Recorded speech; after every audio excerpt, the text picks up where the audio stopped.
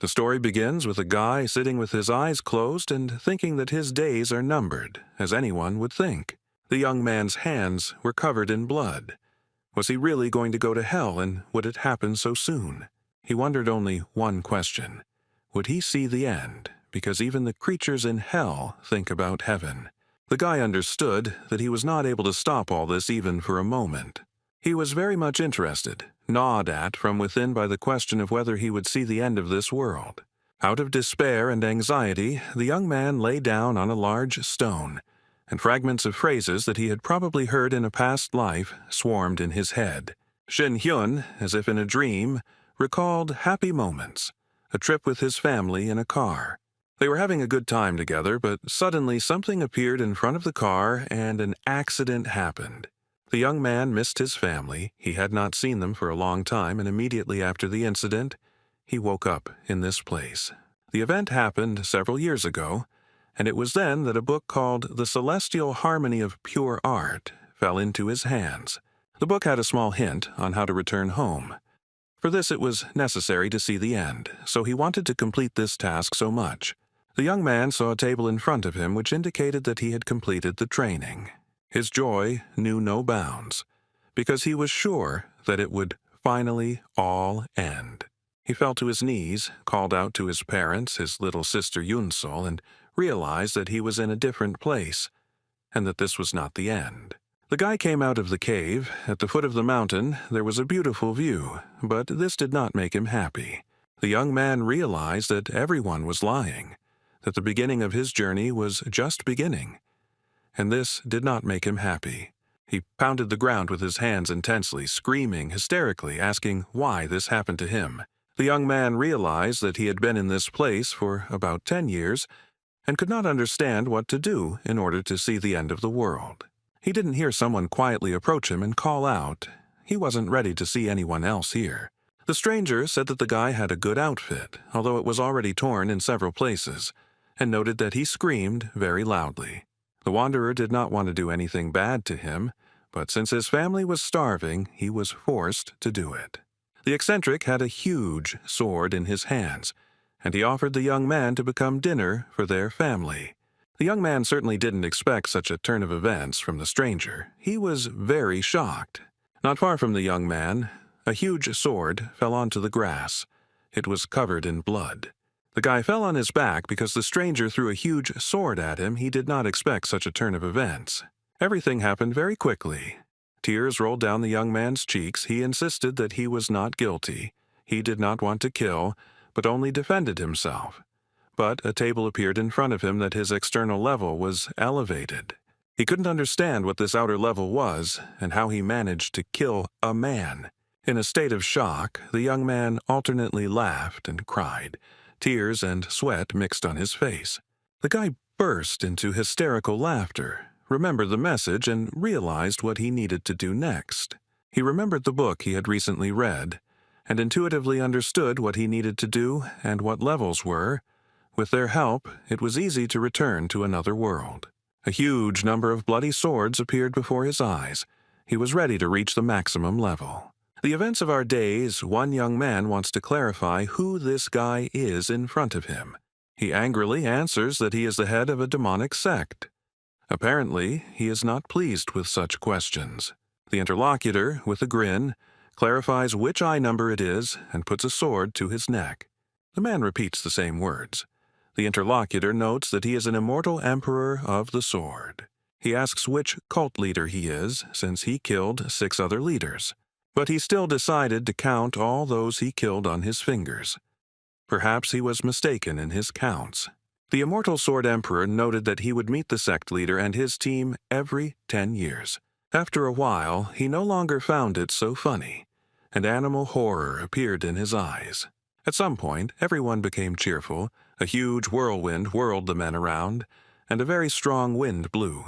The Immortal Sword Emperor and the sect leader clashed, with pieces of clothing flying in all directions. The sect leader called the master and reported that the Sword Emperor was a demon-like bastard. The Sword Emperor was surprised by these words, and he decided to clarify whether his enemy was really a member of the demonic sect. The same one froze in a silent question and did not know what to answer the question, because he did not expect it at all. The enemy told his enemy that he did not like his fighting spirit at all. He began to laugh at these words and realized that his body was completely beyond his control. It did not happen to him. The opponents stood before each other in a blue light with blue smoke curling around them. The men looked at each other with either contempt or a smirk. The Sword Emperor put his hand on the sect leader's forehead. He said that it was normal for someone so young to not feel their body. The Sword Emperor advised the sect leader to learn something new and come to him again, and then added that this was the only way he could make him laugh again. The sect leader looked at him with bewilderment. The immortal Sword Emperor was confident that the boy would become the best sect leader. He then left, leaving behind the sect leader and the guys who died during the battle. The emperor threw the sword near a large stone and said that the head of the sect, this time, turned out to be a dud.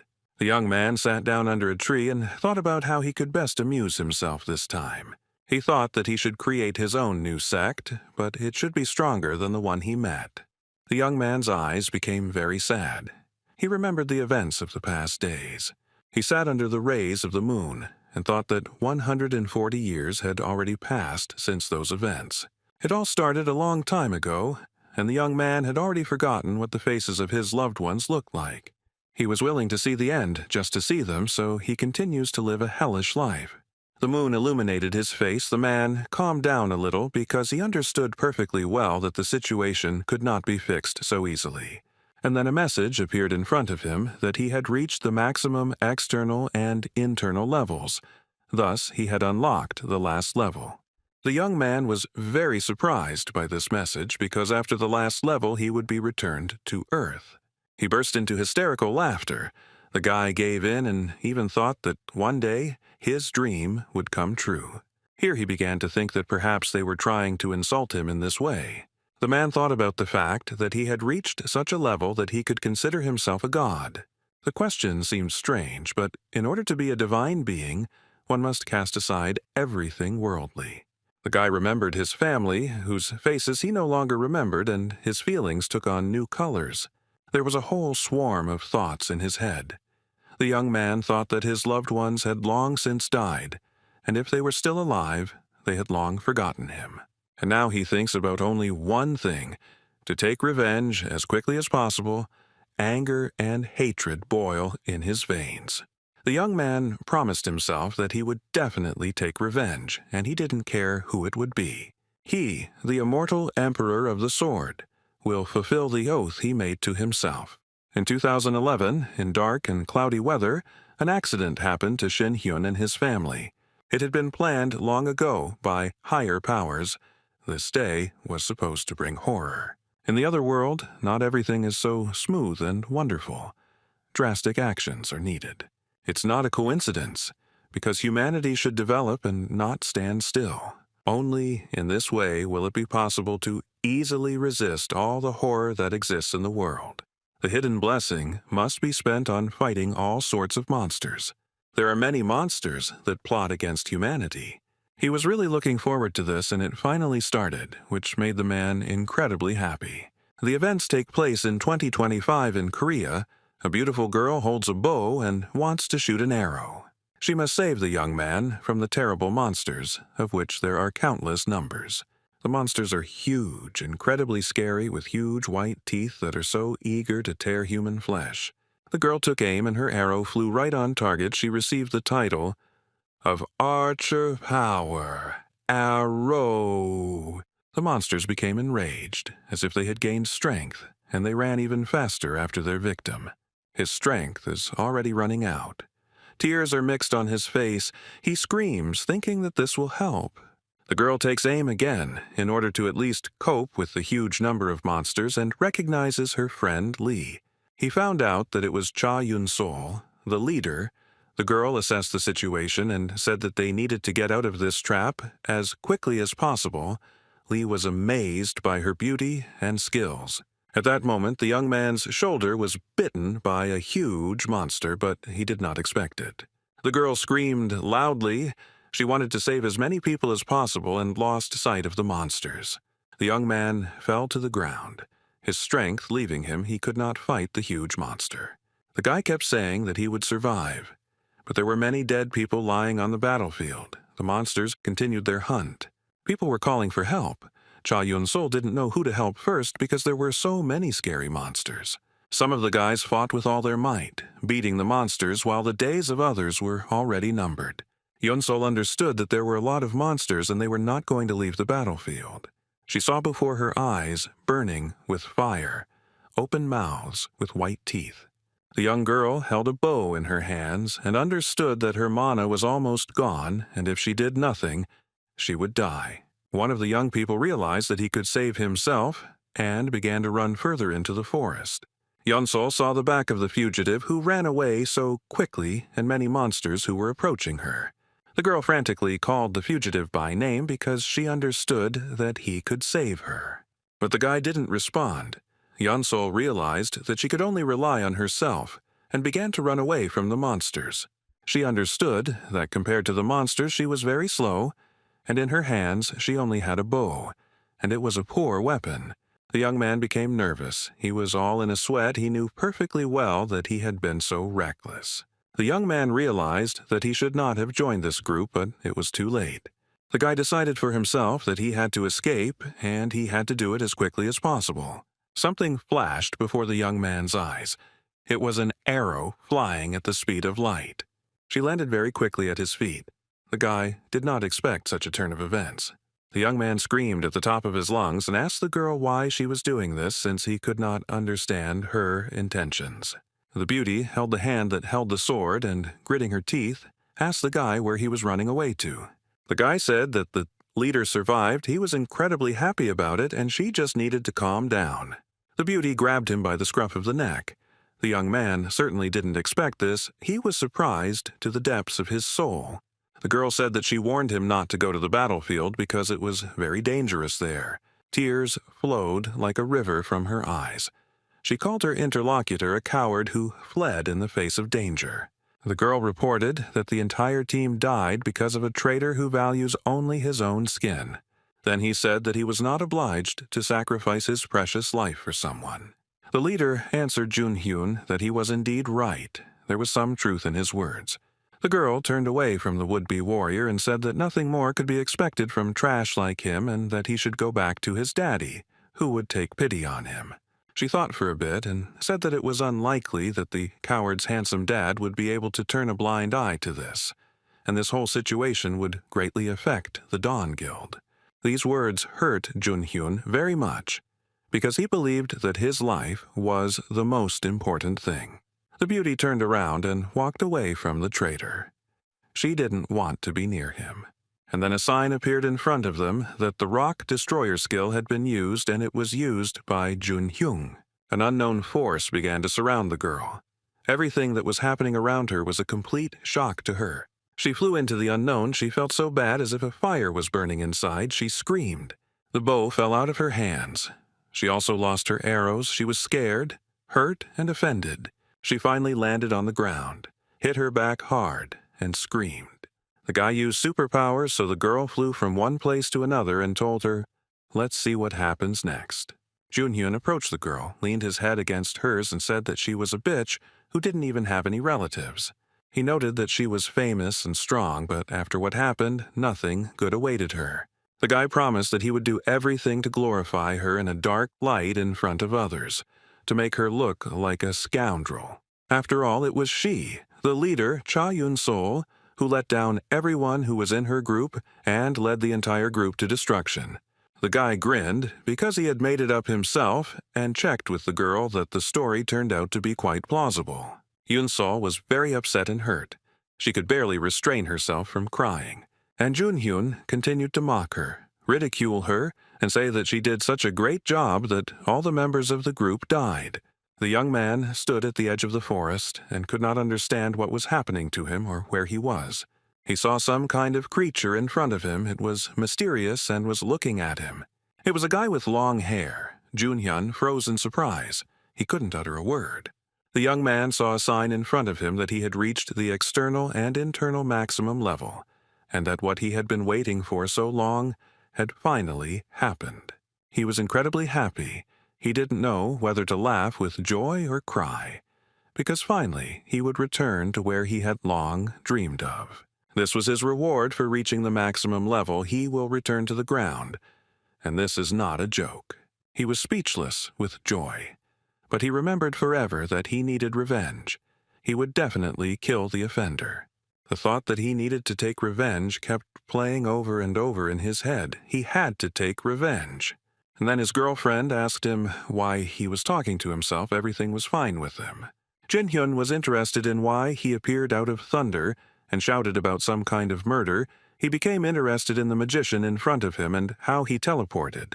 Jin-hyun asked the guy to clarify where they were now, since he did not understand where they were. The young man didn't say a word, but simply walked away from the guy. She realized that he had been out of his mind for a long time. Jin-hyun watched the guy leave and thought about how this bastard was ignoring his. The long-haired guy looked at the girl and realized that they had had a mortal duel and the girl was dying. Jin-hyun was shocked by this news. He had spoken to the girl and everything was fine with her. The guy who came down from the sky approached Yoon-sul and landed above her, and her offender gritted his teeth and couldn't understand how this happened. Jin-hyun thought he made a mistake, but the guy also saw what happened to Yoon-sul. He thought that he couldn't just let it go. He needed to get rid of it, and he picked up the stone. Jin-hyun thought that it didn't matter how many people he eliminated and turned to the guy, but he was talking about some necklace. The long-haired guy grabbed the girl's face and began to stare at her. Jin-hyun said that they enjoyed the death match, and it would be good if the gods brought her back. And he began to run very quickly to the clearing where Yoon-sul was lying, and the stranger was sitting, leaning over the girl. Jin-hyun raised the stone over the boy's head and screamed furiously. He was ready to kill him. The stranger, who had appeared out of nowhere here in the dungeon, seemed not to have heard his cry. Some force whirled Jin-hyun around. He couldn't understand what was happening to him and gritted his teeth. He couldn't understand what was happening to her and what kind of deadly aura it was. And from the sky, an entity in black clothes with black disheveled hair began to descend towards him. The young man looked at her for a long time and could not understand what was really happening, whether it was a dream or reality. A being in a light blue glow appeared before him, looking at him with a silent question. Jin-hyun gritted his teeth, sweat running down his face. He thought that this couldn't be happening. The creature's eyes were like ice, and it asked the young man if he knew who appeared before him.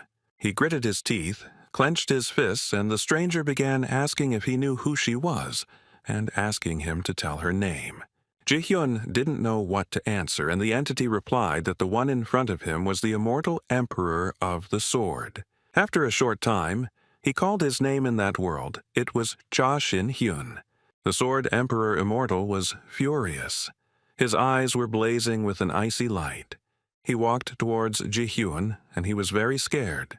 He told the guy that it definitely didn't help him anymore, and his eyes narrowed with hatred. The Immortal Sword Emperor used his incredible powers, and everything around him turned bluish cold. Jin-hyun fell to his knees in front of the stranger, and he only said that everything that was happening here was true, and not a dream. The young man in blue clothes said that his name was Cha Shin-hyun, and left Ji-hyun. Yoon-sul lay on the ground not far from the Immortal Sword Emperor. Her eyelashes began to move. Someone pulled the girl's hair and said that her older brother, the Immortal Sword Emperor, and Cha Shin-hyun, was Yoon-sul's older brother. The little girl held a teddy bear in her hands. There were tears in her eyes because she was told that she had to leave and could not stay here. If she really wants to, she can stay there, but it's getting dark and it's better to go home quickly. The brother asked Yoon-sul if she liked the amusement park, since that was where they often spent their free time. The older brother leaned over his sister and said that if the girl stayed in the park, her parents would be in big trouble. Yoon-sul clenched her fists and couldn't come up with any arguments as to why she should stay in the park. There were tears in her eyes. She said that if she went home, she would not see her brother again. Her mother told her about this since her brother had school. Shin stroked his little sister's head and told her to calm down, because there was no reason to be upset. He asked, does she know that she loves her so much like a brother? Shin continued to stroke Yoon-sul's head and said that he would visit her after school. The older brother asked the little girl if she wanted to go for a walk in this very park next time. The tears in the girl's eyes disappeared. She began to laugh and agreed with her brother's proposal. Everyone decided it was time to go home, and the girl asked her brother to carry her to the car in his arms. Shin said that he couldn't do that every time, because Yeonsol was heavy. The worst thing happened. The car with the family got into a serious traffic accident. The little girl blamed only herself for what happened, because in her opinion, it happened because of her strong stubbornness. She thought that all this was because of her desire to walk in the park longer. She blamed herself for the fact that her parents died in an accident. The girl started calling her brother, but he didn't respond either. He just disappeared somewhere. Yeonsol was left completely alone. She cried, suffered, and did not know what to do, being alone in this world. Someone's hand touched the sore arm, which was wrapped in white bandages. The girl opened her eyes. Huge tears like peas flowed from her eyes, and she screamed. Shin asked if she was awake and said that he had healed her with spiritual power, but the wound was deep, so it was not worth moving yet. The wounded beauty asked who was in front of her. The guy said that he had thoughts that the girl would immediately recognize him. The stranger touched the girl's wounded hand with his hand and said that he was very happy to see her again. She had grown so much and became even heavier than she was. And then, with love in his eyes, the guy said that he had probably changed too, and tears were flowing from Yeonsol's eyes. She didn't fully understand what was happening. There was a silent question in her eyes, and tears were running down her cheeks. The young man handed the girl a chain with a round, bright pendant and said that it was a gift from him. There was a small photograph in the locket which showed all the family members. The guy said that you need to always be strong and never give up. Yeonsol cried loudly. She clenched her teeth, remembered her childhood, and told her brother to leave. She thought that she was dreaming all this. The girl called her brother names, said that he suddenly disappeared and then suddenly appeared in her life, but she still held the pendant in her hands. Her brother hugged her and said that he understood her and knew very well how hard it was for her. The girl calmed down a little and began calling Seo Junhyun to her, but he did not respond. Her brother told her that the guy who was going to kill her was there, standing a little distance away from them. Yeonsol stood next to her brother, who was sitting in front of her, and couldn't understand what was happening. The sister asked her brother why he killed him, and realized that something was wrong in this situation. She grabbed her brother's wrist very tightly and helped him get up from the ground. And then Yeonsol said that we needed to flee the crime scene as quickly as possible. A beautiful, modern, tall building, their home, appeared before the young people. The brother told his sister that the house remained the same as it had been before, and she was perplexed by these words. The girl was very upset and said that director Seo Kangjin would arrive very soon. The brother asked who should come. The girl answered that Seo Kangjin was not only the CEO of the Dawn Guild, but also Seo Junhyun's father, whom he killed. This director is a member of the local mafia and is known to everyone for his ferocity and cruelty, and Seo Junhyun is also one of the 11 hunters in Korea. Yeonsol took the phone, looked at the time, and said that she had been unconscious for a short time, so the director had probably already been informed of his son's death. She cried, because she knew that she was the only one who survived from the entire raid, and that she would be the one suspected. The brother looked at her tears and asked if this situation was really such a big problem. And with a smile on his face, he said that it was easier to get rid of them than to talk about anything. You just need to kill the director. He took his sister by the pike, and like in childhood, stretched them into a smile and said that he was the immortal Emperor of the Sword. The sister replied that it made sense, but Seo Kangjin was over level 50 and held a very high position. Yeonsol got really angry and asked what that was all about and who the Sword Emperor was, and also noted that her brother had been gone for 14 years. The girl tore her hair and asked her brother if he understood how hard it was for her. The appearance of her brother was a huge shock for her sister, and he cannot even imagine how she feels. The brother walked up to the photograph, which was hanging on the wall in a frame, and began to stare at it. He looked at his family for a long time, paused for a moment, and asked where his parents were. They also died in a traffic accident. The silent pause dragged on, and the brother asked if his tone had been too rude and if he had asked something unnecessary.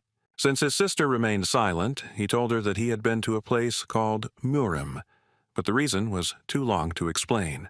Yunsol stood there in bewilderment for a long time, looking at her brother and not being able to understand anything. The young man asked his sister to tell him what happened while he was away. Shin Hyun asked Yunsol to tell him who hunters are and what a guild is. Then he asked if there was such a thing as levels in this world, and his sister froze in a silent question. She grabbed her head, thought for a bit, and told her brother to wait. This was all very difficult for her, and her head could explode from unknown information. And then she told her brother that she would tell him everything a little later. But now she had a very urgent matter and needed to leave. Her brother could not understand anything. He was interested in where his sister was going. Yunsol replied that she was heading to the Dawn Guild and took the keys to the car, and asked her brother to stay in the apartment and not do anything wrong. Shin entered the room with books, looked around, and thought that he would wait for his sister, and realized that everything in the apartment was untouched. It felt like he was here yesterday. He wondered what had just happened, because he had been traveling alone for a very long time and had reached the heights. He no longer remembered what it was like to be an older brother, because it was so long ago, probably in a past life. Shin Hyun began to think about what his sister said about Seo Kang-jin. He needed to find out about him. He began to get ready because he wanted to find out as much about him as quickly as possible. And then 3 strangers appeared in front of the young man. They were in a threatening mood. They were very angry and aggressive and pulled their hands towards him using their power. One of the men grimaced aggressively. They were sure that soon everything would be over. Each of the young men had a weapon. They definitely did not come to this house with good intentions. The young man calmly looked at the uninvited guests who had appeared to him so unexpectedly. It occurred to Shin Hyun that these guys were probably very dangerous. One of them was the one the sister had spoken of, the director of the Dawn Guild, and he was looking for Yunsol. Meanwhile, the girl arrived at the second-largest guild headquarters in Korea called Dawn. She thought that she had simply left home. Flowed from her eyes. And she thought about how the guild director had not yet had time to do anything. She stood near her car and thought about who to ask for help. But then someone called out to her. Lee Jae, the vice leader of the Dawn Guild, called Yunsol and asked what she was doing here. The deputy head said that the director had gone somewhere, probably on business, and the head of the raid was also with him. Lee Jae asked what happened to Yunsol and why she was so upset. The girl looked at the guild deputy and thought about something, remained silent, and did not answer Lee Jae's questions. Yunsol thought that the deputy head was one of the 4 strongest hunters. She was very strong, but very difficult to understand. Maybe she should ask for help. The girl still dared to talk to the deputy head, because she really was in a hopeless situation. And in the brother and sister's apartment, the guild leader and his assistants stood and looked at Shin. The guy wasn't afraid of them at all, but he didn't know what to tell them or what to ask. He didn't think they would come to them so quickly. The young man then asked the uninvited guests who they were and whether their parents had taught them to knock before breaking down the door. This question baffled the bandits, but they did not lose their heads and began to ask Shin what he imagined himself to be. The guild leader said that his brother should report the location of his sister Yunsol. Shin was surprised. He didn't think that they came specifically for him, but it was he who killed Seo Kang-jin's son. The man bit his lip until it hurt. The loss of his son had left him at a loss, and he didn't even think that some stranger had dealt with his offspring. He clenched his fists and screamed very loudly. In this way he wanted to drown out the grief and hatred. Shin Hyun realized that the guild director wanted to get even with him for the death of his beloved son and was ready for battle. Seo Kang-jin said that Shin Hyun can start, and he doesn't mind seeing his opponent's skills. And so the unequal battle began. Anger drove the grief-stricken father. He had a huge sword in his hands. While Woo Shin Hyun had no weapons, he was ready to fight with his bare hands. The vice director of the guild said that if everything happened like this, then she wanted to see him and called Yunsol to follow her. Shin clashed with Dao, the guild director's assistant, who was wielding a huge sword. He understood that the opponent really had mysterious powers. It was very similar to the sword spirit or sword energy. The young man thought about it and realized that the people from the guild had powers from another source. This was the power of the hunters that his sister had spoken of. Shin Hyun remembered that Seo Kang-jin also used a strange power during the fight.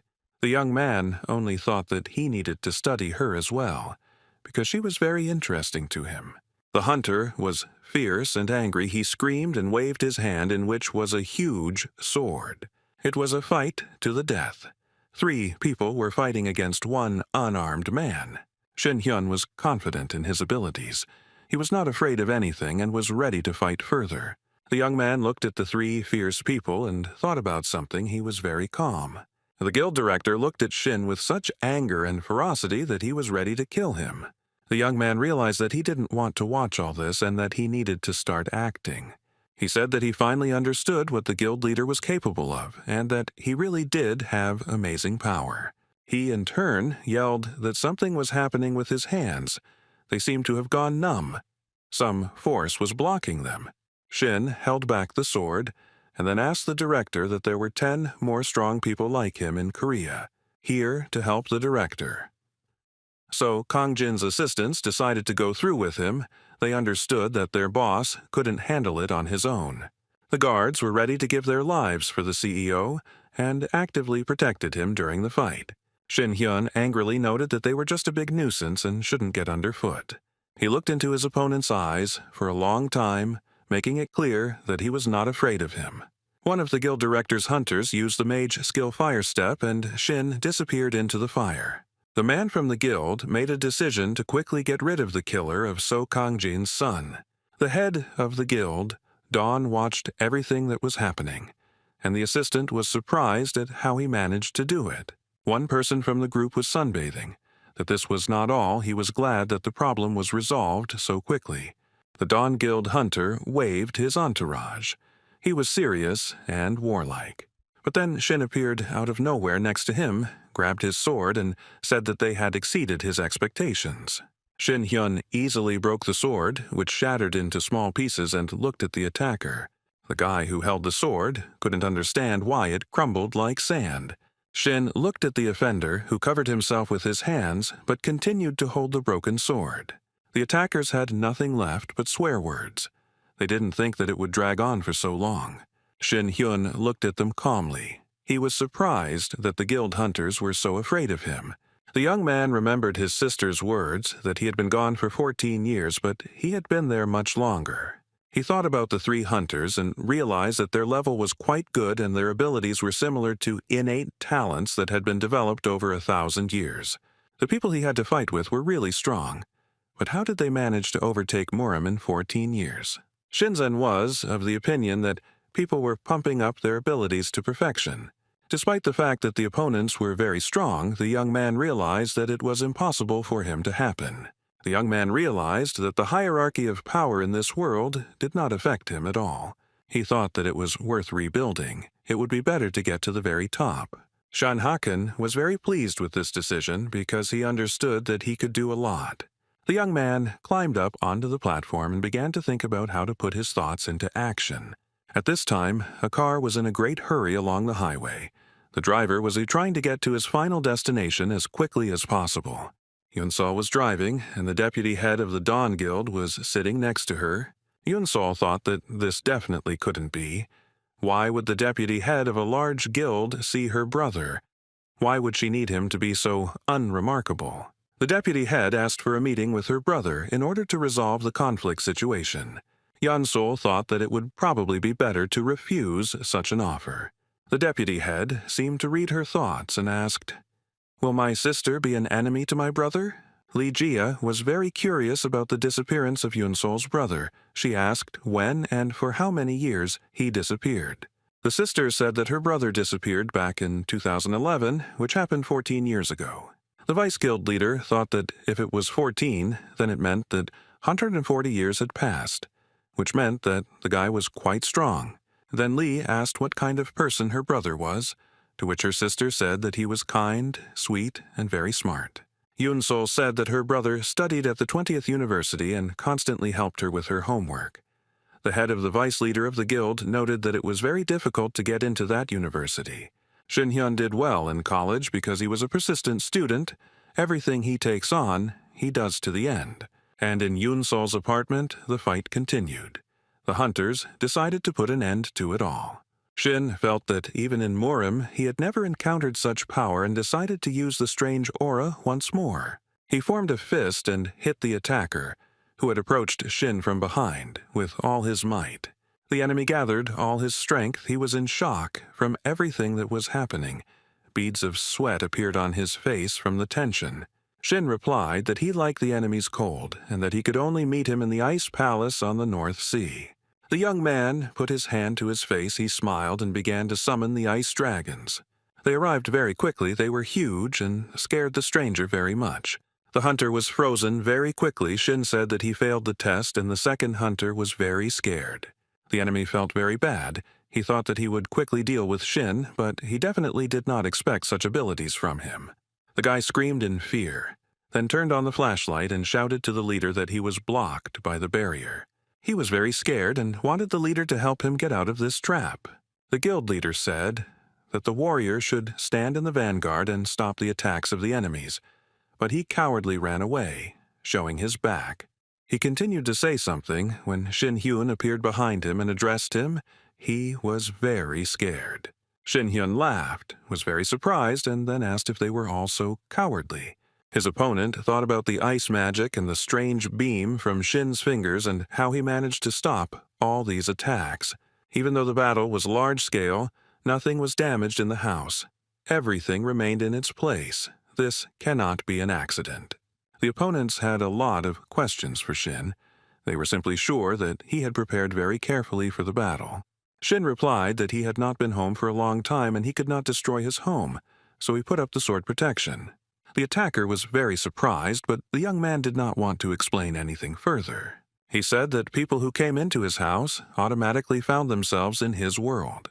The enemy realized that he had fallen into a trap, called Shin a monster, and said that he would not die in this house. Out of anger and despair, he didn't know what to do. His eyes burned with hatred and anger. Seo Kangjin used the berserk skill. He screamed like a wild, wounded beast. His scream made the blood run cold. The director of the Dawn Guild held a sword in one hand. The other one clenched in a fist, rage boiling inside him. Shin Hyun was calm as never before.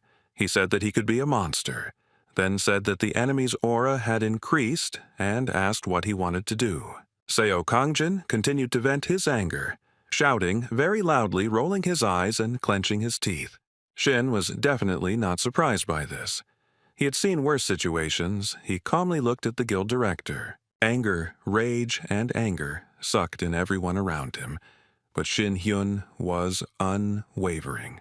The offender screamed as if he had lost his mind, and with each passing minute he became more and more insane. After some time, the sword fell out of his hands. It was damaged. This happened not without Shin's help. Hen picked up the sword from which the tip had already flown off and said that he didn't want to endure all this. He began to swing his sword from side to side, and drops of Seo Kangjin's blood flew in all directions. Seo Kangjin was definitely not prepared for this turn of events. He was so shocked that he couldn't utter a word. Shin Hyun threw the sword on the floor and said that everyone should know their place. This also applies to the guild director. The young man told his offender that he was nothing before the Immortal Sword Emperor. Yunsol invited the vice guild leader into her apartment. She was shocked that the door was open. The girl immediately asked her brother many questions. She was embarrassed by the bloody puddle on the floor. Her brother calmly replied that she was late. Shin calmly said that they had guests coming to their housewarming party, and thus the celebration turned into a bloody battle. Yunsol asked her brother what happened in their apartment. He said that he liked her look, and in Murim she would become much stronger. The vice leader of the guild smiled and said that it was definitely fun in the apartment. Shin inquired about the stranger and felt the harmony of pure art resonate. The young man said his name and could not understand what kind of sound was coming from the stranger or who she was. She calmly replied that he was not the only one of the people who was there. Hearing the pink-haired beauty's answer, Shin thought deeply about her words. A new sunny, beautiful day had arrived. Nothing foreshadowed trouble. White clouds floated in the sky. The girl slept soundly in her bed. The rays of the sun were breaking through into her room. And suddenly she woke up in tears. Was it a terrible dream, or was it all happening in reality? she thought. Yunsol ran out of her room into the hallway and began looking around, looking for someone. Tears were rolling down her eyes. She couldn't understand where her older brother was now. Shin-hyun smiled and noted that Yunsol had gotten up very early and could have slept some more. The little sister looked at her brother with great surprise and questioning in her eyes, and a tear ran down her cheek. Shin-hyun asked his sister that she was scared because she thought he had disappeared again.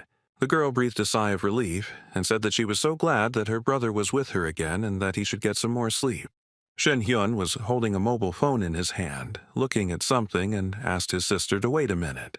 The message he received most likely did not please him at all. His pupils narrowed. Then he got a call, and he told his sister that he needed to answer the call. Shin-hyun went down from the apartment to the street, and his sister, who was in the house, was thinking that a week had already passed since the day of her brother's return, and this was so unrealistic for her. Yunsol thought that the vice leader of the guild, although she saw her brother, did not say anything, only said that they would see each other again. After the incident, people from the guild arrived at the apartment and took away the bodies of his employees. And then on TV they reported that Seo Jun-hyun had died and Seo Kang-jin had resigned. Vice Guild leader Lee Ji-hee fulfilled her promises in full. Yunsol was given extra leave because she was the only one who survived in the Red Wolf's dungeon. The Vice Guild leader called Yunsol's brother and invited him to her place meeting. The girl was very interested in the question of what the deputy head wanted to get from her brother. She had a lot of thoughts in her head, and she thought that her brother should return unharmed. Something was bothering the girl very much. Lee Ji-hye sat at a table in a small open-air cafe and drank aromatic tea. The young girl was thinking about something carefully, but someone's voice tore her away from her thoughts. Shin-hyun came up to her and, without greeting her, immediately asked why she was following them, and what was so interesting about it. Lee Ji-hye was surprised that Shin-hyun noticed her there, and then replied that the surveillance was organized for the protection of her and her sister. Shin did not take this answer into account, as he realized that it was a lie and took the cup to take a sip. Lee asked if he knew about Silver Needle tea. She comes to this cafe very often because she likes tea. Then the girl, without further ado, asked him to tell her how the young man arrived in Murim. The young man noted that he did not like the meeting with that world, and he did not want to talk about this topic and suggested that the girl start a conversation. The deputy head seemed not to hear his proposal and said that 3 people returned from Murim: Shin-hyun, herself, and Park Tae-hun, the head of the Twilight Guild. Lee Ji-hye noted that the Twilight Guild is on par with Dawn. They have a lot of strong hunters, but they don't get along with them.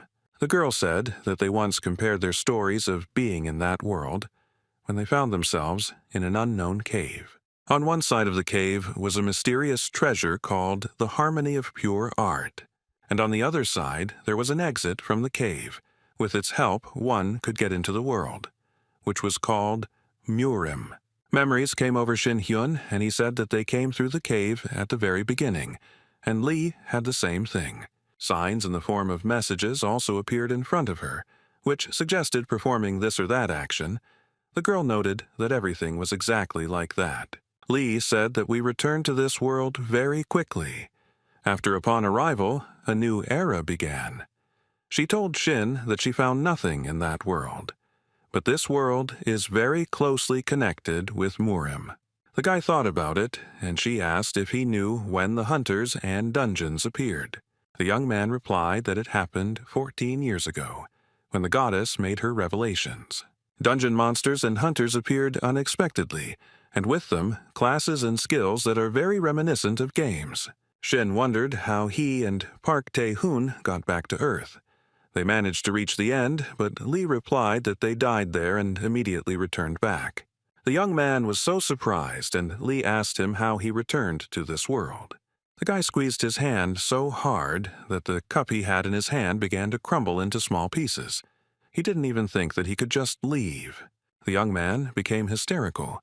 The fact that he could simply fall back shocked him. The guy mentally asked the goddess if she had sent him to that Murim on purpose. Why did he need all this? After all, she simply sent him to the ground for reaching the maximum level in Murim. Shin thought that the reward for such an achievement should be much greater. The deputy head of the guild was overcome with sweat from all the details of the young man's stay in Murim. Shin-hyun calmed down a little and asked Lee to tell him why she invited him and what she wanted from him. The girl thought for a bit and suggested that the young man take a little walk. The young people went for a walk, and Lee told Shin that her relationship with Park Tae-hoon was tense. And now Seo Kang-jin was dead. Lee told the boy that Hyun should take responsibility for his death. She also invited him to join the Dawn Guild, and promised to give him a high position and provide him with wealth. Lee thought that Hyun would not refuse such an offer, and the guy said that it was difficult for him to ignore such an offer. Then he paused for a moment and said that he would still refuse such a sweet offer. The Vice Guild leader was completely shocked by Shin's words. She definitely didn't expect such an answer. The young man didn't beat around the bush and said that he lived on his own. Shin then smiled and asked Lee if she could submit to someone weaker than her. The Vice Guild leader looked Shin in the eyes and smiled, and then suggested that the young man test which of them was weaker. Shin-hyun asked his interlocutor if she knew that a year here was equal to 10 years in Murim, and that he had been there for 140 years. Lee Lee-hae told him that age was not proportional to skill or strength at all. The guy couldn't help but agree, but a person who lived there for 300 years certainly wouldn't become stronger than him. The Vice Guild leader asked Shin if he was sure of his words. Without waiting for the young man's answer, she began to use her strength, apparently wanting to catch him off guard. A pink ball suddenly flew across the entire forest straight into Hyun's heart. Lee Ji-ye used the origin skill she had received in Murim. Shin thought that some of his feelings had left him and the space had become darker. Creating such a formation then in Murim required a lot of effort and time. The Vice Guild leader said that this skill was called Blood Plum Blossom, and with it, she never failed an assassination mission. Shin realized that she was a killer and thought that fighting her would be like fighting against water with your hands tied. Lee Ji-hye said that it was very easy to get out of here. You just need to kill her. And then suddenly the young girl had 2 swords in her hands and she used her skills. Then she offered him another solution to get out of here, that was to die himself. Shin laughed and asked the girl if she wanted to kill him, but the guy wasn't afraid. At that very moment, she began to run towards the young man and put one of the daggers under his throat. The girl looked Shin-hyun in the eyes and said that he was indeed right. The boy wasn't afraid of Lee at all, but was only thinking about the words she had said to him. He understood that the deputy head of the guild wanted to get rid of him as quickly as possible. Lee rushed towards Shin-hyun at the speed of light, waving the daggers she had in her hands. But after a moment, the girl had the feeling that her hands stopped working, as if someone had cut them off. Shin began to use his abilities because it was not for nothing that he had been in that world for so long. And the deputy head of the guild did not expect such a strong confrontation from her opponent. She fell head over heels to the ground. Her head was spinning. The girl did not understand where she was. Without giving Lee time to come to her senses, an unknown force lifted her up and spun her almost to the sky. Shin realized that Ji-hye could change the direction of the daggers she had in her hands with one hand. The weapons had a unique shape. She replied that in Murim she was the best assassin, whose name was the Dark King. Lee's eyes lit up with fire and she wanted to use the skill, but she realized that Shin recognized her at first sight. He replied that he had met with a guy who claimed to be Lee's successor. Shin-hyun noticed that it was a long time ago, and he immediately killed that boy. The Vice Guild leader opened her eyes in surprise, sweat running down her face. The young man offered Lee to use her skills from Murim, but she only has 3 attempts. The guy said that he would only join the Dawn if Ji-hye harmed him. The young man gave the command to begin, and the girl gripped her weapon tighter in her hands. Lee Ji-hye gathered all her strength into a fist, and she liked this proposal. She was ready to begin. The young man thought that all feelings in the world had disappeared, as if there was nothing in it. He looked like a lost kitten and was surprised by the skills of the deputy head of the guild. The young man felt out of place. He had never felt anything like this in his life. He was pleasantly surprised because he knew nothing about such a skill and was stumped by Lee. Shin felt as if he was flying under the sky. Some force was lifting him up. The young man simply could not control his body. It no longer obeyed him. Here he realized that he shouldn't give up, but it was important to start acting as quickly as possible. Therefore, Shin Hyun began to use all his strength in order to stay alive. He was able to easily descend from a height to the ground and was completely unharmed. The guy looked at Lee and said that her skills were indeed worthy. Well, the girl wasn't going to give up either. She didn't let go of her weapon. Shin Hyun said that Lee has come quite far and she can use her second try. The vice leader of the guild gritted her teeth, and beads of sweat appeared on her face from the strain. She decided to do everything in order to win. Jiha knew that Shin was very strong, but she still had minimal hope.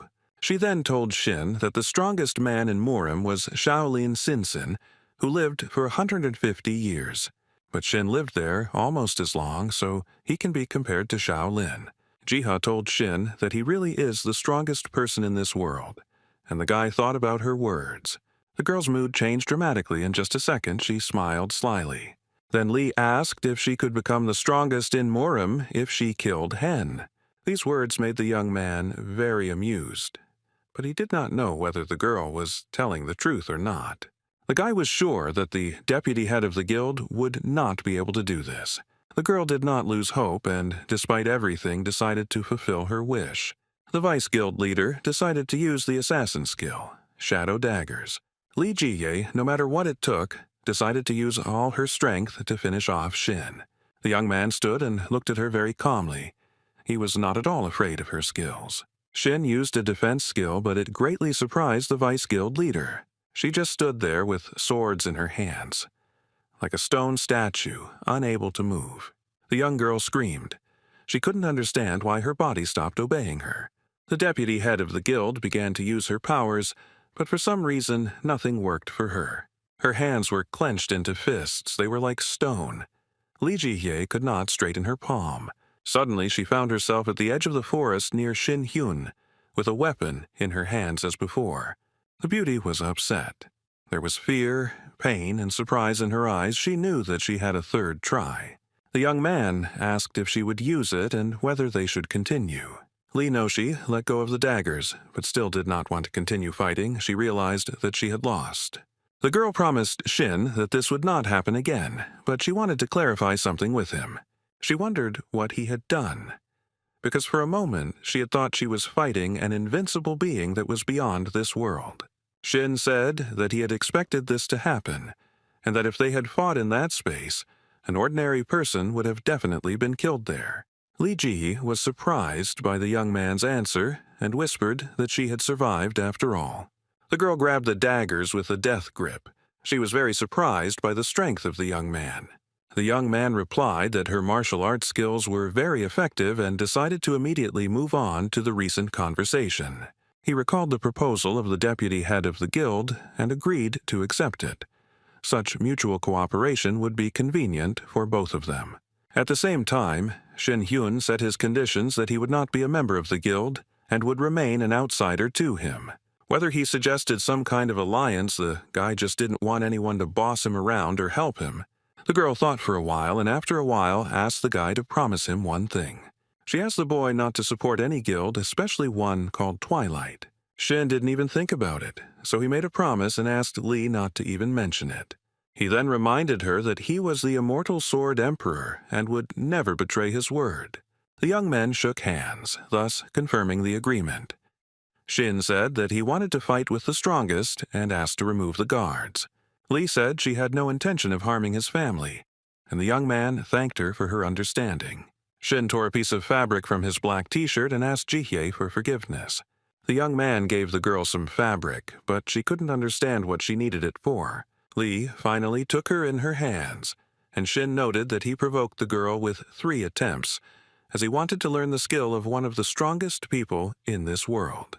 The young man understood that he had gone too far. Perhaps he should have acted differently.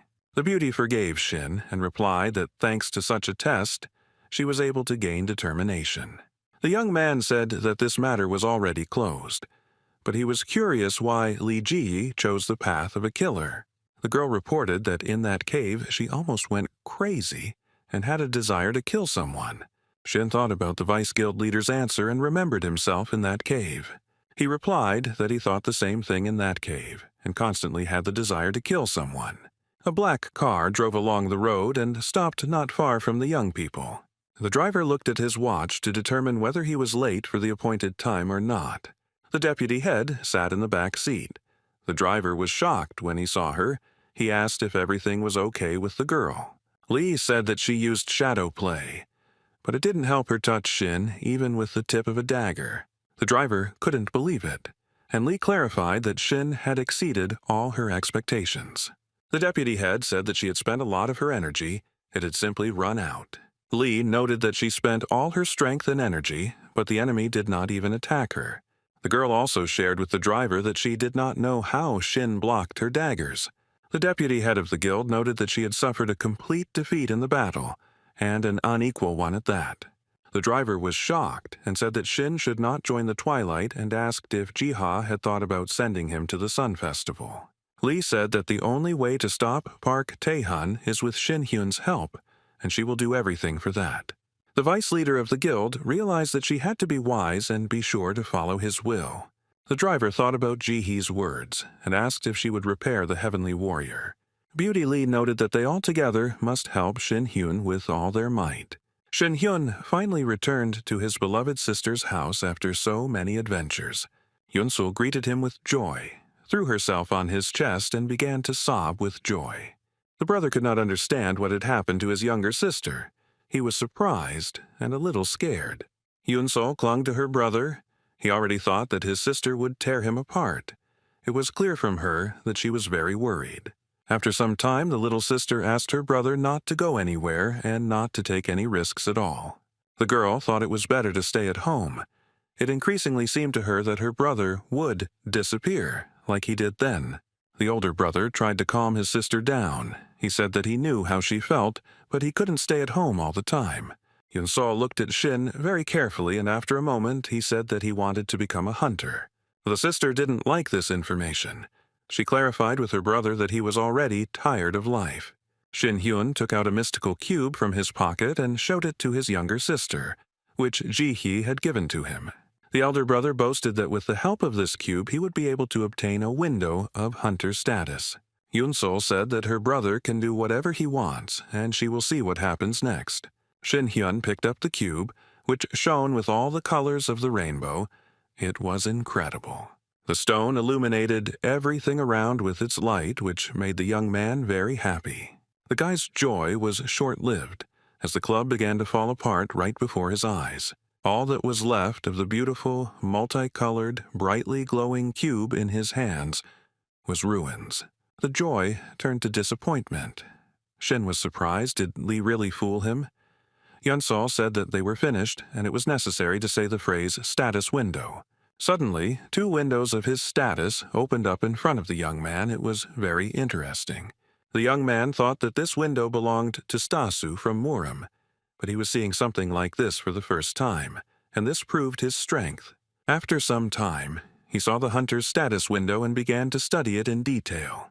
Yunsul came up from behind and also began to get acquainted with her class. Older brother. She looked at the sign for a very long time, wanting to get acquainted with all the data in detail. Yunsul realized that the path of a hunter is definitely not for her brother, so he should forget about it. The older brother, who heard about this from his sister, could not understand why this had to be done. Yunsul told Shin Hyun that hunters are divided into 6 classes. She said that hunters come in a variety of types: warrior, priest, mage, tank, archer, and assassin. But if the higher classes are included, then there can be many more, but the 6 are the most basic. Yunsul has the archer class, top class sniper. The sister explained to her brother that the basic classes are innate and her brother has no class, so he has no chance. Shin said that you can become a hunter without a class, but you need good skills to do so. And in order to increase the level, the hunter first of all needs experience, and it can be obtained after killing a monster. Yunsul told her brother that the classless hunters, unlike the 6 who have classes, simply don't have skills, but they can be obtained through the skill cup. The cheapest cube with the hand-to-hand combat skill costs 20 million won, and fencing costs 25 million won. Shin was shocked. Yunsul continued that hunters with classes acquire skills automatically, while those without a class must invest money in them. The young girl looked questioningly at her brother, wondering what his decision was. And then she asked if he had money. Shin, of course, was very upset. He thought for a moment and said that he had Lee Ji-hee, who would definitely help him. The young man knew very well that the deputy head of Dawn had a lot of money and she could help him.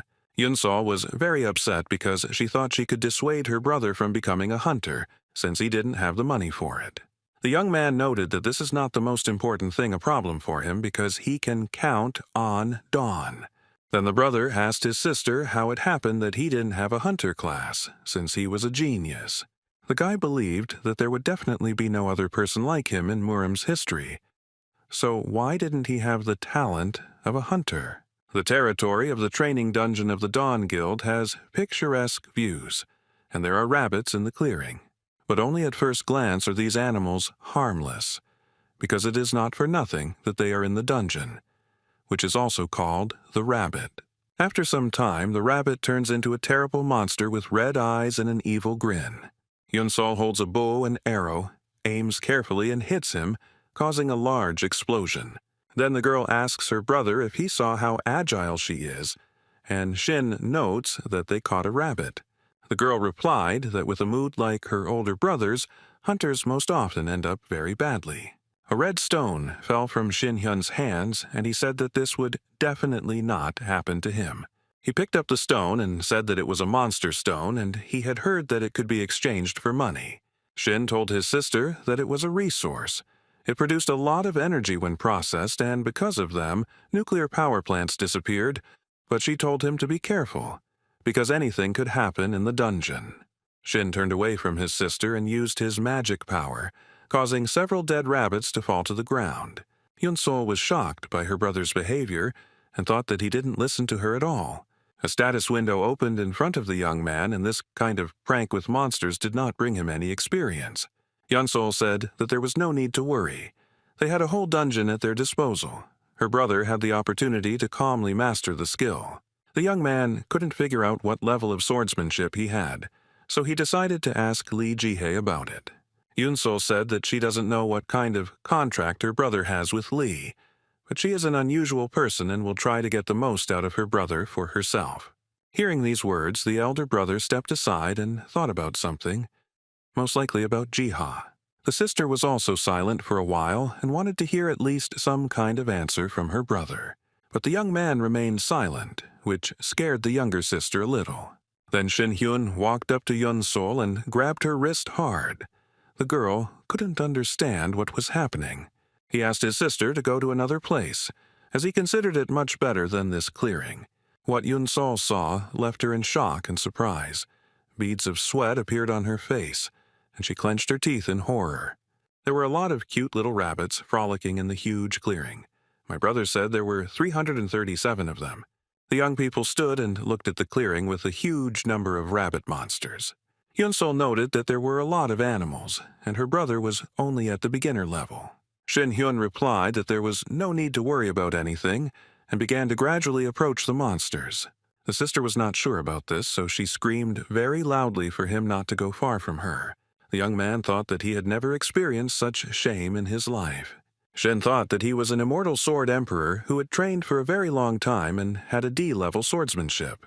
The young man was very upset since he didn't even have a hunter class. His sister tried to calm him down somehow, but he pulled out his sword and began to use his magical powers. Shin Hyun cut the air with his sword and screamed so loudly that everyone decided to make fun of him. The rabbits that were in the clearing were angry and aggressively disposed towards the guy since he disturbed their peace. Just a little more and they would have attacked him. Yun-sol called out to her brother. She was shocked by his actions. The older brother said that he was fed up with the constant arguing with his sister, especially the fact that she was against him becoming a hunter. Then he turned to the rabbits as a monster, because he was already ready to fight them in an unequal battle. Well then, a huge number of information windows appeared in front of him. He was a little shocked. But then he realized that they wanted to help him in this way. They were giving him certain hints. Shin Hyun didn't want to obey the system, so he used his sword to cut them in half. Even though he had no skill, he was very confident in his abilities. Well, the rabbit monsters didn't look at all this. They were getting closer and closer to Shin. They opened their mouths and wanted to say goodbye to the young man who had disturbed their peace. Shin Hyun held his sword very tightly and began to use magical power. He was angry at the system that dared to teach him, such a great man, fencing and tell him what to do. The young man was confident in his abilities and thought that he did not need to be taught, especially fencing. The guy realized that he had acquired these skills 14 years ago, so he fought with a huge number of rabbits with one sword. The young man was very self-confident. He thought that the skills he had previously acquired would guarantee his safety. Shin was simply confident that it didn't take 100 years to teach him something new. Information windows appeared in front of him again, but he didn't want to read them. They were boring to him. One of the tables had a warning about fencing skills, and the guy decided to read it. The information he saw left him in great shock. He certainly didn't expect this. A huge number of system messages appeared in front of Shin. He couldn't understand what they were. The young man couldn't figure out how to close the window. He wondered how to change the settings. Yunsol was very scared and upset. She couldn't understand what her brother was doing. He tried to figure out the system messages, but he was doing a very bad job of it. The guy couldn't find information about the strength of fencing. The young man continued to read the information that the system messages provided him. There were a lot of them. Yunsol saw that her brother had become level A+. The guy who also saw this data froze in amazement and went into shock. Then the brother told his sister if it was possible to get experience points with a passive skill, and the sister confirmed his guess. Shin looked at the system message data and realized that this was what had happened to him. The young man used these manipulations in order to make his life easier in the future. Shin folded his hand into a fist and began to run away very quickly. The rabbits no longer posed a danger to him. And then the young man used his magical powers. The guy was very happy with his achievements. He told his sister that he could now use his martial arts to gain experience. Shin also told his sister that the strongest hunters in Korea gained their skills in the same way. Yunsol was in great shock from the information she heard. She had no words to respond. The girl took her bow in her hand, looked at it, and thought about the flow of air. Then she thought about something for a while and called out to her older brother. He looked at her, and the girl said that she wanted to have a very serious talk with him. The sister told her brother that she had guessed that he was very strong, but today she saw his strength with her own eyes, and it was amazing. The girl remembered what happened in the Red Wolf's dungeon, and she didn't want it to happen again. Yunsol noted that unfortunately there was no guarantee of this. She reminded her brother that she led the team. Her subordinates died because of her weakness. The situation that happened in the dungeon does not give her peace. She does not want to make any more mistakes in life. The sister told her brother that she couldn't become as strong as him, and she wanted Shin to teach her something. The brother put his hand on his sister's shoulder and told her not to get excited. He would try to tell her everything and teach her. And then Shin Hyun noted that he had never had any students, but this time he would be the most severe. The young man thought that his sister would not always be by his side, so she needed to learn to stand up for herself because no one knew what would happen in the future. The brother told his sister that it makes sense to teach her to be strong, and that it is necessary to move on to a new point. The young people ran along the green edge to get to their destination faster. After some time, the sister asked what her brother would do next, since he had already mastered fencing skills. She wondered if he would continue to use his warrior skills, and from above, the rabbit monsters looked down on the young people. The older brother raised his head and also saw monsters jumping from the cliff onto him. Shin Hyun thought that he could now level up using his powers. He did this promptly, and at the same second, in order to stop the monsters. The sister agreed with her brother's words and said that in her situation, the hunter's further path was unclear. Shin Hyun said that he can now use his martial arts. He also informed his sister that he needed to learn certain class skills. The young man thought that Lee Ji-hee, a former assassin, was able to combine martial arts and skills, thereby becoming stronger. Therefore, he too must find skills that are compatible with his martial art. Then the young man thought for a while and looked straight ahead for a long time. The sister was perplexed. She looked at her brother, who used his power and flew over the edge of the forest where the rabbits were. The rabbit monsters that were in the clearing raised their heads and saw Shin rise up. The young man began to use his powers using his magical abilities. Then he shouted very loudly that he could combine any skills with his strength. Then the young man thought that he had seen skills that were difficult to combine with his powers, and that was how great magic was created, and he received the fireball magician skill. Yunsol saw all this and told her brother that if he continued like this, he would definitely end badly. These words only made my brother laugh very loudly and said that this danger could easily be combined with martial arts. Shin Hyun landed at the edge of the forest, sat down on the grass, began to smile, and told his sister that he would become a magician. The girl thought about it because she told her brother that he didn't have a class, so it would be very difficult to be a mage, because it was not easy to get mage skill cubes. The brother sat at the edge of the forest, rejoicing, singing songs. The sister closed her eyes and thought that let everything remain as it is. System messages appeared in front of Shin Hyun, and he began to examine them in detail.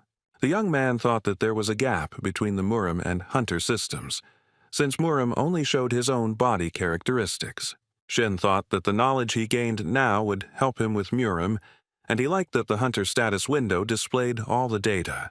The young man realized that the systems were very different and were created by different people, but with the same abilities. He analyzed that, in Murim, one had to spend a lot of time practicing and risk one's life to improve one's skills. Shin Hyun thought that the legendary hero Heavenly Warrior became a god above legends. It was he who wrote the book Heavenly Harmony of Pure Art. In Murim, many fought over this ancient treasure, and it was in that cave that he woke up in his time. At that time he took everything that was happening for granted, but he lost sight of the main thing. The being that gave humanity the Hunter system was most likely a goddess, and she sent him to Murim. Shin Hyun's pupils narrowed to dots. The information he had deciphered shocked him. He felt like he was chained in strong metal chains, and he felt unwell. The young man began to suspect that the Heavenly Warrior had done all this to him. Shin Hyun is at the edge of the forest. Squirrels are frolicking near him. He is resting and thinking about something. The young man wanders through the dungeons for a month, raising his level, and this is not without the support of Lee Ji-hae. He had a strange feeling, as if he was not yet on Earth, but in Murim. Shin Hyun used his magical powers, and everything around the young man began to glow with blue flames. The young man was able to reach level 22 and said that he really wanted to freshly cooked chicken. The older brother taught his sister, told her that there are 365 vessels in the human body, but the sister did not want to listen to it. Shin Hyun also learned to speak in a normal way, with the help of his sister, since he had missed out on a lot during his years in Murim. The older brother thought that Yunsol, due to her age, was too late to study martial arts. The girl understood that studying was difficult for her, but her brother encouraged her as best he could and always helped her. The young man asked his sister not to scream or cry if she suddenly started bleeding. This message was unexpected. For Yunsol, when the girl heard this, she was very upset. The brother pierced his sister's vessels and directly injected his power into her. The scream echoed throughout the entire yard. Thanks to these simple actions, Shin Hyun managed to at least somehow teach his sister. Everything went well, and one day during training the sister almost burned her older brother's hair.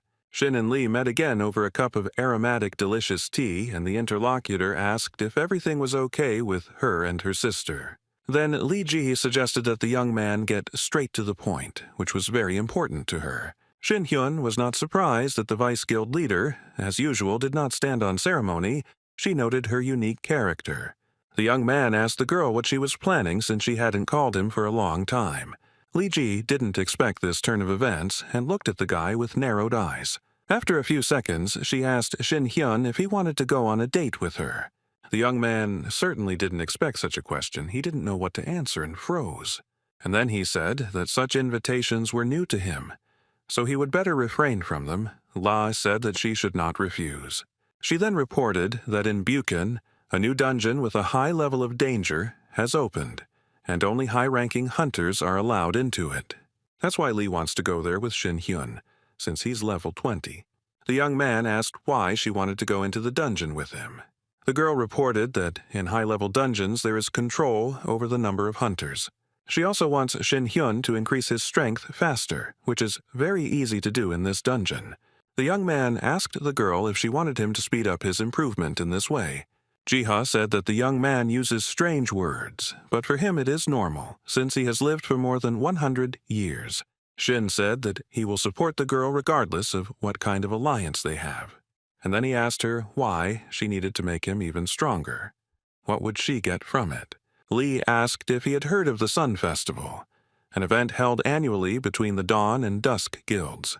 The Festival of the Sun, a grand event that helps to show off the strength of the most powerful guilds in Korea. But from the outside, it looks like the guilds are strengthening their relationships with each other. In fact, these are competitions that determine the position of power. It can be compared to a small war. Now the fight is for the right to the dungeon, so the fights take place underground. Shin Hyun asked what they were fighting for anyway. If it was just for interests, then that was very stupid. The deputy head of the guild replied that all this was happening because of Pa Tae-hun. Everything was stable before, but then he chased after power. Lee Ji-hee said that Park then began to blindly obey the heavenly warrior. Shin Hyun shouted and asked what kind of relationship Park had with the heavenly warrior. Lee said that she didn't know anything about the heavenly warrior, but only heard how Park received a message in Murim's status window. Shin thought about it. The young man couldn't understand why he was doing this because he had previously been friends with Lee. Jiha noted that Shin and Park were the only people who had experienced Murim's horror firsthand. The young man looked at the deputy head of the guild for a long time and thought about something. Lee Jia asked to participate in the Sun Festival and be an ally of the Dawn Guild.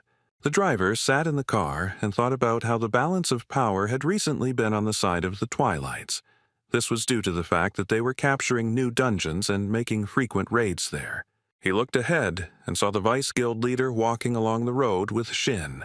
The young men sat in the back seat and began to talk about how Dawn would be finished if the secret information was revealed. Sheena was tormented by his conscience because it was because of him that the director died at such an important moment, and he was the main force of the guild. The young man told Lee that he understood the situation in general terms, but could not understand the benefit of his height as a hunter. Lee said that the Festival of the Sun is broadcast to the entire world, and there will be a lot of foreign press there.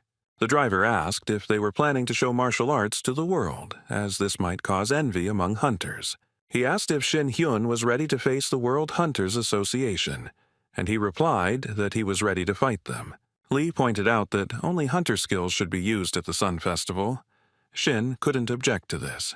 Lai was glad that Shin agreed and still wanted to tell the young man something. She opened a suitcase with 6 magic cups and skills in front of Shin. There was one highest skill of a magician and a sorcerer. Shin Hyun thought that he wanted to meet Park Tae-hoon anyway, and it was probably worth it. And then, out of nowhere, pieces of paper began to fall on the young man's head, one after another. There were very, very many of them. The young man could not understand what was happening around him. Lee said that in this world there are legal processes and all these sheets official documents that confirm the alliance with Dawn. All these documents are official. Shin asked why he needed to register a guild. Jiha replied that the registration process for the Sun Festival was very problematic, and there might be problems with processing the documents. She asked the young man if he knew how much the cubes cost. Each of them was more expensive than any house, which is why it was necessary to sign a contract. Shin said that all the conditions should have been discussed from the very beginning, and began signing documents. There were a lot of them. The deputy head of the guild said that these were all formalities and he could write any name for his guild. Shenheng stands on the ground and he has such an unusual feeling that the guy is a little surprised. The young man thought that every day he was running between the sky and the dungeons, as if he was going to school. The vice guild leader approached him. They were in the Wyvern dungeon in Buchen. A huge number of monsters were flying above the young people. Lee said that they needed to be careful, but dragons alone are not so strong. And then the monsters became more and more. Jiha clarified that she was told that there were a lot of these dragons in the dungeon. Shin Hyun used his power and said that he sensed more than 3,000 monsters. The young man concentrated for a moment and noted that these monsters were not a problem for him. The young man's eyes lit up, and he said that the more targets, the better for him. He was ready to fight, so he concentrated and began to use all the strength he had. The monsters flew above them, and the deputy head of the guild asked how the skills had been mastered so quickly, in a few hours. Shin Hyun noted that magic power and body energy control are very similar. Lee said that she did not succeed in this. The vice leader of the guild pointed out that there was no need to overdo it, as the ohm would run out very quickly. Shin Hyun reassured her. Lee asked him if it seemed unfair, and he replied that it did. In dungeons, monsters are not always of the same type. The deputy head of the Dawn Guild said that the young man was right. Shin Hyun thought for a while about the words he heard from his interlocutor. Lee told the young man that 13 years ago the first dungeons appeared and they filled the entire world. Since then, more than one type of monster has not been recorded in the dungeon, and at this time, terrible monsters were frolicking above the young people because they felt great in the dungeon. Shin Hyun began to use his power, and the monsters flew away from him at the speed of sound. They were very angry that people came to their dungeon and imposed their own rules there. There was fish food in a large bucket, and some man was scooping it into a plate. He feeds the colorful fish that are in the pond. They trust the man and swim up to him. The action takes place near the villa of Park Tae-hoon, the leader of the Twilight Guild, which is in Seoul. A young man in glasses approaches the guild leader and says that there is information about the suspicious location of the deputy head of the Dawn Guild. The subordinate also noted that there was a newcomer in the Dawn Guild who was being heavily supported, and he and Lee went to clear the dungeon. The head of the Twilight Guild continued feeding the fish and asked the guy what happened next. The subordinate said that they managed to find out that the newcomer was Yoon Sol's brother. She is also one of the leaders of the Dawn group. The bespectacled youth said that Shin Hyun had disappeared for 14 years and had reappeared, his appearance coinciding with Seo Kongjin's resignation. The head of the Twilight Guild asked where he had been for 14 years, and his subordinate noted that intelligence could not find out. The guy with glasses shared what he found out about Seo Kongjin. He didn't resign, but simply disappeared, and before his disappearance he went to Yunsol to teach her a lesson for killing his son. Guildmaster Twilight thought for a moment and said that Seo Kongjin was most likely dead. The subordinate agreed with the head's version and said that this news was quite good for them. Now, Twilight Guild leader Park Tae-hoon has come to the conclusion that Shin Hyun is collaborating with Dawn. Meanwhile, the young man continued to fight monsters in the dungeon. During the fight, he actively used all the powers he had, including those from Murim. He was very happy with the work he had done. The young man was happy with the stones that had fallen out of the monsters in huge quantities. Then the guy noted that destroying monsters is the best entertainment for him. Shengen knows that trying out new skills is a lot of fun, and he really enjoyed it. Lee noticed that an entire hour had passed, but Shin was not tired at all and still cleared everything in the dungeon. Shen told the girl that he was finishing his work and wanted to talk to Lee about something. I asked her if she knew that there was a life exchange cube among the cubes. The girl replied that for this skill, you can exchange health points for mana points. Shin Hyun told Lee that in Murim, achievements can be obtained in a certain way. Then the young man asked if he could endlessly draw the amount of mana he needed, and the girl thought about it. The young man was silent for a while. He thought about something for a long time and persistently, but then it dawned on him. Shin Hyun began to think that he had an inexhaustible source of energy. This information made him very happy. The young man said that by reaching the limit in one art, it would be easier to reach the limit of another. Shin Hyun then said that he would destroy the small change that was left in the cave so that the boss could see how clever he was. Lee replied that the boss had a strong character. Then she thought about how she was an idiot when she wanted to use him and kill him. He definitely wouldn't let her down at the Sun Festival. Monsters were actively flying around above the head of the deputy head of the Jihe Guild. She saw them and also began to fight them using her power to help Shin. Then the girl thought that she could achieve the same abilities as Shin Hyun. And for some reason, there were more and more monsters in the sky. They began to fly closer to the clearing. The deputy head of the guild did not stop fighting them. She became curious why there were so many of them. The fight was unequal.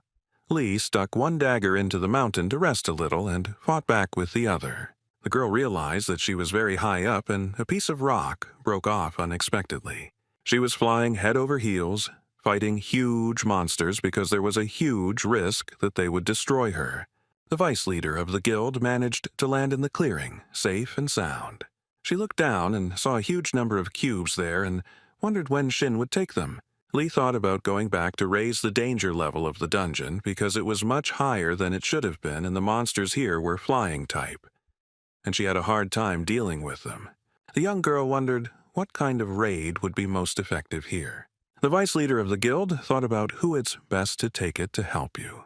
While Djiha stood quietly and thought, a huge monster began to circle above her. After a while, several more joined him. They all circled above her, opening their huge, scary mouths. The deputy head of the guild realized that she couldn't handle them on her own, but there was nowhere else to go. The monster's scary face was getting closer and closer to her. She was scared by how huge it was, and she also had no idea how monsters of different levels appeared in the dungeon. Li Jie used all her magical powers to escape from him with all her might. But the monster still continued to pursue the deputy head of the guild. It was ferocious. The girl looked around and realized that there were a lot of monsters. They were everywhere. The deputy head of the guild was no longer fighting them so much as trying to outwit the monsters. More and more scary monsters flew towards the girl. They all wanted to attack her together. One, the largest dragon monster, flapped his wings and hit Jihei with all his might, and the dagger suddenly fell from the hands of the deputy head of the guild. She was unarmed. The girl was in shock. She understood that she could not cope with this demonic force. The vice leader of the guild understood perfectly well that this level of unusual monsters. Jiha then came to the conclusion that something was wrong with the dungeon system, and that there was most likely a glitch. The fear left her after she felt Gin Hyun's hand on her shoulder. Finally, a young man came to her aid. Li Jihi had been waiting for this for so long. The guy took the girl in his arms, and they flew down together. The young man said that the entire dungeon was captured. Stronger monsters appeared in it. The vice guild leader was confused as to why he allowed the scary monsters to roam around here. He said he was waiting to deal with the bosses at the end. Now Shin Hyun told Li Jihi not to worry, but rather to look for a place to stay. The young people walked across the clearing and began to discuss what they wanted to eat for dinner. Li replied that now was not the right time for dinner. After everything that had happened, there was no time for food. Shin Hyun laughed happily upon hearing these words and began to use his magical powers against the monsters. He told the girl to wait for him off to the side, laughed, and noted that there would be fried chicken for dinner. A huge number of monsters who were very ruined flew up to the young man. Shin Hyun clenched his fists and was ready to fight, although he was completely unarmed. The vice guild leader saw Shin fighting monsters and was shocked by his abilities. The guy saw no one around him except monsters, heard nothing, and used magic. From the outside, it looked like simple blows, but each blow was imbued with pure magic. It was incredible. Li Jihi watched the fight and was simply in awe of the young man. Then she saw that a portal had opened, so she started screaming at the top of her lungs for Shin to leave. But the young man seemed to be hanging in the air and had no intention of finishing his business. Li noted that the monsters were appearing from the portal, which is why there were so many of them, and she wondered how Shin was going to continue to destroy them. The girl wanted to help the young man. She said that it was very dangerous, asked him to run, but Shin did not hear her, so the deputy head of the guild wanted to break through to him. Li began to fly, but a huge monster with a terrible grin and glowing eyes appeared in her path, and more monsters began to fly out from the huge portal. The vice leader of the guild saw that the main monster was being protected by small ones. She understood that Shin needed to be saved. More and more little monsters flew up to help their boss. Li thought that she should have warned about all this, but the little monsters continued to move involuntarily. The vice leader of the guild realized that the large monsters command the smaller ones. They protect the bosses with their bodies. Li thought about how she could approach Shin to help him defeat the big monsters. Because of the huge number of dragons, the girl could not see the young man. But she still managed to fly closer, and she saw that Shin felt calm. From the outside, it felt like he was specifically among the dragon bosses. Li concentrated on what the young man was thinking. He could contact her through a mental link. The girl realized that she was encountering such anomalies for the first time and considered them very dangerous. Lee stood below and looked at the monsters. She understood that she had to help the young man somehow. An idea struck her. She climbed onto the big monster's back, pressed herself against him as tightly as possible so that the others wouldn't notice her. She was scared, but she needed to hold out a little. If there were no abnormal monsters, it would become much easier. After some time, the deputy head of the guild realized that she was flying head over heels. The monster realized that she was on his back and threw the girl off and then began to fight with her. The vice guild leader slashed her sword at the huge monster's back with all her might. He screamed in pain, and Lee only asked how he noticed her. An unequal fight began. The deputy head of the guild became very angry and shouted that no monster was her opponent. The girl looked ahead and saw a huge number of red eyes. She certainly didn't expect this turn of events, and Lee was also very tired during the fight. Shin, who was standing calmly in the air and saw what was happening, began to use his magic power. Lee Ji-hee realized that Shin had summoned the swords without using the source of power. The young man controlled them alone, and Lee was surprised at how much energy was in his body. Shin Hyun fought hard, and then decided that it was time to end the fight. He was a little tired, so he decided to stop pretending to be a hunter, and he dealt with all the monsters.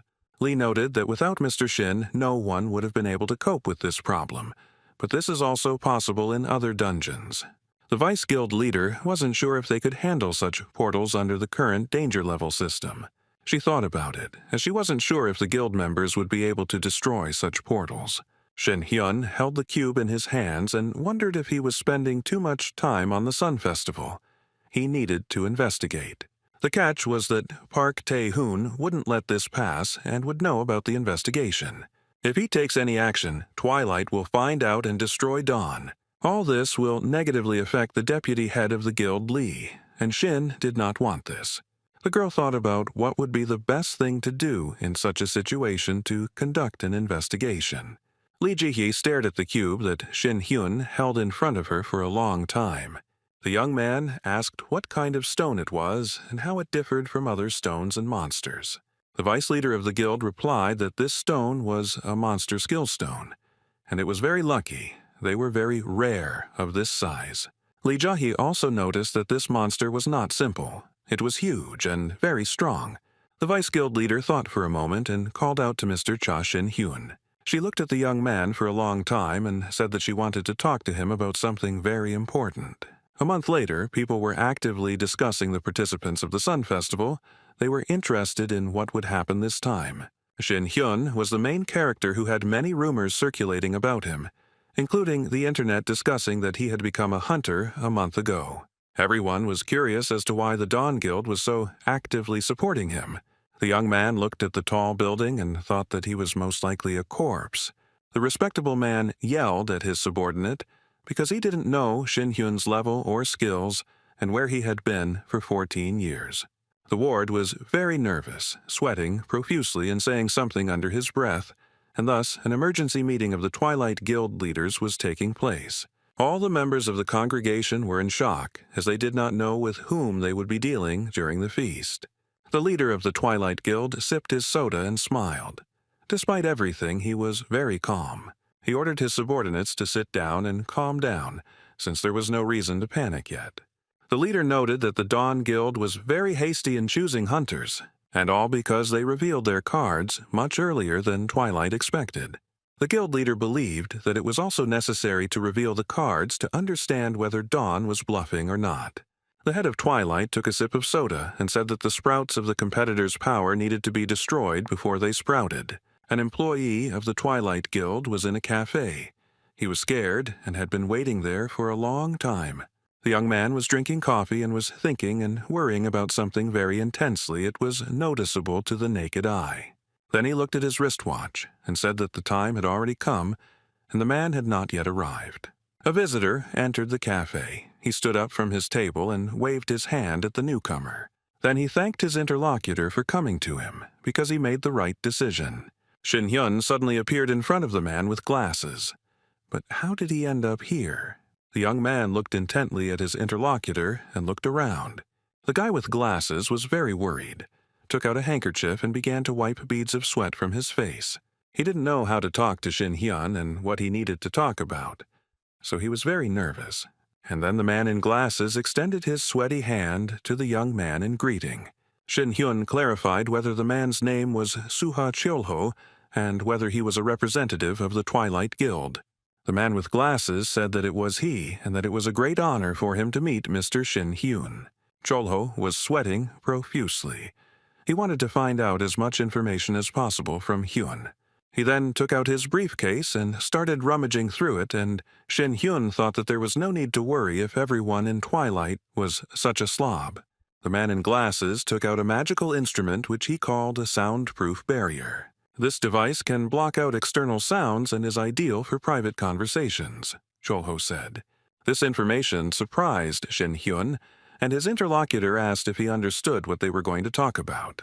The man in glasses said that their guild wanted to form an alliance with Shinpen's guild. He replied that he already had partners, and the Twilight Guild had already gotten acquainted with the participants of the Sun Festival. The man with glasses remarked that he knew that Dawn was putting a lot of effort into developing Mr. Cha Shin Hyun. Cheolho said that they knew about Seo Kangjin's disappearance and the joint dungeon raid with the deputy head of Dawn. The guy with glasses also asked why Shin didn't join the Dawn Guild. And then he added that their guild realized that Shin had created his own guild as a cover. Cheolho explained that they could easily guess everything, since Shin had a close relationship with Dawn. The man with glasses then offered Shin Hyun to join them, as their conditions were much better than in Dawn. Shin laughed and noted that Cheolho was much braver than he could have thought, and the offer was not bad. The man in glasses took documents out of his briefcase and offered to discuss specific terms. Shin said he came to the meeting to find out why he was invited, and he wasted his time. Cheolho was nervous again.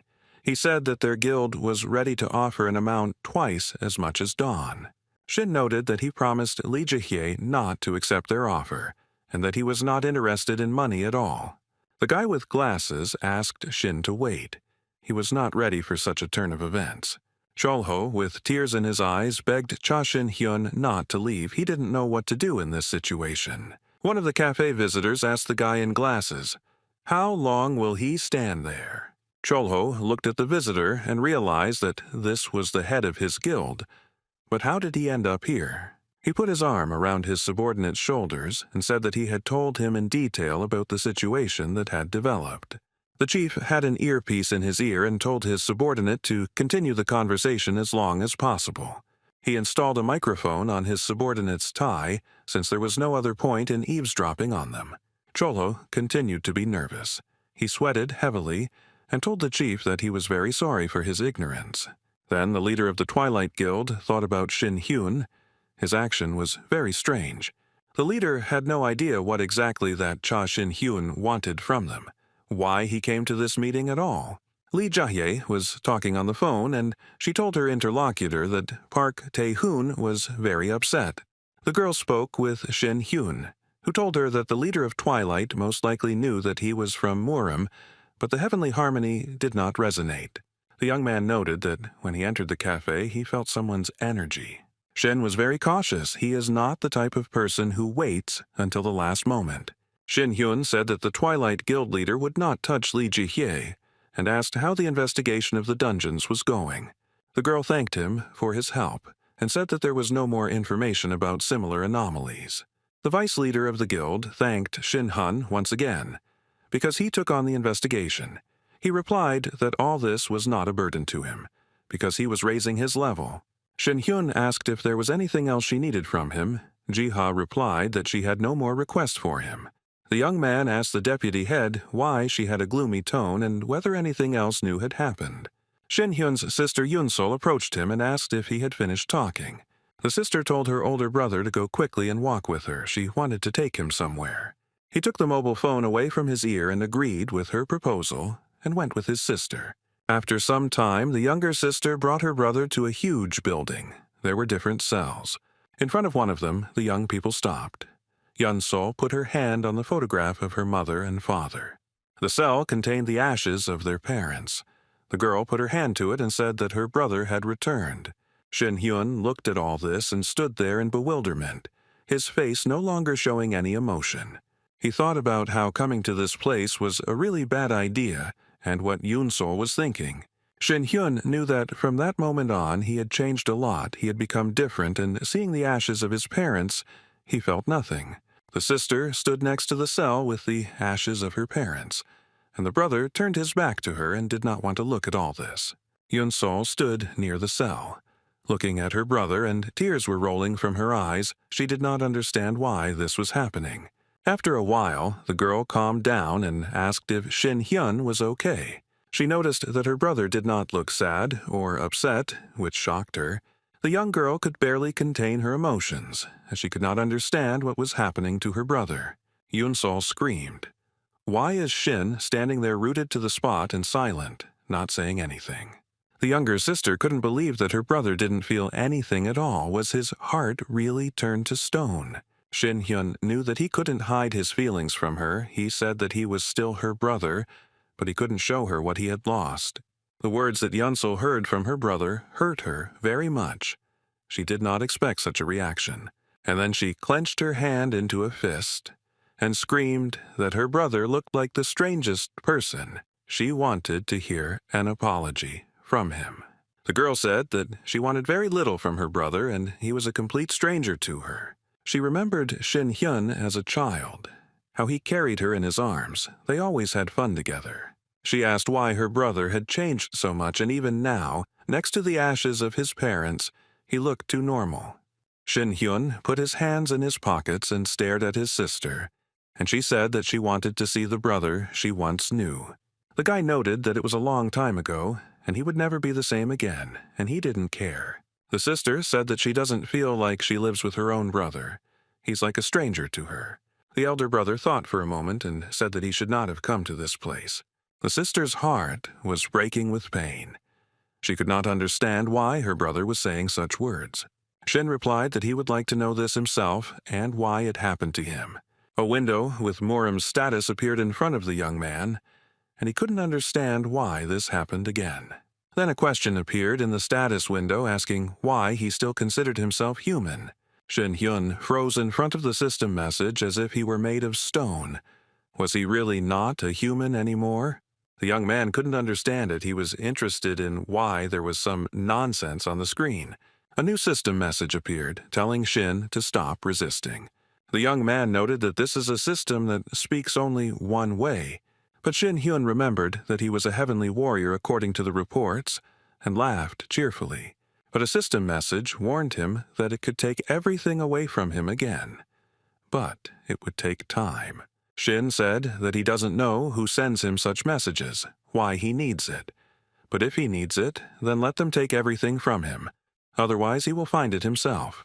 The young man stood near the building where the ashes of the deceased are kept. He was powerless and took the tie off his neck.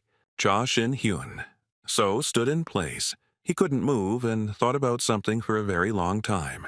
Having weighed all the pros and cons, he came to the conclusion that he would not give anything of his to anyone, and began to look at his sister. Yoon-sol's eyes filled with tears. She didn't expect such a bad behavior from her older brother. The girl turned around and walked away from the building where the deceased were kept.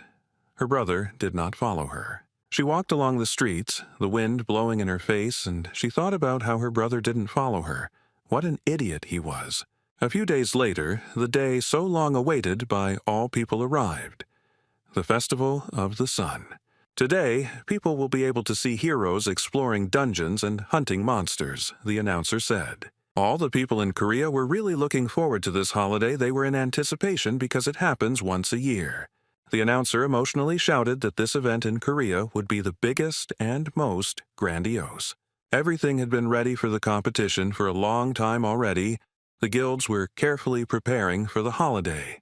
Fans gathered on the field, as this holiday is not only entertainment, but also strengthening the ties between guilds. Ordinary people could only see duels between hunters during the Festival of the Sun. Shin-hyun stood to the side and thought that this holiday reminded him very much of the Olympic Games.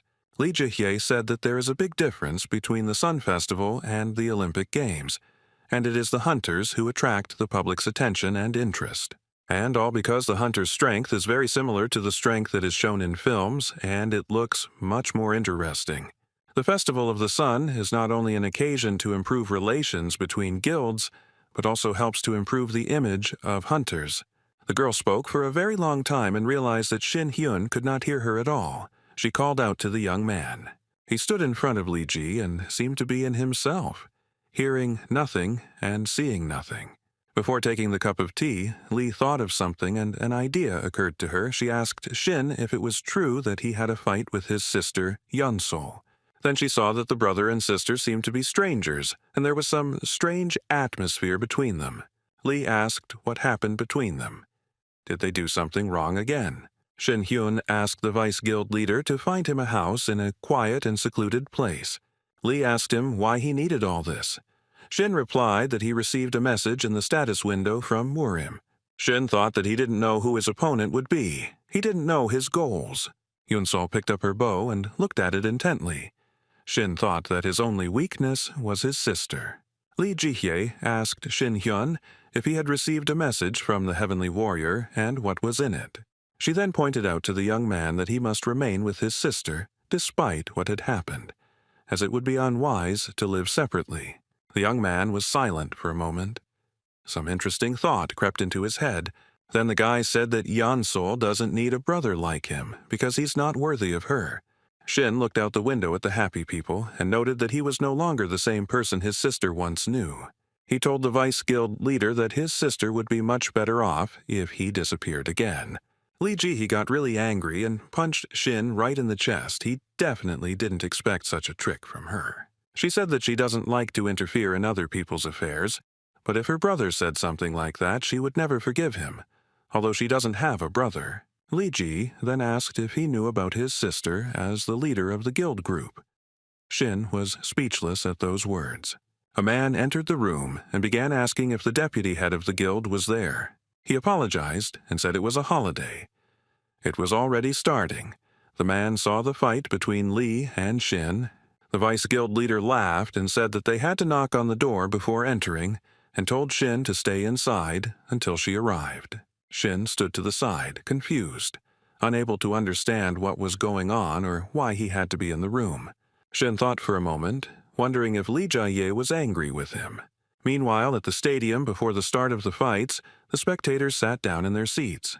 They were waiting for the opening ceremony, which was to be conducted by representatives of the Dawn and Twilight guilds.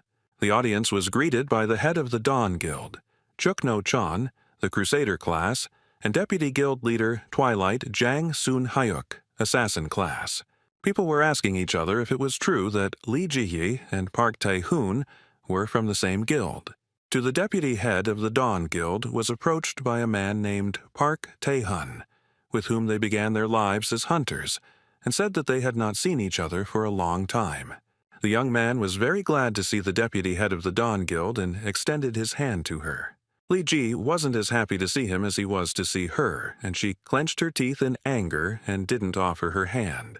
Then she came to her senses a little, smiled, and asked how Park Tae-hoon was doing. She couldn't help but make a sarcastic comment and asked the head of another guild if the guy who was once her deputy was any good. Shin Hyun watched all this and squeezed the sword in his hands very tightly. He was very angry. Then the head of another guild said that he heard that she was secretly leveling up a newbie and asked if she was always keen on helping the weak. Anger towards the leader of the other guild filled Shin Hyun. He squeezed the sword in his hand, tighter and tighter. An unknown force took possession of him, and he decided to get rid of the head of the Twilight Guild with his own hands. Terrible events from her life flashed before the eyes of the deputy head of the guild. It was very painful and unpleasant for her to remember what had happened before, but she didn't show it. Although Lee didn't like this conversation, she continued to control herself and smiled sweetly. The deputy head of the Dawn Guild said that she would take everything Park Tae-hoon said as a compliment. Lee's interlocutor pretended to be an innocent lamb and smiled sweetly at the girl, although his eyes were angry. The interlocutors shook hands, and thus the Festival of the Sun began. The first hunter who entered the arena had the warrior skill Consecutive Attack. The guild members fought very intensely, and their future fate depended on it. Each of them used all their strength, skills, and abilities on the battlefield. Each wanted to win. The hunters were determined to win, each of them fighting for their place in the sun. The fight was fierce. They prepared for it carefully. Blood and sweat flew in all directions. The spectators watched the first fight with great interest. They couldn't believe that the holiday had already arrived. Duel number 5 was over, and the winner was a member of the Twilight Guild named Sanmo. He demonstrated incredible strength with a blunted weapon. Park Tae-hoon was very happy with his subordinates. He was ready for this, so he recommended Sung-mo to continue this rhythm. And Lee, the deputy of the Dawn Guild, thought that with such warriors they didn't have to worry. The head of the Twilight Guild decided to leave for a while. He was no longer interested in watching all this. He told Lee Jae-hye that he hoped that he would definitely be entertained in the next fight. The deputy head of the Dawn Guild looked at Park Tae-hun with anger. He went outside to have some peace and quiet for a while, as the fight had tired him out a bit. Park Tae-hoon didn't expect any trick, but then someone called him, and he really wanted to rest. It was Twilight Guild member Sun-hyuk, who was standing near the column, holding a weapon in his hands. The young man twirled the sword in his hands and asked if he could kill Lee Ji-hee. The sword flashed in the hands of the subordinate of the Twilight Guild leader. Park Tae-hoon smiled and told Sun-hyuk that there was no need to rush in the current situation. The chief asked if he knew Cha Yun-sol, and he promised to say hello to the girl. The organizer of the event said that now the action will take place in the Battle of Archer's Arena. All the experts can be seen, and the fights will take place any minute. Her assistant said that there are a lot of outstanding members, but he is rooting for Cha Yun-sol. The event organizer told her friend that Yun-sol had had an accident. The members of the Dawn Guild were wondering if Yun-sol would participate in the battles, as she could destroy the entire group. The girl heard gossip behind her back and told her colleagues to speak up and not whisper behind her back. The young people felt awkward and uneasy about being heard. The guild members quickly left the room because they didn't know what to answer Yun-sol. The girl was left alone in the room. She was not pleased with these discussions that were often held behind her back. Yun-sol closed her eyes, and I thought about the events of the past days. Enough of them happened. After that day, when she and her brother had a very big fight, they no longer spoke. It made her furious. The girl often thought that her brother was to blame, and she was sad. A girl suddenly burst into the room and invited Yun-sol to go to the waiting room. This visit was unexpected for Yun-sol. She was very surprised by such an invitation, and then she became happy, because she thought that her older brother wanted to see her. The girl entered the waiting room and saw the vice leader of the guild there, who asked about Yun-sol's well-being. She asked Lee Ji-hye why she was called just before she was about to go out, and the vice guild leader replied that she simply wanted to support promising talent. Lee also said that she wanted to see her older brother Yun-sol, but she couldn't find him anywhere. Yun-sol was thinking about something again. The deputy head of the guild looked at the girl with sympathy. Lee then said that she didn't know what exactly happened with her brother and sister, but that the situation was best resolved. Yun-sol didn't like that the vice leader of the guild was meddling in things that weren't her business. She asked, since when the deputy head of the guild interfered in family matters, Lee asked not to get excited because she was worried about both of them. Yun-sol just laughed. She didn't like the amount of attention being paid to her. The girl then told the vice guild leader that she didn't like her, because she was increasingly influencing her brother. Lee said that it was not true, but Yun-sol emphasized that her brother decided to become a hunter only after meeting the vice leader of the guild, which is why he is moving away from normal life. Yun-sol whispered that her brother should never have become a hunter under any circumstances. The sister couldn't understand what her brother wanted if he became stronger. She understood that he was striving for something, but Shin kept silent about it. The vice guild leader looked at Yun-sol questioningly. She couldn't understand what was bothering the girl. The sister's eyes were full of tears. She noted that her brother was not the same as before. He was becoming unfamiliar and moving away from her. And then the loudspeaker announced that the archers' battle was beginning and that the participants needed to enter the arena. Yun-sol wiped away her tears and told Lee that she didn't want to appear in front of her like that. The girl apologized and said that she felt that her brother did not want to change so much. Lee Ji-hye replied that she understood him very well. as she had experienced the same suffering at one time. The deputy head of the guild said that the brother returned from hell, where he could die at any second. After what he went through in that world, he can't be the same as before. The girl added. Lee remembered how she was in that world and told Yeon-sol that her brother was trying to be the person of the past, but was hiding from his sister what he didn't want to show. Yeon-sol walked to the arena and thought that it was very strange to hear information about her brother that her boss was saying. The sister thought about Lee Ji-hee's words and realized that her older brother thought of her as unreliable. But compared to the deputy head of the guild, he stands on equal terms with her. Yeon-sol left the room. She had to have a fight, and Lee stayed and thought about something.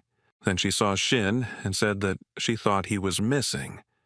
But it turns out he was here. Then he asked why his brother was so worried about his sister, since he was planning to distance himself from her.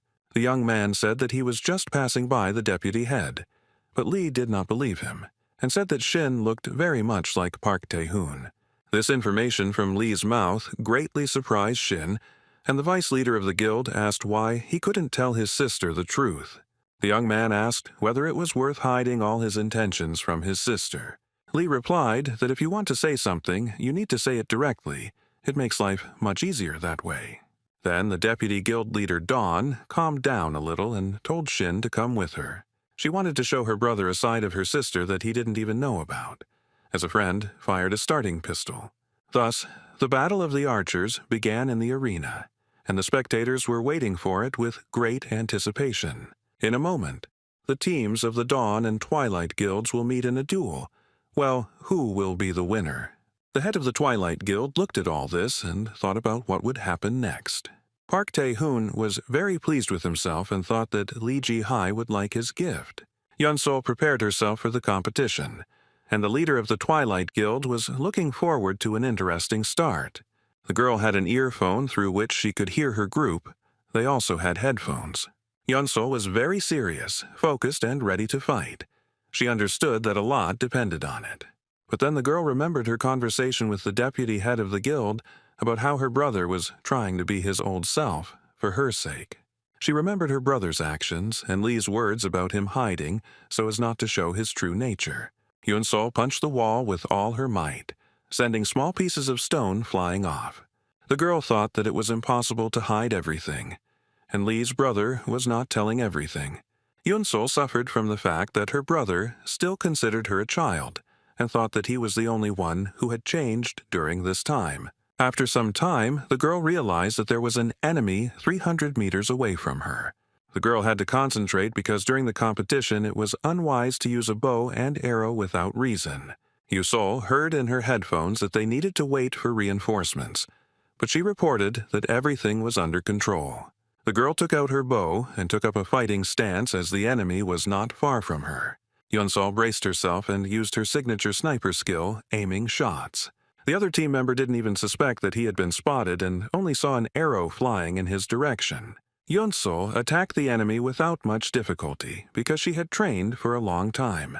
A message has appeared stating that one Twilight member can no longer continue the fight, and Yeon-sol was pleased with herself and knew that she had done a great job, which she had worked hard and for a long time to achieve. Thoughts about her brother did not leave the girl, and she thought that he was constantly looking down on her. People were talking about the little girl who lost her entire family in one day. They felt sorry for her. Her older brother was not found, and the little girl heard this information and clenched her hands into fists. Yeon-sol was sure that her brother was not dead, and that he was definitely alive somewhere. She felt it. The girl prayed and believed that her brother would come to her very soon, that he would definitely be found.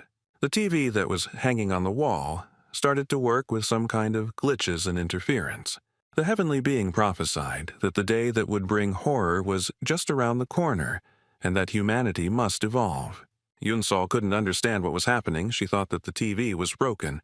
The girl was taken to the Hunter Academy. She was there under government care. Other children constantly bullied Yeon-sol, and one day a carton of milk was poured on her head. The students bullied the girl and often made fun of the poor orphan. Yeon-sol, however, kept herself in check. She did not give in to provocations and did not cry. Her classmates were talking about how they were paying to study at the academy, But for her, everything here was free. The girl couldn't take it anymore and hit the main offender in the face with a tray with all her might. Then she said that her classmates should not be envious but rather become orphans like her. They insulted and bullied her. But Yunsol said that it was better to stop wagging their tongues and go with her. The main offender held his head. It was very painful for him. He did not expect such resistance. After training, Yunsol was hired by the large guild Dawn, and this job was a dream for many. A huge dog attacked her and broke her bow, but the girl was not ready to give up. She picked up an arrow from the floor. It was an insignificant test for her since she had gone through so many tests. Then Yunsol quickly dealt with the huge, scary dog with a small arrowhead. The girl had enough strength to finish the job, and both the dog and Yunsol were covered in blood. The deputy head of the guild came to the lawn with an assistant and announced that they had come to help. Yunsol, who was covered in blood, said that there was no need for this anymore. Lee asked the girl's name and whether she was new to the guild. Yunsol introduced herself, and the vice leader of the guild was impressed. She said that the girl would definitely become stronger and promised that she would remember her. Seo Jun-young, who was next to Lee, felt annoyed. He wasn't the only one who envied Yunsol because he wanted to be the leader of the guild group. But Yunsol didn't need any titles. She wanted to be stronger. She needed this in order to hold out until her brother returned. The girl did not allow the slightest weakness. She always thought only about the positive. She trained actively in order to push herself to the limit. She understood that a lot depended on it. Yunsol always had a medallion hanging around her neck. She never took off the chain with it and took great care of it. The locket contained a photograph of her parents with her older brother, and she opened it from time to time. The girl was sad because her brother did not compliment her or pay attention to her, but was friends with Lee Ji-hye. Yunsol thought that from the perspective of her brother, who studied martial arts, it might seem like her sister was lacking something, but that was not the case. The girl was angry and did not want to forgive her brother for treating her like a little child, because she was not that weak. Yunsol held a bow in her hands, clenched her other hand into a fist, and became very angry. The girl listened for a minute and realized that it was very quiet around her, but it shouldn't be like that at a competition. She said into the headset that she was going to change her location to a new one. And then, very unexpectedly, arrows began to fly at her from all sides. There were a lot of them. The girl did not expect such a development of events. One arrow flew tangentially and hit her in the hand. There were 4 guys standing nearby. They said that the target had been detected, and they needed to stop shooting. The arrow didn't hit the muscles, but only damaged the skin, and the attackers were hanging over Yunsol. The girl thought that the arrows for competitions had a blunt tip. So how could it have happened that blood was pouring out of the wound like a stream? Yunsol realized that the arrows were real. One of the attackers said that help for the girl would not arrive. There was no need to wait for it. They also said that they blocked the radio waves and made sure that the broadcast cameras did not illuminate the area. Yunsol laughed because she never hoped for anyone's help in her conscious life. The girl pulled the arrow out of her hand. The blood gushed out with greater force, and she understood that she had to rely only on herself. Yunsol threw the arrow away, laughed, and asked why they were making such a fuss just to catch her alone. And while the villains were thinking about the question, the girl, she took the bow and began loading it with arrows. She was prepared for the attack and told the attackers that today would be their end. One of the villains shouted very loudly that the girl needed to be killed as quickly as possible. A moment later, a huge number of arrows flew towards the defenseless Yunsol.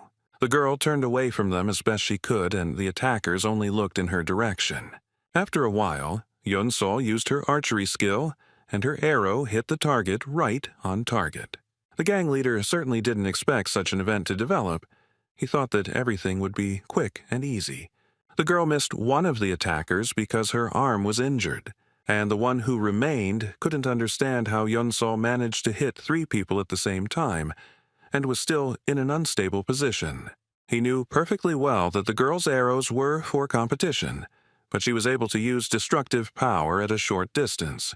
The villain knew that there were 3 classes of archers, each with their own weakness, and there was a huge difference between them.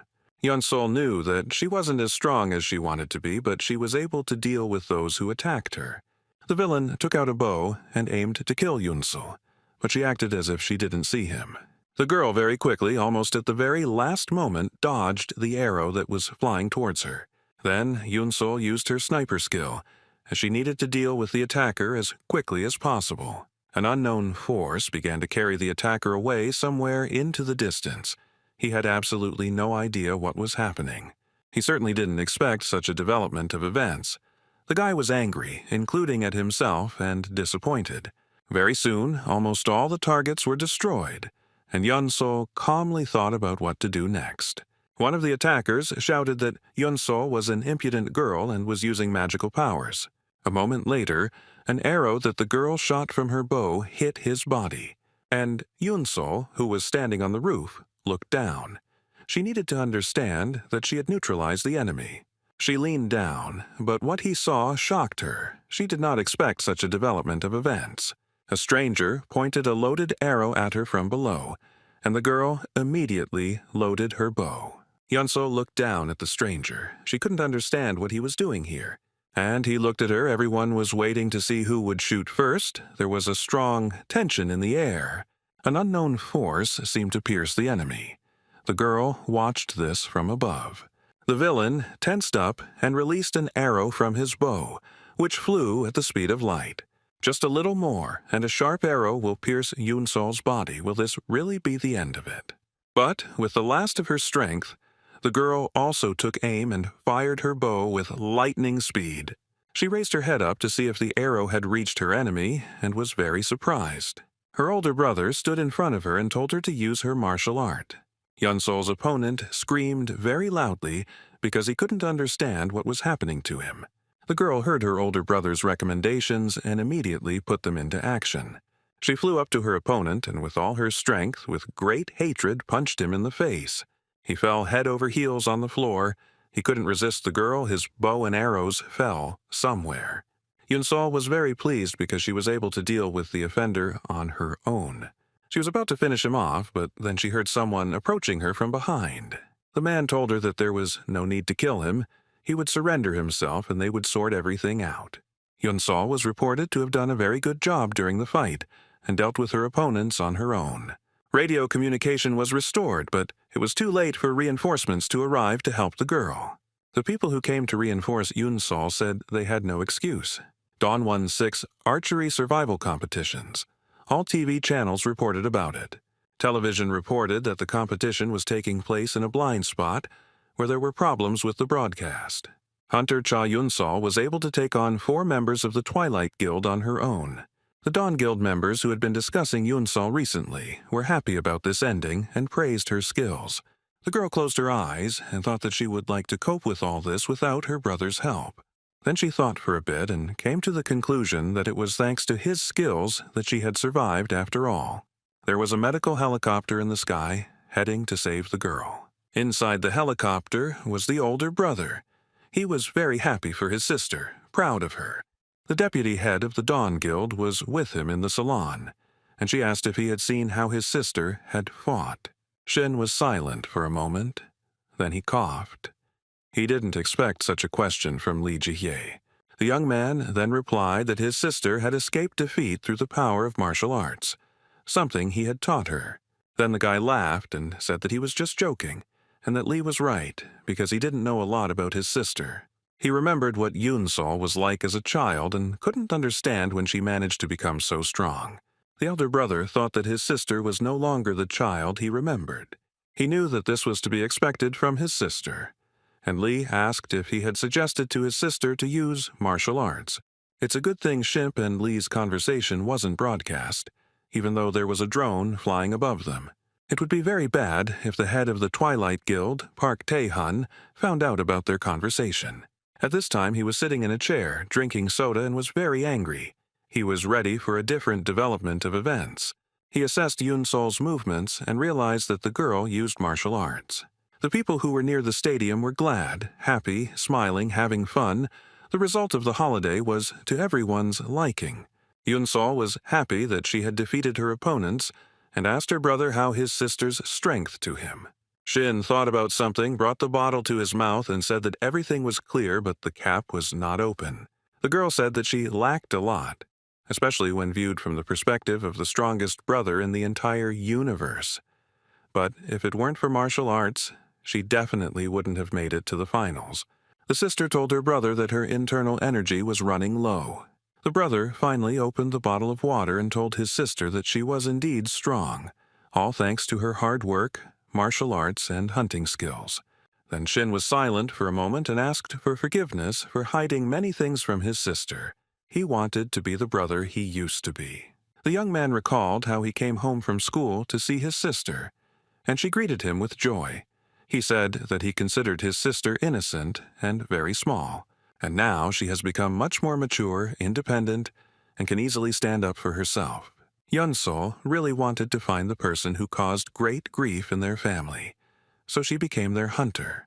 The girl thought that she would reach the highest level and be able to get at least some hint, but in this way she plunged headlong into all these subtleties. Yunsol shared with her brother that at first everything didn't seem that hard to her, and that's how she got to the level she has today. The sister told her older brother that everything that happened was already in the past and asked him to never leave her again. Yunsol extended her little finger to Shin, and he replied that it was already obvious. The girl did not agree with him. The sister told her older brother that she'd been feeling very lonely lately because he was hiding something from her, and that he should not hide anything from her in the future. The older brother looked at his little sister with love and smiled at her with love in his eyes. The close people took each other's little fingers, and the brother promised never to leave his sister alone. Then Shin said that there was something else that Yunsol needed to know, and the girl was surprised. The young man said that his nickname was not Immortal or something, but Immortal Sword Emperor, and the sister laughed. Yunsol listened very carefully to her brother and was surprised at how much he had changed. Then she looked down and felt a little angry at Shin, because he had left her at her most difficult moment. Then the loudspeaker started to speak. It informed the audience that the great battle would begin in an hour, and that everyone who wanted to should hurry to its beginning. Shin said that he needed to go, and his sister recommended that he try hard in the fight. She also clarified what clothes her brother would wear, since it was an official event.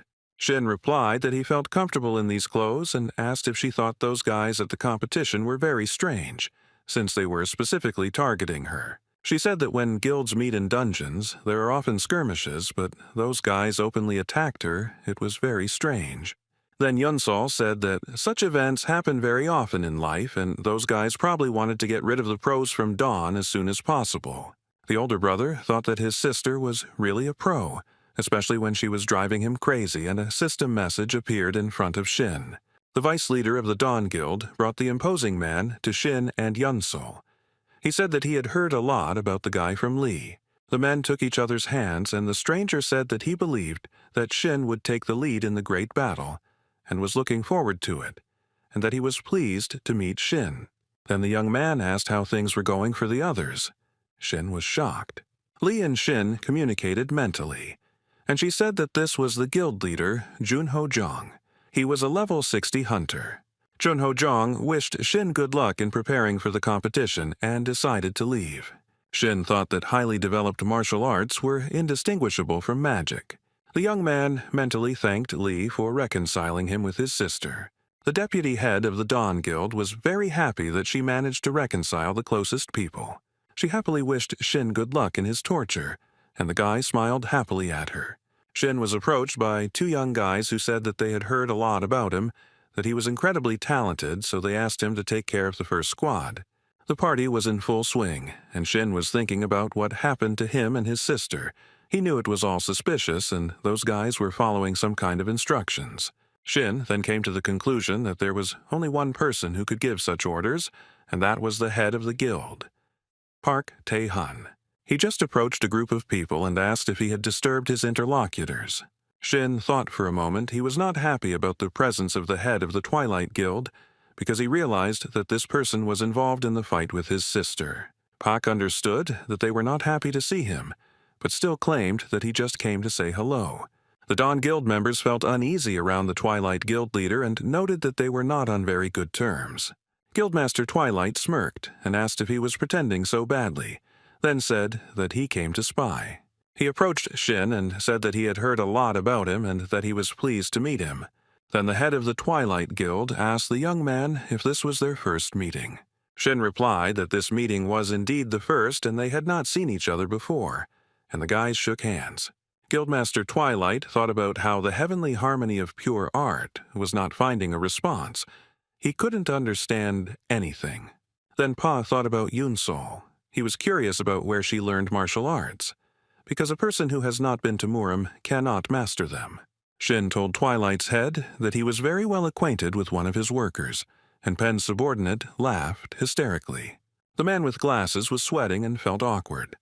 Park said he wanted to get closer to Shin through his secretary. Shin noted that his sister had given the Twilight Hunters a lot of trouble in the Archer battle, but the guild leader laughed and said that he expected his sister to have great skills. Shin looked into the eyes of the head of the Twilight Guild and said that he would not forget about the situation that happened, and that he would pay for what he did. But Pak found it funny. He was not afraid of Shin's words and said that he would look forward to this event with impatience. Shin said that he would put on an interesting show that Pina would definitely not be disappointed with. He promised that he would wipe the Twilight Guild from this world.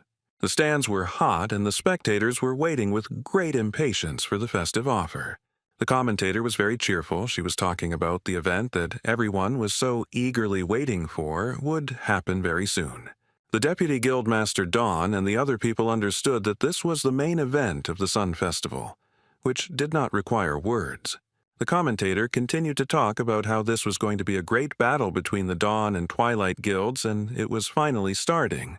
Everything was ready for that very main battle. There were a lot of words. People were dying of anticipation. Shin was introduced as a super rookie who was offered to become a partner of the Dawn Guild.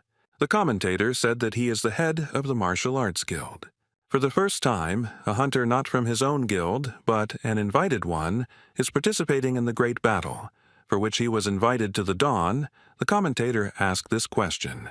No information was known, so they wanted to file a complaint against the deputy head of Rasvet, because Shin could psychologically influence the enemy.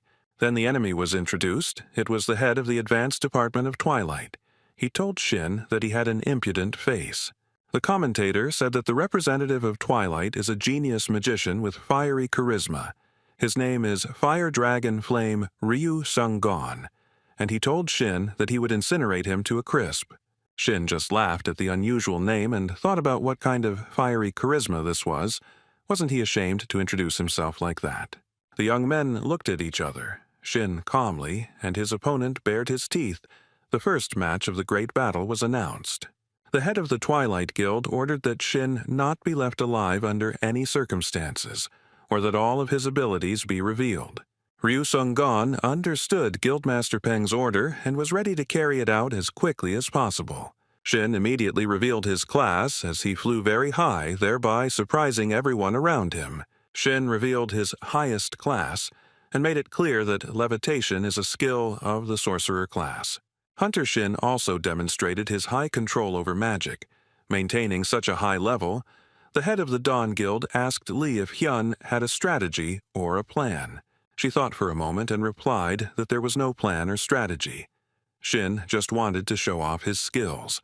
He was floating in the air and thinking that Raos Yun-gon is a level 50 hunter. He is a wizard. Shin was well aware that his opponent had the same level of skill as So Kong-jin. The young man thought about what skills to use in battle to test the enemy. Hen thought that he had raised his levels in strength very quickly, but he didn't have the experience as a hunter. He was also very worried about the head of the Twilight Guild, who was trying to help his ward. Park Tae-hun also watched Shin Hyun every second, monitoring his every action. Shin understood that the guild leader wanted to learn more about him in this way, and he even thought it was cute. The young man laughed and said that Park Tae-hun could watch this for 100 years until his eyes dry out. He would show the bastard what he was waiting for. And after a few seconds, the guild representatives began the main battle of this holiday. Shin used a huge amount of energy spheres. They literally rained down on the enemy, and the enemy defended himself with a fire barrier. Ryu Sung-gon understood that with the faith of mana, without attributes, it was a very high-class skill, so Shin was testing the waters. Hunter Ryu swung the burning flame like a whip to attack Shin. Ryu Sung-gon realized that his opponent was a sorcerer and he was definitely up to something evil. Mages who engage in non-combat activities, making skill cubes and items, are artisans, and those who specialize in combat and endow mana with special attributes are wizards, Ryu thought. And sorcerers are the embodiment of the phenomenon and concept of magic closer to people than to magicians. They use flight or teleportation. In battle, such warriors take up a position in the rear, not at the front, and become exhausted when using secret weapons. Ryu Sung-gon decided to go into battle rather than stand and watch his opponent Shin. Ryu Sung-gon's stance surprised Shin Hyun a little. He didn't think that he would attack. Ryu immediately gave Shin an ultimatum to show his trump cards right away, and he immediately began to use his skills, using a force that sprayed heat. Ryu Sung-gon realized that it was best to start attacking the enemy right away to put him in a dead end. He was proud of himself because he was already prepared for the fact that he would win soon. The spectators in the stands stirred. They were shocked by the fight and saw how Ryu Sung-gon's flames exploded. Shin Hyun. It was not for nothing that Ryu was called the Fire Dragon. He used fire flame magic and his physical strength, and Lee and the guild leader tensed up. They did not expect such a development of events.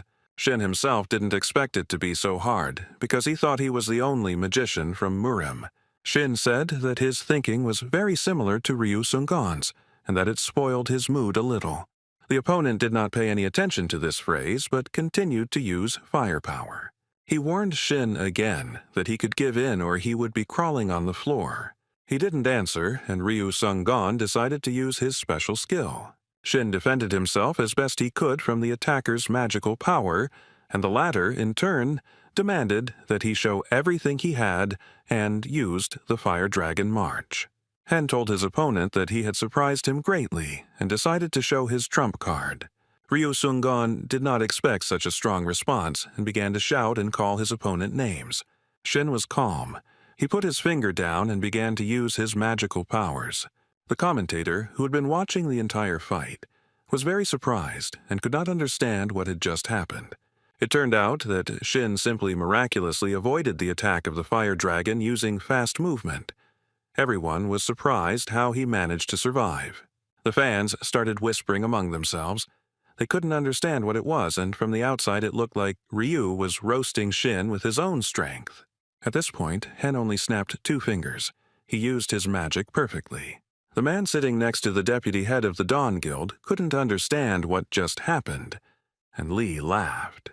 The girl thought that no one could distinguish the power of Shin from magic, and that he had fooled many people, and she told her interlocutor that she also did not understand what was happening now. They continued to watch the fight with great interest. Passions continued to escalate. The head of the Twilight Guild couldn't sit still either. He was also perplexed as to how Gin had gotten out of this situation unscathed. He was surprised that the Fire Dragon's special move was useless against Shin Hyun, and Ryu Sung-gon himself really hoped that his special move would bring him luck. Ryu Seung-gon, who was so disappointed that the fight would be over, screamed at the top of his lungs. Shin calmly asked his opponent why he was so upset, and offered to show him something interesting as a consolation. Ryu Seung-gon continued to be angry at the whole world and wanted to show off his special skill. He yelled at Shin to shut his mouth and not talk to him and began to prepare himself to show off special skills. Ryu Sung-gon decided to launch a series of vicious attacks rather than wait for an attack from an opponent who was holding them back so well. Shin was calm. The audience was shouting that the battle was very exciting, and some thought that there would be hand-to-hand combat between the magicians. Ryu Sung-gon was furious. He said that Shin was holding up well, but he made a huge mistake, ruining his mood. Shin ignored his words and said that his opponent was very green since he immediately opened up and the center of gravity should be his legs, but he just stupidly lifted them off the ground. Ryu Sung-gon fell head over heels, and Shin advised his opponent to correct his bad habit of not raising his shoulders too high when striking and to focus more on his opponent. The red-haired boy couldn't understand how Shin did it. It was all so unexpected. Shin Hyun responded with a sneer that he had been studying martial arts for a long time. Ryu Seung-gun grimaced, and Shin lamented that the enemy had very little experience for such battles. Then he asked the representative of the Twilight Guild if he understood everything and what he thought about his abilities. Shin told Rao that he must have hurt his pride by showing him that his pathetic techniques were very weak. Instead of simply giving up, the enemy told Shin that he would incinerate him very soon. Ryu Seung-gun continued to use his magical powers against the enemy. He was very angry. The Twilight Guild representative told Shin that he would burn him to the ground, even if he had to exhaust all of his mana to do so. Ryu Seung-gun was very angry and began to use his true powers to defeat his opponent. Thus, the representative of the Twilight Guild began to use the March of Fury of the Fire Dragons. He used all his strength to the maximum, as he wanted to teach Shin a lesson as soon as possible. He looked at his opponent with mockery. He was not afraid of him as he was confident in his own strength. Shin decided that it was enough to watch his opponent show off his strength and to put in his own strength as well. The commentator said that the entire stadium was covered in flames. Fire dragons were flying everywhere, and Shin needed to sweat a lot to protect himself. Deputy Guildmaster Dawn thought that Shin was cornered. Then she took a closer look and was very surprised because Shin is not as simple as he might seem at first glance. He erected a strong, protective barrier that could not let through the enemy's strong attack. Shin told Ryu that his attacks really irritate him, but they are not that hard to fight off. He noted that while his body was immortal, he did not feel either heat or cold and was not so easy to deal with.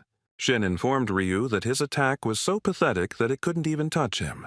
The commentators at the stadium said that Shin had dealt with the terrifying force and defeated the fire dragons very easily. The Twilight Guild representative couldn't understand how Shin could resist him. He thought that Shin used gravity or his magic was so strong, and even for him, an experienced one, this was all new. Ryu understood that Shin's power was beyond gravity and understood that he was definitely not a newbie. He told him that their battle was more fun than he expected. The representative of the Twilight Guild realized that things would be very difficult from now on and became nervous. Now it's time for Shin to show what he's capable of, rather than fend off his opponent's attacks. Shin Hyun decided that it was time to finish the fight with Ryu Seung-gun and got down to business. Guildmaster Dawn asked who would be the next one to compete with Shin. He told his assistant to go to Choi Ji-hyun and ordered him to use a special power. Choi was well prepared for the fight. He had special protection and a spear, which he was very good at it. The Spear of Twilight protects all guild members. It erases everyone from Dawn. Choi entered the arena and was introduced as the mage killer and owner of the Twilight Spear. Commentators noted that, judging by Choi's nickname, he has never lost to magicians, and the warrior has a high percentage of victories. Then, one of the commentators said that although the percentage of victories is higher than that of magicians, magicians have more techniques that are not widely known. Shin, when he heard the enemy's reality, only smiled that he was really looking forward to the battle with the magician killer, and he also liked Choi's costume. The head of the Twilight Guild only smiled. He thought that Shin was very relaxed, and this time everything would be different, because while he was a magician, he would not be able to defeat Shin Hyun. And so, the second duel of the Great Battle of the Sun Festival began. Choi held a spear in his hands and was ready for the duel. He used the Night Enhancement skill and immediately began fighting. Choi was ready to win. He immediately went on the attack, while activating all possible physical strength buffs. Shin just laughed at all this. He noted that the opponent was quite fast and was going to suddenly break through the front. The young man then used his magical powers. Despite the fact that Choi was at first glance a dud, it was necessary to defend himself. The Twilight Guild representative continued to attack Shin, as he was only determined to win. Choi moved closer to Shin Hyun. The young man was a little surprised by this development. Shin noted that his opponent is not only strong and powerful, but also has a fairly strong will to win. Therefore, he came to the conclusion that the best way to fight against such opponents would be aerial combat. But Choi didn't seem to be thinking about anything. He was very active in attacking and used his night skill. His eyes glowed red, and he swung his weapon at the speed of light. Shin most likely underestimated his opponent. He was surprised and dumbfounded. and Choi suddenly used the jump attack power and Shin defended himself from it as best he could. The young man understood that the defense was already cracking at the seams, and each subsequent attack was becoming stronger and stronger. Viewers noted Choi's incredible attack and the fact that he does not allow Shin to fly, but successfully attacks him. Shin lay in the ring and thought about how difficult it would be for those in charge of the ring. They would have to fix everything. He couldn't remember how much time had passed since the last time he was slammed into the ground, and Choi was already ready to launch a new attack. He didn't give Shin a minute to think, and he thought that he could finish Choi in a second if he could use martial arts.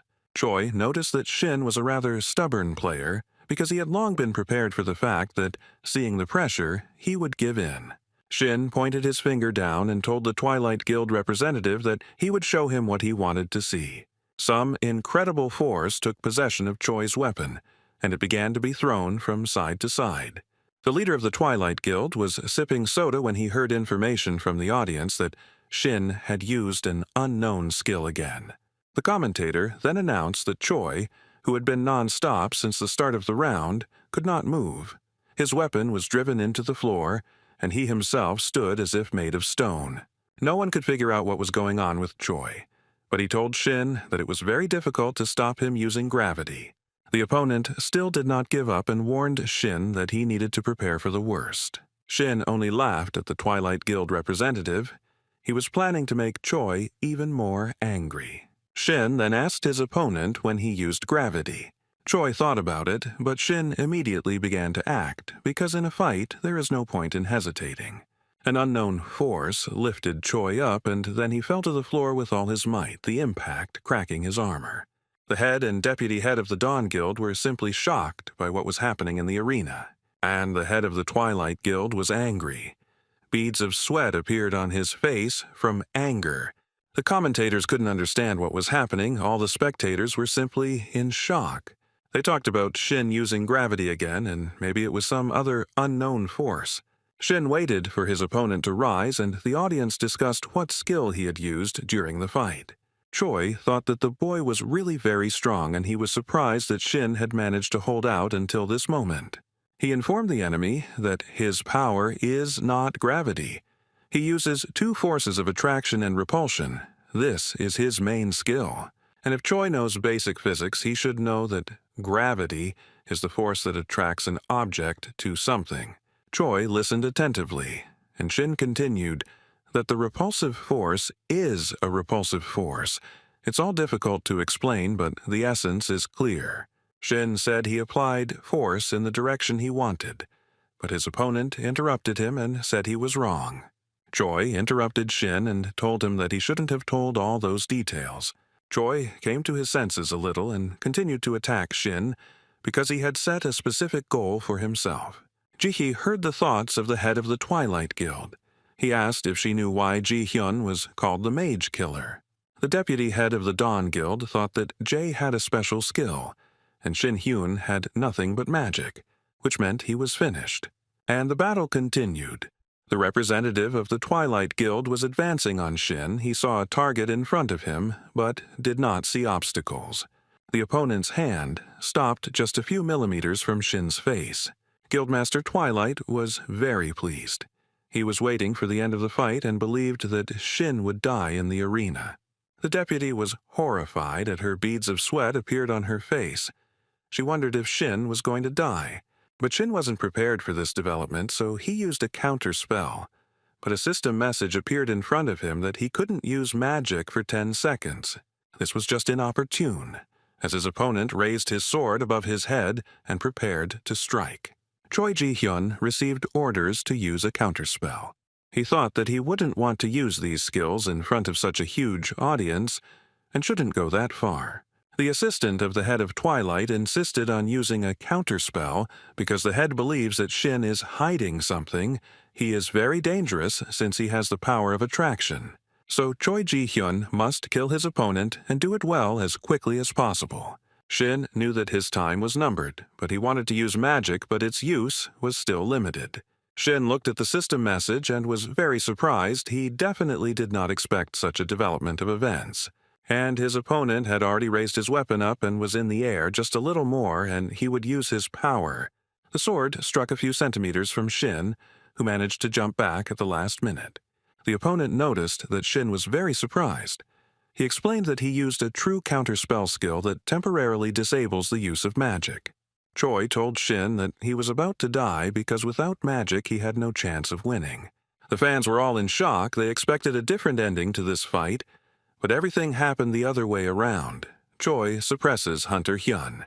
The head of the Twilight Guild noted that Ji is an honest and stupid guy by nature. He will not be able to hold back his anger in front of those who secretly use magic attacks. Lee Ji-hee said that Shin himself did not dream of such a skill, he simply does not have it. She began to mentally transmit a message to Shin that he needed to run away. He needed to give up. That the competition no longer made any sense. The guy understood that she wanted him not to use martial arts, but how could he escape from the battlefield? Shin looked at the enemy's weapon and thought that running away was definitely not for him. Choi increased the attack power several times and told Shin that he would be unable to escape or surrender. He asked Shin if he could survive without magical protection, since the tip of his spear was concentrated with a huge amount of power that could destroy an entire house. Choi held the spear tightly in his hands and was already approaching Shin, who was standing calmly in the arena. Shin Hyun thought that he would die very soon, but how could all this happen to him? Then the young man came to the conclusion that all these words from his opponent were complete nonsense. And Choi calmly approached Shin because he was confident that victory was in his pocket. The deputy head of the Dawn Guild was not prepared for such a development of events. Everyone who knew Shin well was horrified, and the question arose in their eyes as to why he did not give up. The head of the Dawn Guild asked if Ji-ha was okay, because the girl had turned very pale, and the head of the Dawn Guild felt that the heavenly harmony of pure art began to resonate. But what kind of energy was this? He looked at the fight and realized that he had never felt such energy. This was a large and frightening flow of energy. Choi was very shocked by the developments. He did not understand how this happened. The Twilight Guild representative screamed in surprise, and beads of sweat ran down his face. He didn't understand how it was possible. He thought that Shin was using magic, but it definitely wasn't that. The counterspell was still in effect.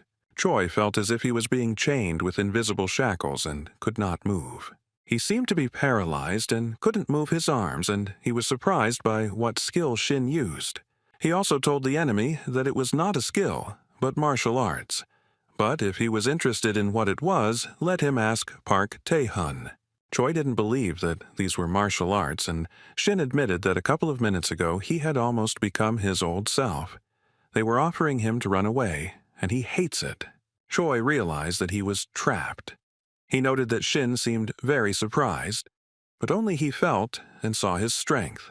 Shin told Choi that the energy that binds his body is a separate type of swordsmanship. It is called the spiritual sword. He then explained that the word sword symbolizes human pain, and if he reaches the required level, he too will be able to kill people or separate heaven from earth with his thoughts. Choi became nervous, and Shin said that this ending was too boring, wasn't it? Shin felt he had to teach the younger hunters a good lesson and freed Choi from his shackles. Choi knew very well that his days were numbered, so he screamed very loudly. And Shin just laughed because no matter how hard the fight was, he would still emerge victorious. He began to use his powers and mentally asked Park Tae-hun if he was watching everything very carefully. Then he told him that he should watch as much as he wanted, because these were the true martial arts that he so wanted to see. Shin used a special whirlwind attack. Choi was lifted up and spun around like in a funnel. Then everyone saw that Choi was reduced to a skeleton, his remains falling onto the arena. The Twilight Guild leader couldn't understand what was going on because he thought that Shin had stopped this strange skill. But the situation has changed again and Choi can't resist. Does it have to do with the energy that comes from Shin? The fight finally ended. Shin was very happy and the medical team hurried to the field. The young man noted that he had not used martial arts for a long time. The commentators reported that Father Shin Hyun had won the second duel of the Great Battle of the Sun Festival. and the head of the Twilight Guild was very angry. He did not even hope that this would be the outcome of the battle. Cha Shin-hyun withdrew from the match after this duel because his mana was depleted, and on television they said that the martial arts guild he created took first place at the festival. Twilight lost. Shin became a star among hunters. Journalists trumpeted that Twilight's prestige had fallen significantly. The guild leader was upset. An employee of the Twilight Guild was very worried about the head who was in his office. He came to check if everything was okay with him, but he never heard any answer from him and continued to stand at the door. The head of the Twilight Guild was in his office. Chaos reigned there, the lights were off, and he just laughed. He was hysterical because he was definitely not prepared for such a situation. He was sure that his guild would win. The leader thought that he had enough of that fear, and now they just took him and laughed at him. He gripped the chair with his hand and said it was a fleeting moment. But the strength Shin showed was not at a level he could handle. Guildmaster Twilight understood that Shin was much stronger than him and would not be able to defeat him now. He realized that if the situation had developed this way, then he could not hide his methods and means. Cholko, who had been standing at the door for a long time and waiting for the boss's answer, entered his office and called out to the head, who called him somewhere. The subordinate couldn't understand where the head of the Twilight Guild was inviting him, and he said that it was to meet the Heavenly Warrior. A week after the Festival of the Sun, the phones were ringing off the hook. The Dawn headquarters was receiving a huge number of calls. Everyone wanted to talk to Hunter Shin-hyun. The operators responded that Shin was not a member of the Dawn Guild. He had his own guild called Martial Arts, and he was not dating Lee Jie. The deputy head of the Dawn Guild invited Shin and his subordinate to her office. He reported that during the week they received 328 calls and 800 letters addressed to the Martial Arts Guild, or rather, to its head. The speaker noted that most of the people who were interested in Shin were either reporters or those who wanted to join his guild. Shin thought for a moment, and the young man reported that all but one of the offers had been rejected. The chief secretary was interrupted because he urgently needed to go out and look at some documents. He couldn't understand what had happened this time, and quickly left the room. The vice guild leader asked Shin what it was like to become a superstar. He guessed about this state of affairs, was not against fame, but this hype was unpleasant for the young man. Lee Ji-hae said that she definitely needed to thank the person named Oh Dun-hwan. She said that she was a little late and asked Shin-hyun for forgiveness, but he couldn't understand what was going on. Lee said she asked him to give up at the competition because she did not want to reveal his identity and did not take his opinion into account. The deputy head of the Dawn Guild noted that there was a situation where Shin was in danger and something terrible could have happened to him. Shin noted that Lee was really working herself up and asked if she thought he would suffer greatly from such a trifle. He shared with the girl that he was annoyed that he had to use martial arts, but Park Tae-hoon couldn't do anything with this information either. The limit of the Twilight Guildmaster is that he must realize how superior Shin is to him.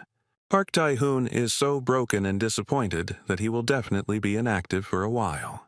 Shin told Lee that he was worried about Park targeting his sister, and that these thoughts made him want to strangle him. The vice leader of the guild thought about something and noted that the intensity of the twilight had indeed decreased after the holiday.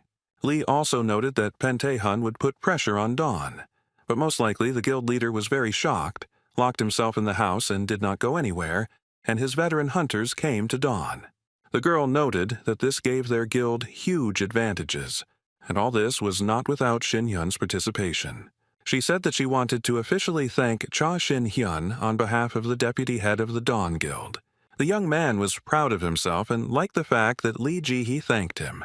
The man noted that the girl had finally become normal, and he promised to rely on her in the future. Shin took the phone, looked at the screen, and realized that a lot of time had passed and it was time for him to return to his sister. Lee asked why he accepted the invitation to ally with the Chuju Island Guild, and why Shin had rejected other offers. The guy who was already heading towards the exit said that he was tired of the capital's dungeons, and his level wasn't rising much. Shin then added that it was Jeju Island, which is an ideal place for family trips. The young man told Lee that he would return in about a month, and then they would be able to see each other. Shin thought about how he believed in Lee Ji-hee. No, he believed in himself too much. but if he had known about what would happen, he would not have gone to the island. Yunsul, who saw Jeju International Airport, was very excited. She couldn't believe that she and her brother had arrived here, happily dragging their huge suitcases. The girl told her older brother that it was her first time there and asked if they would be eating black pig meat or macaw perch. Shin-hyun looked at his little sister with a smile. He was glad that Yunsul liked everything here. He asked his sister if she liked everything so much and reminded her that they were not here for fun. And then someone called out to him. The brother and sister were met by representatives of the Jeju Island Guild Union, and they were very happy to see them. The same cannot be said about Yunsul and Shin. They were not prepared for such a huge attention. The guild representatives told the brother and sister that they were glad to see them on their island. Shin and Yunsul didn't need such attention. They thought that deciding to take a rest wasn't a bad idea. One of the guild representatives was dancing near the brother and sister, and Yunsul wasn't very pleased with such attention. So the red-haired young man grabbed Shin's hands and started dancing with him. The weirdo then said that he was the leader of the Tamra Kim Ki-yul Guild and thanked her for accepting his invitation. He talked about how he really liked Shin's battle at the Sun Festival, which is why he became his fan and later wants to ask for his autograph. Shin's arm hurt, and he was already thinking about returning home, and the guild leader approached Yunsul and asked if she was there as an escort. The girl said that she was his sister. Then an employee approached the red-haired guild leader and informed him that time was running out. He invited Yunsul and Shin with him, said that they needed to leave, and he would tell them where exactly along the way. Shin felt out of place and asked him and his sister to let him go, but the leader laughed and said that the schedule was very tight. He asked if it was their first time on the island and said that he would definitely arrange a tour of all the establishments here, but a little later. The security guard radioed someone in Chinese and informed them that Cha Shin-hyun had already arrived. The interlocutor answered him that in Korea it is necessary to speak Korean, because there is a high probability that he will reveal himself, and they do not need that. The young man, who was lying on a sun lounger under an umbrella and only said that he was with security, laughed. He walked across the sand and informed his subordinates that the sweet rest was over and it was time to work. The guy was happy with the information that Shin-hyun was already on the island and said that he had fallen into a trap. And the red-haired guild leader continued to bore Yunsul and Shin-hyun with his stories. The young people finally arrived at Woljong-ni, where beautiful landscapes opened up before them. There they were, happily met by a tall, black-haired man who introduced himself as the leader of the Tamra Guild. His name was Kim Hagen. He grabbed Shin's hands, began to dance joyfully, and said that he was very glad to meet them. He will then offer the guests a special treat because they have come a long way. His assistant brought some treats, and Yunsul was curious about what kind of delicacy it would be. The assistant to the head of the island's guild noted that they will not forget the taste of this delicacy for the rest of their lives. The guild leader proudly presented a carefully selected, fresh and premium tangerine. All alone, a small orange tangerine lay lonely on a huge plate. Yunsul and Shin were shocked by what they saw, because they certainly did not expect such a development of events. The girl took out a bow and wanted to shoot the tangerine, but her brother stopped her. Yunsul was peeling a tangerine, and the guild leader apologized for the fact that the guests had to get to work right away. The current situation was conducive to this because there are two other large organizations on the island, and they decided to create their own independent one. The young man was worried that other organizations might take over the island, as they had had their eye on it for a long time. Tamra played a key role in governing the island, but then dungeons with a high risk of danger began to appear very often and in large numbers. There are 5 dungeons with 11 level of danger on the island. Only guilds that have veteran hunters above level 40 can clear them, and they don't have any. So Tamra needed a strong hunter to clear the dungeons. Shin couldn't understand why they couldn't just ignore them. The head of Tamra noted that in such a situation they would not be able to manage the dungeons at all, and this right would pass into the hands of other guilds, and they would never get it back. He also said that they had to do a lot to ensure that other guilds could not gain a foothold here. They could take over the island. The members of their guild thought that there was no way to save themselves, fell into the abyss of despondency, and mentally said goodbye to the island. But Shin appeared as a ray of hope. The guild leader believes that he can really help them a lot. He noted that it was great that Hen was not affiliated with other guilds and took a neutral position. Also, members of the Tamra Guild noted that Shin can outshine hunters all over the world with his radiance. Hen thought that these guys were probably crazy, then said that he came here to make money and raise his level. The guild members were very happy and immediately suggested heading into the dungeon, and Yunsul grabbed her brother by the clothes. Shin stopped and asked what was wrong, and his sister replied that there was a problem that needed to be solved. The elder brother was surprised and frightened. He could not understand what had happened in such a short time. Yunsul told Shin that they hadn't had a chance to try the island's real delicacies, such as snapper and black pork, and her brother became amused. The young people arrived on Jeonju Island, specifically in the Songsap Yup dungeon. The members of the Tamra Guild were very scared because the dungeon was in a state of unrest. One of the guild members said that they attacked the opponents hard, but in the end, it doesn't change anything. The monsters, the fire-poisonous monkeys, didn't care. They were very fast and agile. The monkeys did everything to ensure that the guild members left the dungeon as quickly as possible. Everyone began to think that it was necessary to retreat, as the monsters used superpowers. Not only did the monkeys spread fire during the fight, they also secreted a dangerous poison. One of the guild representatives said that he had heard that monkeys were poisonous, but he did not expect that they were so strong. Their power was dangerous, and he wasn't sure how long his shield would last, as the flames were very powerful. The hunters felt that their strength was running out, and they could not resist the monsters. The young people were already prepared to be killed either by flame or by the poison that the monsters secreted. The hunters did not fight the monsters, but simply defended themselves from the flames and poison they released. One of the young men said that he heard the monsters being called bulldogs and thought they would be dogs. But in fact, they turned out to be terrible and impudent monkeys that exuded fire and poison. Shin, who got into the dungeon, noted that the monsters were ordinary and it was very boring. He defeated them with his strength. The hunter, who had been fighting monkeys for a long time, did not think so, since he did not have any special skills. The Tamra Guild representatives thanked Shin for saving them, because they couldn't deal with those monsters on their own. Yunsul carried one of the guild's hunters out of the dungeon. He thanked her and said that she helped him preserve his magical power.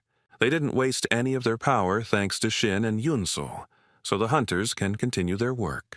One of the guild's hunters wished his colleagues to always be prepared, because monsters are insidious. The young people looked at the representative of the Tamra Guild with distrust. He seemed strange to them. After all, anything could be expected from the monkey-like monsters. They were confronting the strangers who came to their territory. The representative of the Tarma Guild said that Shin was an amazing leader and asked where he learned his magic skills, what kind of attack it was, and what his magic level was. He happily replied that he was just a little short of level 40. Yunsul was surprised since her level was much lower. And then, the guy said that other hunters were also level 40. He watched them for a short time, but noted that they were quite skilled. The hunters that Shin saved were high level. Because they were in charge of the island's dungeon, they would be ashamed if their level was lower. The teleportation magic that the red-haired guy used was quite interesting. He noted that it was also difficult since he spent a lot of time training. Then he noted that this power was not worth Shin's attention. Then the young man thought about something. He looked at Shin Hyun and asked how he understood what kind of magic was used. And Shin Hyun thought about how annoying the people on this island were. Then Shin thought that he finally had an answer to his question and decided that he needed to invest in his intuition.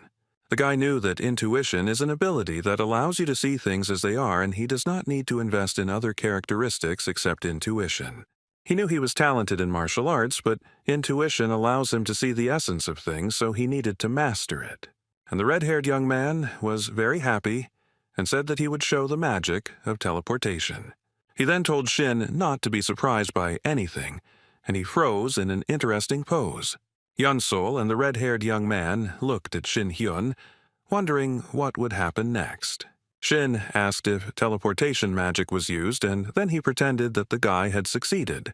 Everything was done in order not to embarrass the opponent, since he does not understand how the world works. so Shin asked how the guy managed to activate teleportation magic. There were monkey-like monsters on a green meadow. They had found something and were examining the find. A red-haired young man approached them from behind and asked what they were doing. The guy looked funny and ridiculous. In front of the monkey-like monsters, he disturbed them. The monsters were very angry. Just a little more and they were ready to attack the guy. Just as he greeted them unexpectedly, he said goodbye to them in the same way, apparently realizing that he could be killed.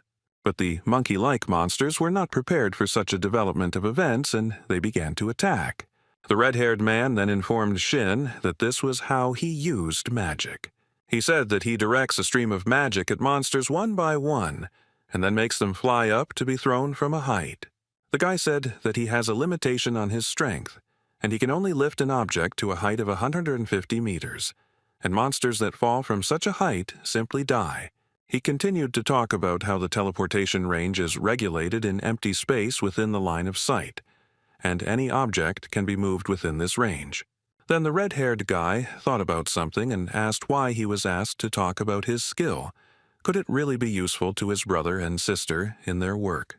Yunsol looked at her brother and saw that he was able to use teleportation, and the escort was very surprised. Shin said that it would take him some time to learn how to use this magical skill properly. The man who accompanied the brother and sister thanked them for their help and suggested that they take a break and eat. Yunsol noticed that there was a dangerous monkey around, and they decided that it was dangerous to eat here. Monsters could attack. They told her that there was nothing that could be done in this situation. But thanks to them, the situation with her brother had stabilized a little. And there is a little time to refresh yourself and gain strength for further action. The red-haired guy noticed that it is very important to eat. Without food, it is impossible to replenish energy. He also told Shin that they were different in level from other people, and he replied that having mastered at least one to the limit, it would be much easier for another to learn. Shin caught the star and began to talk about how it is necessary to train for a very long time. This will help to reach his level, however, in 200 to 300 years. Yunsol thought that even though he was her brother, he was acting disgustingly, and said that she shouldn't blindly follow Shin. The brother has the skills and can use them alone, so it is unlikely that they will be able to learn anything new from him. The red-haired guy took out a notebook and said that it would be wrong if he stopped at what he had achieved and did not continue to improve his skills. He would like to learn something new, because not all team members believe in him and follow him. It is important for him to become stronger so that they trust him. The young man noted that if he became stronger, he would be able to protect his comrades on his own. Yunsol listened to his important speeches and thought about how she and her brother were the ones who helped the dungeon guards, not him. The red-haired guy laughed and apologized for bringing up such a sad topic. Yunsol decided to eat because it certainly wouldn't hurt her, and the girl liked the national food. And the person accompanying the brother and sister was very surprised that Kimpap I liked Yunsol. He said he was glad to hear it and could bring a whole truckload of the national dish. The girl said that it would be unnecessary, and Shin asked how long it would take to catch the monsters. The red-haired young man said that they are very fast, their number is quite large, so it is very problematic to assume anything there is a limit to the use of teleportation. If he could plan ahead, he would try to develop continuous use of magic. This thought angered Yunsol. Shin only thought about how he would fight and what he would do best in battle. He opened the system messages to find out what to do in the situation that had arisen. The young man found what he was looking for, and noted that he would never have thought that he would need this skill. He remembered how he got the monster skill stone in Buckin Dungeon, and realized that he could use it here. Shin thought that by using this stone he would be able to learn the monster's skills himself, but it works completely differently. What was very interesting to the young man was that it was possible to control the target's mind while using the user's will. Shin was able to test all of this on proteins and modify this skill in a special way. Shin will be able to force monsters to perform certain actions by fusing multiple skills. The skill has been used a few times and only for fun, but it is still unclear how effective it will be against monsters, since it will be more difficult to master their minds. Shin had no choice but to test his skills directly in combat against monsters. The young man really hoped that everything would work perfectly in battle. He was going to use such a skill as telepathic subordination. When he uses his skill at a long range, the monsters will feel like they are being tied up hand and foot. But first you'll need to get out, use mind control, and only then give the order. Shin used his powers and commanded all the monsters to immediately appear before him. Although they were tied hand and foot, they were trying to deal with the uninvited guests of the cave as quickly as possible. At that very moment, Shin felt very bad, grabbed his head, and cried out in pain. Yunsol and the red-haired guy asked him what happened to him and where it hurt. Shin asked Kim Ki-yul if he had any mana left for teleportation. He replied that it should be enough for about 5 minutes. Brother Yunsol noted that this was very good news, since what he was about to say was unlikely to please anyone. Shin reported that a huge herd of monsters was rushing here to this very clearing. The guards, who were in the cave before Shin arrived, thought it was an earthquake, but natural disasters don't happen in dungeons. Everything around was shaking with incredible force. It was very difficult even to stand still. The monsters were getting closer and closer to the people. They were clicking their sharp fangs. The hunters were covered in sweat. They didn't know if they could resist such a strong monster. The people who were in the clearing saw the monster not far from them and were surprised that he was alone. Yunsol noted that the earthquake was very strong, and one of the guards thought that there would be a horde of monsters. Therefore, the guards relaxed a little, because it would be much easier to deal with one monster. Literally a second later, the sky darkened, and a huge number of eyes shining with fire were visible. Everyone was scared. Everyone who was at the edge of the forest could not understand where the monsters came from. It was so unexpected. Shin asked Kim Ki-yul to take his comrades as quickly as possible and leave now. The red-haired guy looked at Shin and realized that he wanted to use that special ability here. He approached his charges and said that they needed to leave, and Yunsol screamed why her brother wanted to fight everyone himself. The monsters didn't care about their conversations. They were getting closer and closer to the hunters. Kim Ki-yul began to lead his subordinates away, and Yunsol said that she would not leave her brother alone. The girl was very worried about her older brother, but what she saw shocked her. The brother stood at the edge of the forest. A strong wind was blowing, and behind him was a fiery cage. The monsters came closer and closer, their eyes burning with the red fire of hatred. Shin realized that he could fight them calmly. He would succeed. The young man felt it. He began to use his magical powers to deal with a huge number of monsters. Kim Ki-yul stood at the exit of the dungeon and watched the fight. He was amazed by Shin. He told his charges that Guild Leader Cha was amazing, but they didn't believe that he was not an ordinary person.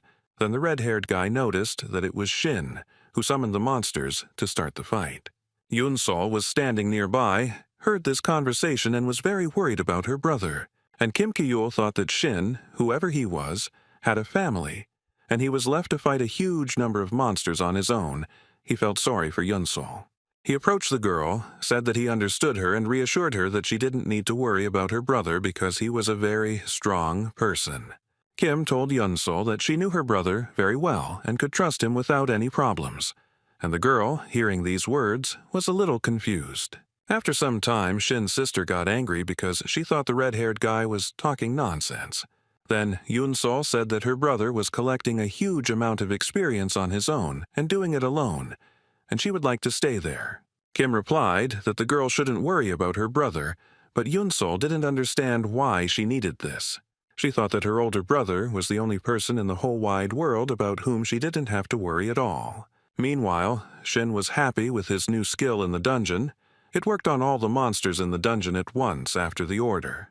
The young man used the sovereignty skill and his strength, which allowed all the monsters to gather in one place. Shin came to the conclusion that after using such skills, his dungeon crawls would be much faster. He activated the sovereignty skill and commanded all the monsters to appear before him. The young man was in a good mood and ready to fight. He believed that everything would work out. The deputy guild leader Dawn thought about something and almost spilled the coffee from her cup. The assistant asked if everything was okay with her. Perhaps she didn't feel comfortable in that place. Lee turned to face her interlocutor and said that she thought she heard someone's abnormal laughter. The young man cleared his throat and said that he would continue reporting if everything was okay. He reported that the head of the Twilight Guild was inactive, and the activity of its members had decreased. The assistant told Lee that the rights to the disputed dungeon could be obtained without difficulty. Jiha thought that all this was very strange for Park Tae-hoon, and she definitely didn't expect such a reaction after what had happened. The deputy head of the Dawn Guild was interested in his activities behind the scenes. She looked at the documents that lay on the table and thought about some urgent task. The document greatly interested the deputy head of the guild, but the assistant covered it with his hand. She snatched the document from the assistant's hands and began to examine it with interest. The dungeon, which was discovered in the desert-like Taeksan Mountains, appeared out of nowhere. The sun in the dungeon is incredibly painful for people because there is a desert climate there. People feel very bad because of the abnormal heat, and on top of that, the monsters there are very fierce. Their height reaches a 10-story building, and the insect monsters hide underground. The number of monsters is not that great, said Lee's assistant, but they have enough strength to fight. The deputy head of the guild reported that there was very little information about the dungeon and that a raid would need to be carried out to find out everything in detail. The girl thought about the situation for a bit and noted that it was not easy for her at such moments. She remembered how Shin had saved her and came to the conclusion that it would be very good to have the young man by her side. Here the deputy head of the guild was called out by an assistant. She felt a little awkward. He asked what she was thinking about and noted that Lee was not in a good mood, and if she was feeling bad, she needed to rest. The girl said she was fine and accidentally knocked a cup of tea off her table. The cup fell and shattered into pieces. Tea spilled all over the floor, and silence reigned in the office. The assistant wanted to clean everything up, but the deputy head of the guild said that she would clean everything up herself. Lee looked at the broken cup. She didn't feel very well. Sweat was running down her face. The girl thought that she would soon go crazy, and also about when Shin Hyun would return. He also thought that a month had already passed since the beginning of the expeditions through the dungeons of Jeju. He stood in a clearing, watched the waterfall, and saw that the horse was flying straight towards the people. They did not expect such a development of events. The animal seemed to have gone mad and was not going to stop. Just a little bit more and he will attack. People, Shin used the skills of sword spirit and sovereignty, got used to the skill of subordination. Yoon-sol noted that her brother hit the target with one shot, and Kim Ki-yul said that the shot was great. Shin thought that he could summon monsters from the Jeju dungeon without any problem, but his sister couldn't deal with Kim. An information page appeared in front of the young people, stating that everything depends on the damage that was inflicted on the opponents, and the system distributes experience icons to everyone who attacked. Shin thought that he had the right not to interfere in the fight, but that was definitely not about him. The young man watched as a herd of horses ran after a local resident and noted that he was a fool. Shin realized that he had to help him to save the fool, so he began to use his magical power. The local hunter ran away from the horses with all his might. He didn't even try to fight them. The horse had almost caught up with its victim because it understood perfectly well that they would not fight with it. Shin lifted the hunter up into a tree. He cried with joy and thanked him, and Cha thought about the level of intelligence. The young man looked at his sister, who was fighting with Kim Ki-yul, and thought that he had completely mastered his teleportation magic. Shin realized that he had surpassed him in skill, but he still needed time to fully master the skill. He thought that he had not reached the heights of teleportation that he had desired, and then his sister told his brother that she had finally tried it. There was a beautiful sunset on the seacoast. The nature was conducive to relaxation. It was warm and cozy. On a table near the cafe were the island's signature dishes, macaw grouper and black pork, which is what Yoon-sol tried. The girl said that the restaurant was pretty good, but she had to level up and become stronger than the hunters on the island. Kim Ki-yul noted that Shin's level had increased greatly after the dungeon raids, and they had also managed to learn something. They drank the alcoholic drink soju, and Kim said that it was delicious on the island. Shin thought that the trip was a family one, and that Yoon-sol would be overworked with training, and Kim reported that the schedule for the next raids had arrived. The guy was talking about a new dungeon, the risk of which is 11, and there are werewolf mice in it. Shin heard that the monsters had a wolf-like face and a bat-like body and asked what location the dungeon was. Kim Ki-yul noted that the next dungeon was in the form of a cave. and Shin was thinking very hard about something. Shin Hyun clenched his fist and continued to listen to the red-haired guy with interest. He continued to broadcast that reinforcements and the leader of one of the groups were ready to be sent to those who went into the dungeon. The relief of the caves is unusual. They are narrow and very dark, so teleportation and arrows will be useless in it. Yeonsol noted that under such circumstances they definitely won't be able to do anything, and she feels like they are being made fun of. The elder brother said that he was determined to win, and his interlocutors were a little tired, so they needed to get some proper rest. Shin said there was no need to worry, he could handle everything himself and finish things as soon as possible. He thought that the cave was not very ordinary, and bad memories came flooding back to him. A man approached Shin and said that he was in charge of today's raid, and his name was Lim Jong-wook, the commander of the Samdado Guild. He asked if Shin was aware of the work they were about to do, and if he was ready to begin the raid. Shin said that he was aware of the details of the operation and was ready to begin work. But when he saw the dungeon, he was upset. The young man hoped until the end that the dungeon would not be a cave, and he was also haunted by a strange feeling of anxiety. Shin thought that he needed to finish this matter as quickly as possible and go back, and a group of people went into a dark cave. No one knew for sure what awaited them there. And there were very scary monsters there. They were huge, with big wolf heads and wings like bats. Shin immediately went further into the dungeon, and the guild hunter asked the leader what they should do next, since the progress of the passage was going faster than planned. And then Shin announced that he had finished the work, and his companions were very surprised by the incredible speed. The guild leader then noted that there was still a little bit left to reach the unexplored territory. Shin said that they needed to hurry, but the escorts couldn't understand why there was such a rush. They asked him what had happened to him because Cha had turned very pale. But he replied that he was fine, and then he thought about how, even after so many years, he was still troubled by old memories. Shin recalled how he found himself alone in an unknown cave after a car accident.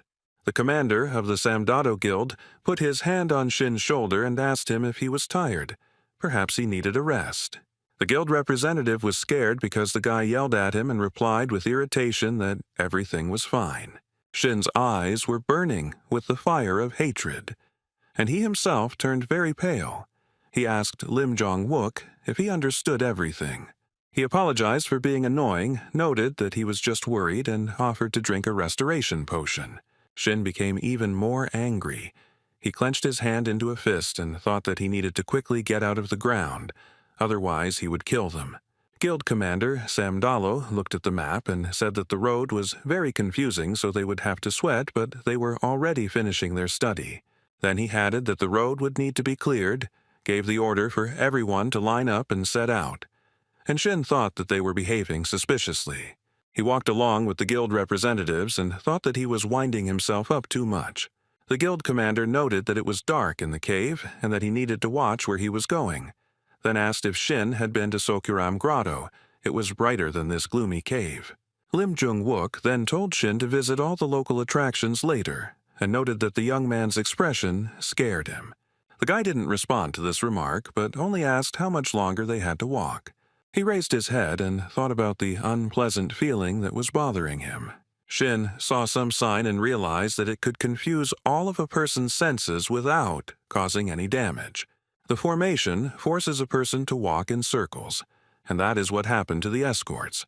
They did not know whether they were walking correctly or in circles. Shin looked at the energy flows from the formation and realized that it was leading to a specific place. The young man thought about what a Murim formation does in a normal dungeon. Surely this is another path to that world. Shin became interested in whether the formation was here initially. The boy understood that he was somehow connected with Murim, but he no longer had the desire to see that world. He needed to calm down. Because everything was in the past, he didn't need to let himself be led astray. So Shin decided to see who or what wanted to see him. At the same time, in Taebaeksan, in the Sands Dungeon, a very interesting event was also taking place. Huge, nasty monsters in the form of snakes were angry and turned everything upside down in their path. The young man was very tense and shouted to his team to get ready. He encouraged them and said that they needed to hold on a little longer while using the Crusader skill. The monsters resisted the fact that people broke into their territory and began to fight them. The hunters understood that the situation was only getting worse, and one of them noted that he had used up almost all his strength. People looked up and saw flashes above them that looked very much like fireworks. Thus, the monster demonstrated its strongest skill. The team leader said this and noted that they must defeat it. He dodged heavy fire and told his team that they would not leave the cave until they won. And then the deputy head of the Dawn Guild joined the fighting. She was not empty-handed. She used not only weapons in battle, but also her skills. The fight was over, and Lee noted that it was very hot in this cave. Her charges said that she was great during the fight. The head of the Dawn Guild praised the girl and said that she was worthy of being his deputy, and noted that she could have killed them on her own. Lee saw the reaction of those around her and noticed that the leader himself could easily deal with the monsters. But they finished off 3, and the team was not in the best condition. The Vice Guild leader told her subordinates to find shelter under the shade to rest. The chief asked if the girl was ashamed to go on a raid with him, which surprised her. He then asked if they were in a close relationship with Shin Hyun, and if so, then for them the test in the dungeon was like a date. Lee Ji-hee noted that the leader was very funny, and he was glad that he was able to amuse the girl.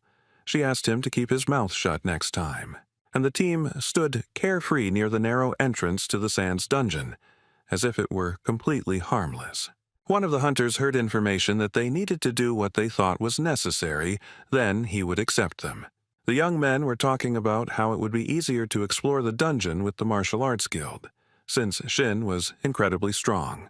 The chief secretary approached the boys and asked what they were doing near the entrance to the dungeon. They noted that nothing would happen near the gates and invited the secretary to join them since he had nothing to do anyway. He told the guys that they shouldn't relax too much, even though Twilight isn't as active as before. The chief secretary emphasized that they should not be forgotten anyway. The calm and measured conversation of the Dawn Guild employees was interrupted by flashes that appeared in the sky. The chief secretary's eyes were filled with tears, sweat was breaking out on his temples, and his face was cut as if by shrapnel. He noticed that the archer skill, Meteorite Hail, was most likely used and wondered who else besides the top brass knew about this raid. The chief secretary of the Dawn Guild looked ahead and saw a large silhouette in a purple glow, which surprised him. The guild employee approached the secretary, and he realized that all these pranks were arranged by the Twilight Guild. The young man asked the secretary how he was feeling, if everything was okay with him. The chief secretary was glad that he was not alone in this terrible place, and asked what was happening here. He noted that the Twilight had resumed its work. The secretary got very angry. He called the Twilight Guild names and said that they had been sitting in silence for some time, and then decided to start a pogrom. The young man thought that the chief and deputy needed a few more hours to get through the cave, and whether he should stay where he was or bring reinforcements. The secretary looked at Director Yun Sung-min and asked how he knew about this place. He noted that he was not given this information for some specific reasons. Instead of answering, the director, completely unexpectedly for the secretary, hit him very hard in the stomach. He was very angry. His eyes were burning with fire. He said that he was already finishing the matters that interested the secretary so much. Director Yoon Sung-min stepped away from the Secretary General and took out his mobile phone. He told his interlocutor that he had already finished cleaning and that Kwon Oh-jong should arrive soon. The person on the other end of the line smiled broadly at this news and noted that the work was not bad. He then added that he and his assistants were already on their way and were glad that everything was going smoothly. The black-haired young man noted that the director of Dawn had done a very good job and that it needed to be kept up. After some time, he and his assistant appeared in the clearing. He looked around, noticed the dead Dawn employees, and noted that the director and his assistant had done a good job. They bowed to him, he laughed, said that he liked the work and wished the performers further advancement. The boy then narrowed his eyes and thought that Ji-hee, the deputy head of the Dawn Guild, was too soft and naive. The girl couldn't even think about the fact that there were traitors in the ranks of their guild. He looked at the performers and thought that they had become his ever since the Sun Festival. He cynically walked over the bodies of the dead and sang a joyful song. Everything was going as he had planned.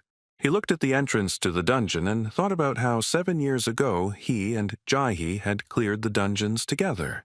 It was immediately after his return from Murim that he was joyfully greeted by Lee and her charges. Jaehi invited him and the group to go to a new dungeon that no one had entered before. The girl, anticipating that they would see something new and gain skills, hurried forward. The guy asked Jaehi how long they would be going with the other performers, since he didn't want to babysit them. He asked if she remembered Murim and emphasized that they should be stronger as soon as possible. Taehoon asked Lee if she thought about what he told her last time and asked her to look at the jade that the Heavenly Warrior had given him. A beautiful pendant appeared in the guy's hands, and he said that with this stone, the power of martial arts increases several times. Taehoon suggested following the Heavenly Warrior. With him they could become much stronger, but Lee stopped the guy. The guy looked at the girl for a very long time with incomprehension and could not understand anything. Lee said that she understood his worries and concerns, but they were not in Murim now. No one would take their lives, so there was no reason to be stronger. Jaehi asked Taehoon to forget about Murim's burdens, and then her charges called her to them.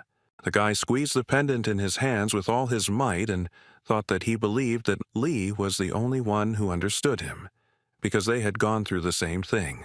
Taehoon realized that he was left far behind Jaehi, and all this happened because of these pathetic wards. He was so furious and angry that he began waving his weapon at Lee's charges.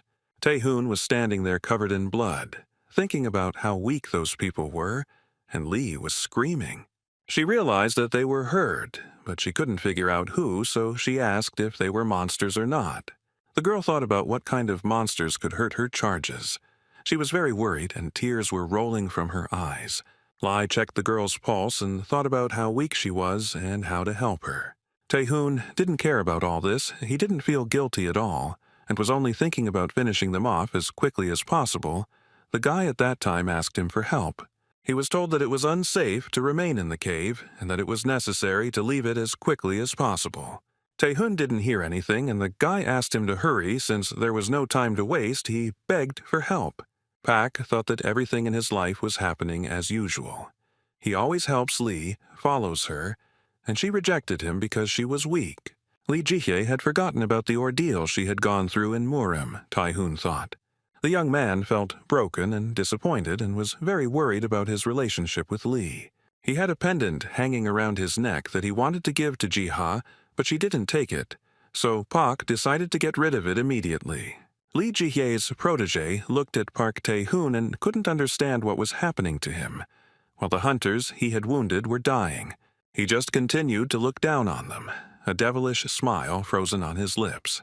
Pak, as if he had gone crazy, repeated over and over again that he would save Jaehi from the surrounding weakness. The young man was proud of himself, and the smile never left his face. His pupils became like dots. Park Taehoon emerged from the events that happened to him and Lee Jaehi several years ago. He stood at the edge of the forest near the cave and could not understand where he was and what was happening to him. And the traitors of the Dawn Guild were behind him and could not understand what was wrong with Pa and what to do next. The man who accompanied Pak told the traitors that they should remain in this place and guard it. He walked away from them at some distance, looked around, and gave an order. Pak's escort said to kill anyone who escapes from Dawn so that they don't interfere. The traitors were perplexed by such an order. Beads of sweat appeared on their faces. Pak and his assistant walked away from the traitors and began to talk about what was happening to Shin Hyun. Guildmaster Twilight Park said that everything is going smoothly in Jeju and there is no need to worry about it at all. He told his assistant that Gaolin had already begun to act against Shin, setting traps that were impossible to escape from. So they all don't have to worry that their carefully planned plan won't work. The assistant told the chief that he had been informed that everything was going according to plan, but that Shin and his escorts were moving a little faster. He then told the 2 Dawn Guild members to prepare to go into the dungeon with him, but he immediately noted that he would kill Lee Ji on his own, as he had promised earlier.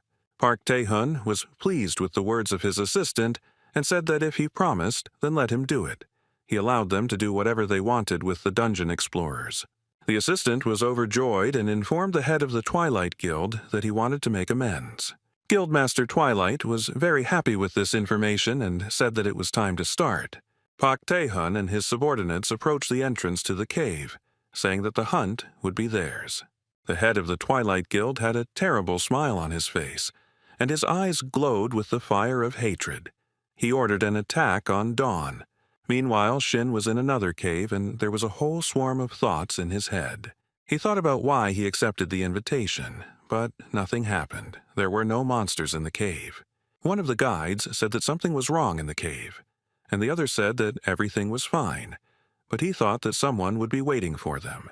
Shin thought deeply and asked who was supposed to be waiting for them, but he did not hear an answer to this question.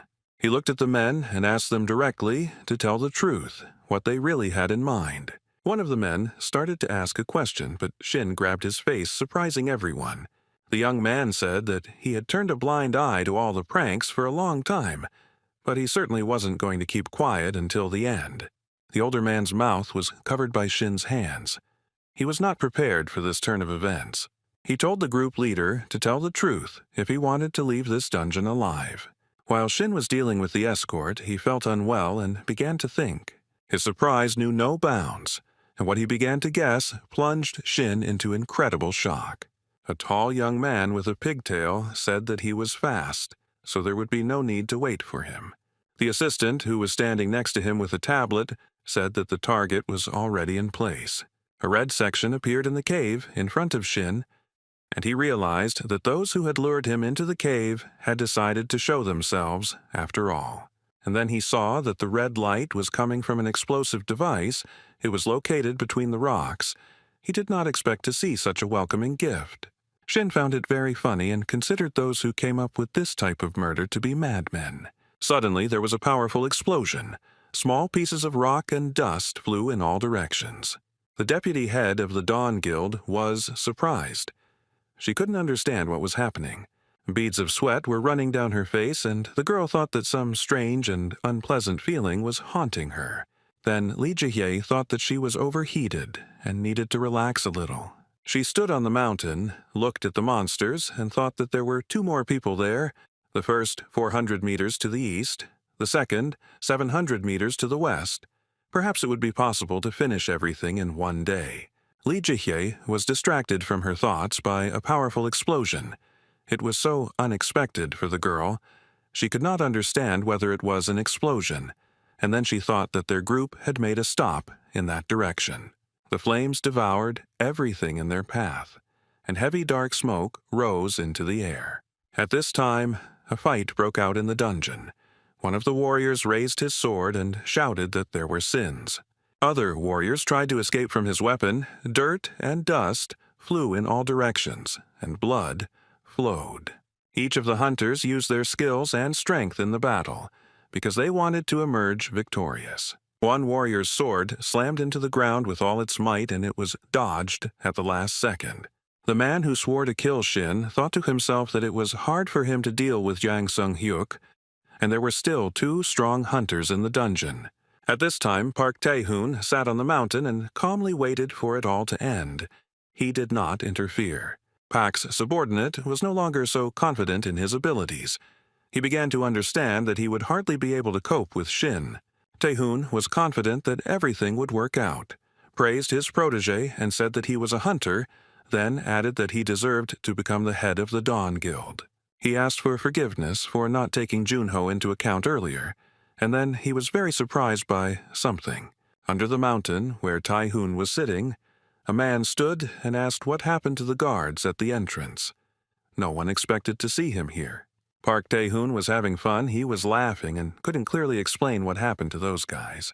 Then he asked his interlocutor, with malicious glee, what he thought might have happened to them. The interlocutor's face twisted with anger, misunderstanding, and rage. He guessed who did what to the guards. He clarified how Tae-hoon discovered this place, since no one knew about this raid. The young man squeezed the sword in his hands very tightly and thought that there were definitely traitors among them. He screamed very loudly. His eyes became angry, and he promised that he would erase all the traitors from the twilight. The man with red hair, who was also in the cave, noted that the guy with the huge sword had become stronger and needed to speed up. He was very angry. At first he couldn't understand what they wanted to tell him, he thought for a few seconds. And he began to wield the sword like a real hunter. His opponents certainly did not expect such a development of events. One of the guys had tears rolling down his eyes, he was coughing up blood and whispering some inarticulate words. The head of the Dawn Guild looked at him and he begged for mercy, because he did not want to die. Then he told the warrior who was accompanying him to ease the wounded man's suffering. But he kept repeating that he wanted to live. Park Tae-hoon enjoyed what he saw and quipped that it was a sad sight that he couldn't look at without tears. And then he said that at such moments the beetles are a great burden to strong warriors. And then, from the darkness, the silhouette of Lee Jae-hye appeared, thinking that someone made a mistake. The people around her who were in the clearing did not expect to see the deputy of the Dawn Guild here. She greeted one of the guild members and said that she was very glad to see him. He didn't know what to answer to the greeting and grimaced in displeasure. He knew that he had done wrong. Park Tae-hoon, who continued to sit on the raised platform, smiled and asked why the girl did not greet him. The leader of the Twilight Guild looked at Lee Jae with a smile and said that he missed her very much. The deputy head of the Dawn Guild looked at Park Tae-hoon with a piercing gaze. Lee Jae then told the guild leader to stop talking nonsense and approach him. Then Vice Guild Leader Rasset told Park Tae-hoon to understand that they had been enemies for a long time. The same one continued to smile maliciously and called Sun-hyuk to him and ordered the guy to deal with Lee Jae. The air was filled with intense tension as each hunter began to use their superpower. Sun-hyuk and Lee Jae began an active fight. The former wanted to show off his strength to Tae-hyung. The girl wanted to save her life. The already hot air was filled with intense tension. It was not an easy fight. The deputy guild leader of Dawn was very tense, because she did not expect that she would fight with Sun-hyuk. Therefore the girl gathered all her strength into a fist, and her opponent was ready to do a lot. Sun-hyuk used his power. It seemed like he was about to hit Lee, but at the last moment she dodged. This made the young man very angry. But he knew very well that Lee was not a simple hunter either. The girl approached Seong-hyuk and laughed. She told the guy that he and Pak had really become stronger, and once he couldn't even hold a dagger.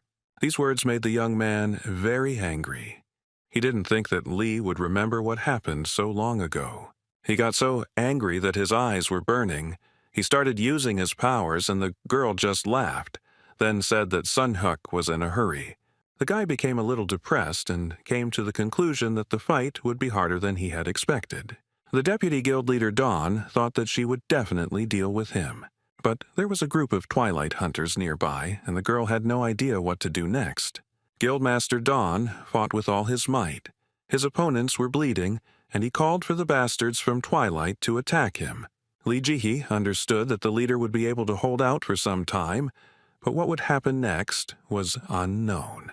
Deputy Chief Dawn dodged Sun-hyuk's weapon, slowly wearing him down. The girl thought that the main problem was not the Twilight hunters, but their leader, Pak, who was calmly sitting on the mountain and watching what was happening around him. The guild leader felt absolutely great. He sat on a raised platform and smiled.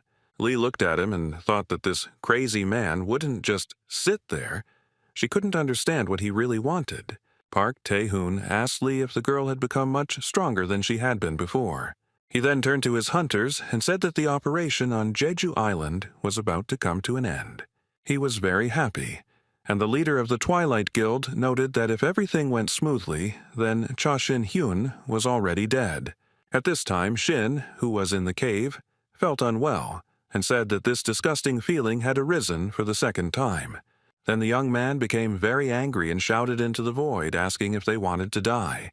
The escorts who were with him in the cave crawled along the narrow passage. One of them asked his guild leader what happened. Everyone was scared and surprised.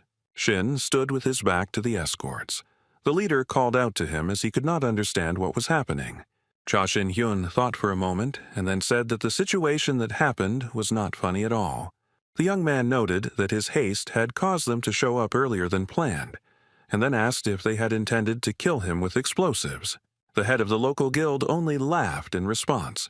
The man grabbed his head and asked Shin if he was injured. The young man then wondered who actually came up with the idea of planting explosives in such a place. A few seconds later, the face of the head of the local guild was distorted by a grimace of pain. He became very pale, his breathing was short, and white foam came out of his mouth. He really scared those around him. The hunters of his guild began to ask what had happened to him, and Shin asked if the leader wanted to tell him something. His eyes were burning with anger, and Shin demanded to know what was going on here, but the leader insisted that he knew nothing. Shin said that it would take time to set up explosives in such a place. Since it was a guild dungeon, the leader should definitely know about it. The head of the local guild still continued to insist on his own, and Shin did not believe him. He continued to look at his opponent, who was writhing in pain and waiting for at least some explanation of the situation that had developed. The guild leader felt very bad. He was on his knees and had great difficulty breathing, but the man still insisted that he knew nothing, and he further noted that if it weren't for Shin, the explosion would have killed him and his subordinates. Tears rolled down the guild leader's eyes, and he screamed, "They were almost killed because of Shin." He thought about the man's words and continued to insist on his own, saying that he had given him enough time. Shin said that he activated the absolute submission skill the first time he used it on people. Then he told the guild leader that he himself is to blame if his consciousness is completely destroyed. And he only cried harder. Tears flowed from his eyes like a stream. He began to think about something. Guildmaster Samdato then spoke about how their guild had been supported by Twilight from the very beginning, and their main task was to maintain their authority on Jeju Island. Just recently, a man came into their office whom they had never seen before. He felt like the master of his life. He said that the office was rather poor, but cozy, and asked if the Samdato Guild was located here. The guild leader was surprised and scared. The guy asked if he had been contacted before and said that he was Park Tae-hoon's death sentence. He had no idea how he was connected to Twilight, but the man said his name was Jaelin. Guildmaster Samdato noted that he felt an incredible aura from the stranger. He said that they needed their help, but first of all, a car. During the confession, the guildmaster burst into tears and said that they had received orders from Twilight to carry out all of Jaelin's requests. The man said that their task was to get Khalin and his company to the dungeon within the specified time frame, and they were to do the rest of the work themselves. The guild leader was all wet, and Shin thought that people must be in the dungeon since they detonated the explosives. Shin thought that he needed to concentrate to figure out where the people who planted the explosives had run off to. Then the young man noted that he really wanted to see those who were plotting against him. One of the guild's hunters shouted at Shin to move away from them and call for the head of Samdato. Shin responded to the guy that he was blocking his way. He was going to use his skills. The young man said that his name was Vicky, and that he would protect the head of his guild to the end. Shin did not pay attention to the hysterics of the people around him, but began to use his strength. The hunters saw that Shin had done nothing wrong, but only a peculiar passage in the cave, and through it they could return. One of the hunters asked what kind of skill it was, and another looked after Shin as he left the cave and asked why he wanted to leave them there. One of the guys started to shake the head of the guild, who lost consciousness. The young people were glad that they would be able to return. But Shin said that they would all remain in the dungeon, because sins had to be paid for, and he was not going to forgive for that. The young people were horrified by what they heard. They could not fully understand what Shin was doing. He came out of the cave, and the hunters screamed at the top of their lungs. One begged the chief to wake up because they would all die here. The head of the guild, Samdato, never came to his senses. One of the hunters screamed that he did not want to stay here. Another begged to save them because they did nothing wrong. Loud screams and curses for salvation were heard from the cave. But Shin wished the boys to enjoy their new home, as he himself had lived in a cave for 10 years, and advised them to try it too. He then thought that this was not a bad reason and thanked them for the wonderful chance to destroy them. But first, he needed to say hello to Gaolin. At this time in the desert, Lee Jihei continued to fight with all her might. What she saw shocked her. Her opponent, Seong-hyuk, was not as simple as he seemed at first. He used the assassin skill, cloning. She noted that the training had paid off, and the guy said that she still underestimated him and asked the girl to wipe away the blood. The vice guild leader laughed loudly and asked Seong-hyuk what he was talking about, wondering if she should use the skill now. It wasn't easy for Lee Ji-hye. She was tired, including from the heat. The girl thought whether it was worth attacking the opponent right now. Seong-hyuk was wondering if he should use his skill now, since it was very valuable and he didn't want to waste it on the enemy's boat. The guild's deputy could read minds and told the enemy that he couldn't defeat her even with the skill. These words made Seong-hyuk very angry. He didn't think that he would be exposed so quickly. The girl stood at the edge of the forest, and around her, like a swarm of flies, many copies of Son-hyuk were flying, calling her. Lee Ji-hye responded to the enemy to watch carefully how a real killer fights. The girl used the skill Moonlight of the Bloody Path, and told her enemy that she would show her strength. She used her strength and began to rise up with several Son-hyuks following her. The deputy head of the Dawn Guild dodged the attacks of her opponents as best she could. During the fight, Lee Ji-hye asked Sun-hyuk if it was true that he was a fan of Park Tae-hoon. Sun-hyuk remained silent, most likely in order not to give himself away, and the girl noticed that her opponent was as persistent as the head of the Twilight Guild. Deputy Guildmaster Dawn used her powers and saw that some of the duplicates began to fall down. She looked back and saw Sun-hyuk approaching her from behind, with a gun in his hands. Lee Ji-hye's opponent cupped his hands and used the Origin skill, but it didn't seem to be enough. Then Sun-hyuk used the Poison Spear skill, and the girl barely managed to dodge his attack. Lee Ji-hye held a weapon in her hands. Blue smoke was rising from it. It was melting before her eyes. The girl could not understand what was happening. Sun-hyuk began to move away from the deputy head of the Dawn Guild, and she followed him. The girl looked at her daggers. It was as if some kind of acid was eating them away. She saw again that the ghosts of Seong-hyuk were standing in front of her, and she understood perfectly well that she could make one mistake and die. Lee Ji-hye noted that she was having a lot of fun because the passions were running high, and she told her enemy that his style hadn't changed at all. Then the girl said that she needed to change her weapon because it had become unusable. Seong-hyuk looked suspiciously at the deputy head of the Dawn Guild. He hoped that she wouldn't notice what was happening to her daggers. Then the opponent decided to thank Lee Ji-hye. The girl was very shocked by this phrase. She definitely did not expect such a development of events. And Seong-hyuk continued. He noticed that it was the deputy head of the guild who played a big role in his life. She showed him how to become stronger. Lee Ji-hye changed her weapon and noted that she didn't remember how she taught the guy to be stronger. Then she thought about how she had to be careful with poison and couldn't hesitate. She was wondering where the real Sun-hyuk was now, and the young man was asking if she really couldn't remember the events of the past years. Then the enemy looked at Lee Ji-hye and said that he could remind her of everything. Sun-hyuk pointed out that they needed to use the shadow play and that it was the last chance, but she definitely decided not to use it and save it for another time. Lee Ji-hye said that this skill was not for her opponent. She knew that this skill could not be used because she still had a battle with Park Tae-hoon. Sun-hyuk's face was distorted with hatred and discontent. He asked if the girl was sure of her choice. Then the guy got angry and started attacking Lee Ji-hye. Everything happened so fast, the girl wasn't ready for it. Seong-hyuk hit the deputy head of the Dawn Guild with all his strength, causing blood to flow from her mouth. Lee remembered asking the boy to look at himself and ask if he had tried to copy her dual dagger technique.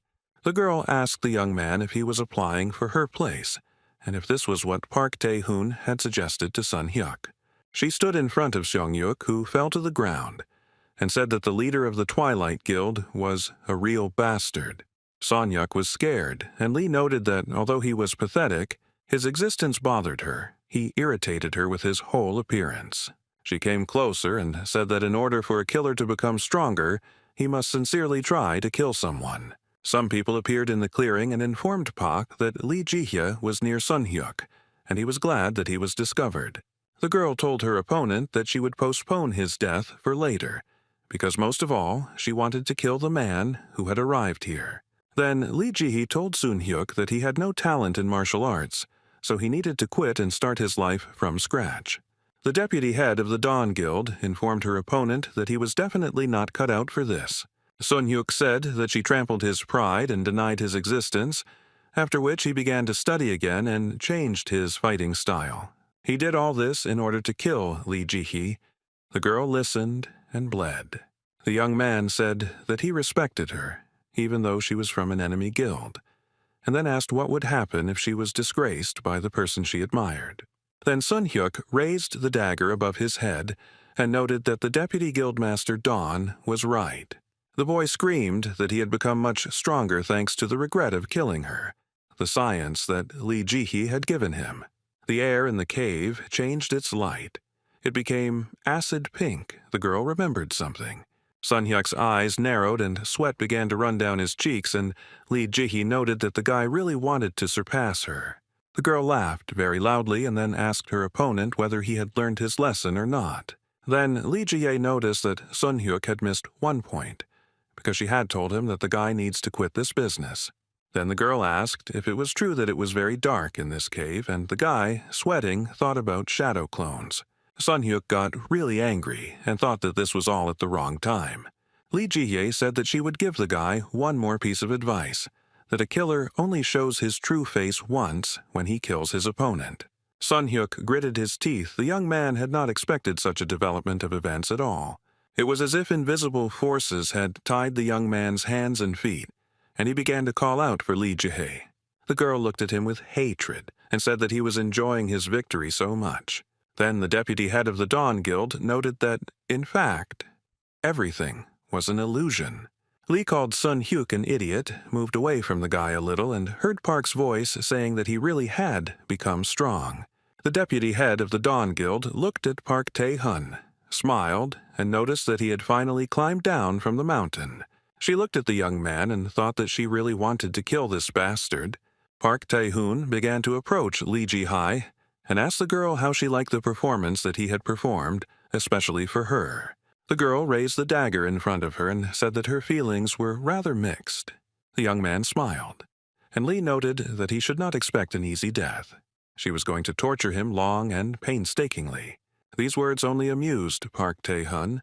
He was not afraid at all. He used force, and a sword appeared in his hands. The young man noticed that he really wanted to hear these exact words from Lee Ji-hee. Each began to use their powers. Lee and Pak entered into a duel, because there could only be one winner. Lee Ji-hee thought for a moment about what awaited them. It would be a game of shadows, and she needed to be prepared for anything. The head of the Twilight Guild was calm, confident in his strength. He thought about something and noted that it was time to start the battle. The young man tried to call Lee Ji-hee, but the phone was ringing with long beeps. The automated voice said that the subscriber was temporarily unavailable. It was possible to leave a message after the signal. He thought that the girl was busy, but he needed to tell her about some dado. Someone answered Shin. He looked at the interlocutor. The young man asked whether he was trying to call Lee Ji-hee, and then he noticed that the deputy head of the Dawn Guild was unlikely to answer the call. She was in the dungeon, and mobile signals did not reach there. A young man with a scythe approached Shin. He said that apparently the guy was wondering how he knew everything, but for those who came from Murim, this was a common thing. He hid behind his sunglasses and asked Cha Shin-hyun if he had satisfied his curiosity. Shin noted that his interlocutor did not particularly look like an expert. He was not sure that he was definitely from Murim, and it was important to him how the stranger knew about the attack on the dungeon. The guy with the pigtail was surprised by Shin's interest and said that he would not answer his question as he was being rude to him. He then took off his glasses and asked if Shin would ask him more politely for information about the dungeon. The young man realized that he was not particularly eager to tell anything, but it was not particularly important to him. Shin thought that he had the ability to force people to tell everything. The guy with the pigtail thought that he had assumed all of this and noted to himself that Shin was simply amazing. The young man realized that the rumors about Shin were not lying. He was able to control magic at a high level. He could combine magic and martial arts. The guy with the pigtail folded his hands. He used special skills. This young man was not as simple as it might seem at first glance. Shin found himself in the middle of a circle with yin and yang symbols, surrounded by people he didn't know. The young man came to the conclusion that it was a gravity trap, and sweat began to run down his temples. The guy with the pigtail confirmed Shin's suspicions, and also noted that the trap was not simple, because it was his greatest creation. He said that he combined the gravity trap from Murim with his magic, and clenched his hand into a fist to activate the heavenly golden seal. Shin laughed and asked what kind of cheap tricks these were. He didn't expect any serious actions from his competitor. But after a minute, he realized that he had gotten too carried away. His body became very heavy. The opponents began to actively attack Shin, using their weapons and skills. Shin understood that he did not control his body, and this all made him very wary. He wanted to use his inner energy, but he couldn't do it. An unknown force was stopping him. Shin saw his opponents approaching him, actively waving their weapons, and he could hardly dodge them. Sweat was running down his temples. It was very difficult for him to resist his opponents. Shin looked at his opponents and didn't like his guesses at all. He had never been in such situations before. And the enemies came closer and closer. Their leader was pleased with himself. They did everything easily and unhurriedly. Shin looked at them and wondered if they were all from Murim, but that couldn't be true. The young man with the pigtail was very happy. He told Shin that he was very pleased to look at his desperate face, and then asked how he could live without inner energy. Shin covered himself with his hands and tried to put up a defense. The attacker noted that his heavenly seal was absorbing all the energy, and then he added that all of Shin's energy was transferred to his subordinates, thereby putting the enemy in a dead end. The guy with the pigtail was very happy. He said that no matter how strong Shin was, he couldn't defeat them. And then he added with a smile that the stronger he is, the stronger he is with his team. So Shin has no chance of winning. Guys gradually started flying up to the young man, their eyes glowing with excitement, and the guy with the pigtail said that Shin would be killed by the power he had accumulated. The fight was unequal. Shin had a hard time. He just gritted his teeth and told his opponent that he was talking too much, and he was tired of listening to him. Shin then remarked that he was not called the Immortal Sword Emperor for nothing, and he would show his opponent how pathetic he was in front of true power. The young man decided to apply the true law. It is created with the help of natural amulets and objects that are arranged in a special order. With such a ritual, it was possible to create something resembling a new space, and this is what Shin did. Zhuge Liang was a legendary strategist and formation master. He could summon lightning and wind, as well as use the octagonal method, thanks to which he destroyed entire armies. The guy with the pigtail admired him, and even after Murim honed his skills, he pointed out that if the truth is to be believed, he could also be compared to a deity. He closed his eyes, then opened them. They burned with the fire of hatred. He was sure that he was a deity. One of the attackers flew up to Shin and wanted to hit him, but the young man defended himself from him with the last of his strength. An epiphany came to Shin. He thought a little about his opponent's words and finally understood everything that had previously baffled him. Shin said that gold is energy, thus a play on words was used which the opponent called the heavenly golden seal. The enemies became very angry. Apparently they were not prepared for their plan to be revealed and raised their weapons up. Shin calmly told them to stand still, and the opponents felt very bad. They could not understand what was happening to their bodies. The young man used his force and told the attackers to wait a little. He was almost finished. The leader of the attacking gang thought that Shin had created a new law that he had never heard of. He was also curious about where he had found the weakness of the formation. He looked at Shin's back and thought that all this was impossible, how he had changed the law, that it had gone unnoticed. Shin read his enemy's mind and said that he was a good guy, and also asked him to answer the questions he needed to know. One of the attackers asked Shin if he worshipped a devilish cult that contradicted Confucianism. In response to this question, Shin only laughed and said that he was not very familiar with this cult, but their energy was very similar to him. And then he added that despite the fact that they possessed martial arts, they were definitely not returned from Murim. Shin thought about it and noticed that their skills were rather mediocre, and for people who had been to Murim, they were performed too roughly. And I noticed that the harmony of pure art does not resonate with them, but this is very important and is the main confirmation. One of the opponents grinned nastily and noted that Shin Hyun had a very well-trained eye. The leader of the attackers said that Shin was right, emphasizing that the people from Murim were indeed different from ordinary people. And his subordinates, he called them artificial people, which greatly shocked Shin. The guy noted that at his level this was not reasonable. Shin said that when teaching his students he also broke through other people's flesh and thus transferred his energy. Then he thought about it and said that the attacker trained his subordinates in a completely different way. Shin even doubted a little that this was possible, but he was shocked by his own guesses. The young man said that if the hunters were created in the usual way, Shin would not feel the difference, but this is the magic of earthly magicians or a demonic cult. The guy with the pigtail was very surprised. He couldn't understand how Shin figured it all out so easily. He reported that he was being hunted by slackers whom he had converted into useful ones, and this cost worthless lives, and the speed of research was very high with several thousand test subjects. The guy noted that as a result, he received excellent subordinates who could be compared to high-level adventurers. And then he told Shin that he would squeeze all the juices out of him with his formation. And Shin noted that his opponent used people as sacrifices. The opponent just laughed because he didn't think how wrong it was done. So Shin said he had enough, even though he liked the enemy's tricks, and began to act. The enemy started coughing. His breathing was blocked. He thought it was resonance and what was really happening to him.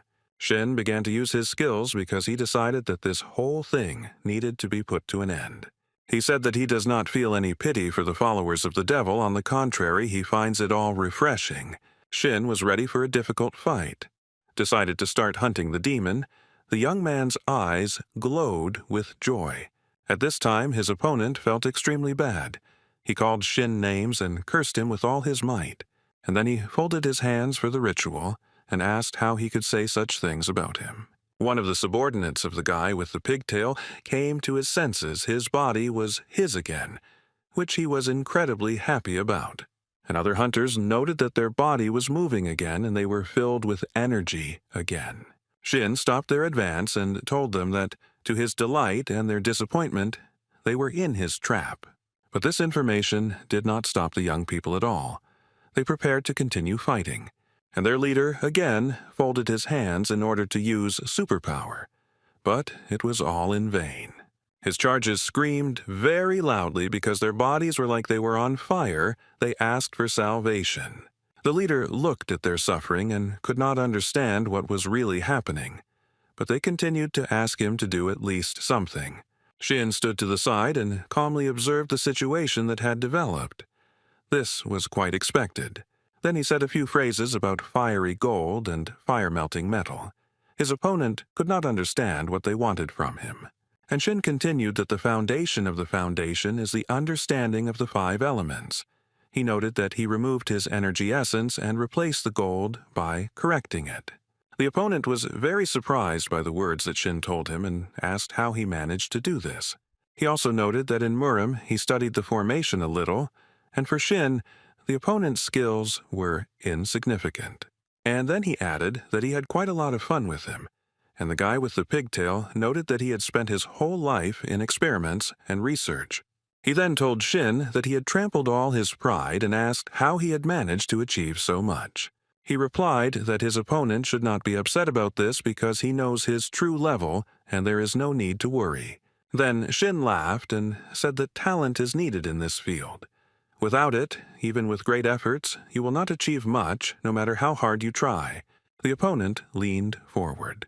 He felt bad, but thoughts of killing Shin did not leave him. He approached his enemy and noted that he had taken away many people's energy. Shin hoped that he would not mind if he took it away from him. The young man used his power, the absolute command skill. He wanted the enemy to tell everything. It was very important for Shin that he was with La Jie. His eyes were burning with fire and his pupils became small. The opponent began to whisper the name of the deputy head of the Dawn Guild, and before him appeared a picture of a girl lying on the ground covered in blood. Li Jihye had blood pouring out of her mouth.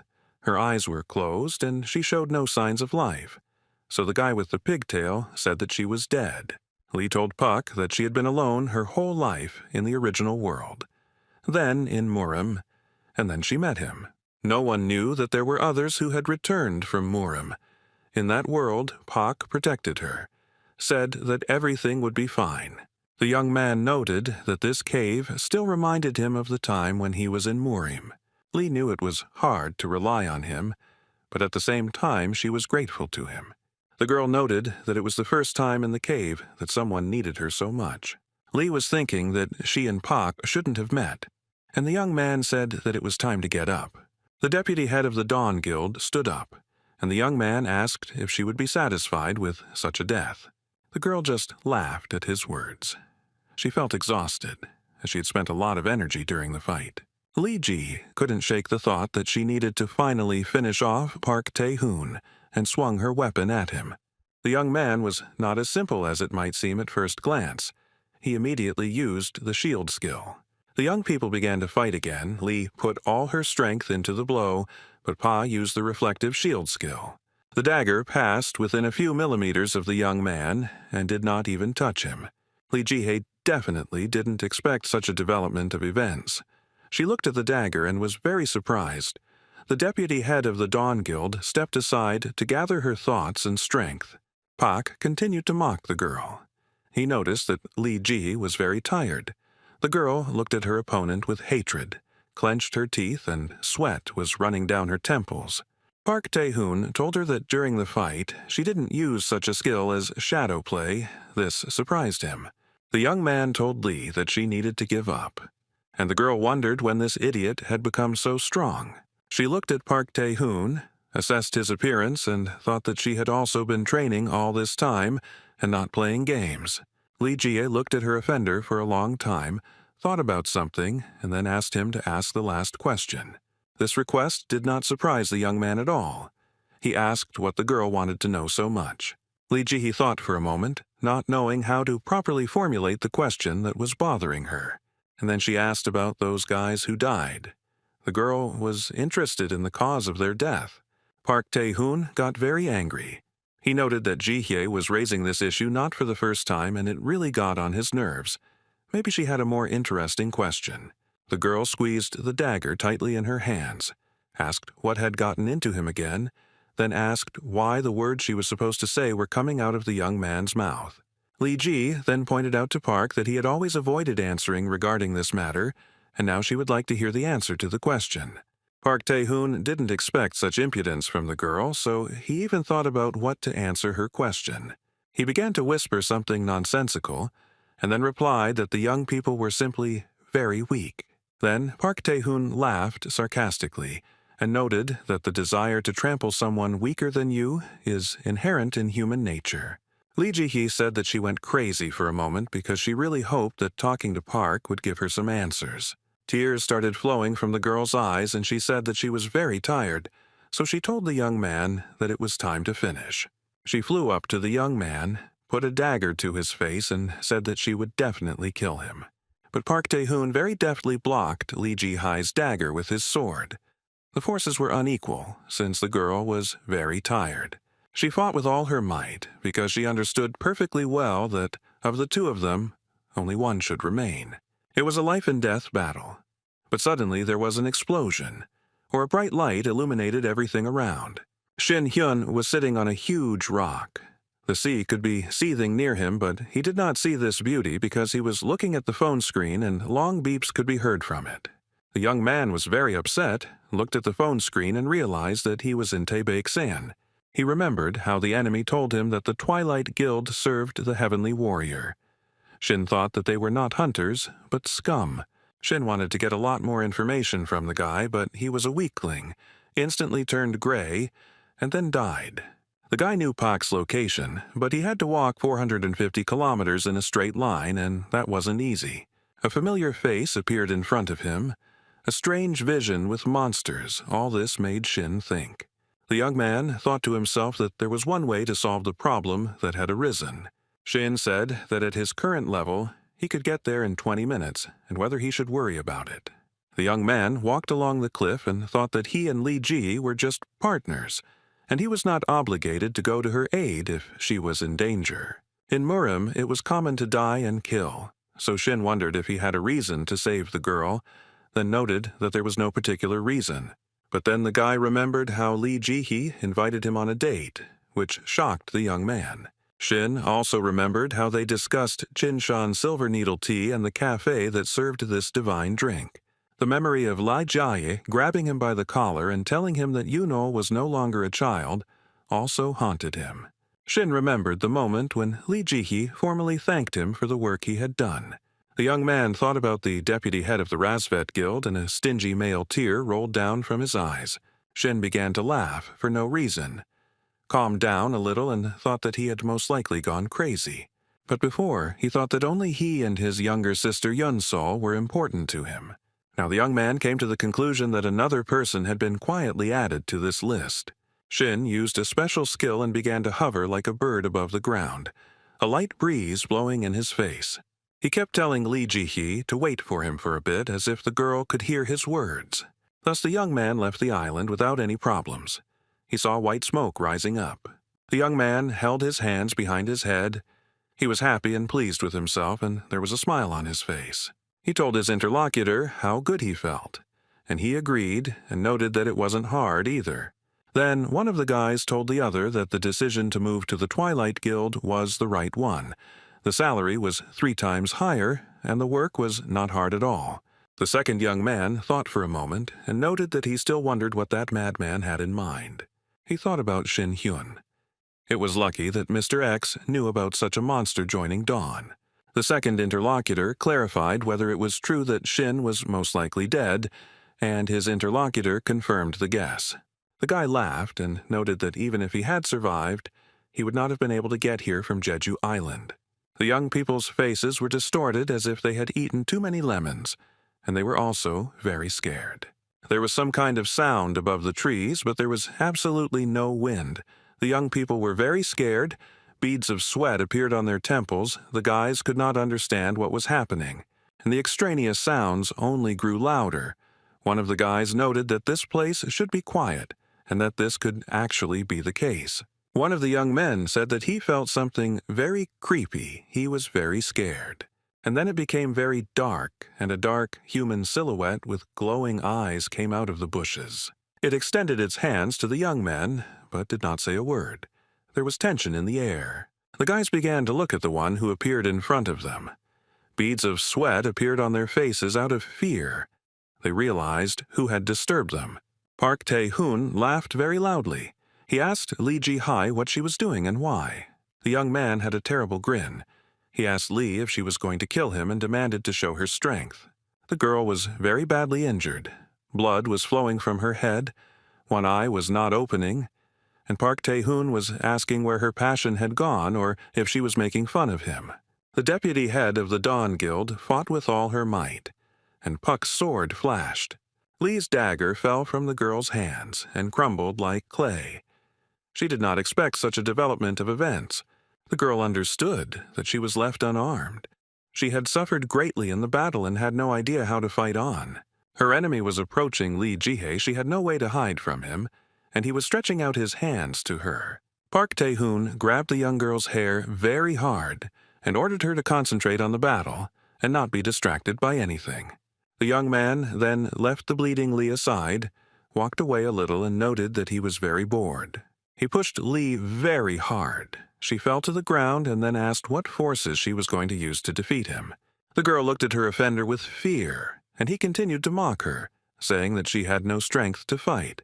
Park Tae-hoon approached the exhausted Lee and asked how she felt about this outcome, whether it was now clear to her which of them was right. The girl was silent, and the young man grabbed her neck very hard with his hand. Lee winced in pain. Park Tae-hoon continued to mock the girl. He said that following the Heavenly Warrior was beneficial and it was not too late, so he was ready to give Lee another chance. The young man continued to hold Lee by the neck, offering to go with him because together they would become very strong and no one would dare to threaten them. Lee Jiayi was in great pain, and she very quietly thanked Guildmaster Twilight for his offer. The girl said that she would rather die than follow Park Tae-hoon and asked the young man to leave her life. The guy continued to hold her by the neck and called the girl a child because she gave preference to the Heavenly Warrior. Lee's wounds were bleeding profusely as Pak strangled her, but she told her tormentor that he would die for following the Heavenly Warrior like a dog. Park Tae-hoon was very angry. He did not expect such a strong rebuff from Li Jihai. Shin Hyun appeared in front of them, but how could he be here and find them so quickly? He is looking for the heavenly warrior and his thoughts are filled with revenge. He wants to take revenge as quickly as possible on the one who ruined his life. Park Tae-hoon's subordinates, who had transferred to his service from the Dawn Guild, only laughed hysterically, and the head of the Twilight Guild continued to pester Lee. He asked if Shin would leave the servant of the heavenly warrior alive. He then stopped strangling the girl and suggested that Shin Hyun was most likely already dead. This information shocked Lee Ji-hye. She couldn't have thought about it because she was confident in Shin's abilities. And Park continued to talk about how he entrusted the Tenjo Guild with the murder of Shin Hyun, whose hunters are very strong and follow the heavenly warrior. The guy continued that the people who returned from Morim went to Jeju Island. They are much stronger than high-level adventurers. Shin heard all this and just sighed. Pak continued he noted that Shin had indeed been in Morim for a very long time but was very weak against Tenjo. Here, Park Tae-hun froze in place. Surprise frozen on his face, he heard a familiar voice that demanded that he continue the story. He turned around to see who was talking to him and was very surprised to see Shin. Beads of sweat appeared on Pak's face. He began to stutter and asked how Shin got there since he should already be dead. Shin did not come himself but brought Pak's dead charges. He was surprised why he should be dead if he was still alive, and said that he would return his guys to their owner. He noted that he had seen these young people at the Sun Festival, and they were fighting for the Dawn Guild. But how they became Puck's wards was still a mystery. Shin shook off his hands, put the boys on the ground, and said that he killed them because they were in the way. Then the young man heard a weak female voice. He looked down and saw Lee Ji-hye, his heart beat even faster. He was glad that the girl was still alive. The deputy head of the Dawn Guild was also very surprised because she was not sure that Shin was alive. The young man looked calmly at the girl. He did not want to show his emotions. At this time, Park Tae-hoon was thinking about how Zhao Lin could have lost to Shin. But what interested him most was how he got here, since he was supposed to be on Jeju Island. Realizing that all his plans had gone to waste, beads of sweat appeared on Park Tae-hoon's temples. Shin said that enough time had passed. The last time they saw each other was at the Festival of the Sun. Park Tae-hoon immediately decided to start fighting, so he used the shield skill and surrounding shield. But Shin was prepared for the fact that he would have to fight the enemy, and the fight would not be easy. The eyes of the Twilight Guild leader became very large from fear, and he was covered in beads of sweat. Shin was very amused and only asked if Park Tae-hoon had a religion. The guy made a fist and said that if Park had no religion, he advised him to accept anyone so that he could start praying to God, praying for his life. Shin Hyun then noted that he did not think that Park would survive today. He was ready to act immediately. These words shocked Park Tae-hoon. His face twisted into a grimace, and his eyes were very scared. He raised his sword up and continued to scream, apparently wanting to scare those around him. The young men came together in battle. Sparks flew from them. No one wanted to die, so they fought like madmen. In the distance, two guys could be seen fighting, each using their own skills. Shin fought with his bare hands, while Pak had not only a huge sword and shield, but also protective clothing. The leader of the Twilight Guild swung a huge sword. It almost touched Shin. He also thought that from the moment he entered another world, Murim, he almost died.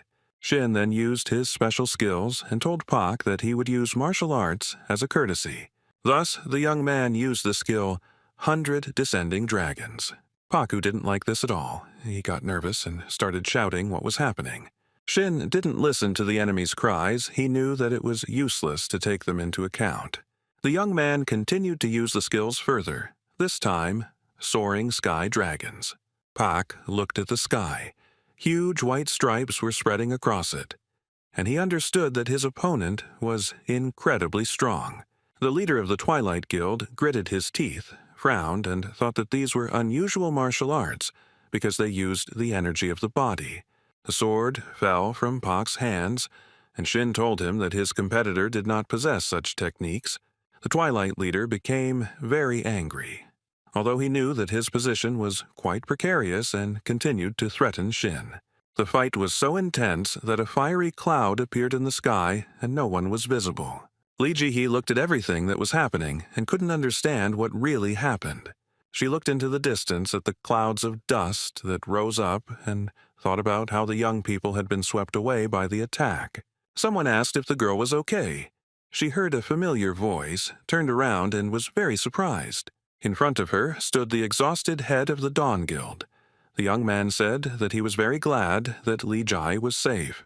The girl ran up to him. She was very surprised and then began to ask how the leader got here and what happened to the other team members. Guildmaster Dawn became darker than a cloud. Tears flowed from his eyes. He told Lee that all their comrades were dead. The young man remembered how they fought, noted that the battle was very difficult, and then the chief reported that of all the survivors, he was the only one left. And then Park Tae-hoon appeared. He was very angry, holding a sword in his hands, and noted that he barely survived the fight with Shin. The young man thought to himself that the destructive force had exceeded all his expectations. Then he saw his charges running towards him, inquiring about Pa's condition. They were surprised, so they asked what was going on here because a large piece of land was destroyed. The guys thought that it was Ji-hee's doing. Indeed, the area looked like it had been blown up, Shin thought, and then realized that he was hearing familiar voices. He looked around and recognized Pak's comrades, then asked what they were doing there. The young men didn't expect to see Shin here. One of the guys asked how he got here, and Pak thought that his competitor didn't even get tired during the fight.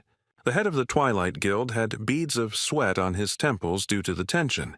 He realized that everything was bad, because he hadn't even had time to recover from the fight. The guy understood that he needed time, then looked at his charges. A wonderful thought struck him, and his bad mood was quickly replaced by joy. He ordered his men to act, to kill Shin Hyun. The young people were shocked by such an order. Shin stood to the side, watched what was happening, and realized that Pak was weakened. And this was an ideal chance, and said out loud that 2 more corpses would soon appear in the clearing. The wards of the Twilight Guild leader heard what Shin said. They did not want to attack him, but Pak did not change his decision. He screamed like hell for his men to get rid of Shin if they didn't want to die on the spot. The young men, although they were scared and had no desire to fight Shin, could not disobey the order.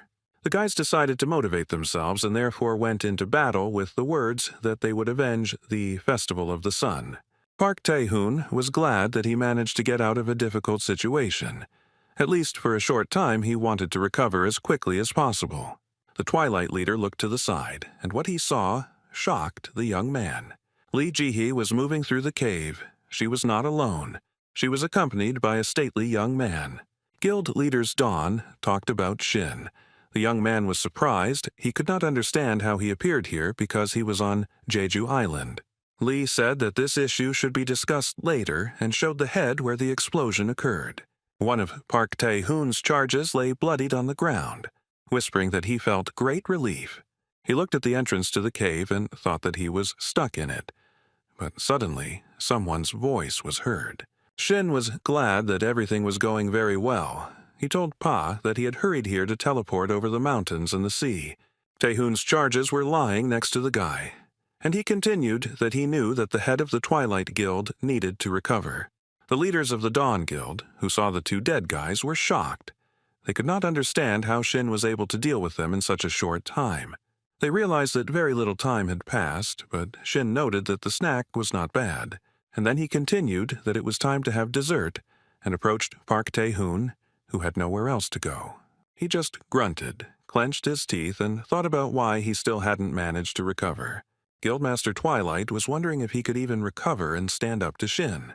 Park Tae-hoon really wanted to defeat a monster like Shin. He blamed him for all his troubles. Something appeared in front of the guild leader and told him not to worry because it was time for him to wake up.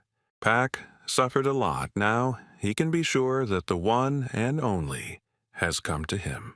The voice told Tae-hoon that he could show himself to the fullest and that he needed to fight for his life. And from these words, Pak's pupils narrowed, and the head of the Twilight Guild was ready for battle. He began to approach his opponent, Shin. Pak was very happy, because he felt that his whole body was filled with energy. He screamed with joy, because he realized that with the power he had gained, he would definitely defeat Shin. He just laughed and then asked if it was true that Park Tae-hun still had some trump cards. He asked the head of the Twilight Guild if he was going to cling to his life, and told him not to doubt, because he would definitely die today.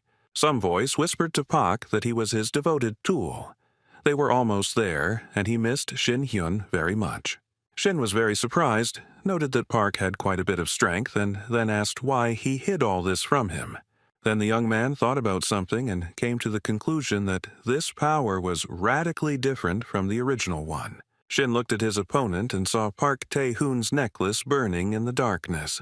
The leader of the Twilight Guild approached Shin Hyun very quickly, which surprised the latter greatly.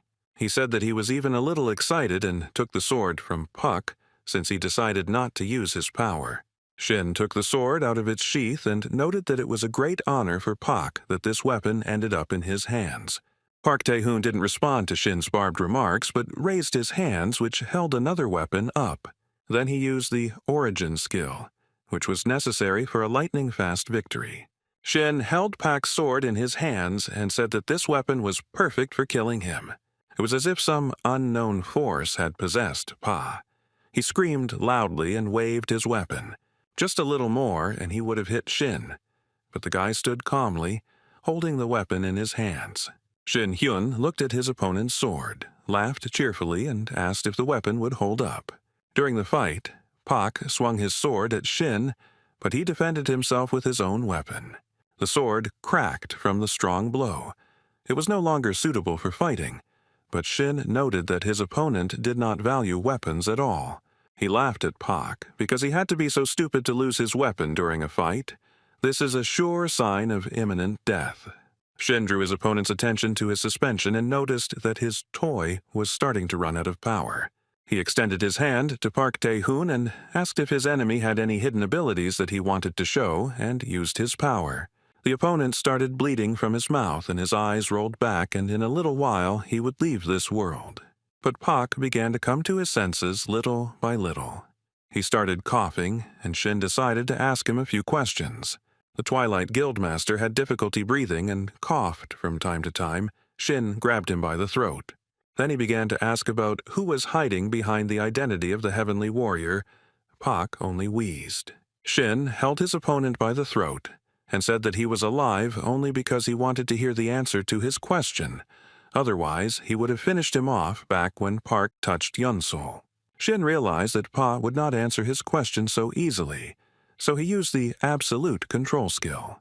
He continued to hold his opponent and continued to inquire about who the Heavenly Warrior was that he was constantly following. Pak continued to bleed and whisper something incomprehensible. He was wounded, and Shin was holding him by the throat. Then the leader of the Twilight Guild said that the Heavenly Warrior sent them to Murim. Shin certainly didn't expect such an answer. It shocked him. He was very surprised. Park Tae-hoon screamed loudly, and a huge number of system messages appeared in front of him. Shin couldn't understand what was really happening. His eyes became very big. Huge metal chains wrapped around his entire body, and Park Tae-hoon said that the Heavenly Warrior was living within his body. Shin was chained. He couldn't move from the spot, but what shocked him most was the information he heard from Shin. The young man understood that he was trapped, but he couldn't even imagine how to get out of it. Beads of sweat appeared on Shin's face. He was very surprised and scared. The guy screamed very loudly about what had happened to him, and then he had some guesses. He had seen all this before in his life. He realized that he was in a cave from Murim. The young man had tears running down his cheeks and fear in his eyes. He couldn't even believe that he was in this damned place. Then Shin heard a familiar voice asking if he knew this place. Park Tae-hoon said that he created this place with the Soul Sword skill, and then asked Shin about the memories that came flooding back. The head of the Twilight Guild informed his competitor that he was the first one to come here, which he was extremely happy about. Park Tae-hoon was very happy and clarified with Shin Hyun that this was their first face-to-face meeting. Shin screamed with all his might. He couldn't believe that his opponent was going to hold him in this cave. Pak replied that the opponent should calm down, because the entire space of the cave was made of the soul of the sword, and it would be very difficult to break the chains. Shin Hyun grimaced and asked the young man if he was Park Tae-hoon or not. Something was bothering him. He then continued that his opponent had excellent sword skills, so he assumed that Puck was the heavenly warrior. He asked if Shin had any questions about this, and he noted that he could ask whatever he wanted. Since this was a very rare meeting, the young man was preparing to answer all the questions that interested Shin, but for some reason he fell silent, then asked if he had fun. After all, he watched Shin survive in a terrible world where death lurks around the corner, not knowing if his family was alive, suffering for 140 years. The opponent saw Shin very well for 140 years, watched his suffering, so the young man asked whether he was having fun. Park Tae-hoon didn't expect such a question from Shin, was silent for a while, and then said that he was bored. Shin couldn't believe what he heard. This answer shocked him, and the guy noticed that he was tired. He began to approach Shin and said that he had gone through a huge number of trials, battles, and almost died. Park Tae-hoon came even closer and said that he waited patiently. He did all this in order to see how Shin's levels increased. He then elaborated on why Hen remained human after going through the suffering and hardships in that world, as he remained the same as before. Shin was very surprised by his opponent's words, and he only asked what the young man was talking about. Then Hen became very hysterical, laughing and unable to calm down. Park Tae-hoon looked at him for a long time, piercingly, and could not understand the reason for such laughter. Shin calmed down a little and noted that he really wanted to know something from him. Then the young man noted that he didn't even want to think about Park Tae-hoon's words, and that was good, since he had been bored for a long period of time. Shin grabbed the chains in his fist and said that he had one regret that he wanted to avenge. He only wanted one thing. Then the young man shouted loudly that the heavenly warrior was a bastard who had ruined his entire life. Shin Hyun folded his fists and began to frantically tear apart the chains and said that he wanted to kill his opponent. All of this surprised the young man. He freed himself from the shackles and, without thinking, immediately attacked Park Tae-hoon, driven by hatred and anger. Park Tae-hoon was not prepared for Shin to free himself from the shackles so quickly, so he took the blow on himself, causing blood to come out of his mouth. The strong impact broke the pendant that was hanging on Park Tae-hoon's neck, and it began to fall down. And the confrontation between the young people continued because everyone wanted to emerge victorious in this battle. The blow caused blood to flow from Shin's hand in a stream. He was very angry, and due to the intense tension, beads of sweat appeared on the young man's face. And Park Tae-hoon ordered the boy to listen to his words, open the doors to ascension, and go beyond human boundaries. Shin was on the ground, blood was flowing from his hands. Pak was lying on the ground and thinking about how his opponent would lose everything. Lee Ji and the head of the Dawn Guild appeared behind Shin Hyun, and the girl called out to the young man. What she saw shocked the deputy head of the guild. The girl could not imagine that the fight would be so brutal. Shin Hyun didn't expect anyone to appear in the clearing. He gritted his teeth and didn't want to answer any questions. The next day, the Twilight Guild representatives heard from the Dawn Guild that Park Tae-hoon had died and agreed to follow their advice. In this situation, the members of the Twilight Guild were forced to declare complete capitulation. Many people learned that not only the guild leader had died, but also most of the high-level hunters. And those who remained alive and saw the death of other hunters tucked their tails between their legs and retreated very quickly. Thanks to this, Twilight was very quickly joined by Dawn, and the chief secretary of this guild, Dunhwan-oh, decided to resign. The members of the Twilight Guild who had transferred there from Dawn were pleased with themselves.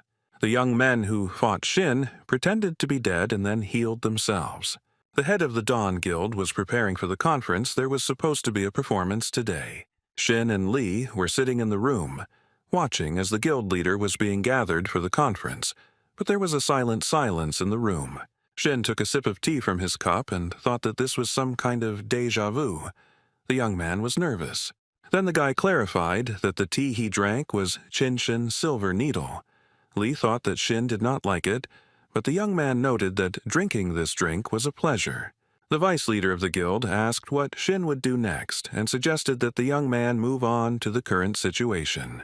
The girl said that twilight merges into dawn thanks to a peace agreement, but there are still parts that are difficult to negotiate with.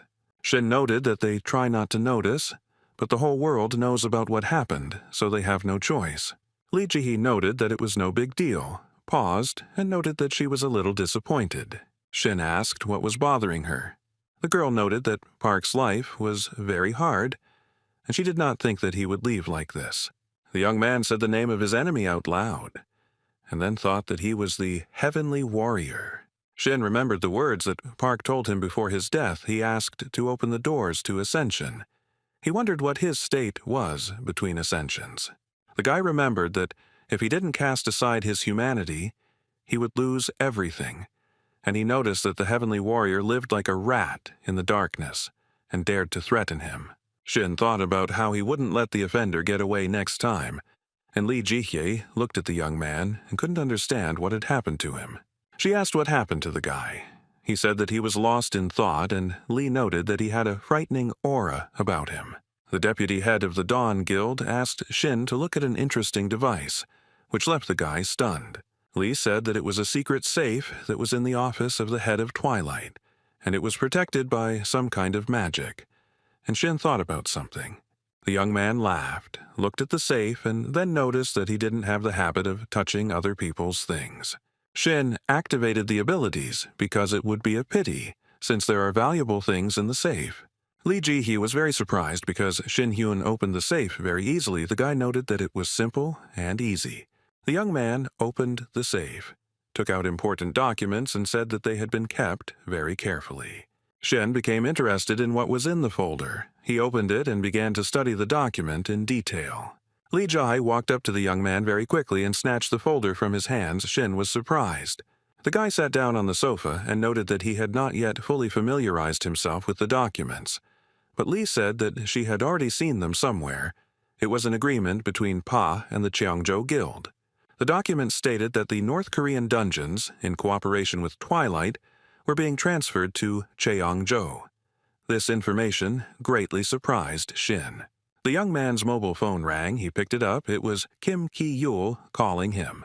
Kim informed Shin that he and the guild hunters were near the entrance to the dungeon, and that the Samdaho guild members had been captured and would be arrested. Kim then asked if explosives were used against Shin, as there was chaos in the dungeon. Something was happening there that was beyond imagination. Kim really hoped that Shin would come back very soon, since Leader Cha had been angry for 5 hours without stopping. Shin took the phone away from his ear and thought that his little sister was very annoying. Lee turned Shin's attention and informed him that the documents also contained information about the Tenjo Guild. Shin asked what exactly was written there. The girl said that there was information that, in addition to Galen, 4 more people had returned from Murim. The young man took the folder and saw that it contained personal information, that they were masters who had reached level 50, and their guild was called Cheongjo, which meant bestowed by heaven itself. Shin thought about something and came to the conclusion that all the guys from the Cheongjo Guild were damn fanatics. These guesses surprised Lee Ji-hee, and the girl agreed that everything was really like that. The young people were surprised because they certainly didn't expect to see exactly these documents in the folder. Shin smiled and said that he now had a different goal. He had to find all the members of the Heavenly Warrior Guild. And to use poison against them, it means that one evil person will erase other people with his anger. Shin was sure that he would win, because in Murim it is common to be absorbed by someone stronger. In the room, a gray-haired man sat on a throne and had very important conversations with his ward. She asked if it was true that Twilight and Dawn were merging, but Twilight was joining in. The subordinate confirmed his suspicions and asked whether he had contacted Galen, since 36 hours had passed and he had not responded. The guy thought for a while and came to the conclusion that both young men had failed. She wasn't surprised that Park Tae-hoon lost because he was too confident in himself, but she was surprised that Galen lost too. She thought that all the 10 commandments approaching the cultivation masters had lost contact. So Pa was right. Shin shouldn't be underestimated because he had been in Murim for a very long time. The guy came to the conclusion that Shin Hyun was about 68 levels stronger than him, and this information made him laugh. But the subordinate could not understand what the reason for joy was. He looked at his boss in surprise. The guy ordered his subordinate to find out more about Shin Hen. Avoid contact with him, do everything smoothly and slowly. He agreed with the leader's words. He noted that Shin's external and internal levels do not matter, because victory can be achieved not only by the level of strength. The action takes place on Jeju Island at the headquarters of the Tamra Guild, on the seashore. Yeon-sol was surprised when she saw her brother. She told him that from now on, if he runs away from her, then the girl thought about it. And she said that she would beat her brother. The sister lightly hit Shin on the head, and he made excuses because he didn't want everything to happen like that. Yeon-sol asked Shin to tell her where he went. But then the guild members appeared in the room and began to calm the girl down. The girl continued to punch her brother in the head. Beads of sweat appeared on his face. He thought that this was not the best greeting. Shin thought about the news on TV about the leader of the Dawn Guild announcing the disbandment of Twilight. And Lee Ji-hee tried to find out as much as she could about the Cheongjo Guild. Because there was a high risk that they would cover up all traces, the girl decided to take on the matter herself. So there was no point in Shin Hyun stirring up the matter. The young man had a whole swarm of thoughts in his head. He was thinking about how best to take revenge and apparently forgot where he was. He was distracted from his thoughts by members of the Tamra Guild, but the young man did not hear what they were talking about. One of the hunters said that he was to blame for the situation that had developed, because he did not expect that there could be traitors in the Jeju guilds. The guy offered his sincere apologies and asked how he could make amends. Shin and Yeon-sol thought about it. Yeon-sol lowered her head, closed her eyes, thought about something, and then began to speak. The girl noted that even now there are traitors in the guild. One of the young guys was covered in sweat and could not utter a word. Shin said that he tried to believe the guild members, but now his faith was gone. These words surprised Yeon-sol very much. She clarified the reason for this. The guy continued. He noted that if the guild members are not against him, then he is not their enemy. Shin suggested skipping this moment. The guild members were very happy that they were not turned away and justice would prevail. The young people were happy and laughing, but after a while their fun was interrupted by Shin. He asked if the members of the Tamra Guild planned to go under Dawn's leadership. Shin announced that the guild union could join Dawn, and everyone present fell silent. But then Shin was reminded of what he said, that he would not take sides because of their feuds. Shin still insisted that Tamra go under the wing of Dawn, because the forces were not enough to contain the local dungeons. Guild member Tamra had beads of sweat on his face as he looked through the documents and noted that he himself could not say anything, and that this issue needed to be resolved by the entire alliance. The young man thought for a moment and noted that this offer was the best deal for them. He bowed before Shin and thanked him, who replied that it was easier to trust each other in the same boat. Shin then thought that if he spread his influence throughout the entire island, it would be much easier for him to track down all the traitors from Cheongjo. Then the young man asked if Kim Ki-yul was the leader of the group. He agreed. Then Shin asked if the dungeons they had agreed on existed. Kim noted that there was one left near Mount Hallasan. Shin invited them to go there, and quickly, all this greatly surprised Yeon-sol. And Shin only confirmed their guesses and thought that in the near future, he would have many more things to do. Everyone was assembled. The group consisted of warriors, priests, and tanks. Shin noted that this was an unusual combination. Yeon-sol asked why the archer and mage were excluded. It turned out it was because of the cave landscape.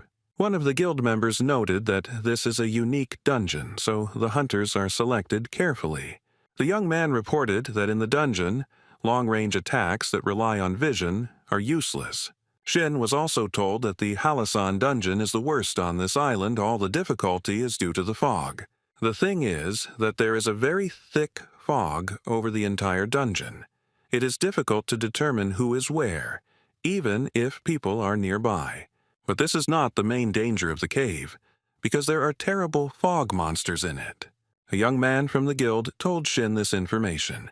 He thought about it and realized that it would not be easy.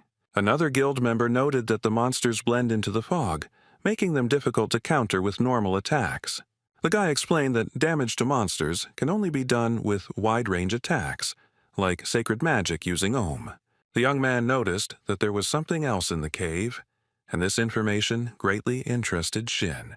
The guy showed a shield that had scratches from the paws of huge animals, and noted that they had extremely high strength, and he was almost killed once. Shin said that everything was now clear to him, but the explanation was incredibly long. These words angered the young man. Shin added that he understood everything and noted that the monsters needed to be hit hard with some skill. He stepped aside and said that it was time to stop explaining and get down to work. Sheena was not at all afraid of anything. He was cheerful and ready to work. The only thing he noted was that he would put in more effort. One of the guild members didn't take Shin's words seriously, while the other was glad that the young man was so confident in himself. Shin saw a blue clot in front of him and thought that all this was so familiar to him. He stood, a light wind blowing across his face, but it was not visible at arm's length. Shin felt calm and peaceful, was preparing for the fight because he knew that the cave was not simple, when someone called him. A young man approached him. He was glad to see Shin. The guy managed to quickly find him in this impenetrable fog. He recommended that, at least at the beginning, they stick together, because even if they move a short distance, there is a high probability that they can get lost. Then the guy called someone from the group and asked them to turn on the light, and a mini sun appeared in the hands of a guild member. The young man told Shin that the safest way to move around the dangerous cave was with lighting. Then Shin asked Ki-Ha-gun if he was the leader of the group. The young man was confused and did not know what to answer. Shin said it was all elementary, then asked if there was a completely safe area near the entrance to the dungeon. The guild members thought for a moment and then confirmed Shin's words. They noted that monsters had never appeared at the entrance to the cave before. One of the guild members was left alone in the impenetrable fog. He couldn't even believe it. He was very upset.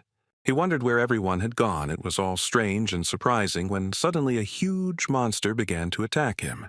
The young man was very confused and scared, as he was not ready for the attack, and the monster's large paw was already hanging over his head. As if out of nowhere, Shin appeared and used his superpowers to save the guy. He grabbed the monster by the face, used the special slap skill, and thus saved the young man. The other guild members were very scared, as there was a very loud noise. Shin thought that during the attack, the monsters materialize and become visible. The young man looked at the monster. It was surprising in its enormous size. It had huge teeth. The guild members were wondering why there were monsters near the entrance to the dungeon, and the leader said to form a line and be on guard. One of the guys disobeyed the order, but kept to the company, stepped aside, and something landed near nothing. Shin realized that Yahello was nowhere to be found and began searching for him. The young man was on the alert, as he was prepared for the fact that monsters were everywhere. Shin used his force in a flash as he needed to save the guild member from death. There were several monsters. They were very angry. Their silhouettes resembled cats. Their eyes glowed and saliva dripped from their mouths. Shin dealt with the monsters very quickly because he had a special power. Then he called out to someone. He asked if everything was okay with the guild members. His gaze was frightened. Something made the young man wary. The guy said that he had checked using search magic and there shouldn't be any enemies nearby. Now he could take a little rest. The guild leader heard these words, thought about it, and then noted that everything happened in a short time. Shin asked which of them had escaped, since he had sensed the energy of the fugitive, and then allowed them to ask him for help if necessary. Shin was told that they could only understand the situation and formulate a plan, as he did everything himself. The group's leader reported that their group was unable to withstand this pressure even from the very beginning. At this point, Shin thought about something. His eyes became very big, and he called the leader of the group to him. He wanted to talk to the young man about something important. The chief was not against frank conversations. They stepped aside, and Shin asked again if there had been any attacks in the area in front of the entrance to the dungeon. The leader replied that there had not been. Then he told that they hadn't cleared this dungeon for a long time. Apparently the reason was that there were a lot of monsters. They gradually reached the very entrance. Shin didn't know what to answer and thought that he should find out more during the cleanup. And the monsters approached. They were very big, angry, and warlike. Shin was not afraid of them at all. Since he had the necessary skills to fight, he scanned them. A group member was watching him from the side and was surprised by his calmness and well-coordinated work. Then the girl asked if everything was okay with Shin. Perhaps he had infinite ohm. Then she asked if perhaps the young man should take a break, since there were many more monsters compared to previous raids. The head of the group noted that all this could be due to the number of people. It is still very early to judge anything. Shin noted that he scanned everything around, and the most suspicious one was located 4.5 kilometers from this place. Everyone was surprised that Shin's search magic had such a wide range, and the guy replied that they would soon see for themselves, because this was a dungeon. And an hour later, the head of the group was very scared. What he saw shocked him. No one present could understand why the fog had become so thick, even thicker than before. Shin was delighted, and Kim noted that it looked very much like a white wall. There was something curious about this fog. Here someone's voice ordered Kim to throw a dagger into the fog. He was like a slave. The guy agreed, and his hand pointed to a cloud of energy, which was where he had to go. Kim promised to hit the target, took good aim, and the dagger flew along the desired trajectory. The heavy weapon flew very quickly like a light feather. An unknown force led it straight to the target. The dagger hit the monster's eyeball right in the target that the unknown voice had indicated. All the guild members were very surprised, including Kim, but for Shin it was expected. So he smiled and told everyone to be ready. The leader of the group became very nervous. Beads of sweat covered his face. He began to understand that monsters were approaching them. Shin was calm and focused, ready to actively fight the monsters. The group members looked up at the sky, and even through the very thick fog, they saw some kind of silhouette. Suddenly, a huge monster appeared in front of them. It looked like a huge cat. Drool was flying from its mouth, and its eyes were burning. One of the group members couldn't understand why the giant fog monster was heading towards him. He put up his shield, clenched his teeth, sweat ran down the young man's temples, and he barely held back this huge creature. The leader of the group, who was holding the sword very tightly in his hands, came to his aid. He knew that his ward could not cope with such a big monster on his own, so he went to help. Kim told the guild member to calm down and stop whining, and to stop panicking. Indeed, the monster is big, but size is not the main thing because they can easily cope with everything, working in a team. The cat monster stood on its hind legs, screaming at the top of its lungs, but the team members actively fought with it. Shin noted that the group leader was not bad.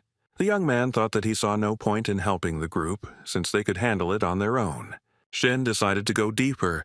The guy saw another monster and wondered why they were following each other. The young man thought that he was expecting another very large prey to appear. This was already the second time for him. If you take into account the monster in Buchan, Shin was curious about how it would appear. The monster seemed to appear completely unexpectedly, its eyes glowing red. Shin felt that the monster was behind him and stopped it with his hand. Then the boy thought that there shouldn't be more than 2 types of monsters in the dungeon. The young man then thought that if Li Jihe found out about this, her hair would stand on end in fear. Shin looked up and saw something interesting in the sky. He thought it was some kind of gate. He looked at it for a long time, and then realized that it reminded him of something else. It reminded Shin of a status window that he couldn't touch, as if there was nothing to grab onto. The guy realized that he could only see it, but it was impossible to influence it. Shin demanded that a status window appear in front of him. This unknown phenomenon that permeates matter, the guy even felt dizzy from it. He made a fist to activate his special status, but the young man was disturbed. Kim found him and was glad that Mr. Cha had not gone far. He told Shin that there were no large monsters nearby. Then Hyun asked Kim if he saw anything that looked like a crack. The guy said no, and then asked what happened. Shin just laughed, then was surprised that he could see this vision in the sky alone. Then the young man became very serious and thought that this could be the work of the heavenly warrior. Shin's head lit up with white fire. The young man became wary because he didn't think that they would meet again so quickly. Li Jihe was sitting in her office looking through some documents when someone knocked on the door. The deputy head of the Dawn Guild said not to disturb her and not to enter the office, but the man said he would come in. The doors opened, and a young man appeared in front of the girl, smiling and holding documents in his hands. Li Jihye lowered her head and said that the man most likely didn't hear her since she had forbidden entry. The guy said he heard her very clearly, but in fact she was waiting for the documents he had more than anyone else. Li laughed and thought that the young man was impudent, then noted that at the sight of Dunhuan, everything inside her began to boil. Jihye asked if the young man knew why this was happening. He said that it was because he was throwing in new work. The young man became serious. Beads of sweat appeared on his face, and he said that this time everything concerned the scene of the incident. The Vice Guild leader stretched, and Donghuan showed her the documents. Li Jihye's eyes became as big as saucers as she read that there were fatalities while exploring the new dungeon. Lai was shocked, and the young man noted that the research team was made up of mid-level hunters, but they died without even being able to use their skills. Therefore, Dunhuan was sure that this matter required intervention, because the dungeon that appeared was impossible to conquer. Shin and Yunsol arrived at the airport. They were met by a huge number of fans, and the young people thought that they had completed the program that was stipulated in the contract. In Seoul, a brother and sister got into a car to get some rest and go on some business. Shin held a huge green stone in his hands and was thinking very hard about something. At this time, Yunsol called him. She called out to her brother louder and asked why he was floating in the clouds, then clarified that it was the stone that Shin found in the dungeon. The young man clutched the stone in his hand and said that this stone had fallen from a large-sized monster and that he had received it as a reward. Yunsol thought that if she sold the stone, she could get up to 1 billion won, and then suggested that her brother eat meat. And then the girl began to talk to her brother about the appearance of large-sized monsters. She asked if he had seen something similar in the dungeon of Bushun. Shin thought about the fact that the two monsters had already appeared twice. He thought that they were probably going to destroy the world. Shin's mind was racing with thoughts, and he was thinking that the real problem wasn't the big monsters. The guy thought about the crack that appeared in the dungeon and what it really was. Because it lets through martial arts and skills, it cannot be detected by sensing energy. But the most interesting thing was that only Shin could see the crack. All the members of the group saw nothing. And Kim Ha-gyun noted that this is possible due to Shin's unusually high perception. But the young man cannot draw any conclusions, and does not know for sure whether this is connected with the heavenly warrior or not. Then Shin was distracted from his thoughts by his sister. Yunsol asked where he was all the time, and the girl asked if it was true that he was dating the vice leader of the guild. Shin asked what kind of nonsense his sister was talking about and who told her such information, to which the girl noted that everyone was talking about them like that and it was high time for them to start dating. The sister noted that Li was beautiful and talented, and was perfect for the role of daughter-in-law. Shin noted that he had never thought of Li in that way, and Yunsol advised him to think about it now. Li Jihye realized that she had fallen asleep in her office among the huge stacks of documents. Shin sat opposite her, watching her and sipping tea. His manners were excellent. The man did everything quietly so as not to wake up the deputy head of the guild. Shin laughed and noted that Li woke up in time, because he wanted to boil the tea again. The girl screamed and asked when he arrived. The guy said that an hour ago, and Li Jihye noted that some kind of sign had to be given because he entered like a murderer. Shin noted that the girl was tired, so he did not wake her up. She just laughed. She said that her head was splitting because of the mid-level Twilight Hunters who were against the unification. Li said she was also going to find out about Changzhou, but there was no news yet, so they sent a Chinese informant. Jiha felt sick. Beads of sweat appeared on the girl's temples. She began to fall, but Shin caught her. The young man was very scared and began to worry about the deputy head of the guild. Li Jihye was also shocked by what was happening and thanked the young man for not letting her fall. Shin noted that it was very strange that such a trained warrior as Li was tired of just an office job. Li wondered if she had gained a few extra pounds, but the young man continued to ask if everything was okay with her. Jihye started asking Shin about the incomprehensible dungeon, and after the difficulty level stabilized, she stopped using the name. Shin looked at the Vice Guild leader with huge eyes.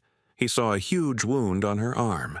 The girl said that a dungeon had appeared in Chuncheon, Its difficulty was difficult to measure, so she decided to go there alone, and as a result, she was injured. Lee noted that she even used the shadow play ability, but she only managed to suppress one monster. The girl said that she had never seen or heard of such a strong dungeon, and large monsters appeared in it repeatedly. The rules of the dungeon change quickly. Shin thought for a moment and said that he wanted to report something to Lee separately, but decided to put off the details for later. The young man asked where that place was and decided to verify everything personally. Shin Hyun found himself in the incomprehensible dungeon in Chunshin, where it was as hot as a volcano. The young man covered his mouth with his hand because there was an unpleasant smell in the dungeon. He looked ahead and, through his energy perception, felt that there was something inside.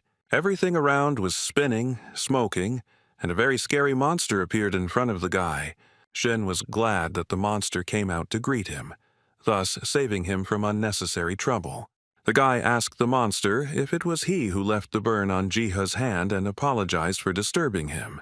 The monster made scary faces, but Shin continued to joke that he looked down on him and that this irritated the guy. The young man then began to fight the monster and noted that the magma was quite hot. Shin thought that the monster was a difficult opponent, and it was very difficult for ordinary hunters to fight it in such an environment. Due to the intense heat, melee warriors will not be able to attack him, and due to his thick build, the power of ranged attacks will not work. Shin came to the conclusion that this was an impassable dungeon for the people of this world, worse than any he had ever encountered. The guy looked at the monster from afar and thought that he had good regenerative powers. It's been 15 minutes since he tore it apart, cut it, froze it, beat it, but it's still intact. And it's very annoying. Shin then thought about how one of the monsters was killed by Jehye, but he didn't specify the method of killing in his haste. The young man looked at the monster for a long time and thought about something. He had some interesting thoughts. He saw how the prostrate monster gradually returned to its usual position. The guy thought that something was holding this giant back, which is why it was not easy to deal with him. Therefore, Shin decided that it was necessary to use his special skills against the monster. His guesses were confirmed. He looked at the monster and found its core. This was the monster's riddle. Shin noted that he had to tinker a bit to deal with one monster. A board with system messages appeared in front of the guy, and he was very surprised by what he saw there. He was happy because his level had increased by 3 units. Shin realized that he needed to try a little, and he would get good benefits from it. The young man came out of the dungeon and started calling someone on the phone, but he didn't notice that someone was following him.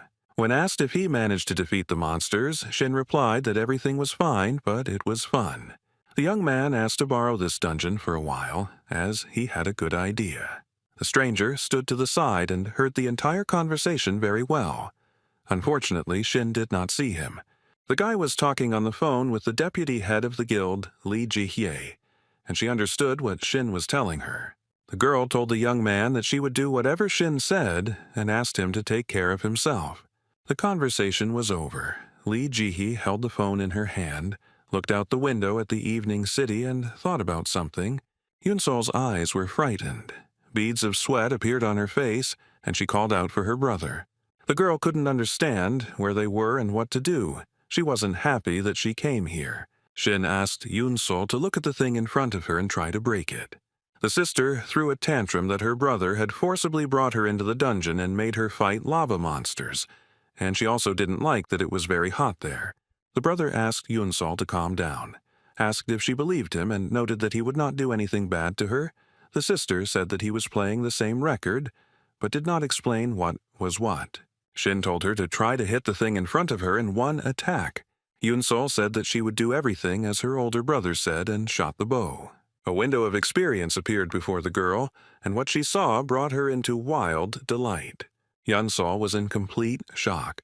She didn't expect that this job would add so many levels to her. The girl shouted that she was now level 43. Shin said that it was more than he expected. He noted that the experience was shared between them, as they also hunted together. The older brother laughed and said that this was all very amazing and invited his sister to start pumping. Shin extracted them from the core, and Yunsol immediately destroyed them. They did this painstaking work for the whole day, and defeated 13 lava monsters of the dungeon. When Yunso looked at the system message board after the work she had done, she was shocked by what she saw. She was level 50. She screamed and thanked her brother for becoming a high-level hunter. She would get a pay raise, and she would be able to buy herself an apartment. The girl fawned over Shin, said that from now on she would consider him a brother and would stay with him forever. The guy noticed that he was already her brother and asked who he was before that. Yunsol stepped aside and screamed that her brother was the best in the world. Shin asked her to stop being hysterical. The guy was pleased with himself and thought that his sister began to idolize him and hoped that it would always be like this. He was glad that his sister would have a decent salary. The girl calmed down a little and asked her brother if he had lost experience points because of her, since he was the one who had done the hardest work. Shin told his sister not to worry because he leveled up with her. Now he is level 60. The brother then informed his sister that she would be rewarded for her hard work and gave her a cube in honor of the new high-level hunter. Shin said that this cube, a skill stone, he received it on Chuju Island quite recently, and his sister noted that it was expensive. It would be better for him to sell it and buy the most expensive house in Seoul. The brother advised his sister not to talk too much, but rather to try harder because she must be strong in order to maintain her status as a high-level hunter. Yunsol accepted the gift, and Shin said that he would be leaving for a while. The sister asked where exactly her brother was going. Shin laughed and said that there was another rat in the dungeon besides them and it needed to be caught. Behind the mountain sat a young man looking through binoculars. He lost sight of the man, apparently because it was very hot in the dungeon. The guy noted that there were no more monsters. Shin had raised the entire dungeon single-handedly. He started biting his nails and began to doubt that Shin was that strong, but if he was, then they were all in danger. And then he heard someone meow behind him. The guy was very scared. He started sweating from fear. Shin used his abilities, but the villain was able to dodge at the last moment. Shin laughed and said that the guy had good speed and reaction. He was pretty fast. The villain didn't expect to be exposed, so he screamed loudly. He knew perfectly well that Shin would not leave him alone. And so it happened. The villain's feet lifted off the floor. Shin grabbed him by the scruff of the neck and lifted him up, and said that the heavenly harmony did not resonate. The young man recalled his recent fight, in which his opponent had performed Murim's techniques rather crudely. Shin asked where the rat villain learned the techniques from Murim, but he only gritted his teeth. He didn't answer Shin's questions. It was as if he had swallowed his tongue. All this made the young man very angry. Shin noticed that he had been following the rat since the previous day and was sure that it would constantly follow him. And he sensed the villain very easily. Shin's eyes lit up with a mysterious fire, and he immediately asked the guy if he was ready to die. The villain began to cough heavily, and white foam came out of his mouth. He could not answer Shin's questions, but he continued to tease the rat and demand that he tell him everything he knew, and tears began to flow from the guy's glass eyes. The young people gathered in an apartment and discussed an important topic. They came to the conclusion that everything was much more serious than it might seem at first glance. They were worried about the collapse of safe dungeon zones and the emergence of new types of monsters that had become very large. But what was most troubling was that only Shin could see the cracks, and it was impossible to contact them. Lee said that with the addition of Twilight, the dungeon anomaly, there was a feeling that something else was about to happen. Yunsol reassured the Vice Guild leader, saying that they had already cleared the incomprehensible dungeon, and she thanked them for their hard work. Shin said that they left the Misty Dungeon under the supervision of the Tamra Guild. They will contact if there is news. The guy stated that all these events happened simultaneously, and this is a clear sign of the destruction of the old foundations. Shin said that no one knew what dangers awaited them, which is why he raised his sister's level. He said that he would continue her training. This is all necessary so that she can easily overcome any danger on her own. Yunsol needs to be strong. This is necessary so that she can protect herself from those who will be looking for them in the future. Lee Jihye was very surprised by this conversation, so she asked what happened recently. Shin said that he was being followed in the dungeon and that rat from the gang, although that guy didn't have any valuable information, but he managed to get a little from him. Guild member Chongjo was in the dark room, holding a phone in his hands and thinking about something. Liu Wei was supposed to contact him, but the phone was silent, so Zhuo Feng began to worry that something had happened to the guy. Then someone started knocking on the door and said to open the door, as it was room service. They knocked persistently on the door and demanded that it be opened. Zhuo Feng became very angry and asked not to disturb him. But the man who was behind the door was not going to leave. He kicked it down. Zhuo Feng immediately had a knife in his hand. He was angry and asked the guy who entered the room if he was crazy. He shouted for the man who had knocked down the doors to leave as quickly as possible. Otherwise, he would see his internal organs. Shin, who entered the room without an invitation, asked why Zhuo Feng was swearing. He continued to joke and noted that he came there specifically to see this. The guy continued to scream very loudly, and Shin calmly apologized for damaging the door. Shin called the young man by name and asked why he was shouting so violently. Zhuo Feng recognized Shin Hyun and asked how he got there still holding the knife in his hands. Shin wondered if he had made a mistake. Maybe it wasn't Zhuo Feng in front of him, and then asked where their boss was. Beads of sweat appeared on the young man's face. He picked up the phone again and thought that this couldn't be happening. Zhuo Feng pressed the emergency call button on his phone. He was incredibly happy that he had this opportunity. Shin looked at him because he wanted to get answers to the questions that interested him. The young man threw away the knife, as he realized that it would be of little use in a fight. A huge sword appeared in his hands, and Zhuo Feng said that he didn't know how Shin got here, but he definitely couldn't leave. He held the weapon out in front of him and informed Shin that he had entered his grave. Shin heard the sound of feet behind him, turned his head and saw many men, then asked them if the guys were warriors who learned martial arts using magic. Someone started talking about how all the guild members were experts, but Shin didn't listen to them and started attacking them. The first to suffer was Zhuo Feng. He said that his level was bleeding, and for some reason he couldn't see anything. The guys were very scared for their boss and quickly rushed to help him. Shin said that he was too lazy to interrogate them and asked if they could see Murim's status window since they had studied martial arts. The armed men were walking in a crowd towards Shin, and he said that lately he had only used the status of a hunter. It was worth stretching the body because at this rate it would definitely rust. Shin then told the boys to open their eyes wide and look out for the status window. It would show them the end of the world experience. And then the men began to fall one after another, as if dust had been blown off the floor, and those who remained on their feet were surprised. Shin stood to the side and wondered what was happening, asking the guys who were still standing if they saw anything. They continued to stand there in bewilderment, so Shin said he would show them one more time. He stood in the middle, smiling with delight and using special skills to fight the crowd. The young men, not having time to concentrate and take out their weapons for battle, fell dead to the floor, and Shin kept asking them whether they had seen this status window or not. He knows it by heart, since he watches it closely. The young man's face turned burgundy from the tension. He said that he was very nervous because before no one could see the status window. One man who remained alive ran into the room, and Shin asked him if he wanted to see the status window. The guy was very scared by what he saw. There were corpses on the floor.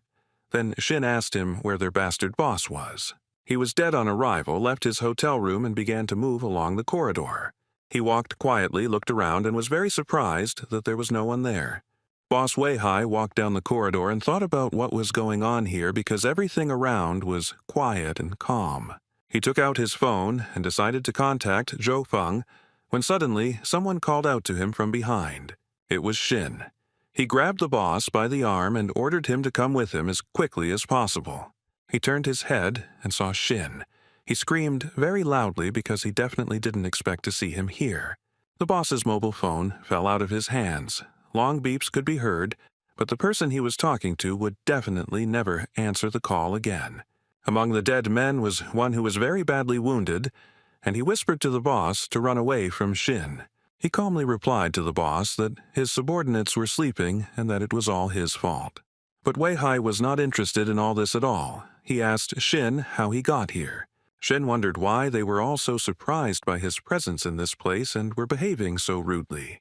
The boss had a weapon in his hands and asked what Shin had done to his men.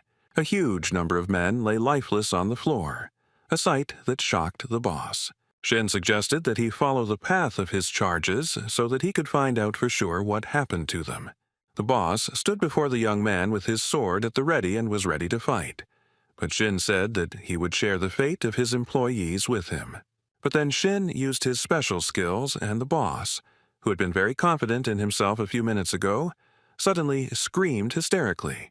Shin squatted on the edge of the pool where Weihai was located and asked if it was customary in their country to swim in suits.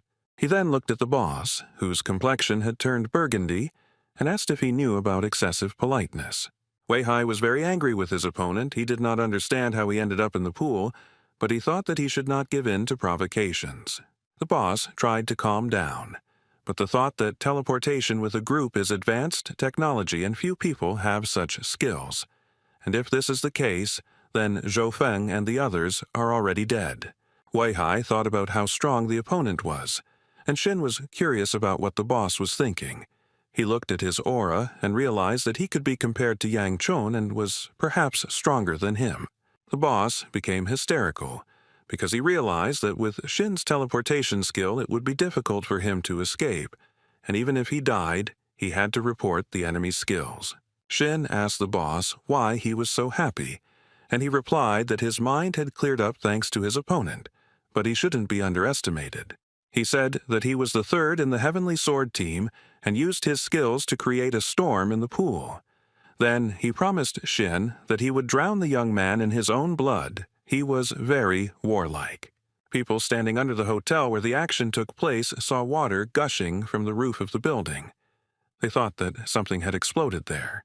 The boss climbed out of the pool, holding the sword tightly in his hands and trying to catch up with Shin. He was determined. The young man continued to joke about his opponent, adding that he was a good runner, and the guy who was following him was also not bad. The boss didn't like Shin's jokes, so he held his weapon in front of him and ordered his opponent to shut up, clarifying that he knew he was from Murim. Shin ran forward, but Weihai demanded that he not run, but fight, warrior to warrior. The boss's eyes were glowing red. He was very angry and shouted that they needed to fight to the death. He immediately began to use his special skills against Shin, who eluded his power as best he could. Shin did not use any force against his opponent. He only maneuvered away from the blows. Then the young man began to laugh loudly. The opponent could not understand what was happening. The boss asked Shin what was funny, and he politely apologized and said that he couldn't laugh anymore. A silent question appeared on the enemy's crimson face, but Shin immediately said that he didn't like the boss. And he laughed because an ant, which he could easily kill with one finger, dared to threaten him. Weihai became even more angry, and Shin asked if Qiangzhou was a zoo full of bugs, and their leader was probably a monkey. The boss became even more angry at these jokes, while Shin noted that it was not worth bragging in front of such mistakes of nature as he. Shin then rose up, used his special power, and told the enemy not to be stupid. Weihai became even more angry, mentally calling Shin an impudent bastard, and then he decided that all this arrogance was to his advantage, because he had a chance to defeat Shin. Therefore, he immediately used the Heavenly Tribulation ability and began to use his skills. The boss stood up and held the weapon in front of him. He believed that he could win. Shin was floating in the clouds and was calm, and Weihai was approaching him, holding a huge sword. The people below raised their heads up and looked at the sky, delighted. The guys were talking about how it was a hunter's battle, but not in a dungeon. One of the young men advised to zoom in on the photo on the phone and take a photo. At this time, the boss used his abilities, and Shin realized that this was the same trick that was earlier, and this time it definitely would not work. Weihai flew up to Shin and screamed loudly for him to die, which only made the young man laugh. The boss felt unwell. He couldn't understand what was happening to his body. And Shin, who used his special power, urged the enemy to attack him further. The sword was a few centimeters away from Shin's neck, but Weihai froze, unable to move his hand. The boss was very scared and said that this couldn't be and guessed that the soul sword skill was used. Shin approached his opponent even closer and demanded that he tell him about the heavenly sword. And if he didn't do it, it would only get worse for him. Weihai's pupils narrowed and beads of sweat appeared on his forehead. Shin noted that he had done a good job, but there was nothing else to look at. Then the guy said that it was time for Wei-hai to die, and then a powerful explosion occurred. The camera was able to capture everything that happened in the sky. Some invisible force pushed Wei-hai aside. A young man, possibly a cameraman, was filming the entire fight between the hunters on camera, and he was tense. As he heard a voice from behind, Shin was asking about the cameraman from Dawn and whether he had filmed everything from the very beginning. The young man was very scared. A little more, and he dropped the camera. Then he said that he tried to film everything as accurately as possible. As he was ordered, Shin said to edit the video so that it would not be clear who lost. He also ordered the video to be sent to the deputy head of the guild, and the operator asked where this video would be used. Shin smiled, looked at the dead Wei-hai, and said that the cameraman could think of the video as a teaser for a movie, then added that it was a declaration of war. The TV showed news that Shin had been attacked by an unknown person in the city center. Everyone watched this news. Even in the subway, the news said that the scale of the battle was very large. The news anchor then added that nothing is currently known about Shin's condition, including whether he is alive. Two young guys were watching the news and discussing it. They were wondering whether Shin won this fight or not. Other people asked each other who worked at the hospital, since that was where Shin was rumored to be receiving intensive treatment. Everyone was talking about Shin Hyun. Everyone was worried about this young man. People were wondering who attacked him. Wei-hai's body was loaded onto a stretcher and covered with a white sheet in order to remove him from the scene. Shin was at the table near the hotel balcony, and the vice guild leader, Lee Ji-hye, was looking for him. The girl brought him a warming drink and told him that the days were getting cooler. Shin was very happy with such care, thanked Lee, and she asked if the young man had found out anything. The guy took a sip of the drink and reported that the enemy died immediately after being interrogated by the absolute order. Lee noted that it was like some kind of magic that was cast on certain words, and if they were spoken, the person would die immediately. But now they have evidence of the attacks on them. The memory card has been preserved. Ji-hee noted that she thought so, that they were quite annoying opponents, and Shin agreed with her. The girl was amused by what she was thinking, but she voiced the idea that Shin had a way to turn the entire continent upside down and find the offenders.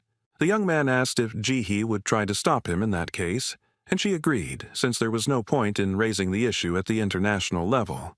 The guy noted that he didn't want to do that. He found it funny that they were sticking their heads out, hiding, in a word, teasing.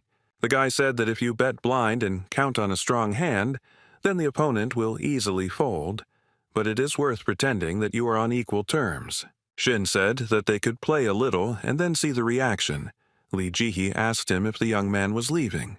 The guy said that he was a little tired, so he wanted to rest at home and asked the girl to prepare a press conference and be careful. And only a week later, the press conference took place. A huge number of journalists were invited. Lee Ji-hye arrived a little later, and the journalists asked if it was true that she was the deputy head of the Dawn Guild. They then noticed that the alliance between Dawn and martial arts was strong, as Lee was shining in public, and the reporters also discussed the news that Ji-hyo and Hyun already had a child. All the journalists were shocked by what they saw. Their mouths dropped open in surprise, and beads of sweat appeared on their faces. Shin appeared in front of them. His whole body was covered in plasters, and his hand was bandaged. The journalists began to ask the guy if it was true that he was badly wounded. People were wondering who could have done this to Shin, and Lee thought that she should have pulled her injured hand out of her pocket. Shin walked up to the podium and greeted everyone present. He thanked everyone who took the time to attend the press conference. The guy also thanked the Dawn Guild for providing the premises for the conference. He noted that journalists had a huge number of questions about the incident, which occurred a week ago, and many cameras were pointed at the young man. The guy noted that he wanted to express his position. He said that time was needed to recover from the moral shock and trauma. He apologized for not being able to come out earlier. Shin said that now journalists can ask him their questions, and he will try to answer them all. The first to ask a question was a journalist from a well-known publication. He asked whether there was only one attacker, since there were rumors that there were many of them. Shin began to say that there were about 20 killers and that they all attempted to take his life. This information surprised the journalists. Then he added that the man who was captured on camera at the scene of the incident was their leader, and he was a high-level hunter. The journalists became very animated, and one asked what the hunter's fight was like. The second journalist asked the name of the attacker, what happened to him, and where he was now. Shin replied that the battle was fierce. The young man then broke into a wide smile as reporters continued asking questions about what happened next. At this moment, Lee Jihye was thinking about something, and Shin said that it was difficult for him to talk about the identity of the attacker, but it was clear that they were all Chinese.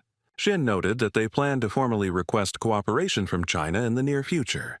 The hall became noisy. Everyone started talking about how hunters from another country attacked ours. This is a problem of national level.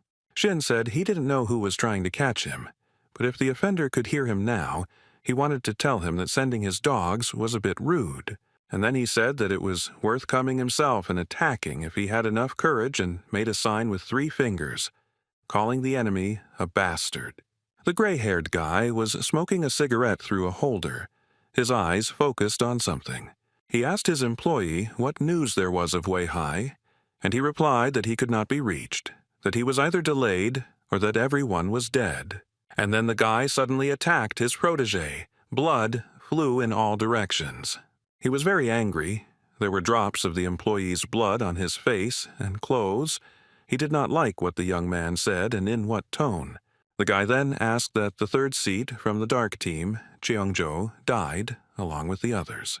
He was very worried that the mission had failed, but what he was most worried about was that his identity had been exposed. The guy grabbed his employee again, and he replied that he was going to act in stages, but had to change the plan. The fair-haired youth was very angry. His face was distorted by a devilish smile. He replied that the young man should do what he wanted, but he would come and tear him to pieces. Yeonsol heard someone knocking on her door. She wasn't expecting anyone. She walked to the door and thought about who came.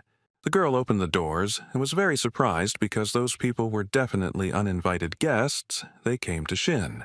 Yeonsol went to her older brother's room. He was just reading a book and fell asleep, and she began to wake him up. The young man, half asleep, could not understand where he was and what they wanted from him. His sister said that someone had come to see him.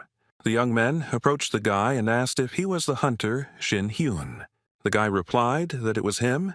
He was invited to go with them since Sheena wants to see VIP.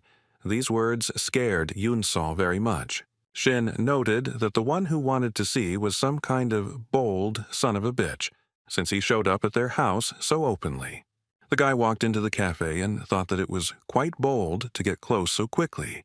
He looked around because he didn't know who invited him here. He was very curious. John Chukno stood up from the table and waved his hand to Shin, saying that there was another man there, were waiting for him. John told Shin that they hadn't seen each other for a long time, asked if everything was okay with him. The guy couldn't understand why the former head of the guild called him here. The former head's interlocutor was an imposing man. He said that he was pleased to meet Shin and noted that he looked much better in person. He extended his hand and said that he was President Park Chung-soo. The man smiled very kindly at Shin. He was not ready to see this man here and wondered why he was suddenly here in the cafe. Park Young-soo noted that Shin was surprised by his sudden invitation, apologized, and said that the matter was very urgent. Shin asked the former head of the guild how they knew each other. He said that the best guilds of Korea have connections with the government, but their friendship is a state secret.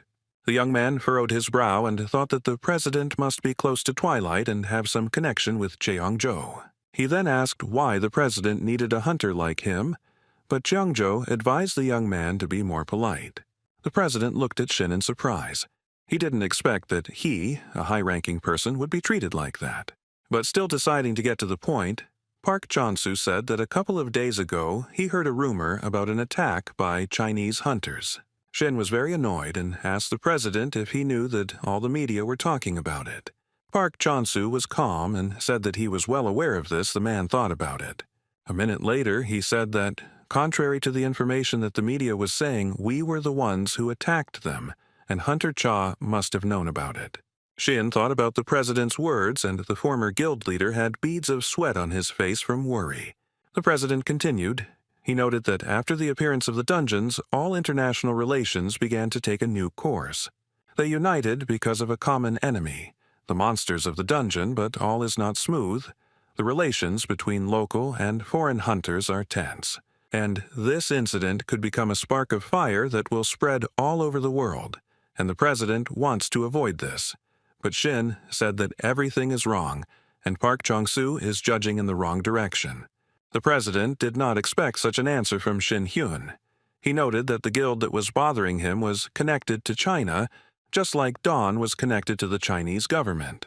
Shin asked if the president knew about the war between Dawn and Twilight, and now it was clear that Cheongjo was behind Park Tae-hoon. He noted that they have evidence that they were openly attacked. Then he asked if they had reported to the president about the papers that were in Park Tae-hoon's safe. Then Shin fell silent, thought about something, and said that he would say something very important towards the end. He asked the former head of Dawn what would happen if his guild was broken by Twilight, but he didn't expect such a tricky question. And the president noted that it was obvious that the territory and resources would end up in the hands of the Chinese. Shin noted that he had no interest in the country, and that he helped only for personal reasons. And the international conflict has been going on for a very long time, if that's what we're talking about, said one of the interlocutors.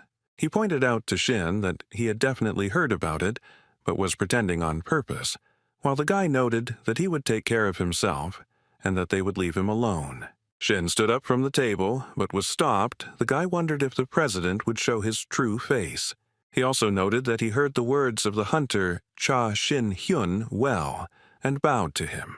He raised his head and said that from now on, the government will make every effort to support the martial arts guild. The president then added that he very much hoped that Shin would deal with them. Hyun chuckled to himself, looked closely at Park Jung-soo, and thought that this was completely not what he expected. But he agreed. Shin was very happy and said that no matter what material the pot is made of, if you apply force, it will break. The young man left the cafe and noted that the president had more determination, although he had communicated rather strangely. The phone in Shin's trouser pocket suddenly rang, which was unexpected for the guy.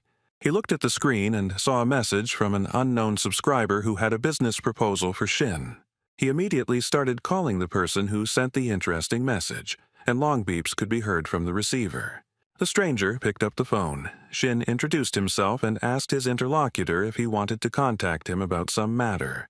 The man introduced himself as the hunter Kang Chan-sik, and the young man was very glad that he was answered. The guy said that he found Shin's contacts on the internet and was very glad that the correct number was listed there. Kang Chan-sik asked if he could talk to Shin in person, since it was a bit difficult to talk about such a matter over the phone. Shin thought that it was very suspicious that the man didn't say which guild he was from, but he agreed to meet him in 2 hours. The interlocutor noted that he would send the meeting place a little later and would stay in touch. Shin agreed, looked at his cell phone, and wondered if he should call her. And Lee Ji-hye was in her office, working hard, as evidenced by the huge number of documents. But then the deputy head of the Dawn Guild was distracted from her work by a phone call. She picked up the phone in surprise, and the person on the other end of the line asked if she was busy or not. A happy smile appeared on the girl's face. She said that she was busy, then that she was not, then asked the reason for the call. Shin noted that the girl was having a hard time there and asked Lee to check the hunters in the association's database, namely Kang Chang-sik. A few minutes later, Lee found 4 hunters. All of them were neutral. One was level 20, and the rest were 30 to 40. Then the girl noted that this was not the person Shin could have just become interested in. There was some reason, but the guy decided that the stranger had given a fictitious name. The vice guild leader became nervous and asked what happened to Shin. He noted that everything was fine. He just felt something was wrong. A young man came to a cafe, ordered a drink, sat down at a table, and thought that he was very tired since he had many meetings today. He had the feeling that he was seeing so many people for the first time. Shin considered torturing the hunter, or simply frying his brains with an absolute order. The guy decided to play with it and throw it away, to release all the stress that had accumulated over the whole week. Shin sat at a table, sipping a drink, and his head was filled with thoughts, and someone was approaching him from behind. The young man seemed relaxed at first glance, but he still felt that someone was approaching his table. Shin thought that the hunter he had an appointment with was weak, but too open. Thought that this dead man's deal was death. The young man walked quietly toward Shin, who, with a joyful smile, answered the stranger that they had met. Shin said to talk about everything and not to leave out even the smallest details, otherwise he will have a hard time and he needs to start from the very beginning. The guy froze from such impudence and even fell silent for a while, not knowing what to say. Then he introduced himself, said that his name was Kong Chansik, and that this was their first meeting. The guy said that he came here from North Korea. This information surprised Shin. He certainly didn't expect this, but the young man calmly looked at Shin with a smile. He asked again if he had heard correctly. Kang Changsik repeated once again that he came from North Korea. Shin said that it was bad and he needed to tell him about it earlier. Kang laughed and said to be patient for a little while. Kang Changsik said that there is no organized system of hunters in North Korea. Thus, in their country, there are no hunters, they simply do not exist, the young man emphasized. Kan noted that the Supreme People's Assembly had banned the training of hunters, all because they feared a popular uprising. Shin asked why Kan introduced himself as a hunter, and the guy replied that he had a Chinese license. Kan noticed that technically he was a Chinese hunter. This surprised Shin a lot. He never thought that this guy was related to China. North Korea is currently leasing all of its dungeons to its ally, China, which is the same as selling resources. At first, everything was fine and surrendering the dungeons was a good idea, but then the country became their colony, which led to sad consequences. The country's leadership could no longer change anything due to the current situation. The people began to rapidly become poorer. People suffered from hunger and died in the open air. Those who somehow survived lost everything that was most dear to them: their family, loved ones, and friends. Kong Changsik, due to the fault of the authorities, lost his friends and family, so he moved to China. He expanded his power and gathered information in order to change the current situation. The guy entered the room where the officials were. They were not happy to see him. He also said that the Supreme Council did not listen to its people and did not stop no matter what. Kang Changsik did everything in his power to give the Supreme Council a taste of the new revolution. Shin asked if he had broken in there alone, and Kang noted that with his powers it was very easy to incapacitate ordinary people. The guy noted that in connection with the current situation, he had every right to remove the government. He tried to implement the hunter system, but it was too late since China had become so attached to them. Shin asked the guy whether he came to South Korea as an antagonist or not. Kang noted that he was right, saying that they plan to open some of South Korea's underground and territory to free access, as well as resume the exchange of industrial information. It is important to strengthen South Korea's influence while pushing out China. Kan believes that this will allow North Korea to rebuild its foundations and restore stability to the country. Then the guy added that all this also depended on the help of the hunter, Shin Hyun, and he thought about it. The idea seemed dubious to him. But could Park Tae-hoon have predicted such an outcome since he didn't just hand over the dungeons to North Korea for nothing? He thought about China eating Korea, but was Cheongjo trying to swallow China? Then Shin told his interlocutor that he understood everything, but he had one question left, and Kang was ready to answer it. Shin asked if his interlocutor was somehow connected with Cheongjo, because this was very important. Kang Changsik apparently didn't expect to hear such a question. He was very surprised. His eyes turned red. He seemed to freeze, and asked Shin again for the man's name. He looked at Kang Chansik's changed face with bewilderment and anticipation. Shin Hyun repeated the name of the person he was interested in again and continued to wait for an answer to his question. Then Shin replied that he saw everything because he used his ability and clarified that Khan wanted him to deal with them. The guy agreed. The young man said that if he was invited, he should go to North Korea. The deputy head of the Dawn Guild sat in a cafe under the sun's rays. She came here to taste her favorite delicious tea and enjoyed it in the pleasant atmosphere of the establishment. Then Shin distracted her. She asked how he knew that the girl was here. The guy noted that she was not in the office, his phone was dead, and he just wanted to come to this place. Lee replied that after so many years of training and being found so easily, she even thought about returning to her old way of life. The young man surprised Lee Ji by inviting her on a date, a statement the girl definitely did not expect. The deputy head of the guild said that no one had invited her on a date for several months and asked where they would go. Shin asked if she could guess, but Lee replied that passive men were not particularly attractive. Then, the deputy head of the Dawn Guild thought that if it was Shin, then she could agree. The young people went on an unusual date to a new dungeon located near Ansan. They walked, looked around, because the nature was gorgeous. At first glance, nothing foreshadowed trouble. But behind them crawled a huge monster, in the form of a snake, with red glowing eyes and huge fangs. The snake was already near Shin and Lee. The young man saw the monster at the very last moment and dealt with it. Deputy Guildmaster Dawn said that the risk of the dungeon has not yet been determined.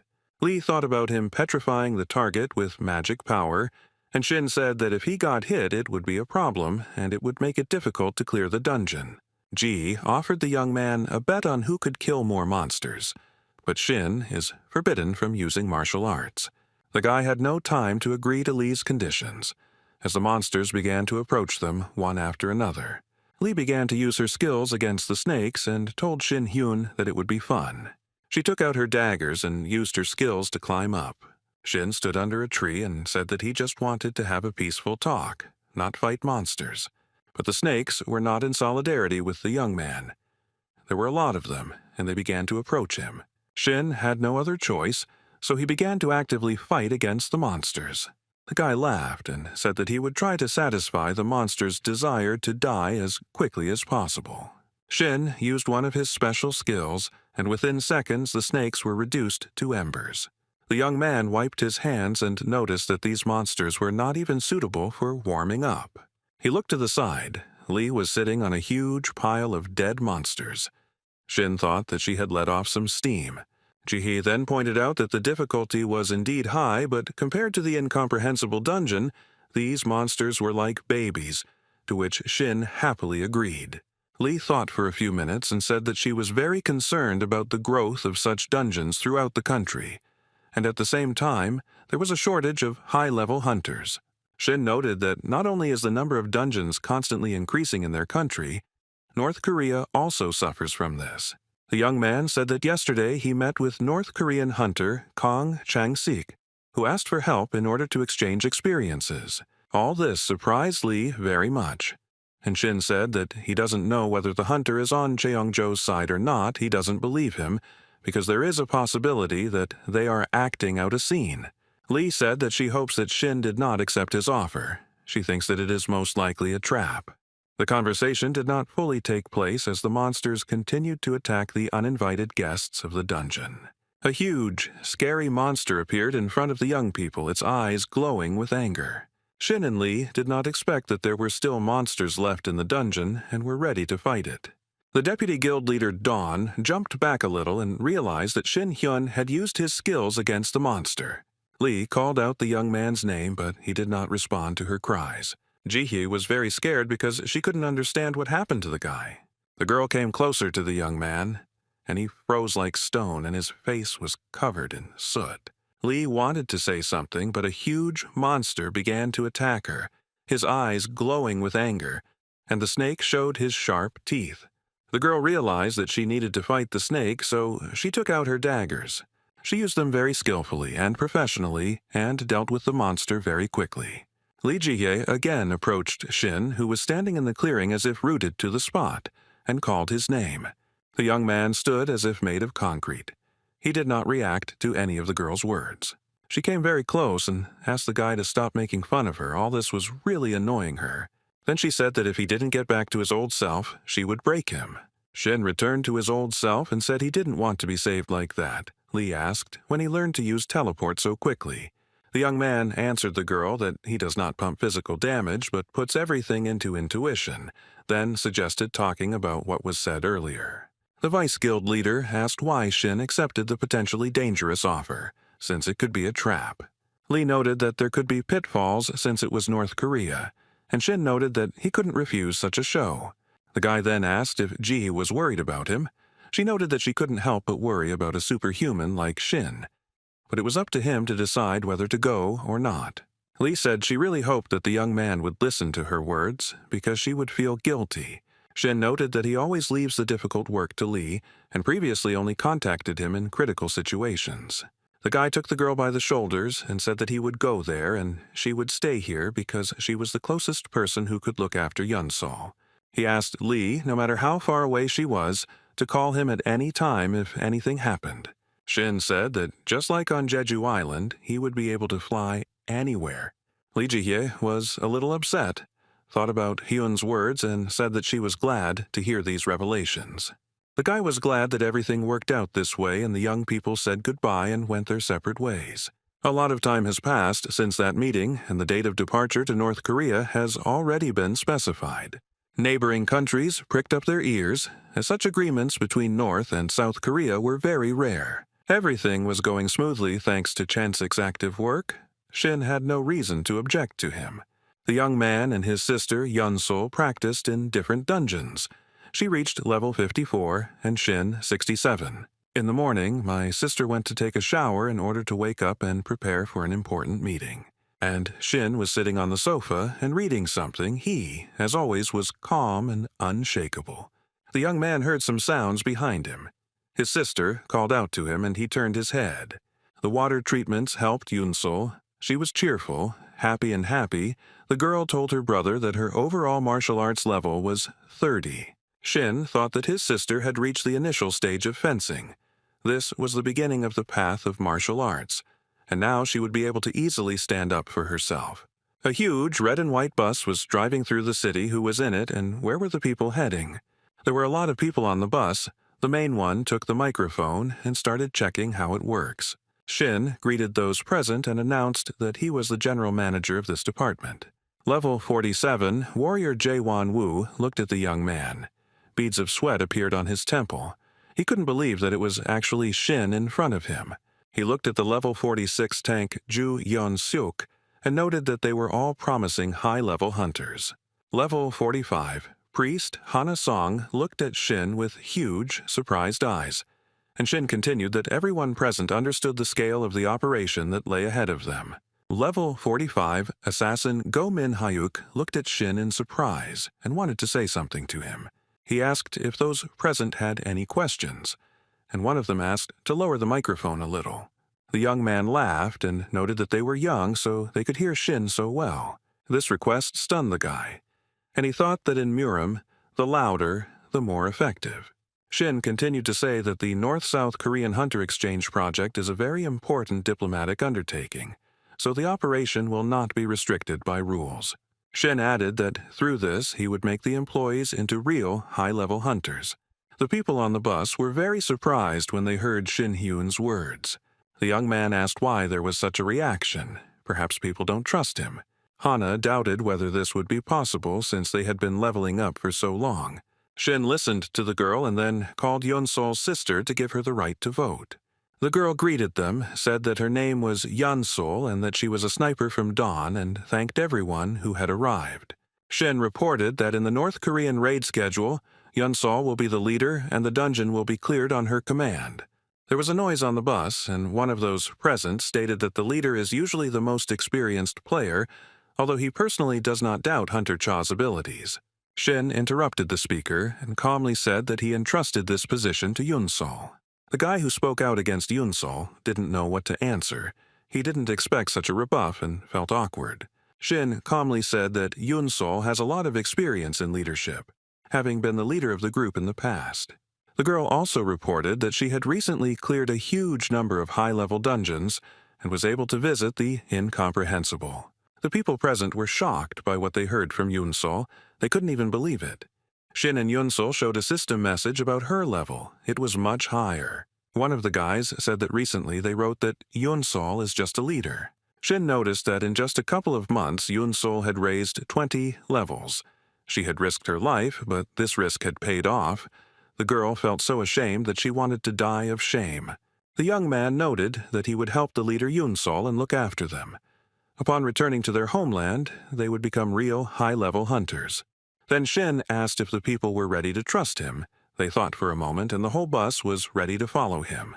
The action took place inside the Kumgasan dungeon, and heavy snow was falling over the mountains. A gray-haired guy stood on the mountain. His subordinate was reporting something to him. The words were inaudible because a strong wind was blowing. This time the young man was happy. He said that this time he would prove to Shin Hyun that he had made a mistake in his choice. A very strong wind blew, but the gray-haired young man was unwavering, looking down from above. A group of people were in the dungeon of the Port Toads, southwest of Pyongyang. The leader asked to pay attention to him. Shin showed the monsters that live in the area. They attack within a radius of 2 meters, and their claws most likely have poison. Shin clicked his fingers and a hologram of a huge toad monster appeared in front of the people. The hunters saw it and were very surprised. The young man noted that the monster's jumping power was also quite good. If you got in its way, it would definitely not be easy. And then a huge, scary toad appeared in the clearing. Its eyes glowing with a red fire, it was angry that people had disturbed its peace. Yeon-sol instantly fired her bow, and the arrow hit the target. The monster no longer posed any danger. Shin praised his sister, and a hunter who was nearby noted that they were definitely brother and sister, because Yeon-sol easily defeated such a dangerous monster. The young man said that he would leave the regrouping to the group leader, and Yeon-sol called Yong-seok to her. The girl gave out instructions. The warriors should be in the front row, the priest in the center. The tank protects the team. The reaper uses the gaps in the defense and kills the enemies. Yeon-sol said that she, as a sniper, would protect the group's perimeter and invited everyone to gather. Shin looked at his sister with love. Hen was sitting in a restaurant and eating. His interlocutor asked him to repeat what he had said. The guy repeated that the schedule should be as tight as possible, once every 2 days. The interlocutor was surprised and said that these were explored dungeons with an unknown risk of danger. He added that there was no precise information about the monsters, landscape, or climate at the moment, but Shin just calmly placed the knife on the napkin. And he said, getting up from the table, he smiled, "If you need to do a cleaning, do not spare anyone, but work hard." A huge toad-shaped monster appeared on the horizon, its eyes glowing red. He stuck out his tongue and was ready to destroy everything in his path. A little more and he destroyed the hunter, but he managed to defend himself with a shield. The second man used force, rose up and was ready to destroy the monster with his weapon. The fight was very difficult since the toads attack very well, and the presence of poison on their paws stopped the hunters a little. Another hunter warned that a monster was coming towards them, and they needed to be very careful. He was very upset, angry, and definitely not ready for this kind of test in this dungeon. Jaewon was completely inattentive, so he got into serious trouble. The toad captured him with its tongue like a cocoon. The young man was shocked. Beads of sweat were running down his face, and he had difficulty speaking. A member of the group rushed to the boy's aid, taking with him a reliable weapon. He hit the toad on the head with all his might, and in surprise she let go of the young man. He fell and almost hit the ground. The girl who saved him immediately ran up to the guy to check if everything was okay with him. The young man began to scream loudly and asked his savior not to come near him, as this was not all. She turned around and saw that there was a huge number of monsters behind her. She did not expect such a development of events. The girl, with all her might, began to run away from the monsters. Not far from the scene of the incident, she saw a light. She ran as fast as she could, but the monsters were faster than her, just a little more, and they would have reached her. Yoon-sol came to the aid of her ward in time. She released an arrow, and the chase stopped. The girl asked her ward if everything was okay with her.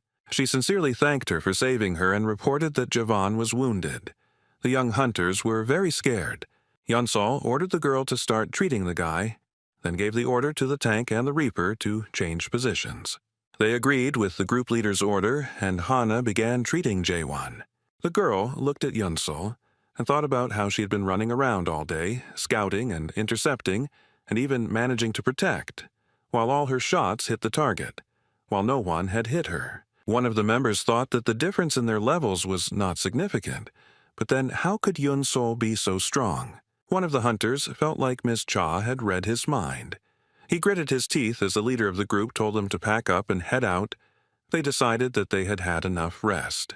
Jaewon started shouting for Yeon-sol to know her limits, because he hadn't rested enough yet. The group had been on their feet all day. There were no fewer monsters, and their MP and HP were running low. He shouted at the girl that she wanted them dead and that there was a line that could not be crossed.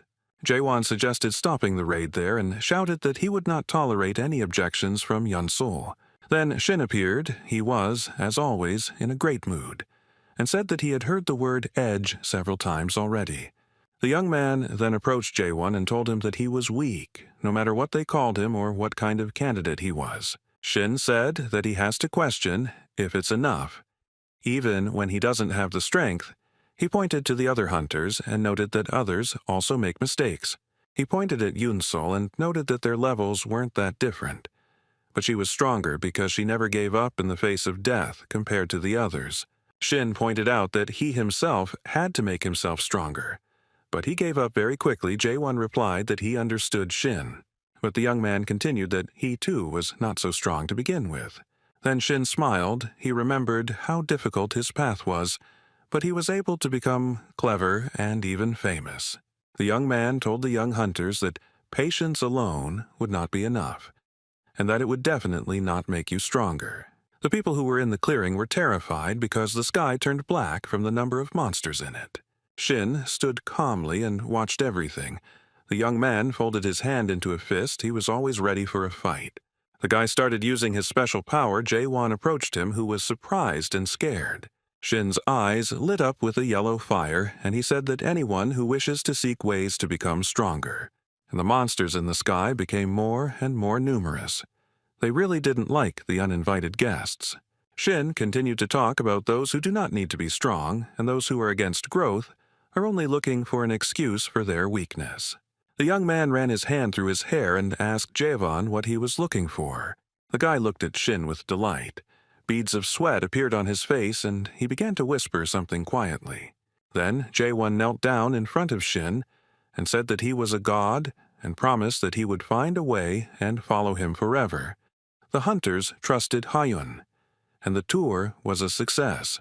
The events took place a month later. Yun-Sol approached Shin. She wanted to clarify something with her older brother. They were near Mount Kaigan, in front of the incomprehensible dungeon, and the girl asked if there was a gate in front of them, and Shin thought that this was where Cheongjo was. The young man was distracted from his important thoughts when someone from the group called him by name. One of the hunters asked if there would be enough of them to clear the incomprehensible dungeon. Shin just laughed heartily in response and said that he could easily go there himself. He took Yun-Sol by the hand and led her along, and told the other hunters to stay in the clearing and wait for them. 3 days ago, Shin was in a restaurant sipping a cold drink and looking down at the evening city. He thought about how well the hunters' levels had improved since the North Korean tour. Each of the hunters successfully passed 2 or even 3 levels, which made Shin Hyun very happy. He thought that although their strength was hard to explain due to the high level of trust in him and Yun-Sol, there were no special questions. Shin wondered if he could continue training them at the same pace he had achieved in less than a month. The guy drank the drink and thought that no one was bothering him, and if everything was going smoothly now, it was not a fact that after some time everything could change. He knew that he was specifically clearing high-risk dungeons so that the experience and money would be with them. Even if China did nothing, Cheongjo would definitely not miss it. Shin was wondering whether his predictions would come true or not, but then a young man approached his table and said that he wanted to talk to him. He put a bottle and a glass on the table and said that Shin was good at handling everything. He didn't think the guy could clear dungeons every 2 days. The interlocutor laughed and noted that the number of active dungeons had sharply decreased thanks to Mr. Cha. Shin was only very surprised. He said that his plans included clearing the underground only to the south of Pyongyang, and then clarified whether the plans had changed or not. The young man said that everything would remain as it was. He was very happy, and then added that there was still a little left. Shin also sat with a satisfied smile. He also noted that everything would soon be over. Then he asked his interlocutor where to go next, and the young man was pleased. A group of hunters slowly moved inside the Kumgasan dungeon. A fine, nasty snow was falling. Yun-Sol's teeth were chattering. She called her brother and told him that it was much colder here than they said, simply unbearable. The girl said she thought everything would be fine because the equipment was cold-resistant, but she needed to take more clothes. Shin heard that all the hunters were complaining about the cold, and he thought that even his sister had problems with her temperature and it wouldn't be easy. One of the hunters approached him and asked if they should turn back since it was too reckless to go further. Shin got angry and asked the young man what had happened to him because just yesterday he had eagerly offered his services as a guide. The cold made a tear run down the boy's cheek, and he thought about how he'd been too impulsive and what the hell had bitten him. He knew that this was a dangerous dungeon from which he had to escape. How could he have forgotten about this incident at all? Shin thanked the guy for his concern and calmly told him to continue his work. The young man noted that this dungeon would be the last one, so there was no way he could miss the reward, and the guide agreed with his words. The hunters continued on their way.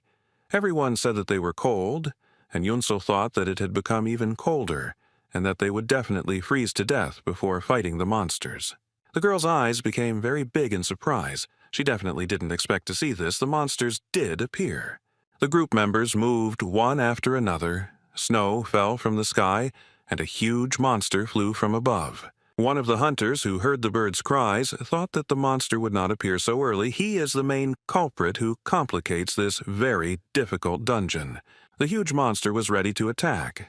It was not afraid of the cold, but Shin used special abilities. And the hunters who stood near him screamed in horror, as they were not mentally prepared to meet him. They saw fire coming straight at them from the sky. Yunsol screamed loudly for her brother to use the shield, but he was unmoved. The guide who went with the hunters into the dungeon reported that one ice flow can easily kill a mid-level hunter. When destroyed, they emit flames and cannot be blocked. The monster flies at a height and does not descend, making it difficult to attack, and the freezing rain is like a bombardment. One of the hunters said that melee classes like his are useless here. Shin was very calm. He asked his sister to attack the monster with a bow. The girl was very surprised, asked if it was worth doing in such a situation. Since the elder brother remained silent, the girl took out an arrow, pointed it at the bow, and took careful aim. Yunsol fired, and the arrow flew right to the target. But unfortunately, it didn't reach its target. It hit an ice flow and cracked. It began to shatter into hundreds of small pieces. The hunters pressed themselves close and tried to cover their heads. Shin just laughed, because whatever is done to make us stronger. He used a special skill, summoned fire, and thought that, as always, something impossible came to mind. With the help of Shin's skill, he managed to get rid of the deadly snowflakes, and the group was able to move freely. The young man thought that he had many ways to get rid of the snow, but the unevenness was a great hindrance to him. The hunters were glad that they managed to warm up. The guide noted that it was amazing that Shin gave the barrier the fire attribute, but the ohm consumption was very high. The young man asked him not to worry and said that it would not last long. They will go further, and there will be an area where it will be much easier to fight monsters. And the group of hunters calmly moved forward towards unimaginable adventures. The young people were very surprised at how the peace and quiet had suddenly disappeared. In front of them, on a high mountain very far away, a dark silhouette appeared, either a man or some kind of monster. But literally a moment later, it began to slowly dissipate like morning fog. Hana asked if she thought she saw someone there, but the young man reassured her and told her not to talk nonsense. The hunters stopped abruptly. They were very frightened by the loud, scary sound, and the guide noted that it was all very strange. The guide was very scared because a huge avalanche was approaching their group. Everyone knows very well that it destroys everyone and everything in its path. It carries a mortal danger. And then a gray-haired young man with a smile on his face appeared in front of the group of hunters and said that everyone had a choice, victory or defeat. He noted that there was no other way out. The guy was so happy that it became clear that he definitely expected to win. Yunsol, who saw all this, was very scared, because she understood perfectly well that all this was organized because of her brother. And the guide who accompanied them on the hike advised Shin to run, but he paid no attention to anything. He thought that the gray-haired guy was mocking him because he was confident of his victory. At this time, the snow avalanche continued to slowly descend from the mountains, but no one was afraid of it any more, as they had been before. The long-haired beauty Lin Mei is the fourth most important among Cheongjo. The girl approached her master, and thought that he was the king of their dynasty and the true ruler of China. She looked at the avalanche and thought about how anyone could ever anger such a great man as their master. Lin Mei knew that Shin had caused the loss of several leaders and a huge number of people, and she had to catch him. The girl was sure that her master would tell her not to think about how to catch Shin, but to go with them. The boy was approached by Zhang Jianwen. This young man was the second most important person in Cheongjo, and said that after the battle, he would approach Shin and check if the enemy was dead. The gray-haired young man was very pleased with himself. He was determined only to win. A satisfied smile appeared on his face. Lin Mei and Zhang Jianwen, on the other hand, were tense, as they were prepared for a difficult fight. A huge number of warriors lined up in front of Zhang, all of them prepared to fight Shin. Among them was the Legion of Golden Lions, which consisted of 40 men, their faces hidden under masks. The Lightning Arrow Legion also consisted of 40 men, and they also hid their faces. The Dragon Legion was also ready for battle. It was smaller and consisted of 20 people. Zhang Jianwen gave orders that all warriors must obey the master's orders. The young man turned away from the army, and what he saw shocked him. He was definitely not prepared for this. A tall flame appeared in front of the gray-haired gentleman, Lin Mei and Zhang. The gentleman was calm, but his wards were frightened. It was Shin who used his special abilities. He appeared in front of the people as if from fire. The guy was calm and pleased at the same time. He liked the reaction to his abilities. Zhang was so shocked that he couldn't find words. The guy didn't even guess how Shin managed to make this a reality. The gray-haired guy, who was tired of watching all this, gave the order to kill Shin, and quickly. A mocking smile appeared on his face, and he turned to his opponent with words to show his true strength. Shin was the picture of calm. This young man, despite everything, was confident in his abilities. The group members who went on the raid with Shin were very scared. They could not understand what was happening because the enemy soldiers lined up in a column and began to walk. The guy's eyes were burning with fire. He was already in anticipation of victory, since he understood that he had a whole army against Shin. The guide who accompanied the hunters looked at the enemy warriors and thought about who they were and what had happened in one moment. The young man understood that it all started with an avalanche, and then many warriors appeared. The hunters didn't expect this. They felt as if someone had thrown a huge snowball at each of them. Shin went against the wind. The young man had an idea to stop the avalanche. His charges shouted at him not to go, to stop, to go back. But the guy set a goal for himself. He got as close to the avalanche as he could, the strong wind blowing in his face, but he used the skill. One of the hunters in Shin's group thought that the force that stopped the avalanche was invincible, and even existed. And the fact that Mr. Cha was with Marima was also no less shocking. The guide approached the warlike people and asked who they were to threaten them, then asked if the avalanche was their doing. The gray-haired guy was very surprised and noted that the hunter made a lot of noise, and noted that there was nothing that was not subject to the master. And then the hunter of Shin's group had a very bad headache. He grabbed it with his hands, his face twisted in pain. The gray-haired young man noted that the boy was very impudent, then asked what happened to his memory, since he had sworn to give his life for him. And then the guide had a memory of himself kneeling before the blond man. Shin clapped his hands and noted that his opponent had manipulated the hunter's memories very well, and even erased some. Cha admitted that these were not bad skills. Then he asked the gray-haired young man where he learned Korean, since he speaks it quite well, and he replied that he did everything for the sake of this meeting.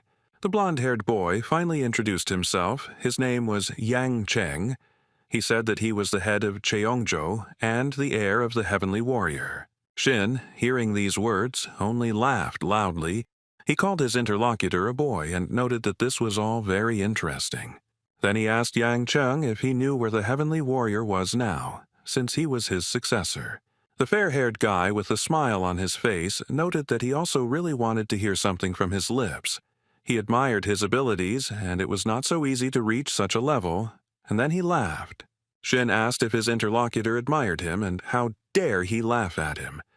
And then added that Yang Cheng was not even worthy of this. Yunsol stood aside, thinking that the guys were like little children. The fair-haired young man continued to laugh and noted that Shin had gone too far. Then a huge cloud of smoke, dust, and dirt rose up, as if after a powerful explosion. The hunters who came to explore the dungeon with Shin began to cough heavily and cover their faces with their hands.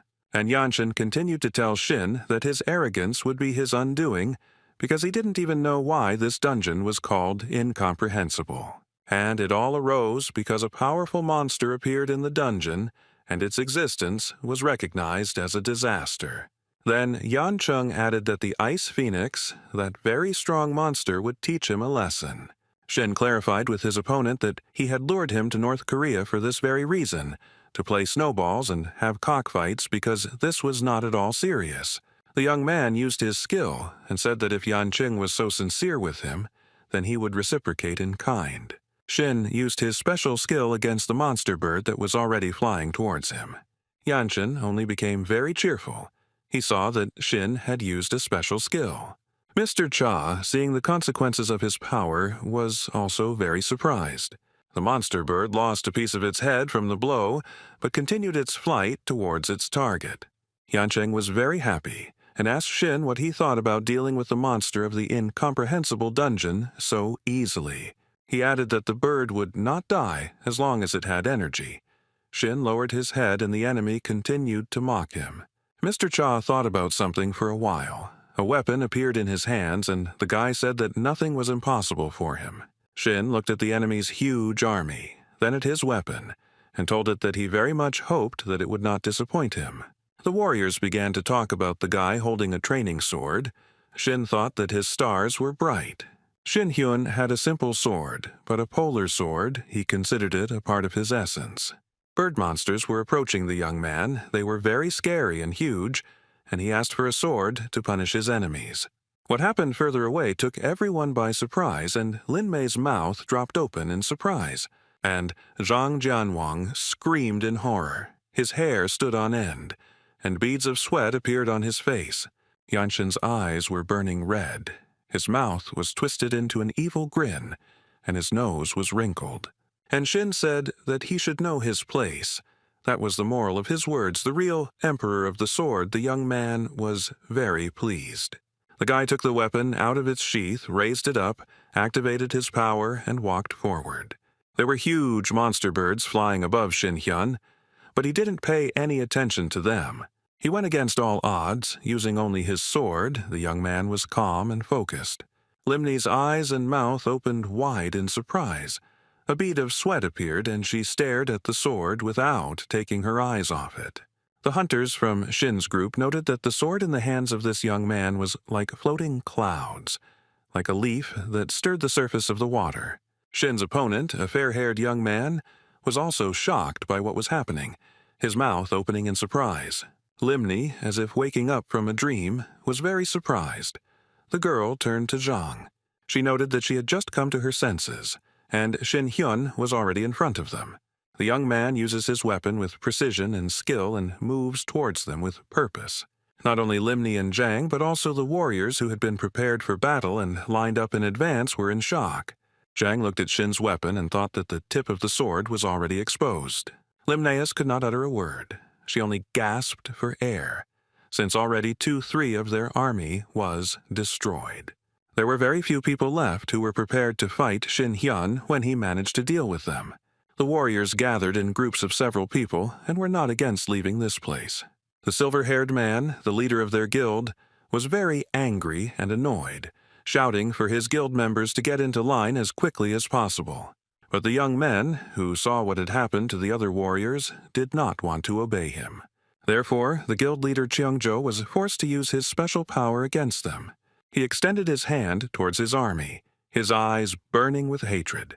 The young man could not even imagine that the guild members would turn away from him in a difficult moment. Shin looked up and found that his opponent had risen very high, apparently to hide. Mr. Cha laughed and asked what Yancheng had used to fuse magic and magic skills and demanded that the opponent show his best. Guildmaster Cheongjo ignored Shin and ordered the surviving archers to fill the sky with arrows and the Golden Lion Legion to prepare for strong resistance. He ordered the warriors to fight in the name of Cheongjo, and they began to act as if under a spell. Shin Hyun looked at what was happening to the warriors and was a little surprised. The young man gathered his strength and told the warriors to hurry. Each of them would get what they deserved. But Yanshin did not calm down. He gave orders to Linmei to provide the warriors with magic support. The girl said that she would carry out the master's order. Zhang Jianwang also did not remain without Yang Cheng's order, although it is worth noting that he was a little out of his mind from everything he saw. Guildmaster Cheongjo told Zhang to look at one of the girls present with a sarcastic smile. It was Shin Yun-sol's sister. Yanshin gave the order to catch her and bring her to him as quickly as possible. Shin continued to fight the enemy army alone, telling one of the attackers to aim better, because his eyes were in the right place.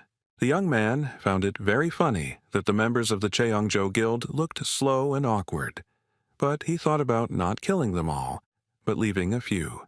Shin went through all the tests with humor. It was his calling card, and this time he was not discouraged either. The young man continued to fight his opponents using his special abilities. Without them, it was not easy for him to defeat the whole horde. This time he used the first style of martial arts.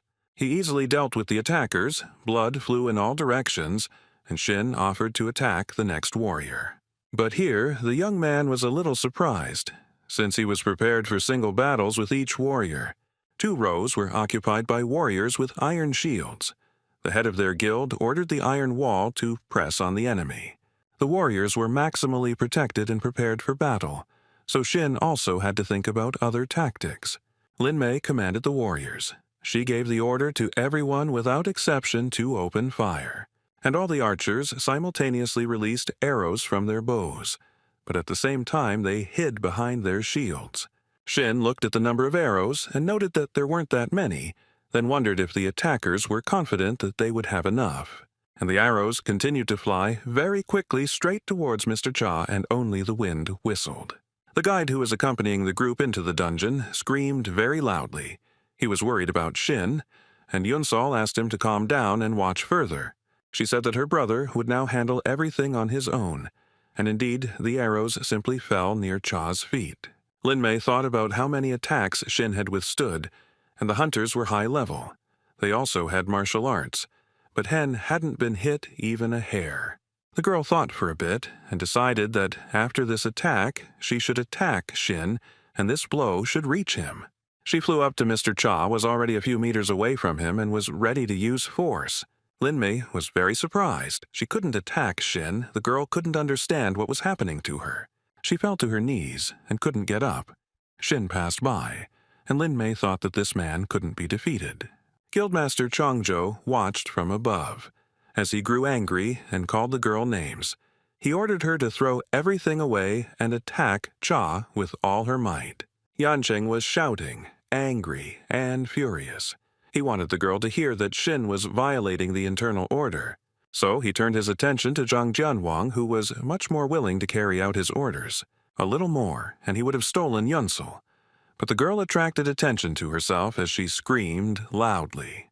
A blue, 4-pointed star appeared, and everyone heard a voice saying that Zhang was going to grab his sister almost right in front of his brother's nose.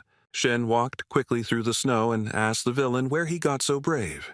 The young man used special skills and asked Zhang if he thought he had reached a high level and was the first one to dare to do such a thing. The blond boy clenched his teeth in anger. He didn't think that Shin would notice that they wanted to kidnap his sister. And Zhang was getting closer and closer to Yunsol. His hand was almost at her throat when Shin asked how he dared to go against the one who knew all of Murim.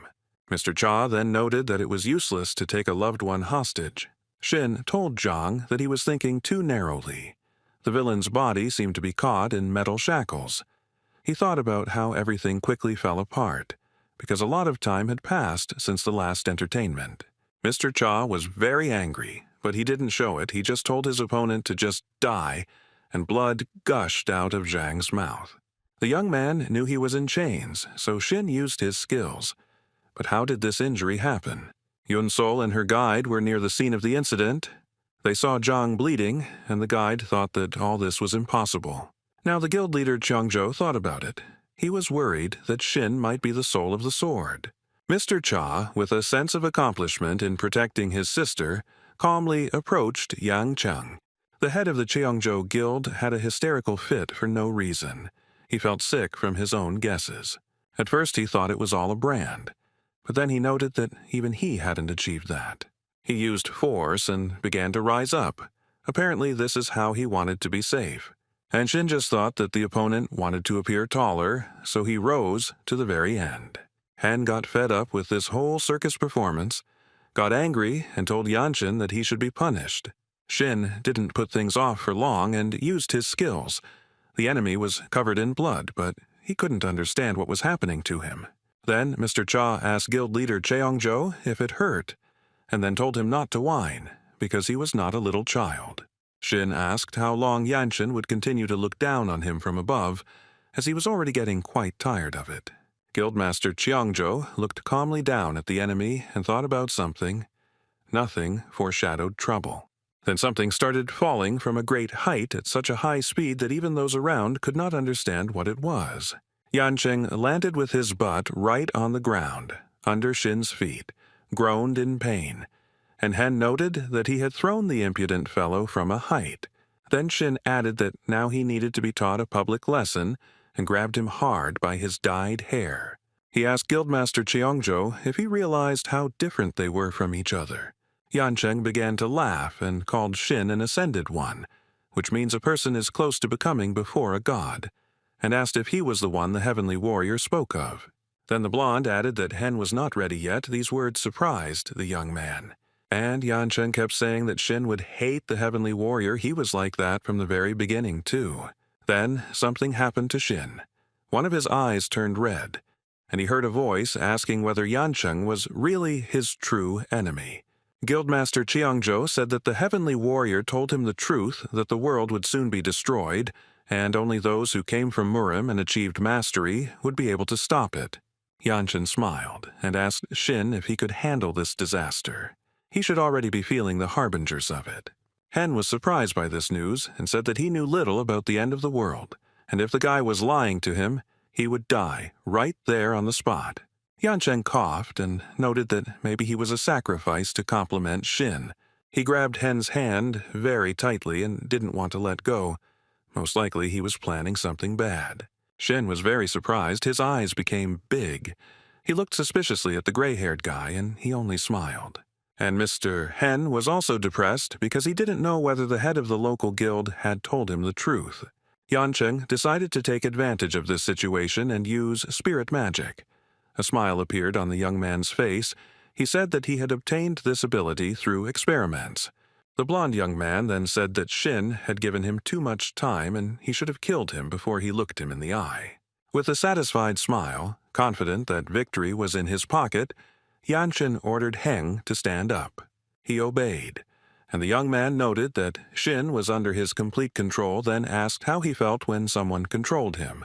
A victorious smile appeared on the face of the local guild leader, and he decided to play a little before winning, and to test Mr. Cha. The fair-haired young man lowered his head, and his face changed greatly. It became puffy and very scary. And then Shin asked the head of the Cheonjo Guild what he was doing. He was surprised and shocked by such a drastic change in appearance. And not far from the guys on the ice lay the ward of the head of the local guild. Lin Mei whispered something under her breath. At that moment, Shin sharply but very accurately hit Yangchen on the head, and the girl who saw it screamed in horror. The gray-haired young man just screamed. Drool, snot, blood flowed down his face and his front tooth fell out. Shin told him to raise his head higher, because the heart will not stop from bruises and contusions. Yanchen didn't expect this development and only wondered why his magic didn't work. Despite his pitiful appearance, he began to shout at Hen that he did not recognize him and wondered how he got into this situation, since he was the true successor of the heavenly warrior. The young man seemed to be possessed by a demon. He screamed at the top of his lungs, rushed about, and threw himself at Shin. Tom got tired of enduring these crazy attacks, so he used his fighting skill. Guildmaster Cheongjo was barely standing on his feet. Blood was pouring out of his mouth, nose, and his entire head was covered in blood. Shin Hyun asked the white-haired young man when he would finally shut up. Yanshin had gotten on Shin's nerves to such an extent that he could no longer control himself, and his conversations had become quite boring. Hen pushed the head of the local guild with all his might, sending him rolling head over heels in the snow. But Yanshin still remained alive. Despite the huge number of injuries, he continued to threaten Shin. Mr. Cha's eyes lit up, and he thought, if the opponent was alive, then it was now his turn to ask questions. The head of the Cheongjo Guild was very surprised by this decision, and his exhausted face became even more distorted. Yanshin was lying on the ground, and Shin stood over him with a sword in his hands and demanded that he tell him everything that the heavenly warrior had told him. And the head of the local guild made inarticulate sounds and then said that a deadly catastrophe was coming soon. They were sent to Murim to gain important skills and prevent it. Then Yanqing said that Mr. Cha was a genuine ascended being who would save everyone. Shin Hyun listened tensely to his opponent's words as he spoke barely audibly. The young man heard a very familiar sound. He had heard it a long time ago in Murim. Shin then asked Yang Cheng how he had achieved such success in magic. He said that in North Korea and China there are a lot of people and no one cares about each other, so if some people go missing, everyone turns a blind eye to it. Shin asked again about the human casualties and asked how many people Yancheng had killed. The fair-haired opponent did not tell the guy the exact number of people he had killed. Shin asked if the local guild leader had any final words, and he thought for a bit. And then he said that he would like to slaughter all of Shin's loved ones like pigs, but he didn't have time to finish. Hen didn't listen to his words until the end. He was already very irritated by Yanchen's face. The young man killed his competitor and told him not to waste such opportunities next time and raised his sword. Lin Mei watched everything that was happening with horror in her eyes, and tears ran down the girl's face from fear. She looked at Hen, who was holding a sword in his hands. A huge pool of blood had spread out under his feet. Lin Mei approached Shin, knelt down, and said that she obeyed him as a master in loyalty, and asked him not to kill her. Tears flowed from the girl's eyes like a stream, and she asked the young man help. Then Lin Mei looked around and saw blood, and said that there was a lot of blood, and it was very dirty. A month later, people gathered in the huge assembly hall, including representatives of the guilds. The speaker reported that the Inter-Korean Exchange of Hunters has been completed, and that this is a significant event in relations between North and South Korea. He also wanted to tell about another very good and important news for both countries.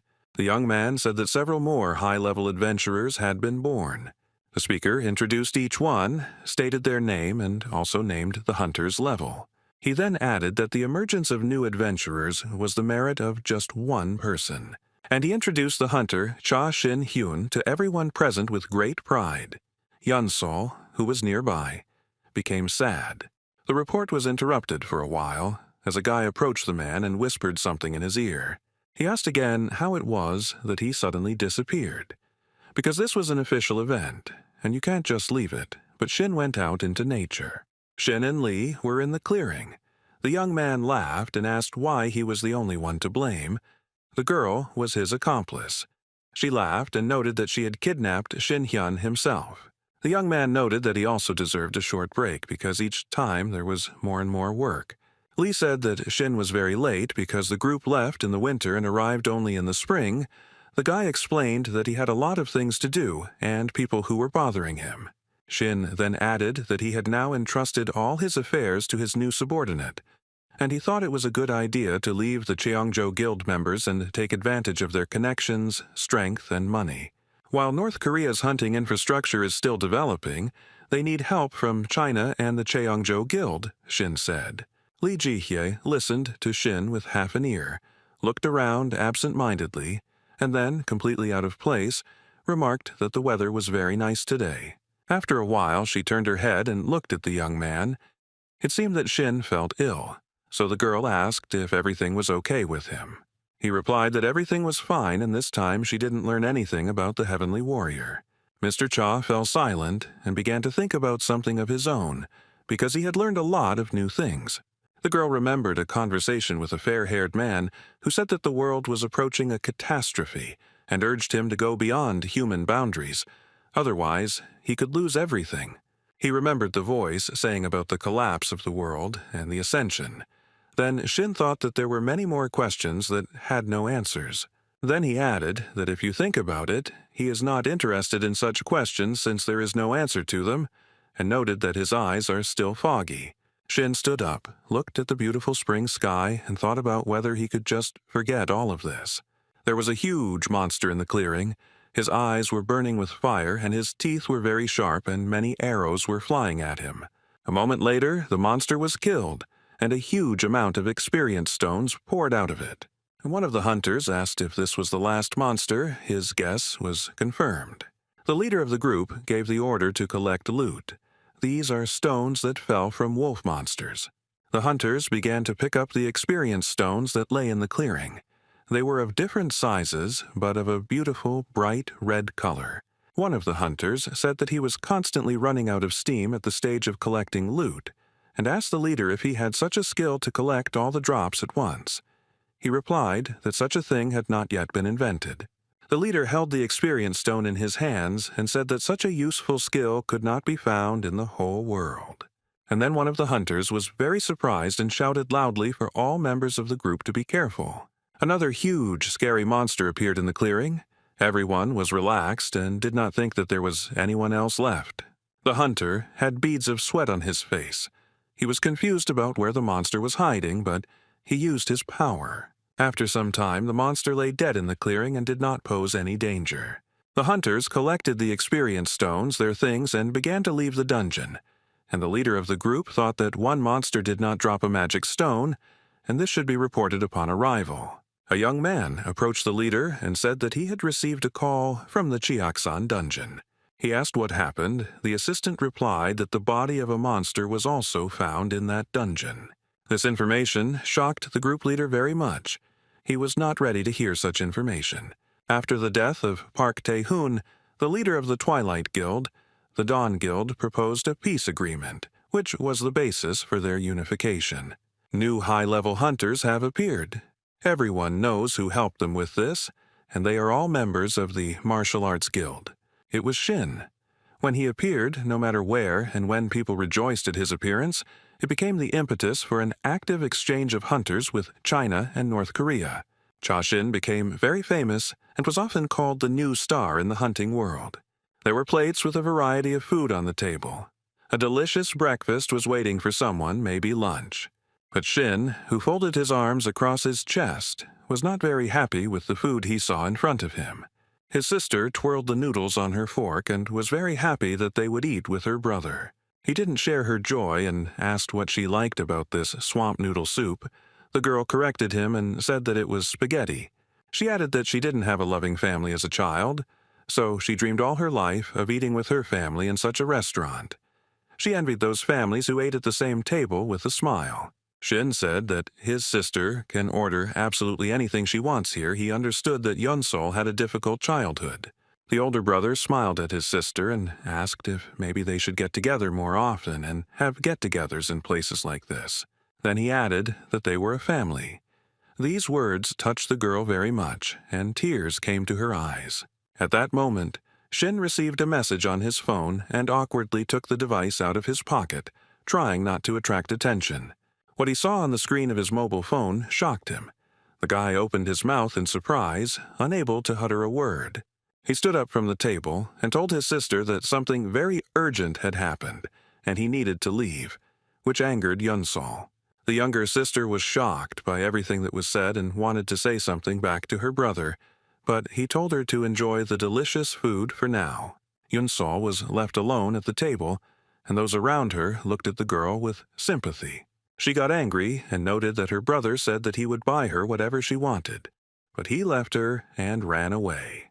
How can he be a brother after all this? At this time, Shin arrived to Lee. She asked if he had seen their laboratory. The guy answered that he had not and added that she did not really want to show it to strangers.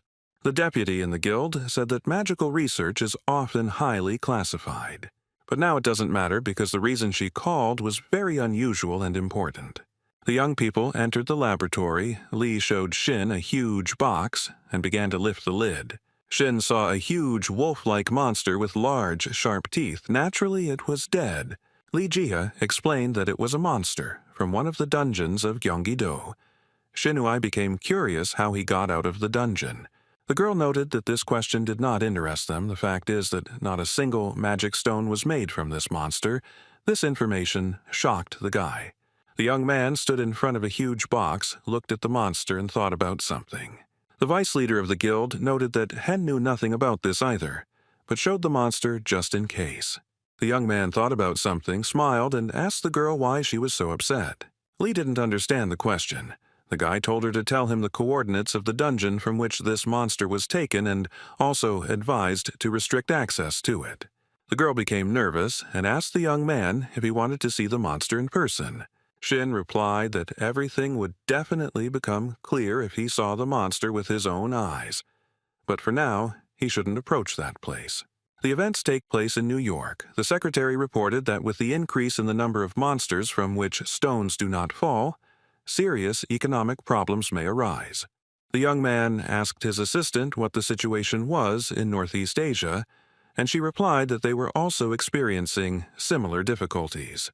The girl told the boss that there was close cooperation between the guilds of the countries, and there was hope that they would be able to find a way out of the situation that had arisen. The boss liked this information and asked his assistant for her opinion on whether he should go to these countries personally. When the secretary gave no answer, the man said that China was a vast territory and perhaps the talent he needed could be found there. On a beautiful green edge there was a family of wolf-like monsters. They were calm and relaxed. The guy stood on the cliff above and watched them carefully. The monsters didn't notice him. The young man walked to the edge of the cliff and wondered whether he should kill them all at once. Shin used force and jumped off the cliff straight towards the monsters, who raised their faces in surprise. The young man used his special power and skills, and within seconds, only the parts of the monsters remained. Shin stood among the dead wolf-like monsters and saw gems falling out of them. The young man saw that there were a lot of stones and looked around to see if there were any more monsters hiding in this clearing. He began to calmly collect stones and thought about how many more monsters he would need to kill to find the right one. His back began to hurt from collecting stones. Shin Hyun thought that it was worth looking for a skill for collecting stones and a sponsor. By the way, it would be relevant for many hunters. The young man raised his head and noticed a blue glow in the sky. It immediately reminded him of the mysterious glow he had seen earlier in the misty dungeon.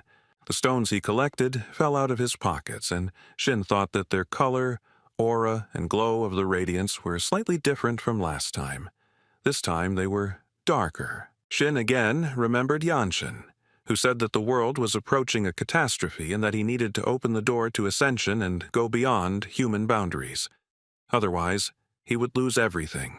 The guy wondered if his opponent was talking about this or the catastrophe that was in the sky. Shin continued to look at the spot that was in the sky and was very surprised as something began to appear from it. The first thing the young man saw was a huge paw with large, sharp claws. A moment later, the monster crawled out completely. He was very big. His eyes were burning with a red fire, and his teeth were white and very sharp. Shin was definitely not prepared for such a development of events, but it was worth taking a risk, so the young man began to fight. In an instant, only a few parts remained of the wolf-like monster, all thanks to the boy's special skills. The young man looked around to make sure that the stones had fallen from the monster, but there were none. This time Shin was very happy because he found exactly that monster, which did not look like a monster at all, and the stones did not fall out of it. Shin Hyun thought for a moment and realized that the monster came from there, from that other world. The young man looked at the sky and wondered what was hidden behind this crack, whether the heavenly warrior knew about it. He seemed to hear him, began to laugh, and thought that they would meet very soon. Even though he was wrapped in huge metal shackles, he was having fun. Shin continued to think about what was beyond that blue spot and thought that there were most likely gods there. The young man paused and noted that he was absolutely certain that wolf-like monsters appeared from there, and when they died, they did not drop stones. Shin came closer to the strange spot and stuck his hand in there, and it was as if he had fallen into jelly. The young man said that it looked very much like the Misty Dungeon, and it was very important to make sure that it was not disturbed. The guy realized where the special monsters were falling out from. It turns out they can pass through cracks, and the crack is the entrance to the dungeon. The guy's head began to split, as he could not understand what the point of ordinary monsters was then. A lot of thoughts came to mind. One of them was that the current dungeons were something like training. Whatever it means, the guy will have to work hard, because it still won't be enough for any kind of evidence. Shin came to the conclusion that he needed to watch for a while longer. Perhaps someone else would see the crack. The young man decided that he needed to go to Jeju Island, because there was also an interesting dungeon there. Thanks to such a skill as teleportation, he was very quickly on the spot. The hunters of the local guild saw him and ran to meet him. Guildmaster Tamra told Shin that they hadn't seen each other for a long time and asked how Mr. Cha was doing. The young man said that he was doing well and looked at Kim with a long, tense gaze.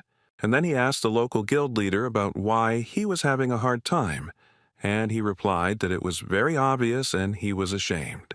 The guy fell to his knees, grabbed Shin by the leg, and asked if he remembered that there were 6 high-level dungeons on the island. And since then, another one has appeared, and he is asking for help. Shin was definitely not prepared for such a development of events. He tried to push the guy away from you and thought about the fact that anomalies somehow began to appear very often. Lin Mei, the new guildmaster of Cheongzhou, spoke on the phone about the dungeon anomalies that have been occurring in China since the second half of last year. The girl noted that the public believes that these are just the results of mutations and that it does not bother her very much. Lin Mei also told Shin, who she had just spoken to on the phone, that she would let him know if she received more information. After this conversation, the young man thought that he would need to figure everything out very quickly. The local guild leader, Kum, continued to hold Shin by the leg. They tried to pull him away, and Hyun I asked if they had brought in reliable people this time. The guy cried a lot and said that this time he had gathered the best team and only those he trusted, and he also asked for forgiveness for the previous incident. Shin calmed him down, said that he believed, and they went into the dungeon.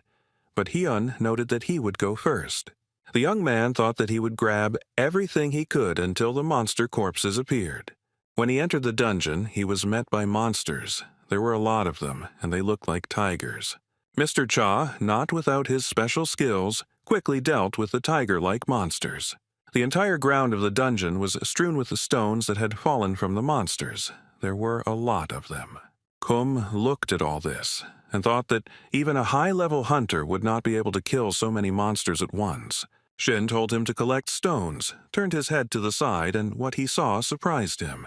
Again, like last time, a huge crack appeared in the sky. Shin noted to himself that it had grown very large. The head of the local guild approached the young man to ask him a question. The guy was very surprised. Beads of sweat were running down his face, and he couldn't formulate his question. Kum pointed his finger at the crack that was above, and asked Shin what kind of phenomenon this was. Mr. Cha was very surprised. He didn't think that anyone other than him could see the crack. The head of the local guild confirmed that he saw it, and his charges also saw everything. They noted that it was cracking, and creases were appearing everywhere. Shin was very surprised and thought that not only he could see the cracks, but other people too. And I thought about something and used magic. It passed through the crack very easily. Kum, who was watching all this, was very surprised. He was curious as to why the magic passed through so easily. Further events unfolded in the Chiaksan training dungeon, which was unusual because there were guards there. One of the guys was suffering a lot because he wanted to eat and asked his friend if he had something to eat. He replied that he only had dried meat, and whether such food would be suitable, the guy was not that hungry. That's why he refused.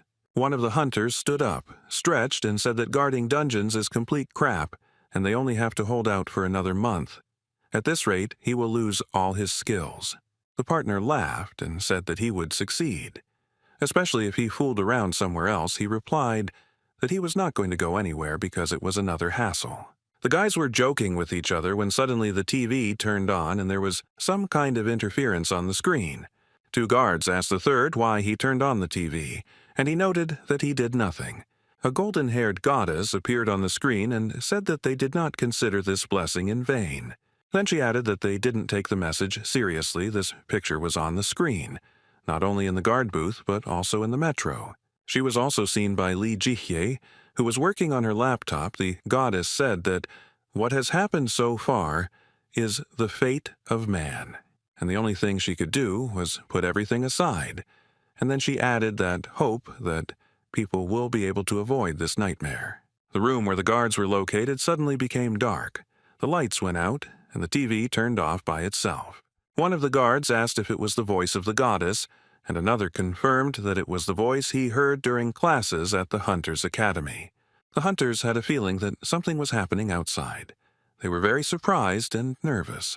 One of the young men said that everyone should get out of his premises, and it was assumed that the security booth would fall and collapse. When they went outside, they couldn't believe what was happening. One of the guards even thought he was hallucinating. But the other two saw the same thing and were very scared. They were definitely not prepared for such a development of events.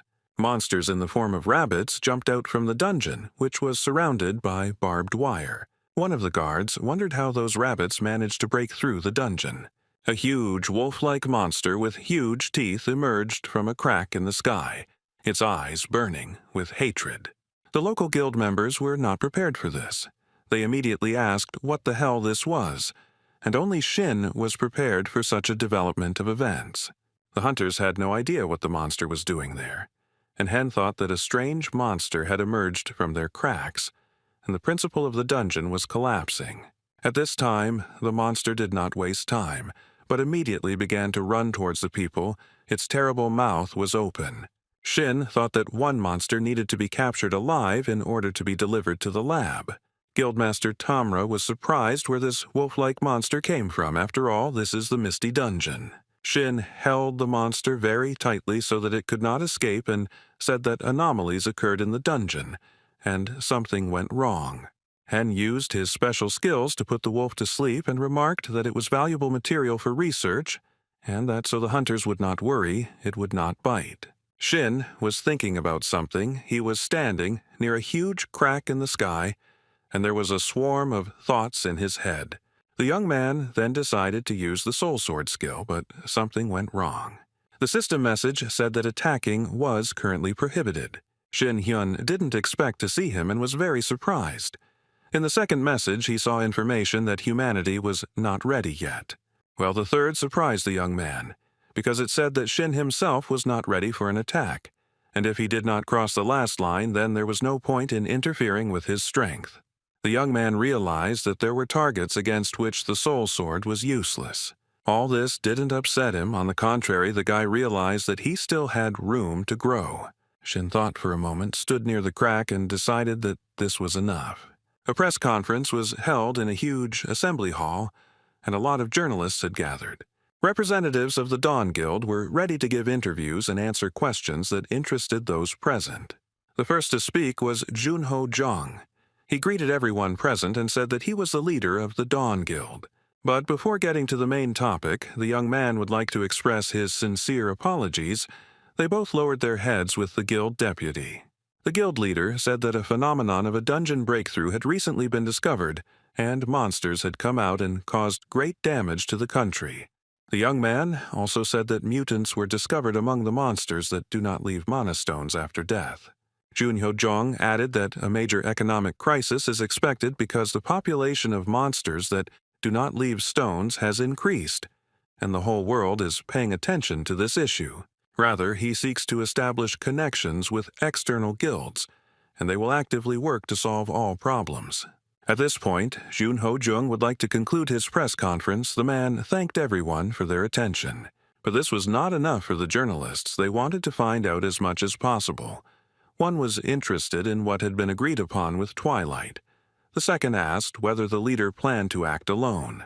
The Dawn leadership rose from the table, and the journalists pestered them with questions about whether the hunters would be held accountable for failing to protect citizens, all of them wanting their questions answered. Lee Jihye and Junho Jung left the press conference room together very quickly, and they had nothing more to say to the reporters. When they left the hall, they ran into Shin. The young man thanked them for their work The guild leadership was not ready to see him here. Lee asked Shin if he was the one who said that he would not be able to attend the press conference today. Shin said that he hadn't been able to do it, but at the very last moment he received a very interesting offer, which he decided to tell the management about. The head of the Dawn Guild was very surprised.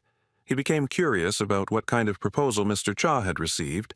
He explained that he had been invited to a meeting in China. Shin Hyun left the room where the guild was located and went to the meeting. At the entrance to the cafe, he stopped to look around. Lin Mei was sitting at one of the tables. It was she who invited Shin to a business meeting. The girl greeted Mr. Cha timidly. She felt awkward. The young man sat down opposite the girl at the table, and the pause dragged on. Lin Mei did not know how to choose the right words. Shin immediately asked why she had called him, noting that he had heard that the matter was very urgent. The girl's face was so wet that beads of sweat appeared on her face, and she said that she had come to ask Shin for a favor, and he was very surprised. Lin Mei said that she wanted Mr. Cha to represent China in the negotiations with the United States, but he just wondered why he needed all this. The girl noted that they do not have a hunter in the guild who could represent China, and the hunter who will come from the USA is the strongest in the world, Alex Winchester. Shin got up from the table and said that it was none of his business. If the girl was going to continue talking this nonsense, then he would leave. Lin Mei really wanted Shin to represent China, so she said that Korea would be given the right of first refusal. Only these words made Shin stop. The young man thought about the offer, and then he specified what kind of advantage would await them, and based on this data he would make his decision. The girl said that her guild was ready to share the information obtained during the negotiations, the benefits of cooperation that China would receive. Shin scratched his beard and smiled. It was a good offer, and he decided to take full advantage of this opportunity. The young man sat down at the table again. He was in a good mood, and he told the girl that he would fulfill her request. Lin Mei was very happy. When Don Shin told the guild leadership that he would have to go to China for a short time, they were very surprised. Shin Hyun and Guildmaster Cheonjo were in a huge room. This was where the meeting with the American hunter was supposed to take place. The pause dragged on for too long, so Lin Mei said that Alex had really asked for a private meeting. This information surprised Shin, and the girl said that Alex wanted to meet with a hunter as famous as himself, accompanied by a secretary or deputy. Shin got angry because he thought that Lin Mei would introduce him as her secretary, but she immediately calmed him down and said that she would be his secretary. The young man finally calmed down a little and said that it would be fun, but the girl saw no reason to have fun. Shin answered her that she would understand everything herself when she saw the American hunter, Alex, in person. The guest was not long in coming. He entered the room together with the secretary and greeted those present. The hunter said his name was Alex Winchester and that he was accompanied by his deputy, Barbara Allen. Shin also immediately introduced himself and introduced those present to his temporary secretary, Lin Mei. The girl sitting next to him and looking very worried. And Alex asked again what the young man's name was, then asked him if he was a Korean hunter and why he was here. He said that he had business. The American hunter said he wanted to talk to a Chinese representative, then asked if China would mind if a representative of another country spoke for them. The line, which had calmed down a little, said that it didn't matter, then added that if Shin hadn't wanted it, he wouldn't have come here at all. Alex sat down on the sofa as the answer satisfied him and prepared to communicate. He started the conversation first, asking if there was any concern about the underground breakthrough. Depending on the country, there may be differences, but in the future, serious economic problems may develop. Line lowered her head, beads of sweat appeared on her face, and out of worry, the girl agreed with everything Alex said. He decided to say everything directly. He had an ace up his sleeve, since he knew how to solve the problems with breaking through the dungeons. Lin Mei. She raised her head. Her eyes were very wide open, and she was simply surprised. Did it seem to her? Or did she really hear that Alex had options for solving the problem? He also said that he was putting forward a hypothesis, but the probability of this is very high. Research was recently conducted, and based on their results, everything will become much clearer. Lin Mei said that it is not yet possible to say that there is a way out of the current situation, and clarified the reason for his arrival. Alex didn't beat around the bush and said that he decided that China's strength could turn theory into reality, but there were very few worthy hunters. He looked at the girl intently and said that there really were very few hunters like her, but she didn't understand what Alex meant. The young man asked if the girl remembered his request, because he wanted to meet a hunter like himself. He thought that such people could be found in China. The girl asked Alex again, but he told her not to pretend that she didn't know worthy hunters and asked her if they were graduates of that very place. Linmei thought about Alex talking about Murim, while Shin noted that if the conversation was about that, then he really should join in. The young man didn't beat around the bush. He immediately asked Alex if he was looking for people who had returned specifically from Murim. The American didn't expect such pushiness. Shin said that if it was about Murim, then he shouldn't be left out and looked at Alex defiantly. The American hunter didn't really understand anything, and Shin said that the reaction tired him out, asked not to ask stupid questions. It was the difference in power levels. Alex said that he has very rarely met people with a resonating force in his life. The young man noted that the difference in strength levels he had just heard from Mr. Cha was unpleasantly expressed. Alex immediately got down to business and clarified where and when they could take a look at their skills. Because if Shin was a good hunter, it didn't matter whether he was from China or not. Hen answered Alex that he would fulfill his wish, and Linmei ordered to prepare the closest one on Earth. The girl said that it would be fulfilled.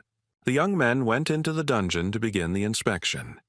Shin told Alex to do whatever he wanted, because he doesn't think that he has the right to judge him. Alex leaned over a little and asked permission to introduce himself again. He repeated his name again. And then he noted that in Murim he had a different name. They called him the Heavenly Demon. Shin laughed very cheerfully and said that he thought that Americans did not go to such worlds and asked why the demon came out of Murim. Alex was very angry. He didn't like the bullying and briefly replied that this was how his life had turned out, and in Murim there was no discrimination against people of color. The fair-haired young man told that it was in Murim that he was able to rise from the very bottom. But to do this, he had to kill everyone below him. This is where his demonic cult manifests itself. The bastards attack him themselves in order to kill him, so killing such people is doubly pleasant for him. Shin said that he was tired of talking and that he was giving the guy 3 tries to get Alex to attack him. A grimace of either envy or disgust appeared on the American hunter's face, and he replied that Shin was very kind. Thus began the struggle between 2 hunters, a Korean and an American, each wanting to appear better and stronger. The young men were fighting in the dungeon, but then something unexpected happened. The American hunter twisted his leg, and he fell to the ground with all his might. Even Shin Hyun did not expect such a turn of events. Then Alex very quickly and deftly got up from the ground and continued to attack his competitor. Shin was surprised. Mr. Cha used his special power, while thinking that the American hunter was fighting well. Alex flew very far away from Shin and hit his back. Pain froze in his eyes, beads of sweat appeared on his face. The young man didn't lie on the ground for very long. He was able to get up, but he didn't attack Shin. He told the Korean hunter that he understood the basis of his self-confidence, but he never thought that he would meet someone as strong as Mr. Chai. Shin asked if the American hunter was satisfied with the results of the inspection, and he replied that from the point of view of negotiations, he was very satisfied. He then added that as a gentleman, he would be sorry to end the fight now, and he wondered what Shin was thinking. Alex asked the young man if he had heard of such a concept as cardiac index. This question caught Shin off guard, and he did not know what to answer, but the American hunter laughed and said that it was an act to show how serious he was. Hen grabbed his head. Since he was already pretty tired of talking about nothing and trying to seem smart, Shin told Alex not to brag about his sword skills in front of him. The young man smiled and noted that he had excellent swordsmanship, and no one had equal to him. The American hunter fell to his knees in front of Shin, which surprised him greatly. He started laughing and asked Hyun if the executioner could execute him here immediately. Shin also became amused. Cha noted that the end of the invincible had come and said that if the demon had come to his senses, then the executioner was obliged to show mercy. Then Shin got serious and asked Alex what ideas he had for solving the monster problem. The American hunter became very serious after a minute, thought for a moment, and told his plan. He thinks that there is an inner sanctum of monsters where the mana stones are located. Shin thought about the words of his American colleague. He himself could not come up with such an idea. The young man asked if the inner circle was not a crystallization of energy accumulated by the spirit over hundreds of years. Alex said that by Murim's standards, Shin is right, but the formation process and nature are different. But the essence is the same, they contain the energy of monsters. Shin said it was a long story, but what was the takeaway from it all? The American hunter said that the mutant corpses could be used to create an inner circle. Hen replied that it all sounded like the soul was being extracted from the corpse. Alex held the stone that fell from the monster and noted that there was nothing wrong with it. He pointed out to Shin that some martial arts were very similar to the martial arts of the green-blooded, who absorbed the spirit. That's why he thought that there must be such a thing as a suction technique or something like that, Alex added. Shin thought about it and noted that only a demon could come up with such an idea. And Alex pointed out that not all demons are evil. The young people hugged, and Hen said that it was time to return and that a deal needed to be made. The guys returned to the room and decided to get down to business. Shin agreed to cooperate with the United States in this matter. Lin Mei, who was present at this conversation, was shocked. Hen told the girl not to worry and everything would be fine. Alex held the documents in his hands, read what was written there, and suggested summing up what had been said earlier. The young man then said that the profit would be divided equally between the parties. Alex added that exclusive development rights would also be guaranteed to China and Japan. And Lin Mei was very surprised when she heard these words. The girl asked that the gentleman would be able to stop supplying the products whenever he wanted. Shin laughed and confirmed her guess. He started laughing mockingly, and then asked if he should keep the girl on a leash, and she almost fell through the ground. Alex, who heard all this, said that he promises to fulfill the promises on his own behalf, but to the best of his ability. The American hunter then emphasized that this condition primarily depends on the success of the deal. The young men shook hands, and Shin was very pleased with these conditions. In just a little while, the plane will land in the American city of San Francisco. 2 hunters flew there, the Korean Shin Hyun and the American Alex Winchester, who was the one who invited Mr. Cha here. The young men entered the laboratory, but Shin noted that this room was completely different from an ordinary laboratory, while Alex assured them that it was the largest in the western United States. He noticed that he really didn't like the word fragile in the manufacturing process, so he built it to be very robust. Alex showed Shin a device called a mana stone extractor, but Hen thought that there was nothing unusual about it. The American hunter said that you need to put your hand on the device and accept its energy. Then, in a special compartment, an artificial liner appeared, which was produced by Alex's own efforts.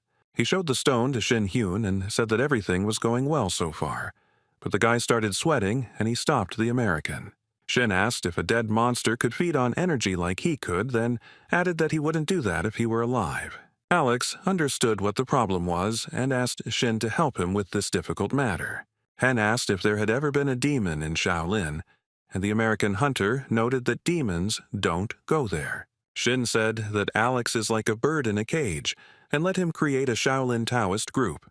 An interesting thought came into the Korean hunter's head, and he began to think about something. Then the young man began to smile and said that he thought he had figured something out. The guy remembered about the artificial nidon. After all, this technique exists in Murim. Alex was shocked, and Shin continued that the most famous temple is the Great Shaolin. The American hunter said he thought that this was how the Taiwandang Temple came into being. Then the guy added that he didn't know about it and had almost no interest in political factions.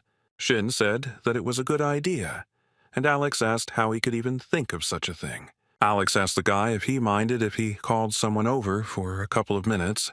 Shin asked who, and the young man replied that he wanted to invite the creator of the prototype, a level 70 craftsman, and added that he had returned from Murim.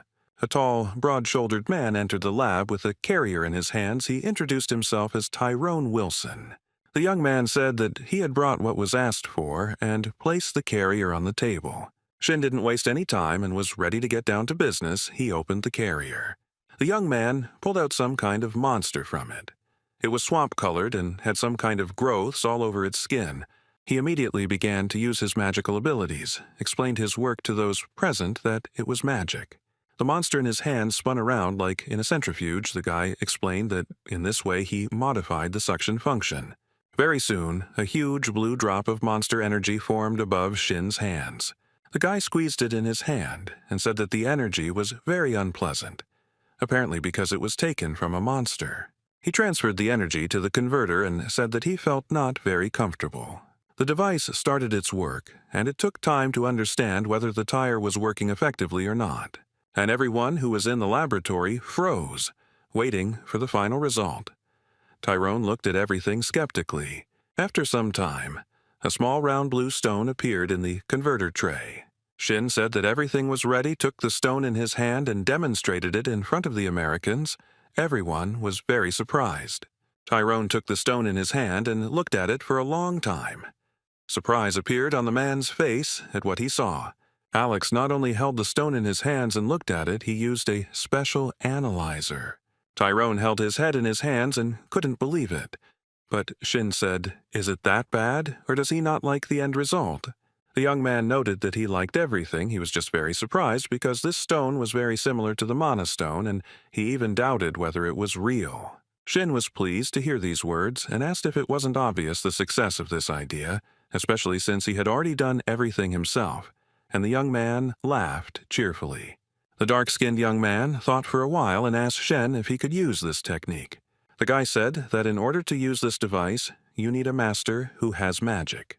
And to do this, we will have to teach him a modified absorption technique if that is possible. Shin said he didn't care, but he didn't finish his sentence. The pause dragged on, and the American guys couldn't understand where he was going with this. Hen will continue. He noted that in order to learn this from him, they will have to go through a lot of difficulties. Are they ready to grit their teeth for the sake of learning?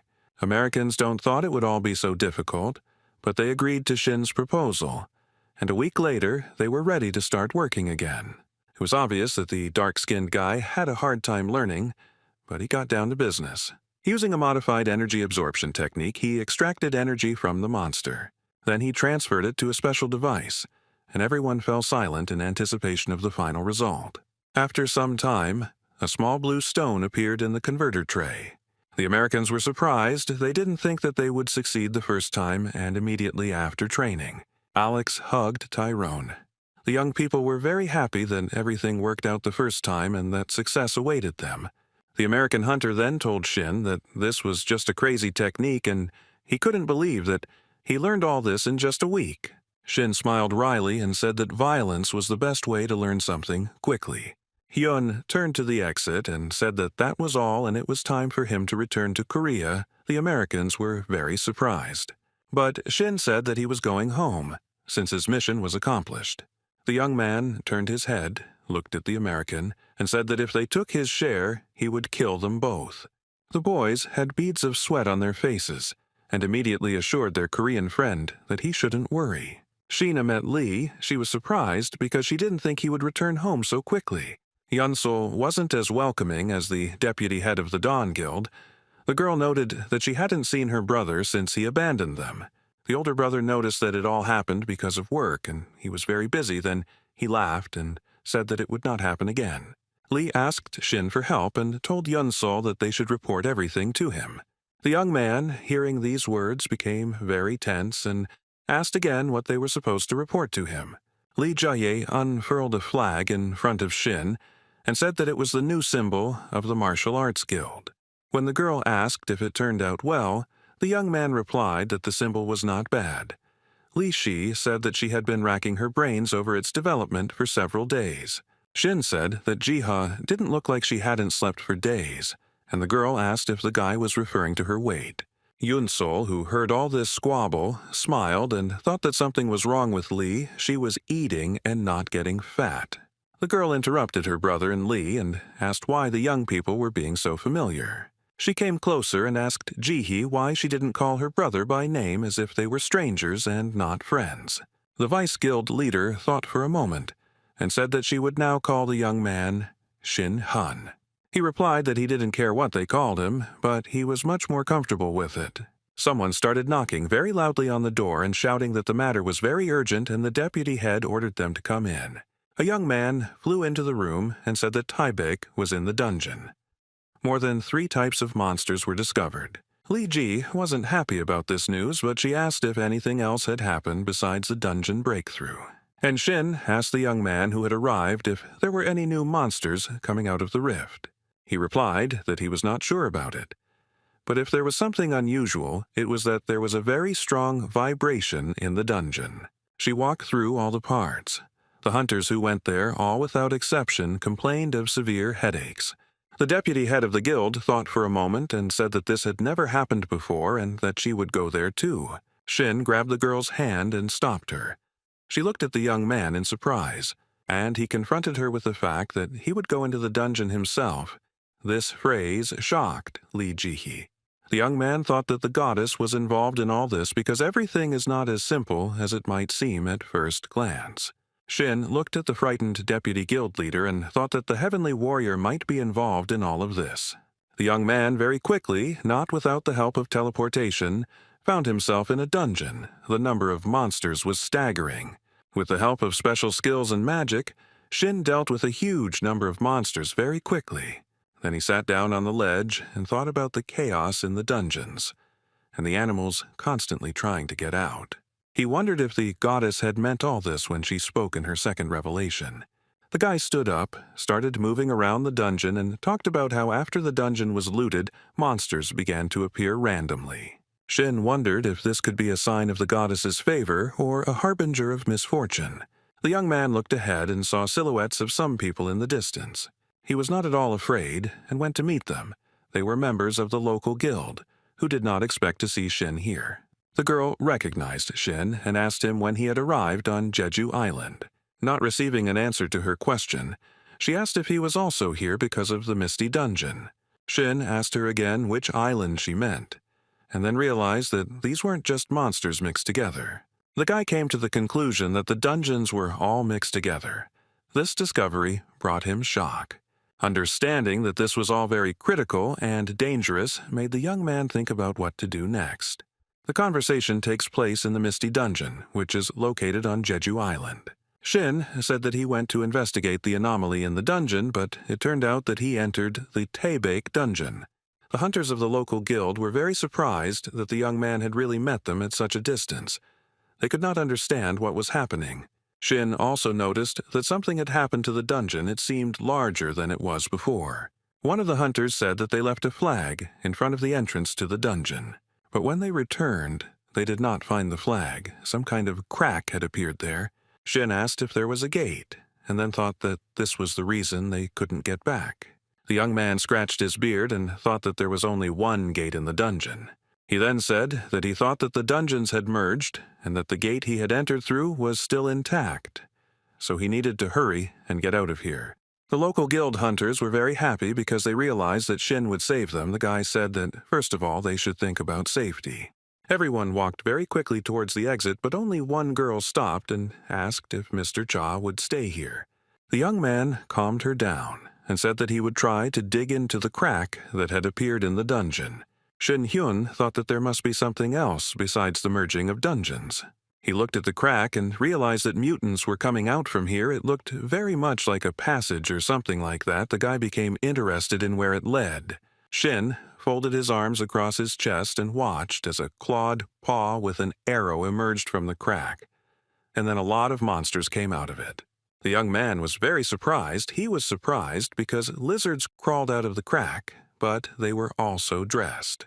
The lizard turned to Shin with the order that he get out of the way if he wanted to prolong his life, even by a few seconds.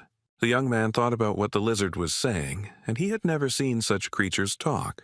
A young man was walking through the dungeon, blood dripping from his hand. He had just recently dealt with the monsters. It was the American hunter, Alex, who also began to guess that the dungeons had merged into one. He arrived in Hawaii very quickly after receiving a report on what was happening with the monsters and dungeons. The young man raised his head up and grabbed it with his hand. He certainly didn't expect to see such a surprise. In front of him stood 3 huge lizards who were dressed in real clothes. The guy thought that this was a new kind of monster. The largest among them turned to Alex and said that he did not know that higher beings lived in the dungeons. The American hunter froze in surprise. He could not believe that a lizard had just spoken to him. The slightly smaller lizard said that despite the fact that people are higher beings, they are still animals, and asked Alex if he understood her. The young man laughed and said that he didn't expect the lizards to talk to him. The leader of the lizards was surprised that the man understood them, and the American hunter asked where they came from and how they differed from the monsters. The giant lizard asked who the monsters were and what it meant. They probably hadn't heard anything about those mutants. Alex explained that the monsters, just like the lizards, crawled out of the same crack from which they came. One of the lizards became angry. He was surprised that they dared to be compared to monsters. The American hunter calmly replied that they had some things on them, but what surprised him most was their ability to speak. The lizard replied that the man seemed smart to him. He tried to talk to him, but it was all in vain, and took up arms. He became very angry and shouted that he should not have listened to the speeches of lower beings.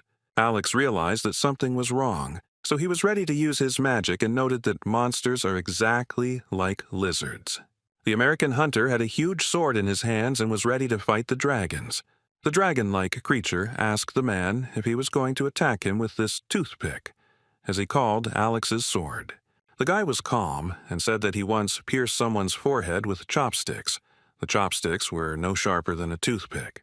That's why you shouldn't get in his way. Otherwise it will be much worse, the guy said. The huge lizard looked at the young man and bared his teeth as his words did not frighten him at all. The creature ordered the other two lizards to step back. He was confident that he could handle the man on his own. With his weapon at the ready, the lizard began to attack Alex. He had an advantage, his large wings. The American hunter made one blow, thus defending himself from the huge lizard. Already after the first blow, Alex realized that the creature in front of him was very strong. Even though the American hunter used magic, he didn't have it easy. After all, the monster was very strong and much larger in size than Alex himself. During the battle, the guy almost fell off his feet. The young man used the abilities he had acquired in Murim and rose up. He began to approach the lizard at full speed, but his weapon hit the weapon of the enemy creature. Alex thought that he would never be able to defeat him with physical force. But the American hunter did not think of giving up, and the lizard thought that if this was all the guy's strength, then his end would come very soon. Alex froze in place, thinking about what else he could do to defeat the nasty creature. He held his sword in his hands, thought, and decided to use magic because he understood that it was not easy to defeat the lizard. He looked at Alex with a challenge and asked what the guy was going to do, since there was no point in fighting anymore. The young man was tired of enduring this bullying, so without further ado, he used magic against the huge lizard. The nasty green creature fell face down into the ground in surprise and pain, and his relatives were shocked by what they saw. They certainly did not expect such a turn of events. They thought about what to do. Naturally, they couldn't think of anything better to attack the young man, and so they rushed towards him shouting. Alex fought like it was his last time. He understood perfectly well that either the lizards would kill him or he would remain the winner. At the end of the fight, he stuck his bloody sword into the sand, and the killed lizards ended up on the sand. Their weapons scattered in all directions. The American hunter was pleased with himself. Alex was very tired, but the game was worth the candle. Now he was calm. But one thought did not give him peace. The young man grabbed his head and thought that at least one lizard should have been left alive. He looked at the head that had flown off the main dragon wing and thought that without his sword, he definitely wouldn't have been able to cope. Alex noted that this fight was very difficult for him, and what would have happened if there had been other weaker hunters on the path of these monsters. Just the thought of it made him panic. The American hunter came to the conclusion that it would be a real disaster. Alex looked again at the lizards he had killed and thought that he needed to tell the executioner Shin about everything that had happened. At the same time, very interesting events were taking place in the Misty Dungeon. Terrible lizards. The dead ones were lying on the ground, and one of the largest ones was asking for mercy. He offered to resolve all issues peacefully, just by talking. The creature looked at its relatives and understood what could await it. Shin found it very funny and noted that this is what the bastard who ran away would say. The kneeling lizard noted that it was his fault. The guy laughed and said that it should have been like this from the very beginning, then asked who they were. The lizard began to talk about how they were creatures who inherited the blood of the very first and great dragon, and they called themselves dragon wings. The monster told them that they had been driven out of their home and were now looking for a new home. He told Shin that they did not expect to meet such a powerful person like Shin, and hostility towards him would cause great harm. The dragon stood in front of the young man and said that there was no need to conflict unless necessary. He suggested that Shin talk directly to Milord. The guy listened to the words of the terrible creature and thought about something. Dragonwing said that a person like Mr. Cha deserved a personal meeting with their leader. Shin laughed very hard, and then asked the dragon if he had come here to first make trouble and then beg for mercy. The dragon-winged creature closed its eyes, took a deep breath, and said that it had nothing more to say. Shin Hyun thought that it would be too easy for him to kill this miracle now. Well, if he puts him alive, then there is a huge chance that he will be able to knock at least some information out of the dragon. The young man told the dragon that he needed to check some data first, and the creature asked what the guy meant. Shin directly asked if everything the dragon had told him was true, using a lie detector. Alex propped his head up with his hands and told Shin that he shouldn't meet a girl in such a place. Han got very angry and told him that the deputy head of the Dawn Guild was sitting in front of him. The American hunter said he was aware that they had a fairly close relationship. I got angry, and the guy said that we had moved past this situation. The young man said that it was not just that he had the urge to see everyone. An interesting situation had happened. The guy told about how in a Hawaiian dungeon he met a monster that was very strong. Then there were quite a lot of such monsters. The guild hunters were actively discussing the situation that had developed via video link. Shin said that he also met monsters in the dungeon, but he still left one there to wait and watch. But at any time this winged creature could come for him. Lee Ji-hye thought about the words Shin said to her. She didn't really like the current situation. Then Hen told that the winged dragon spoke about the Lord. Most likely this is their main one. Lin Mei noted that if Shin was right, then these dragon wings had some sort of sect of their own. Alex agreed with her thoughts and said that they were very strong and perhaps much stronger than humans. It would be a disaster if they tried to move to the ground. Shin noted that it was not for nothing that he left one dragon alive, because he hoped that he would be able to come to an agreement with them. He suggested that those present take advantage of this situation against the dragon wings. The young people listened to each other, and the deputy head of the guild agreed with Shin's thoughts. Alex said that he also liked the idea, but he would stay in Hawaii for now, where the dragon wings had already appeared. The young man remarked that if they encountered creatures of such high rank and they wanted to take revenge, would the Korean hunters be able to help them? Shin did not refuse to help, but advised the American hunter to be more careful. At this point, the negotiations were quickly concluded, and Shin decided to turn to the deputy head of the Dawn Guild. He suggested to the girl that they temporarily change the rules for hunters. Lee asked what exactly needed to be changed. The guy said that recently fewer and fewer monsters have appeared. So in order for hunters to improve their skills, they need to be sent to high-level dungeons. The girl agreed with the proposal. She thinks that it would be very good if the hunters became stronger. But what would happen to the island if all the high-level hunters were taken away? Shin said not to worry about it because we will be with them. The girl was surprised. She didn't think that they would also go there. The young man made Lee an interesting offer to try to stay close all the time. This sudden proposal surprised the girl very much, and she asked if Shin was offering her to live together. The guy suggested that she think about it. Jae asked again if the young man was offering to live together. He reassured her and said that he was not interested in all this. The vice guild leader blushed and asked what exactly Hen wanted from her. The guy suggested that they help each other until they finish all the showdowns with the dragon wings because they don't know what to expect next, so it's better to stick together. The girl listened to him attentively, laughed, and said that if that was the case, then she was all for it. But for a moment, Lee thought that Shin had gone crazy. The guy was pleased that the girl agreed to his proposal and noted that he was confident that she would soon understand him. The vice guild leader laughed and said that she had a bad feeling about this. A few days later, Lee, Shin, and his Yunsol were already in the Misty Dungeon. Deputy Guildmaster Dawn said that it was her first time in this dungeon and she couldn't really see anything yet, and Yunsol asked what happened there. The young man stopped, turned to the girls, and began to talk about why he had brought them here. Halfway through his sentence, he stopped and said that they would see for themselves, an answer that shocked Lee and Yunsol. Then the young man said that Alex from America and Yang Chen from China are very strong, dragon wings, who are not yet clear what they are hiding. So it is very important to become stronger and stronger in order to fight if necessary. The girls understood Shin's train of thought and agreed with his arguments, because strength is an indisputable argument. Then they asked what they should do here in the dungeon to become stronger. The young man ordered Lai Jihye and his sister to attack him at the same time.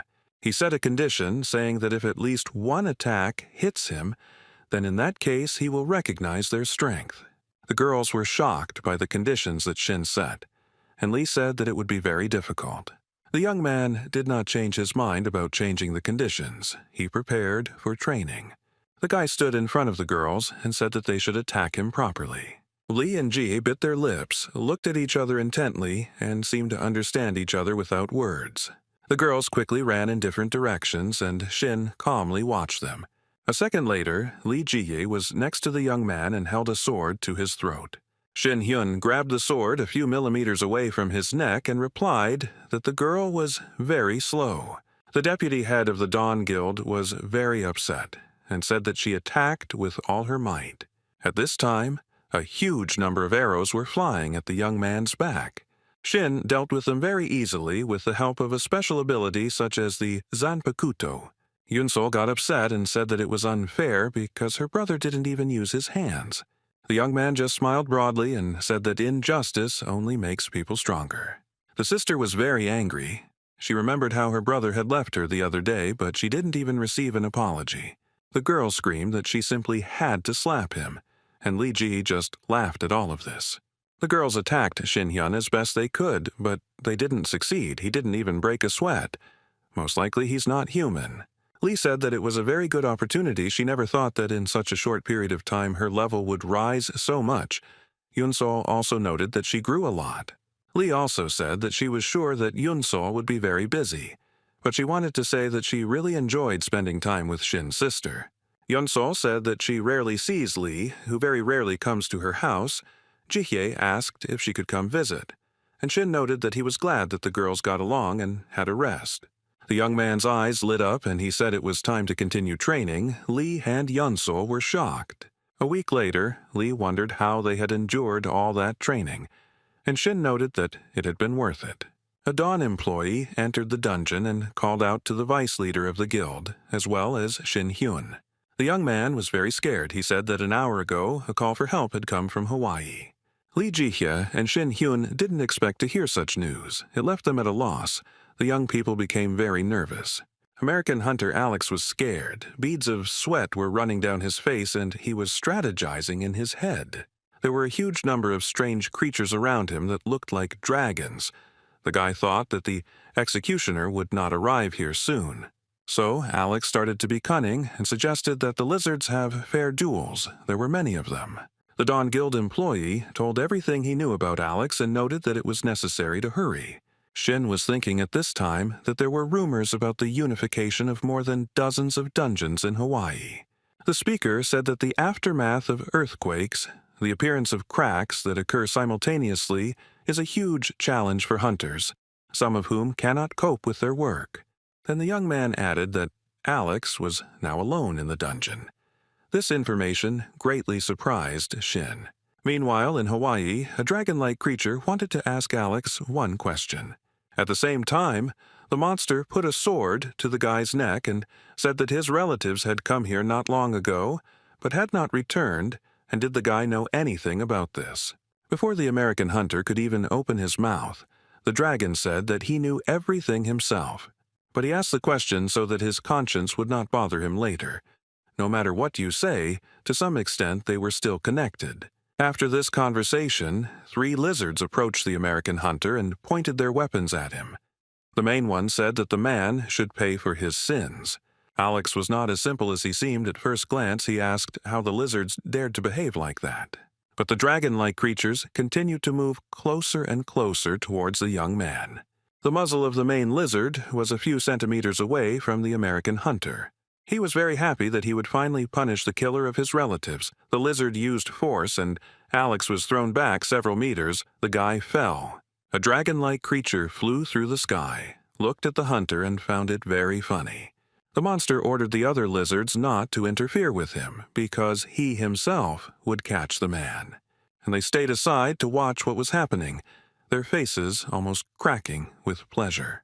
The main lizard rose up and told Alex to show everything he could do. The American hunter asked on what grounds the dragon-like creature dared to threaten him. The lizard was angered by the man's self-confidence. He could not find words, and the young man asked the monster to shut up. The hunter gathered his strength, used his special abilities, and headed towards the lizard to cut off its head. The dragon-like creature froze in one position. Placing the weapon in front of itself, it remained in place. So the guy looked at him with bewilderment and wondered if this monster was a magician. The young man's assumptions were not unfounded, because the lizard pointed the weapon at Alex, and the guy flew to the side at the speed of light.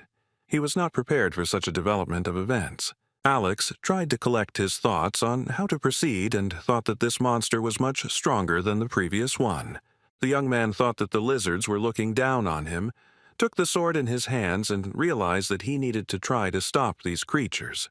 The American hunter understood that he had to catch the lizards off guard. Only then would he have an advantage. So Alex went on the attack, the young man using his special skills. The unexpected attack on the lizard bore fruit. The guy was able to cut off its paw. The lizard was still alive. He put his other paw to the one he had previously, clenched his teeth, and was outraged by Alex's actions. But the American hunter was not going to stop, because he understood perfectly well that he needed to defeat this monster by any means necessary. Alex continued to attack the lizard-like creature, but it screamed in pain and asked the man to stop. The American hunter understood that something was happening to him, but he could not understand what exactly. The lizard was also not simple. He used the pressure skill, and Alex was not prepared for the fact that the creature was so strong. The young man was thrown several meters. He fell and could not understand how it all happened. While he was trying to get up, the terrible creature put its paw on his hand. Alex was unable to fight back. The monster said that the man forced him to use dragon powers on such an empty, insignificant creature as he. Then the dragon raised his hand up, used some ability, and said that the last thing Alex had left was to pay with death. The guy was lying on the ground. His body was completely immobilized, as if an invisible force was blocking every movement. He felt his strength leaving him, and he understood that this was where it would all end. Beads of sweat were running down the young man's face. He couldn't understand what was happening to him because he didn't feel anything at all. A second later, Alex opened his eyes and saw Shin in front of him, holding the monster by the paw. Hen asked the American hunter if he had gone mad to cause such a mess, and the lizard continued to rage. He stretched out his clawed paws to Shin and asked him not to interfere with him dealing with Alex. The guy kicked him with his foot, and the other two monsters, who were nearby, simply watched what was happening. They saw their relative fly away a long distance. Only dust flew in all directions. Two lizards decided to attack Shin to avenge the main lizard. They began to fly closer and closer to the guy. Meanwhile, Shin turned to Alex and asked what had happened to him and why he was so polite. The American hunter had not yet fully recovered. He was shocked by everything that had happened. A few seconds later, he asked Shin how he managed to get here because he didn't expect the executioner to arrive here so quickly. Shin replied that everything was very simple, and he teleported. And Alex wondered if it was possible to teleport over such a long distance. Then the American hunter began to rise. He told Shin that dragons have a similar ability to theirs. He also said that it was the dragon language. Shin listened carefully to Alex, who added that Hen should be careful. Everything was very serious. Hunter Cha said that if the lizard is stronger than Alex, then their level is above 80. And if so, then there is nothing surprising. The American hunter looked around and saw that the lizard whose arm he had cut off had grown a new one. The lizards started approaching the guys. It turned out that they were the elite dragon wings. They were very warlike. One of the monsters said that he knew that there were people in front of them. Mardil told them about them. Shin said that he offered to talk to his master, but the dragon wings made a mess. One of the monsters said that he would not listen to the beaten man. If it were up to him, he would kill him on the spot. Hen replied that the monster was not the lord of this Mardil. The man understood all this from his words, so he came to the conclusion that it was not worth continuing the dialogue. Shin used a special skill with which he was able to easily cut off the head of a terrible creature and cut another monster in half. There was only one dragon wing left in the clearing. The guy decided not to kill it so that he could talk to it. The dragon was very scared, but he didn't show it. He screamed loudly and asked the man to stop. The dragon wing fell, not without the help of Shin's special abilities. The guy told the monster that his bark did not affect him. The young man, although he could immediately deal with the monster, suggested that he begin a physical dialogue. The lizard began to talk nonsense and said that he had responded positively to the man's proposal and asked to spare his life. Shin got angry and said that he would kill the monster in the blink of an eye, but even if he really wanted to, he couldn't do it yet. The dragon wing relaxed, confident that the danger was already behind him, and Shin used his skills. A moment later, the dragon wing fell on the clearing. His guy fell asleep and he no longer posed any danger. He was finished. Alex told Shin that he had a very hard time, but even so, he would not die until he said goodbye to the young man. The American hunter then asked what level Shin's martial art was. He thought it was level 100.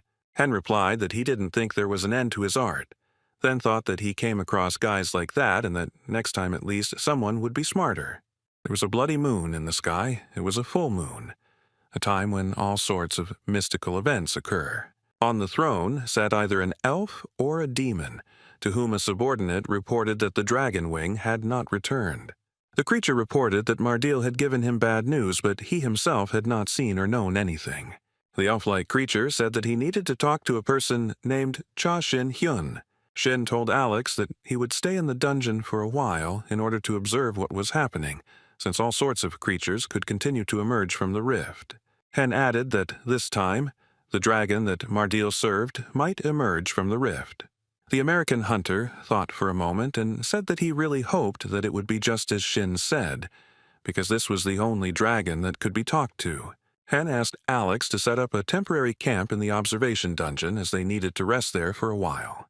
He agreed to fulfill his colleague's request, and Shin asked to wrap up the dragon wing. Then the guy added that he needed to be processed a little and sent to Taeguk's headquarters, and he could keep the others for himself. Alex laughed and asked if it was true that he could take it for himself. Shin said that although the monsters were cut in half, they would be suitable for research. The American hunter laughed, thanked Shin, and said that the dragon wings would make good material. Alex noted that dragon scales and bones are a very valuable material and are among the highest quality. He then added that there was a high probability that something valuable and useful could be made from them. Shin found it very funny and told Alex to start packing up what was left of the dragon wings. Hen asked Alex to tell him when the camp would be ready, and he himself thought that he was very glad that the dragon was very strong. He could become a good shield from monsters. Evening came. Alex set up camp and the young people were in the trailer. The American hunter worked on his laptop because he still had urgent matters to attend to, and Shin was lying on a folding bed and just resting. The young man was thinking about something, analyzing the situation that had developed during the day. So suddenly, a moment later, Hen jumped out of bed. There was surprise on his face. He asked his colleague if he felt something unusual. Alex agreed and said that he felt completely different. He felt heavy and somehow strange. Shin suggested that Alex leave the trailer since they most likely had an uninvited guest. The young people got out of the trailer and looked towards the rift, the color of which had changed.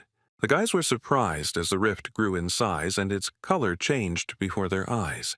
They couldn't understand what was happening, and Shin thought it was teleportation magic. The young people stood under the rift and waited for the uninvited and unexpected guest to appear, when an unusual creature appeared in the portal. It was a white, huge dragon who screamed very loudly in order to scare the guys. Shin and Alex looked at everything that was happening with great surprise and waited to see what would happen next. A huge white dragon landed on the ravine near the trailer, and the guys looked like little bugs against its background. The creature lowered its head very low, right towards the faces of the young people, but they were not afraid. Alex noted that this dragon was very different from the previous three. Shin agreed with his words.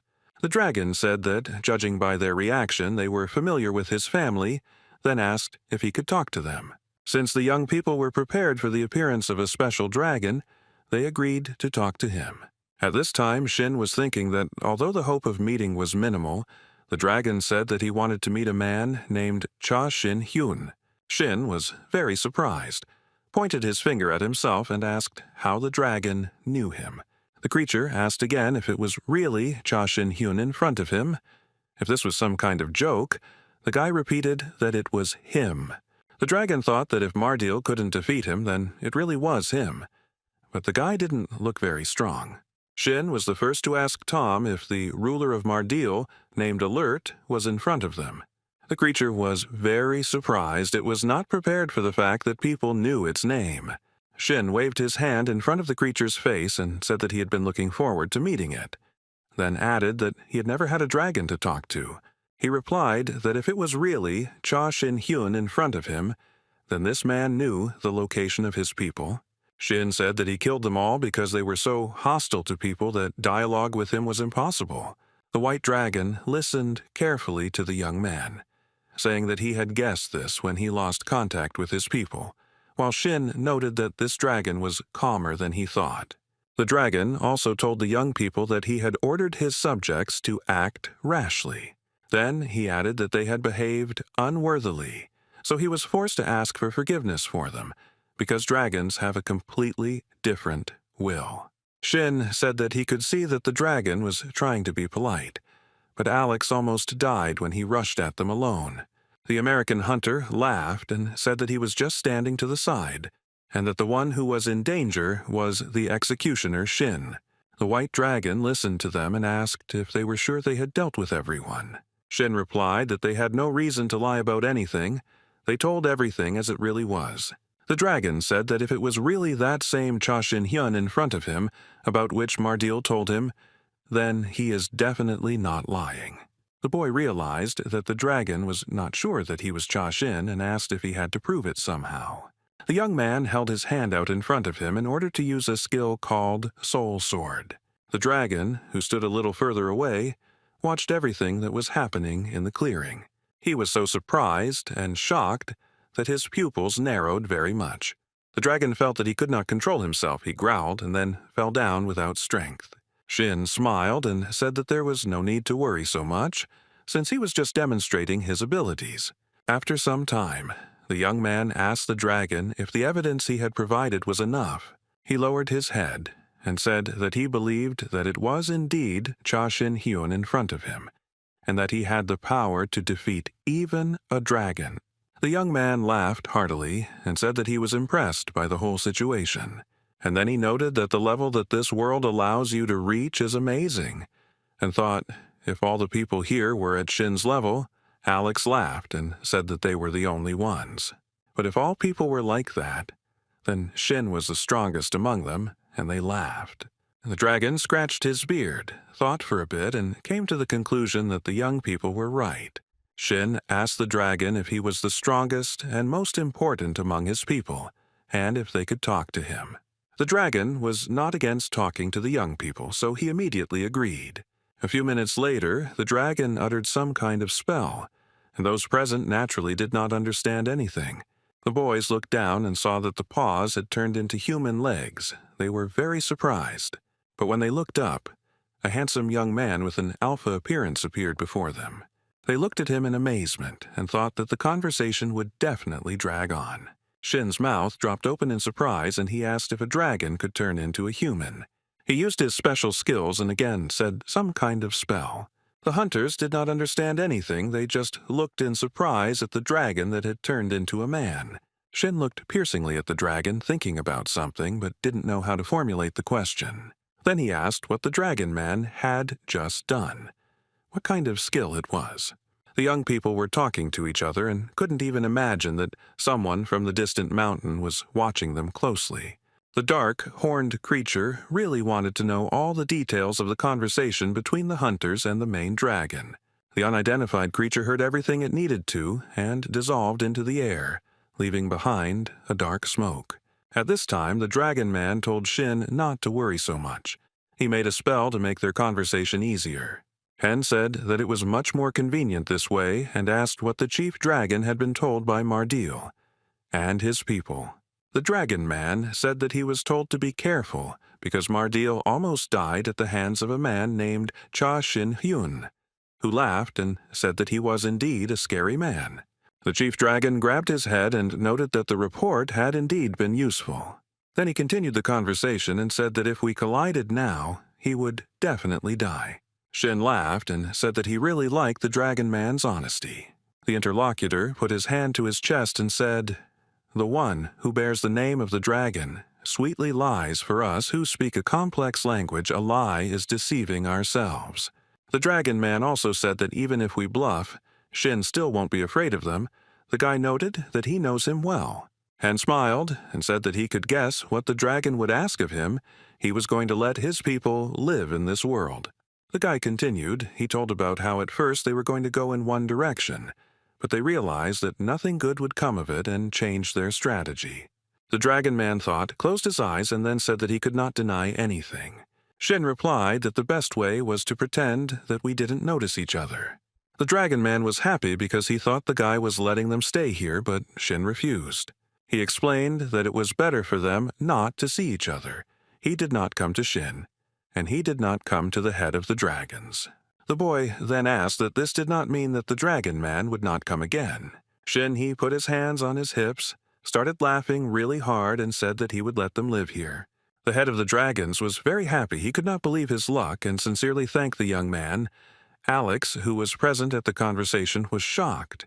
Shin then added that if he gave permission, other people did not, so they would not be able to integrate into their society. Alert thought for a moment and said that they could handle it. He wanted to ask a question. But the guy interrupted him to dot the I's and cross the T's and tell him about the situation that had developed. Shin pointed out to the dinosaur leader that they should only live here. He meant inside the dungeon. Alert threw up his hands and could not understand where exactly to live here. He asked again. Shin Hyun confirmed that here. The head of the dinosaurs was outraged because the dungeons were not suitable for dinosaurs to live in. Shin asked what the problem was, why they didn't want to live in this dungeon. Then the young man added that he would allow them to move in, give them land, and if they lived here, they would have to kill the monsters that came. Then he asked if he liked that idea. Alert said he likes it, but the atmosphere in this place is very tense for him, and he doesn't like the fact that they will be used as shields from monsters. Shin noted that such a development of events should have been prepared for first and foremost. Alert took a short pause to think about this proposal and agreed. The dragon chief then said that he would have several requests. Shin agreed to listen to him and make a decision. Alert asked if there were any cases where cracks inside the dungeon connected and widened. Shin confirmed this. And whether they will be able to provide financial support if food supplies are irregular, the hunters replied that this is not a problem. The dragon man hesitated a little and said that he still had a small request. The hunters looked at him with questions in their eyes. Alert asked to at least be given access to the land. Sheena was very surprised by this request. But the head of the dragons continued. He explained why he needed to go to Earth. This is how he wanted to contact the hunters. The guys thought about it, and Shin asked Alex what he thought about it. The whole situation was extraordinary. The American hunter replied that if the dragon was going to deploy troops for defensive purposes, then he would need to establish contact with them. The main thing was that no one would do anything stupid. Shin looked at the dragon chief and asked what would happen if he agreed to his proposals. Alert extended his hand and said that in this situation we would consider the negotiations over. The young men shook hands, and Alex told the dragon chief to pass everything on to his people. Alert turned back into a dragon and told the young men that they see each other later, and they in turn wished him a good journey. The dragon rose and flew up. Its silhouette began to shrink, and it disappeared into the gap. And the hunters watched him go, as the situation was resolved in the best possible way. After the head of the dragons returned to his world, the dungeons began to open one after another. Migrating dragons began to actively move into them and began to develop them. The dragons also did important work, watching over the portals. This contribution was invaluable. At first glance, there was no need to worry about the dungeons at all, and that was the case for a while. Everything was fine. Shin was happy, because when monsters appeared in the dungeons, the dragons dealt with them instantly. Hen often came to the dungeon to see what the dragons were doing, and he also met Alert there. One day, the dragon chief said that he was very busy settling new lands, so he was unable to talk about access to the land. Shin said that the United Dungeons are scattered all over the planet. He wondered what the dragon head is going to fly every time like a carrier pigeon. Alert said that he will not fly, but will simply use movement in space. For this, he only needs precise coordinates. This phrase surprised Hen very much. He asked if it was possible to move in space just by knowing the coordinates. The dinosaur leader replied that it was indeed easy to do, and Shin squeezed his shoulders with all his might. Hen knew that teleportation was limited to the visible range and needed to be used multiple times to travel long distances. Shin continued to hold Alert by the shoulders. He thought about what a wonderful skill this spatial movement was. He then asked the dinosaur leader if he could use such a skill. Shin noticed that it was very interesting to move in space, and he would like to learn how to do it too. Alert was thinking about something. He closed his eyes, and Hen asked whether the head of the dinosaurs would teach him the skill or not. Alert said that this is magic that only dragons use, but with Shin's skills, he can probably master it too. In return, the dragon chief asked for help if the number of invading monsters in the dungeons increased. Shin is very quickly agreed because in any case, if the dragons go, then the people will be next. The young people quickly agreed on everything, and the leader of the dragons began training Shin. The guys were in a clearing. Alert was talking about the skill, and Shin was asking questions that interested him. During the training, the boys heard some sounds. They stopped communicating and listened to them. A breathless young man ran out of the bushes and said that he was looking for Guildmaster Cha. Shin was very unhappy with this whole situation and immediately asked what had happened. The man gritted his teeth, beads of sweat appeared on his face, and said that he had an urgent report from Taeguk headquarters. And the guy started talking about the events that were happening in the center of Bushin. Shin listened to him attentively. It turns out that a huge monster appeared in the city. It wasn't just him, but his entire family was scaring people. Shin, who heard these words, became very excited. He didn't think that everything would happen so quickly. The monsters felt at home. They flew calmly, growled. Their eyes glowed with red fire. The people who saw all this were very scared and tried to run away as far as possible from these monsters. And there were also very loud screams in the city. People were calling for help. They didn't want to die. The guild hunters fought the monsters as best they could. They tried to protect people first and foremost.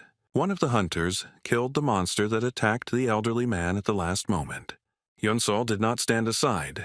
She took a bow and arrows and went to help the hunters of her guild. The girl used her special skills. It was not for nothing that she trained so long and hard and improved her level.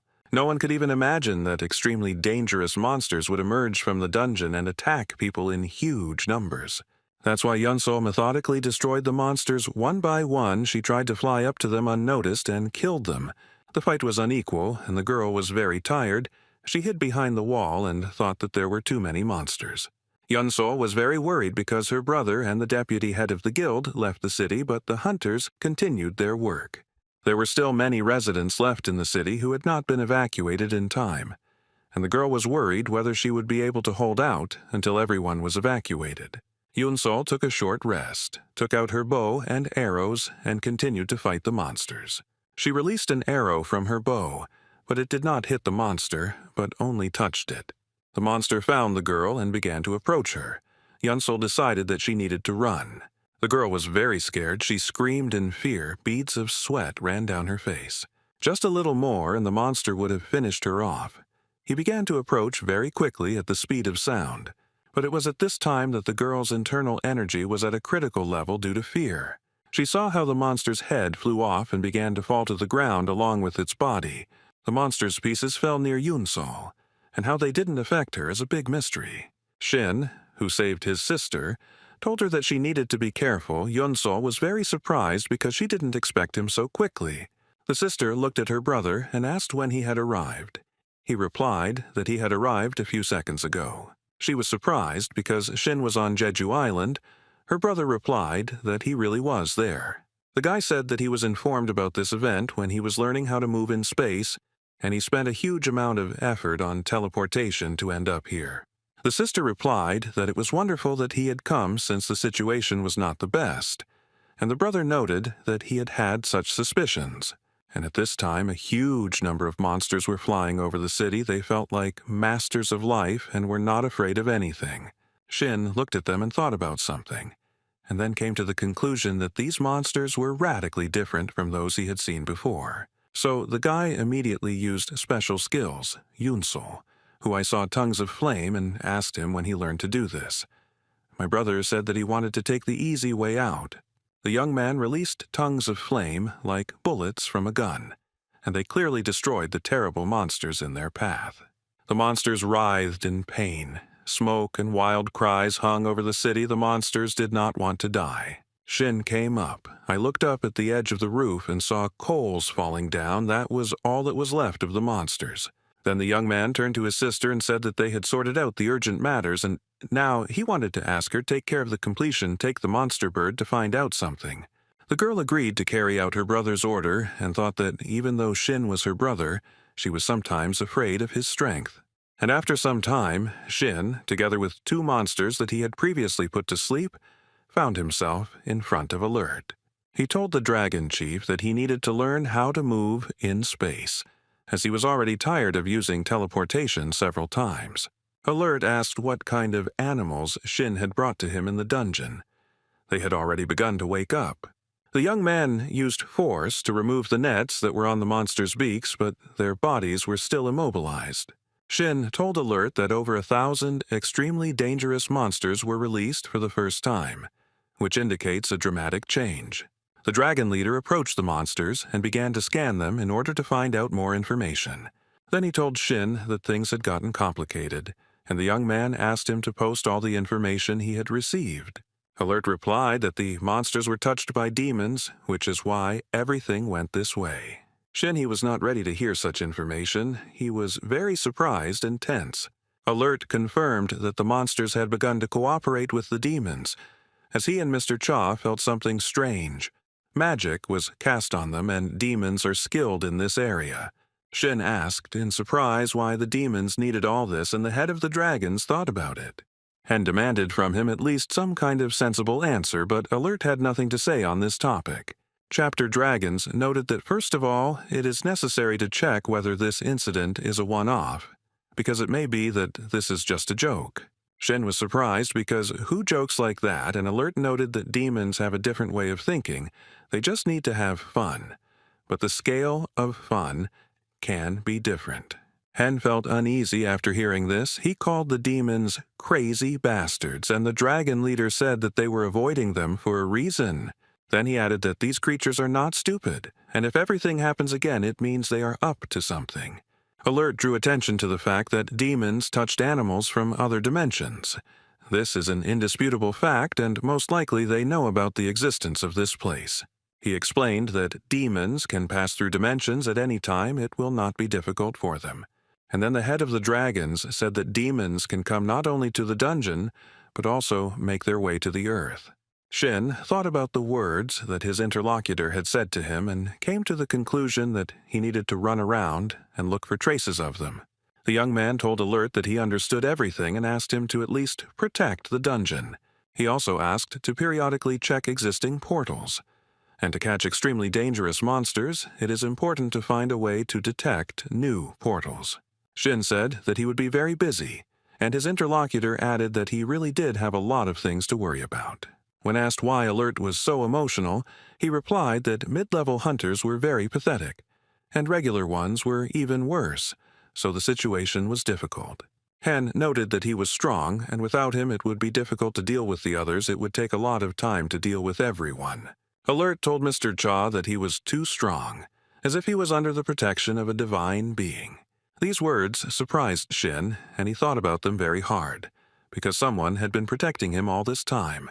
He thought of Murim and wondered if it had been divine protection to lock him in a cave at the age of 20 and throw him only one book. Alert said that it is possible that he is protected, but he achieved this high level solely through his own efforts. But after a moment, the young man doubted, but then he said that he himself did not know whether he was under protection or not.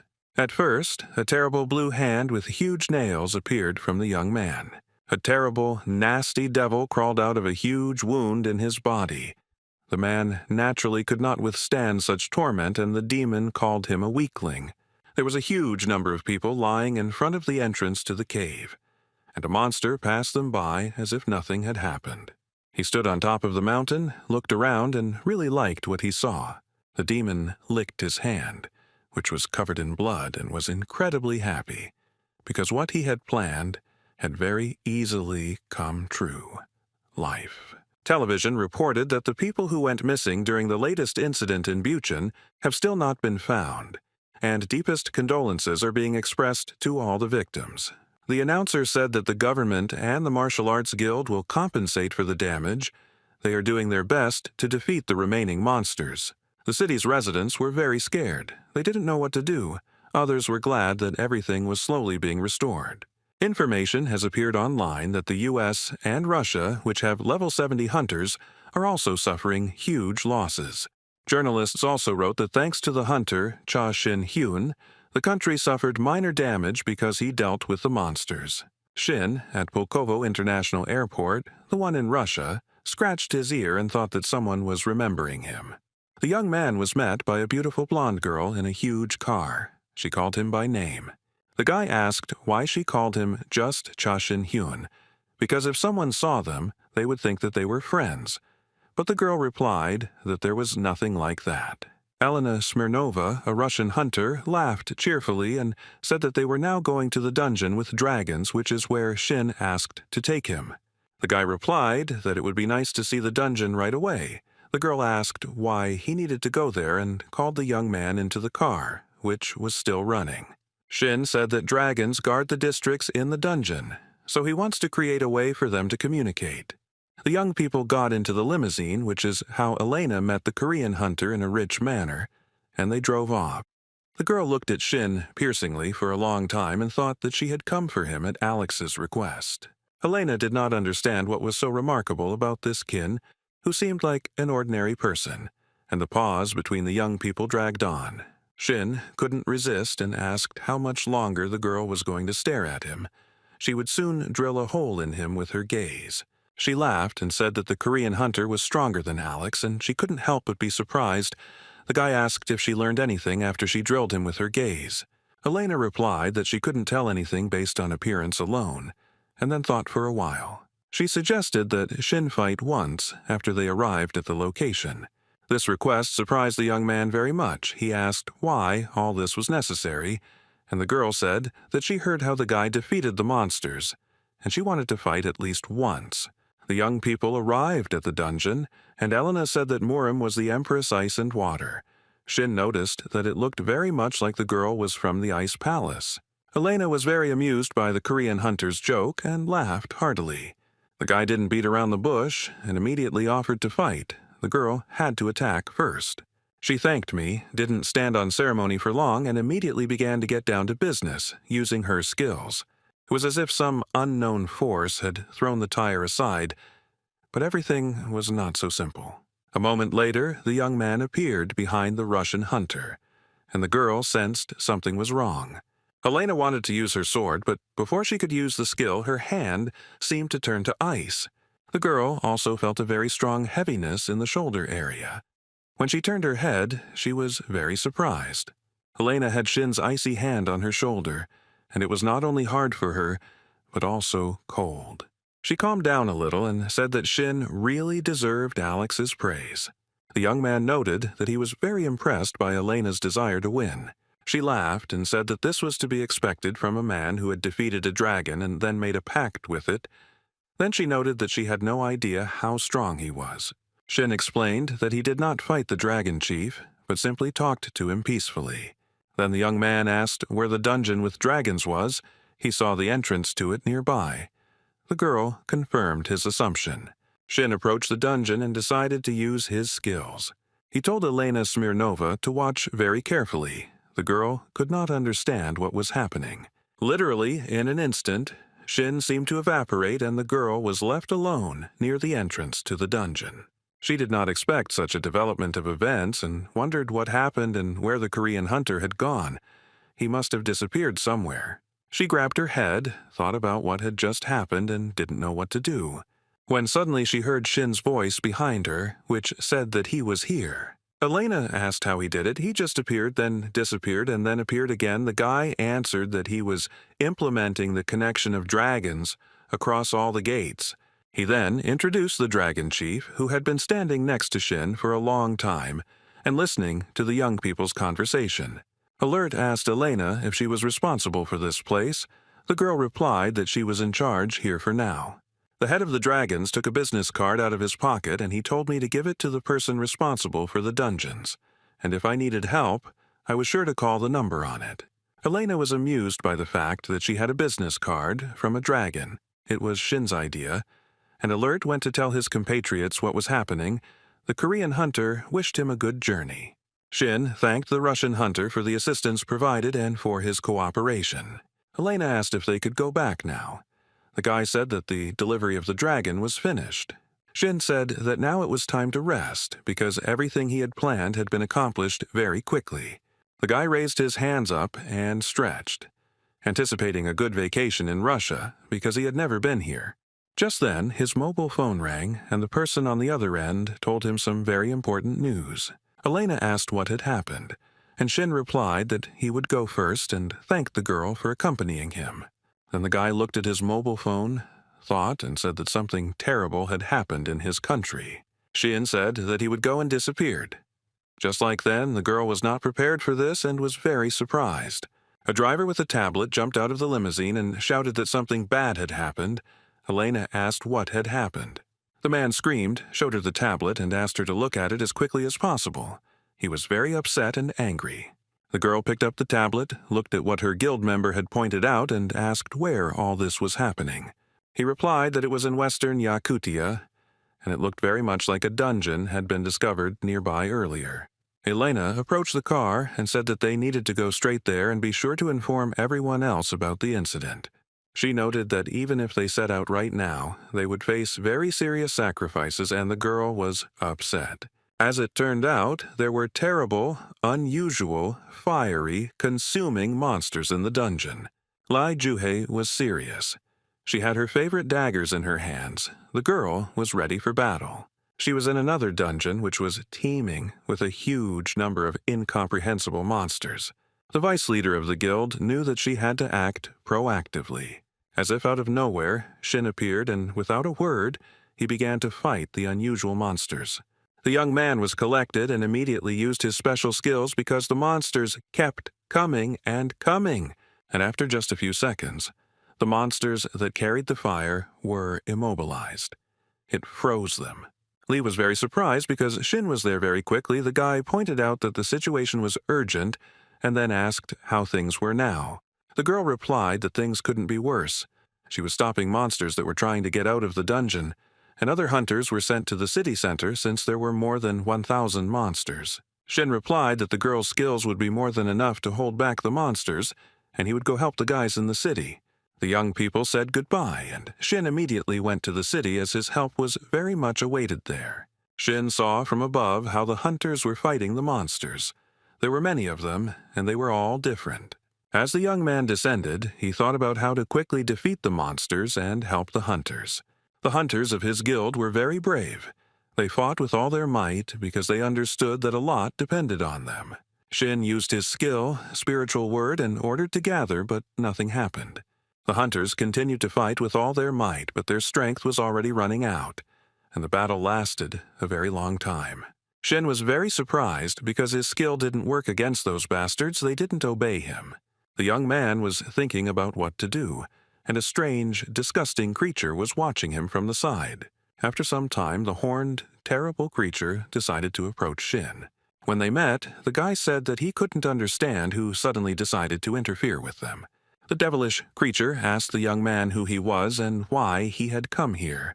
Hen folded his arms across his chest. He was completely calm and asked if there was a representative of the demons standing in front of him. The creature did not answer the guy's question, clenched its teeth, and said, "Do what you know." Literally a few seconds later, the demon's eyes began to glow red. He ordered to go down, and Gin was very surprised. He had never met such monsters before in his life. Shin and the demon from the roof descended down to the ground where fierce fighting was taking place. He said that knowledge of their existence is directly related to these bastards. Then the demon asked the young man who he was and why he was trying to control them. The little devils pointed their weapons at the hunter, who looked at them calmly. The main demon raged with all his might and shouted at Shin, demanding an answer to the question. Boy calmly scratched his ear and replied that he had no desire to answer questions. This answer made him even more angry, and the young man asked him to shut up since he was already talking too much. Then Shin used his skill. The devils looked at him with great surprise. They prepared for battle, but against special skills, weapons would hardly help. Shin fired a lot of unusual arrows straight at the devils and noted that this would definitely be the right thing to do. In a moment, one group of demons was destroyed and the second was guarding its leader. The devils were very surprised and frightened. They did not expect such resistance, especially from their leader. Shin asked him why he was so weak and laughed. The guy was cheerful and calm. These words angered the chief demon, and he ordered his subjects to shoot at him and kill him quickly. And they seemed to be waiting for this order, pointed their spears at the guy and began to attack. Shin stood calmly below, watched the spears fly at him, and didn't even think about running away. The young man found it very funny and felt as if he was in an unusual shooting lesson. The guy used spiritual protection. The chief among the demons got angry and sent his subordinates to attack. The demons were expecting such an order anyway, and they furiously attacked Shin. The demon took aim, and his spear was already a few millimeters from the guy's face. The young man was very calm. He was even ready to defend himself with his bare hands, which he did very well. He grabbed the spear of the demon, who was anticipating a quick victory, and he was very surprised and angry. Shin snatched the weapon from the attacker's hands. He fell in surprise, and the hunter finished him off from behind. These actions made the demons very angry, but what they didn't like the most was the joy of the guild member who was clapping his hands. The guy was pretty tired of all this, and he decided to use the ability. A sword appeared in his hand. He swung it very hard, and it destroyed the nasty demons very quickly. The main monster stretched his hands towards Shin, baring his teeth. This was not the end of the story. There was dust and dirt all around, and Shin took out his mobile phone and thought about who he should call. He dialed the number, listened to the long beeps, and waited for the person he was talking to pick up the phone. After some time, they answered him, and he asked to tell Alert to come out of the dungeon. He was waiting for him there. He put the phone in his pocket. Shin was glad that he was able to get through and pass the information to the dragon leader. The guy raised his head and saw a crowd of armed demons in front of him. He was calm. Those same people were very angry and militantly inclined. They wanted to destroy Shin despite everything. The young man raised his hand and asked the attackers to wait a minute. This delay gave him a head start, as he was able to use his strength and special skills. The demons stood in bewilderment. They did not understand what was happening to them. They blinked their eyes and were surprised. A moment later, Alert appeared on the battlefield and asked Shin what the rush was about. But when he turned his head and saw a group of demons, everything became clear to him, although he didn't expect to see them here. He asked Shin why these demons were here. He also wasn't prepared to see them and in such numbers. Shin asked the head of the dragons if he understood correctly that they were demons, and Alert confirmed his guess. Hen said that Alert shouldn't have asked for an explanation to deal with them. That's why he invited him here. The head of the dragons offered to talk to the demon, but thinking that one conversation would not be enough, he decided to use his power. An unknown force threw the demons in different directions, and they screamed in horror. The main demon watched this whole picture and was very angry because he was losing the most faithful, devoted, and strong. It was all over. The young people were left alone in a half-destroyed city. The demons did not pose any danger. The young man asked Alert what really happened and who it was. He replied that most likely they were low-level demons since they could not withstand his magic. He added that the low-level demons that had just died were the ones that could only shoot and nothing more. There was no other use for them. Shin asked why they were hanging around here then, and Alert couldn't find an answer to that question. Then the Dragon Chief said that he didn't even know that higher demons could intersect. At this time, one of the demons was very furious. He was clenching his fists and frowning. Shin and Alert, they interrogated him. The young people needed to find out as much information as possible. The city was still foggy. The air was filled with smoke, dirt, and ash, and the houses were destroyed. After some time, with the onset of dawn, the city became brighter and brighter. Li Jihye was walking through the streets of the city. She called out to Shin and was very surprised to see Alert there. The young man answered the girl that he called her to ask her something. He showed the demon and said that this is the advanced team which consists of the weakest demons and they are at the lowest level. They don't really know anything. Shin thinks that the information will be very useful, and the guy also asked if it is possible to get to the demons through these strange gates. The vice leader of the guild confirmed his suspicions, and then noted that everything was so complicated. The young man put his hand on her back and told the girl not to worry too much. He noted that there was at least one such dungeon in Korea, and they should take care of it. Li Shi thought for a bit, and then asked if there was something similar in other countries. Shin thought and said that in America there is a wonderful hunter named Alex. He is strong and hardy. And in Russia, there is a hunter Elena. She is strong and was also in Murom, so you don't have to worry about other countries. Shin told the girl that they needed to focus on the problem that had arisen in their country. The conversation of the young people was interrupted by a ringing mobile phone. Shin was very surprised. He received a call from North Korean hunter Kong Sang-sik, but it was not from him that Hyun expected to receive a call. Shin was very upset because he knew that North Korea was also infested with monsters. A lot of time has passed since Shin finished cleaning up North Korea. Then, how Sang-sik took control of North Korea and the conflict ceased, relations between the two Koreas became very calm. The young man stepped aside to talk calmly with his interlocutor. On the other end of the line, they asked him how Mr. Cha was doing, noting that they hadn't seen each other for a long time. But Shin asked to be more specific and get down to business, since he understood that the other person would not call just like that. Hunter Cha was informed that new monsters that have human appearance have appeared in the Kumgan Mountains. All nearby units were urgently mobilized for defense. Tanks and helicopters were deployed. But the humanoid monsters killed people, broke bridges, and also destroyed several villages. Shin listened attentively to his interlocutor and thought that the monsters were also advancing from that side. He asked his interlocutor if the hunters help him deal with the monsters, since this is their direct responsibility. Kang Chang-sik replied that the hunters were helping him, but he was calling to ask for help, even though it was very impudent of him. This conversation shocked Hunter Cha, and he didn't know what to answer, so he asked for a few minutes to think. Shin was in a swarm of thoughts when the vice chief of the guild approached him. The girl said she overheard the conversation and asked if the young man was going to help in North Korea. He scratched his head, thought for a moment, and then replied that he would be happy to help. But the problem was that he was very busy. The vice leader of the guild had an idea, but she hesitated a little, not knowing how to tell Shin about it. She suggested sending dragon wings to North Korea, but not telling anyone about it. Within a few days, the best dragon wings were sent to fight the monsters. They used their secret methods with which they easily exterminated all the demons. It seemed like everything went very smoothly, but the dragon's head became very angry. He couldn't believe that Shin would send the dragon wings to some dungeon without his knowledge.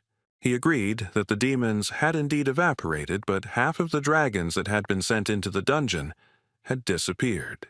The hunter, who did not know how to respond to these claims, folded his arms across his chest and thought. The head of the dragons wondered if it was possible that the best dragon wings had simply lost contact. Shin replied that it wasn't humans who reported high-ranking dragons missing, so there must be a reason. Then the young man said that he was going to go to North Korea. He wanted to find out for himself what was going on, and Alert was surprised that his subordinates were in North Korea. Shin sat on Alert's neck, who had turned into a huge dragon again, and they flew. But he couldn't understand why they were flying. Shin noticed that he didn't want to use his head and didn't know the coordinates, even though he had been there before. But before he learned the skill of movement, the dragon chief only laughed at these words, and they flew to their destination. Shin immediately jumped off the dragon. He was tense and thoughtful. He didn't really like the situation that had developed. And Alert immediately turned into a humanoid creature, so as not to frighten those around him. The young people set off on a journey to the leader of North Korea to talk to him. He was very surprised when he saw Shin and the dragon leader accompanying him. Alert immediately asked where his people were, because it was very important to him.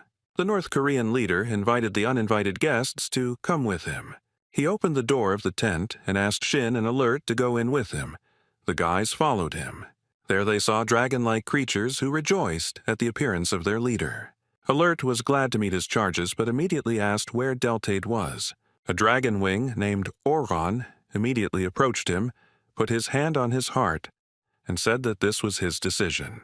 Dragonwing told him that the others had not returned from the place where the demons had disappeared, so he decided to look for them.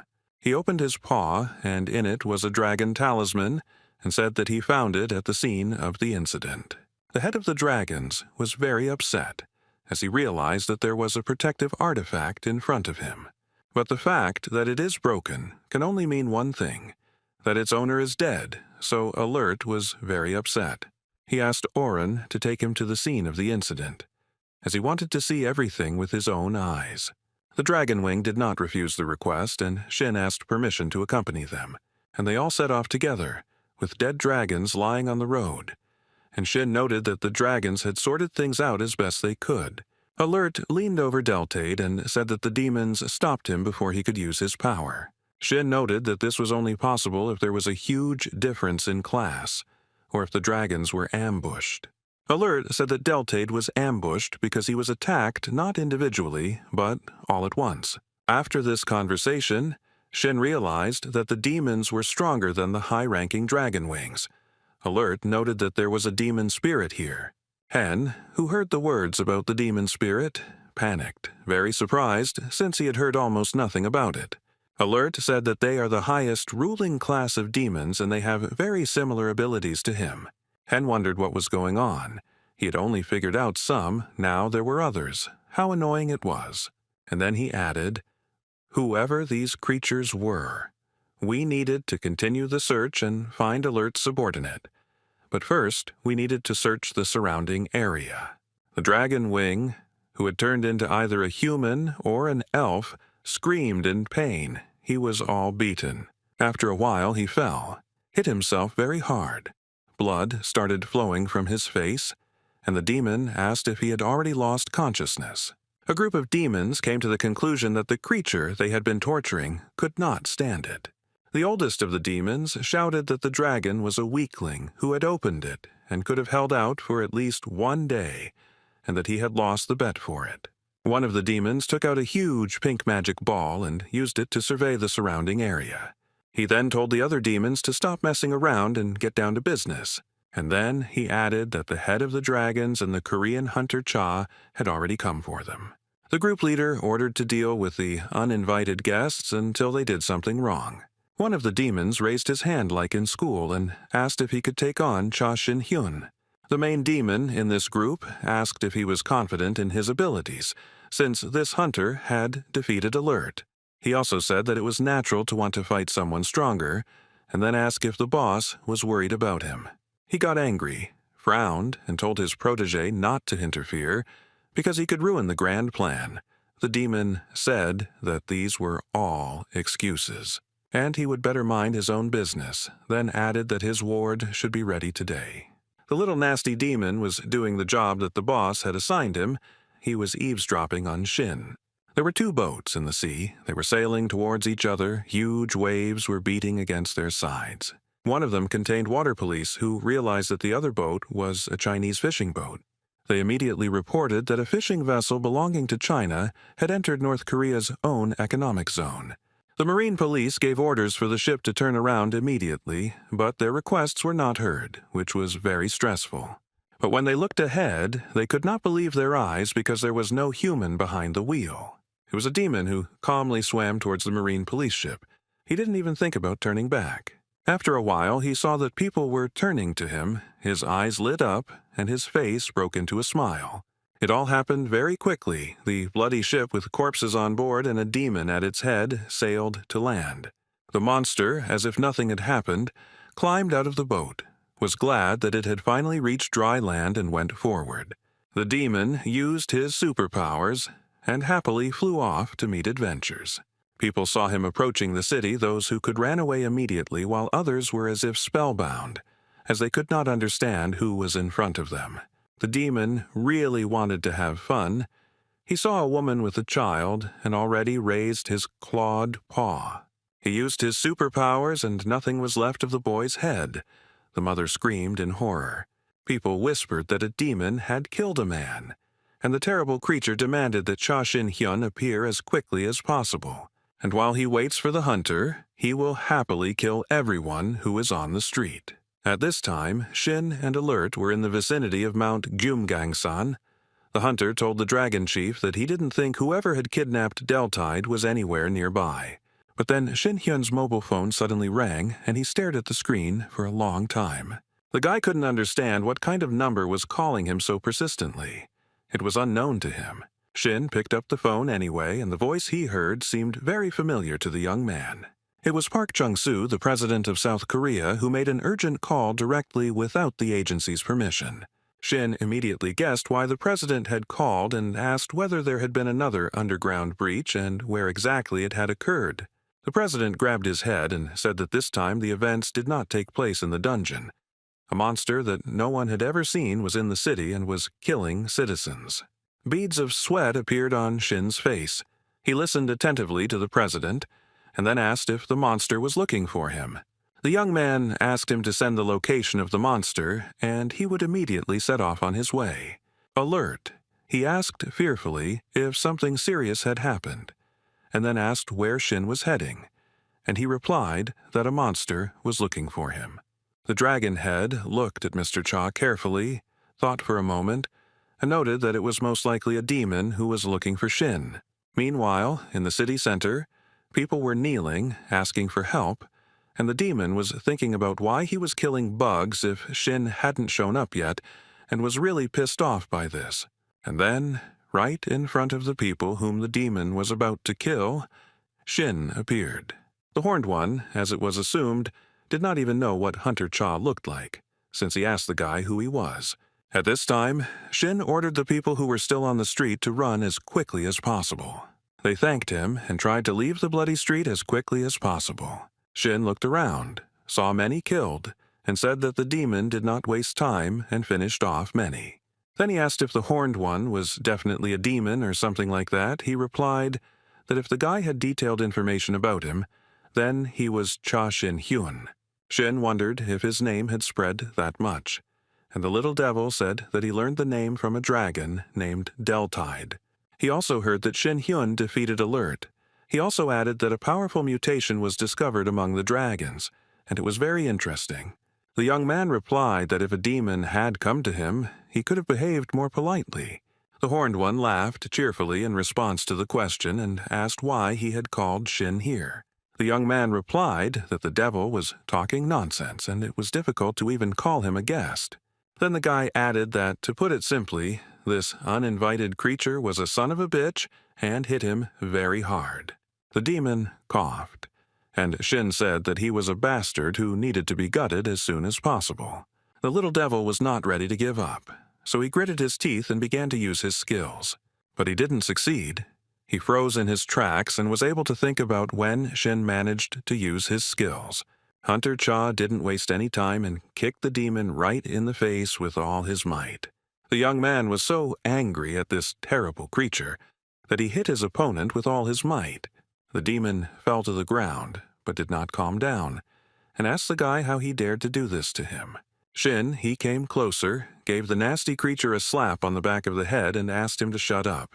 He put his foot on the devil and asked him why he was calling a hunter for such a weak creature. Hen used his superpower called compulsion and told the demon to tell him everything he knew. The devil was convulsing. He felt bad, but he agreed to tell everything. After some time, Alert appeared and asked if this was the demon Shin was looking for. The guy agreed and replied that he had fallen into his trap and had come here thinking that he could deal with Hunter Cha. The demon also revealed that he was one of those who killed Deltide on Mount Gyumgangsan. Shin told Alert that if he had any questions left, then let him decide them himself, and it was his right to release or pardon, and he would go to Mount Kirin. The head of the dragons thanked him and said that he would squeeze everything he could out of the demon. In the dungeon of Mount Kirin, China, the hunter Shin was met by a girl, whom he asked if everything was okay, and she asked what brought him there. The young man said that the demons came here from an unknown dungeon, and she was very surprised. Shin explained that demons are powerful creatures and are almost impossible to deal with. He said to put guys to guard the territory, and if the girl herself sees one, let him run away and not fight. The guy added that the residents should be evacuated and that they should contact him directly. The woman listened carefully and said that everything would be done. Shin looked at the rift and thought about how big it had become, and it was a big problem. It was unknown where rifts could appear, and he only had one body. They approached the entrance to the dungeon, and he invited the girl to go in there with him. At this time, in the dungeon in St. Petersburg, at the entrance to the dungeon, something unexpected happened. The guard approached the car and asked who he was and what he had brought, since no one was supposed to drive up today. The guy who was in the car had cuts and drops of blood, looked at the inspector, and did not know what to do to him. The security guard was very surprised as blood started flowing from his interlocutor's neck like a fountain. He grabbed the guard by the head and began to strangle her with all his might. The other guards could not understand what was happening. The demons didn't think they would be searched, and the man who went to catch Kalpadin didn't notice them right away. And everything they don't have to do, they do for him, so you have to be ready for anything. One of the demons put his hand to his chest and said that he would do everything possible for his master. Something was happening in the rift in St. Petersburg. Demons were walking there like masters. They killed everyone who got in their way. They felt right at home. The one person who survived was watching it all. The guy thought that the barrier was indeed not perfect, but no one would have thought that 4 demonic spirits would pass through it so easily. The young man realized that he needed to communicate this news as quickly as possible. But unfortunately, he did not succeed. He was very quickly discovered by nasty creatures. The chief of the demons rose up and destroyed the only lizard that remained alive. Everyone was dead, and only 4 demons felt at home here. They were very happy. The chief of the 4 demons thought that they finished with everyone, and now they can bring their master here. And he ordered the 3 little devils who were with him to wait for him here. And they happily agreed. And he went after the ruler, and the assistants remained near the castle, guarding it. Very soon, the demon found himself in places familiar to him since childhood, in his own world. He immediately went to the master to report on the current situation. The demon quickly approached the throne on which the main ruler sat. He was eager to tell the good news.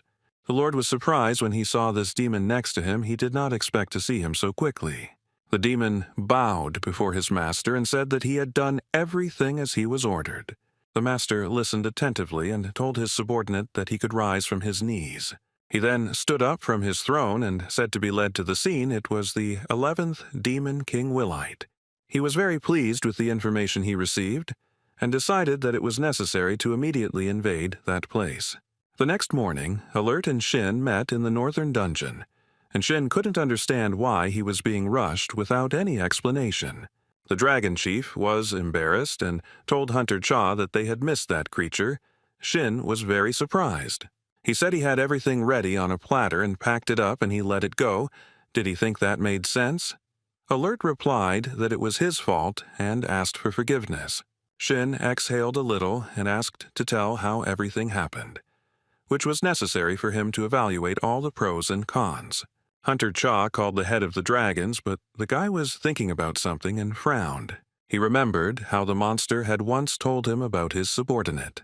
The demon said that the creature was like a piece of paper that didn't last long and simply tore into pieces. Alert's eyes turned red and a tear ran down his cheek. He felt very sorry for his ward. And the demonic creature continued to mock and ridicule him, so the dinosaur head grabbed him by the neck. The demon was calm and asked what the noble dragon was going to do with him, and then added that he would also laugh if he saw the pitiful appearance of his ward. The demon continued to mock, as he knew that Alert loved his ward very much. He grabbed the demon named Calpidon by the face and squeezed it with all his might, calling his opponent a scoundrel. Alert used his abilities and hit the demon in the face with all his might, causing blood to flow out of one of his eyes like a fountain. The demon screamed very loudly, and Alert told him that he would never see anything normally again.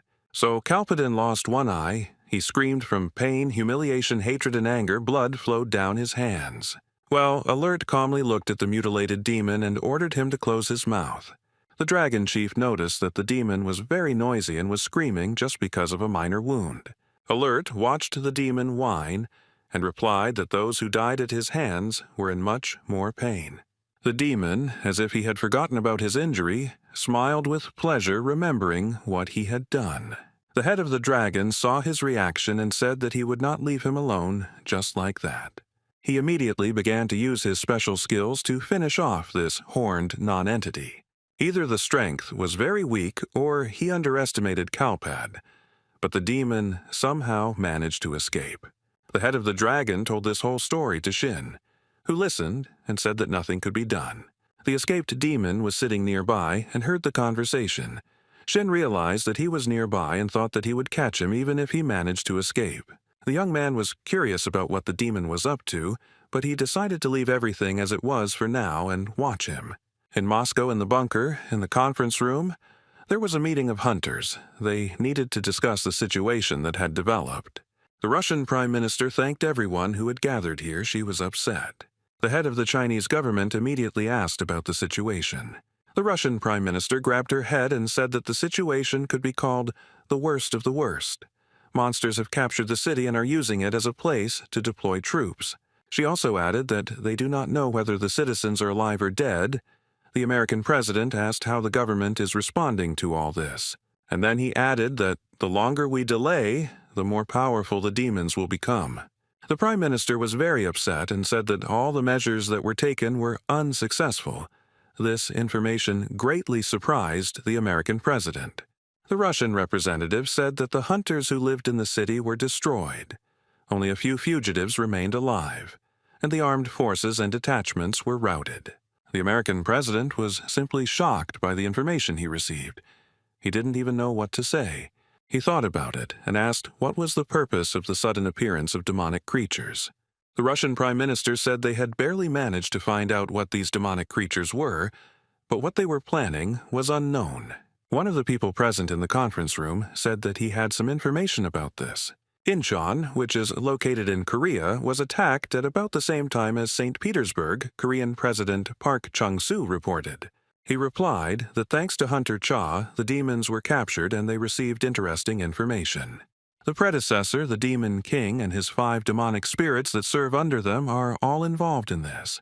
They have over 100 high-level demons under their command and over 10,000 soldiers who are approaching us.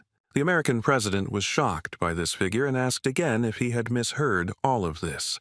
He asked the Korean president if he was the one who said that low-level demons were equal in strength to high-level hunters, and he confirmed his guess. And Hunter Alex heard that high-level demons are at the same level as high-level dragon descendants, and there are more than 1,000 such enemies, and do they have any chance? The Russian Prime Minister asked if they were being asked to surrender. Everyone was talking about it so easily because it was not their country. One of those present asked what was meant by a level above a high-level hunter. Alex immediately asked if they could deal with the demons using nuclear weapons.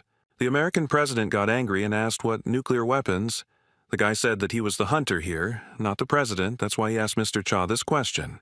Shin Hyun, who had been watching the whole time and listening to the conversation, thought about this proposal, with Kalpadan standing behind him.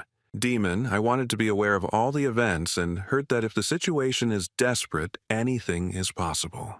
Then we definitely can't do without nuclear weapons, but these will be extreme measures and we will need to weigh all the pros and cons. Then the young man hastened to calm everyone down and said that at the moment, everything was not so bad. The Prime Minister asked what exactly Shin was talking about, and the American president asked if he knew a way to fight demons. Hunter Cha said that before coming to the meeting he spoke with the dragon descendant and they agreed to help, so he hoped that those present would also follow his recommendation. After 2 days, in the area located near the dungeon of St. Petersburg, there were hunters, military personnel, and also dragons. The Russian leadership decided to use not only the skills of hunters, but also military equipment. They were all in a responsible mood to deal with the external monsters when they suddenly heard a loud roar. A huge number of demons were approaching them, their eyes glowing with anger and hatred. The Russian hunter Tanya, who was also present, had a sword in her hands and said that they also needed to act. Then, 2 days ago, the Russian Prime Minister asked what Shin meant by his proposal. He replied that the Demon King's army would most likely move here, south, towards Moscow. This is the capital. There are a lot of people in the city, so the demon's route is obvious. Shin said that information had been collected that said that demons had a tendency towards laziness and arrogance.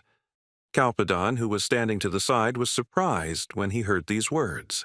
Hunter Cha continued that they would start moving in at least 2 days, so they would definitely not rush this time. The young man then suggested first evacuating people who live within a radius of hundreds of kilometers. The Prime Minister agreed and said that they would immediately notify everyone through text messages and radio broadcasts about natural disasters. The American president asked him to tell him about a proposal that involved the descendants of dragons. Shin looked closely at the American president and thought about something. Elena Smirnova, a Russian hunter, thought that she couldn't believe that the guy had come up with such a proposal. She looked down and couldn't understand how everything had turned into this, and in such a short period of time. All the hunters from different countries gathered together and took out their best weapons in order to protect the other country. They were even given weapons made from the corpses of dragons. Helena thought that it was unlikely that the dragons would have allowed this to happen. The Russian hunter held her weapon in her hands and thought that an unusual operation was beginning. The tanks were the first to move. They fired at the demons, and with their help, they managed to hold back the advance, at least a little. Then the hunters rushed into battle with their best swords, but the demons were not afraid and did not try to leave the battlefield. The hunters were in a very warlike mood and bravely fought off the attacks, which they paid dearly for. One of the demons saw the Russian hunter and began to attack her from behind. He already considered himself a winner, but then something unusual began to happen to him. Tatiana used her abilities. She started kicking the demon with all her might and asked him what he was expecting. And then the girl added that you definitely shouldn't expect anything good from a guy who looks down on you but is able to freeze you. Tatiana was driven by hatred. She screamed at how the Horned Ones dared to look in the direction of her country. She promised that she would not leave it like that. The demons fell to the ground one after another. They certainly didn't expect such resistance, but there was nowhere to go. They were resisted not only by the military and hunters from different countries, but also by dragon-like creatures. One of the dragon wings was very angry, because the Horned Ones dared to follow all the way here. They are disgusting bastards. Several demons decided to attack the American hunter, but he, not without the help of his superpower, fought them off. The young man was mentally prepared for the fact that he would have to fight so many demons, and the Horned Ones tried to attack one person in a group, but they were unsuccessful. The Vice Guild leader also fought demons using her favorite daggers. A monster wanted to attack the girl. He crept up from behind, but she felt it and killed him. Li Jihye stopped to take a breather and looked around. There was a huge number of dead demons lying on the battlefield. Beads of sweat ran down her face, and she thought that everyone was doing much better than she had even imagined. And at this time, helicopters and planes appeared in the sky. Li raised her head, smiled, and admired them. She wondered if everything was okay with Mr. Shin Hyun, with whom they had spoken recently. The young people met some time before the fight. The girl wanted to talk to the guy. She asked if he would attack the Demon King while everyone was fighting the demon army. The young man wanted to touch the girl's face and asked if she trusted him or not yet. He straightened her hair and told her not to worry about him, told her not to waste too much time and not to miss the moment to retreat. Shin looked deeply into Lee Jahai's eyes and said that he would not die for anything so that she would not worry. The girl put the guy's hand to her cheek, closed her eyes, lost in thought, and agreed with his words. But then someone or something distracted her from her pleasant thoughts. She opened her eyes and could not understand where she was. In front of her stood a terrible demon, who would have already attacked her, but he was stopped by arrows. Yunseo fired her bow almost at the last minute, thereby saving the deputy head of the guild. Sister Shin looked at Lee Jihee very carefully and then thought about something. The vice leader of the guild realized that she needed to focus on what was happening before her eyes. She looked up at the sky again, where there were helicopters and planes, and began to think about how Mr. Shin should be careful. At this time, the guy was in one of the helicopters. He was looking out the window and watching what was happening below. He told the dragon leader that it seemed like everyone was doing well since no one had contacted them yet. Alert was very nervous. A drop of sweat appeared on his cheek, and he agreed with the young man's words. Shin noted that the demonic spirits were most likely not sent to the front lines, and this was very expected. The head of the dragons said that there was no need for those with high status to be there, but it would still be difficult for them here. Shin looked down and thought about the Demon King because he was not simple at all. The young man knew that if he intervened himself, the living creatures would not collect the bones. Then Shin thought about throwing away useless thoughts. They don't help at all. Alert asked if they could win this battle. He was very nervous and worried. Along with the young people on board, the helicopter was another horned creature named Kalpadin. Hunter Cha confidently said that they would be able to win this time, and that Alert shouldn't worry about trifles. Shin looked closely at the head of the dragons and asked if he trusted him or not. He replied that he trusted him, and Shin laughed and said that this is how it should have been done from the very beginning. After some time, the young people arrived at their destination, and the doors began to open. Shin and Alert hurried to leave the helicopter as quickly as possible, with the wind blowing in their faces. They had already started to leave, but Hunter Cha looked at the head of the dragons and saw that he was very worried. The guy immediately rushed to calm him down, because he would be the one fighting the Demon King, and Alert had nothing to worry about. The dragon chief noticed that he was jumping into the center of the enemy lines, and so he would be nervous no matter what. Shin suggested that he should rather focus on demonic spirits and not think about bad things. Alert smiled and said that they would try their best and could be relied upon. And the young people began to get out of the helicopter. They had to fly a little using their own strength since the helicopter could not land in the place where the fighting was taking place. Shin was having fun, and during the flight he suggested cutting off the bastard's head in a beautiful way. Not only Shin Hyun and Alert descended from the plane, but also the demon Kalpadin, who had been following the hunter around lately. The demon followed him, eavesdropped on all conversations, was aware of all his affairs and plans. After some time, the hunter Cha and the dinosaur leader dropped to the ground into the thick of the fighting. Alert turned into a dragon, and he and Shin Hyun were guarded by an army of dragons. The demons who saw all this were not at all afraid. They rushed into battle. Shin looked around and realized that there were many more demonic spirits than he had expected. The head of the dragons asked how many of them were there.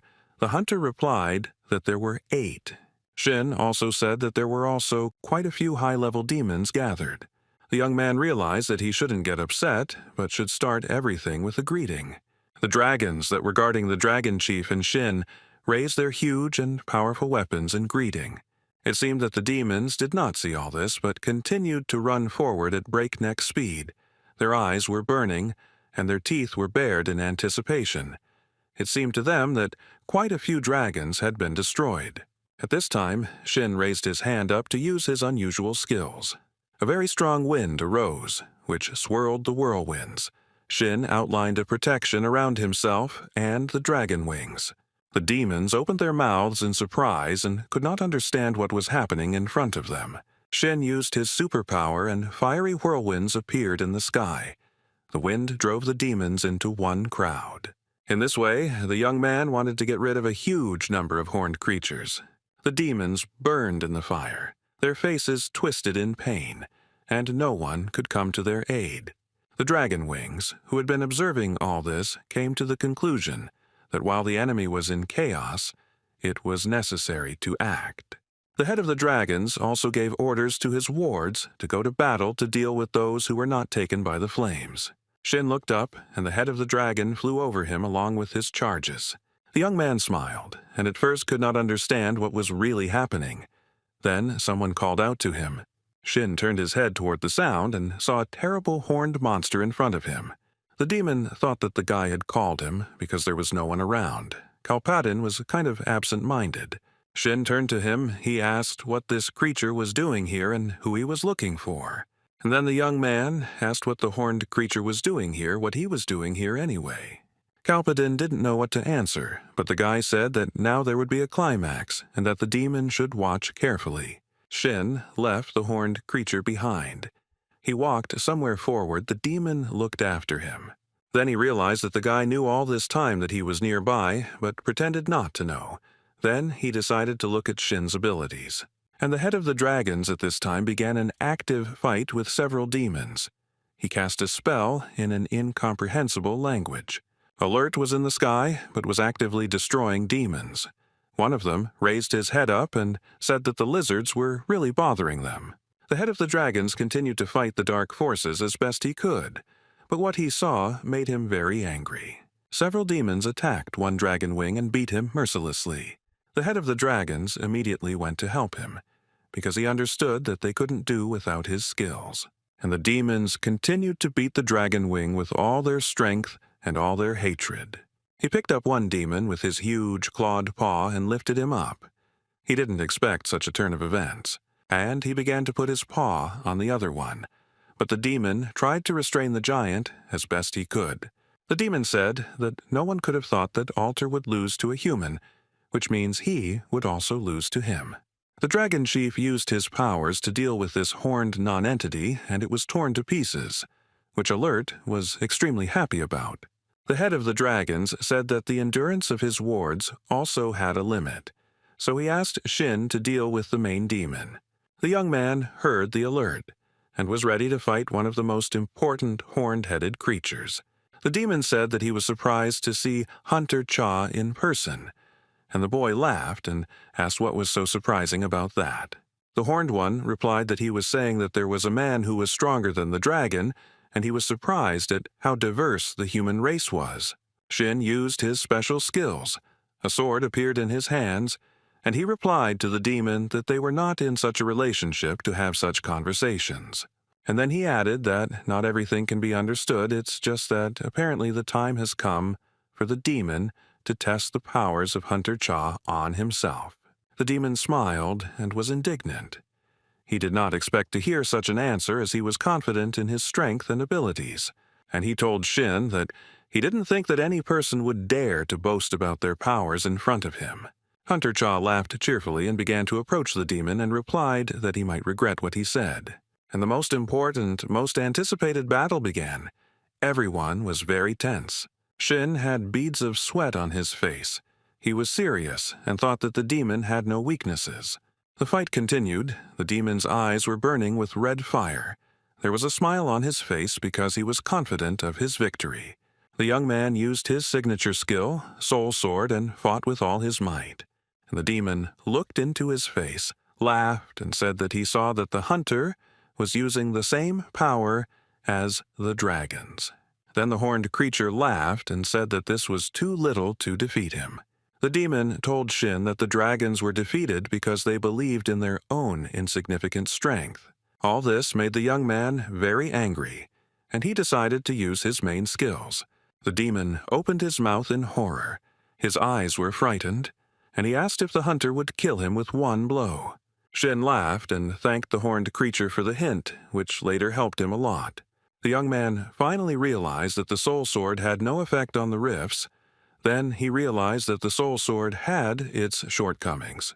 Shin told himself that he was a warrior and had to be able to act in any situation. He told the demon that if the soul sword didn't work, he would just hit him, which he did. Blood gushed from the demon's chest like a fountain. He screamed and growled from pain and incomprehension. The horned creature was confident that no creature could defeat it, so such a serious injury undermined it. Shin smiled and asked his opponent if he still thought they were on the same level. The demon stepped aside and said that all this happened because he relaxed too much. He gritted his teeth and replied that if he wanted to defeat Hunter Cha, he would have to fight properly.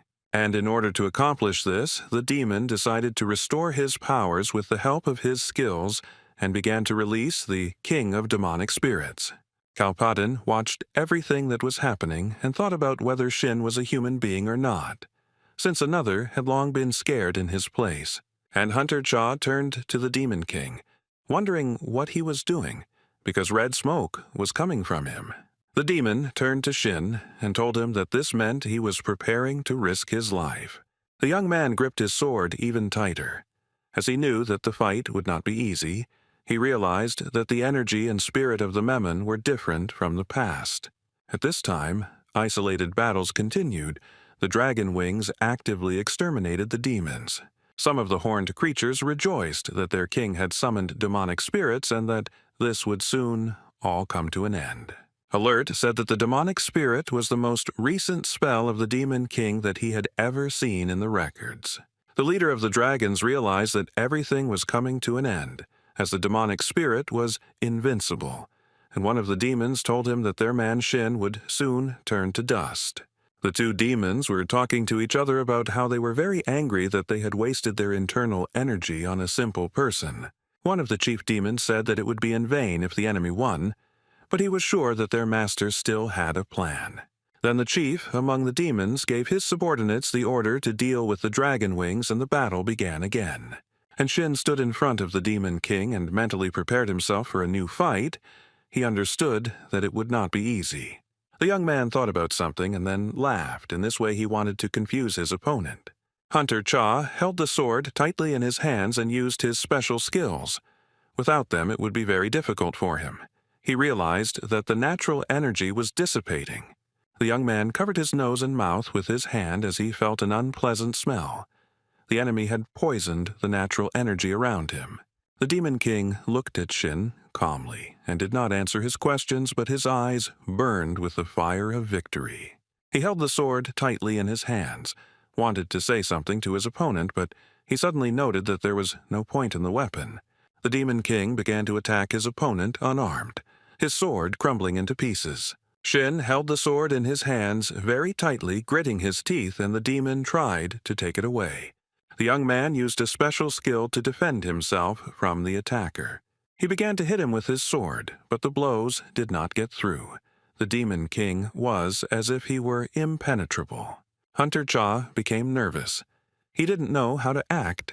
He gritted his teeth and thought about what to do next. Then the Demon King grabbed his sword and began to ask if the young man was afraid of him. Shin gritted his teeth but didn't give up his weapon. Even though he didn't know what to do at the moment, he held on. Shin called the demon a pathetic cur, and the demon became very angry and snatched the weapon from him. Hunter Cha began to use his skills. He thought that the demon was distracted by something else. He touched the demon with his blows, but he laughed and said that it was all just like a regular tickle.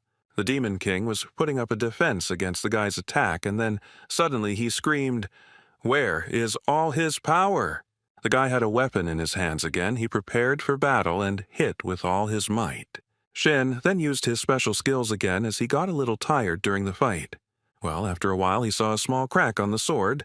The guy didn't even have time to be surprised. As the sword broke and half a second later, there was bewilderment in the guy's eyes. The sword that was made from the bones of the dragon wings broke. It's nonsense. How can this be? And the Demon King said that he was very bored, and that this was all a waste of his demonic spirit. He extended his hand towards Shin, red smoke curling from it, and sent a blow with the words for Hyun to die already. Blood gushed from the young man's mouth, and there was surprise in his eyes. Was this really the end of everything? The guy was coughing and blood was flying out of his mouth in all directions. The Demon King, who was standing opposite, was happy. Shin Hyun was flying head down. Blood was gushing out of his mouth, and he was wondering whether he would die or not. After some time, the guy found himself in an incomprehensible dark place. He was glowing blue. The young man thought about how he got into this world and what he would do here next. The unknown was frightening. A moment later, he saw himself in Murim, lying on a stone and thinking about his life. Then a picture appeared before their eyes of how they finally met Yunsol's younger sister. And then he saw his last conversation with Lee Ji-hye, to whom he promised that he would never die. I remembered the lawful heavenly warrior and my adventures in North Korea. The young man calmed down a little as he realized that these were all his memories, pictures from his life. A system message appeared before him that it was not too late, and he had to go beyond the human. This phrase surprised the guy very much. And then a new message appeared telling him to enter the path that was laid out for him. Shin read the system messages, and I didn't think about whether if he did it now, he would be able to win. But what worried him most was what would happen if he was able to defeat the Demon King. A picture of a fallen demon appeared before him, and the understanding came that he would cease to be human. He also realized that he would never be able to see Yunsol, Lee, Alex, and Alert, his dearest people. The guy thought about it and realized that he definitely didn't want this and wasn't ready for such events to develop. The young man clenched his fist and said that he could not lose everything in order to protect them. Shin decided to use his special skill, Soul Sword, but then a system message appeared in front of him. The boy read that he must enter the path that was laid out just for him. Shin smiled and realized that for some reason the new sword wasn't working. He clenched his hand into a fist. And I decided not to listen to the nonsense that appears on the system message screen. He hit him with all the force he had, and the blows caused many cracks.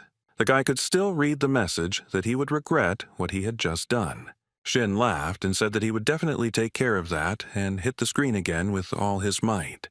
It shattered into small cracks in all directions, and the young man thought that the screen should have fallen a long time ago. This allowed the young man to return back to the Demon King, who asked him why he was so persistent, looking for adventure. But when the demon looked at Shin, he was very surprised because the guy had changed a lot and there was not a scratch on him. Hunter Cha asked why the demon was scared and noted that it was a slight transformation. The young man smiled, raised his finger, and said that from now on, the second round begins. The Demon King was not prepared for such developments. He was surprised his mouth opened in amazement. The horned creature realized that the surrounding energy had definitely changed around Hunter Cha. The demon also thought that the changes in appearance were very much connected with this. The Demon King decided that there was no point in wasting time. No matter what Shin had done, he needed to get to the fight. And he immediately began to fight, using his powers to destroy the young man. But Shin stood calmly, looking at his opponent. He knew that his strength would not take him. Then the young man used his powers and the Demon King screamed in horror. Hunter Cha used his skills.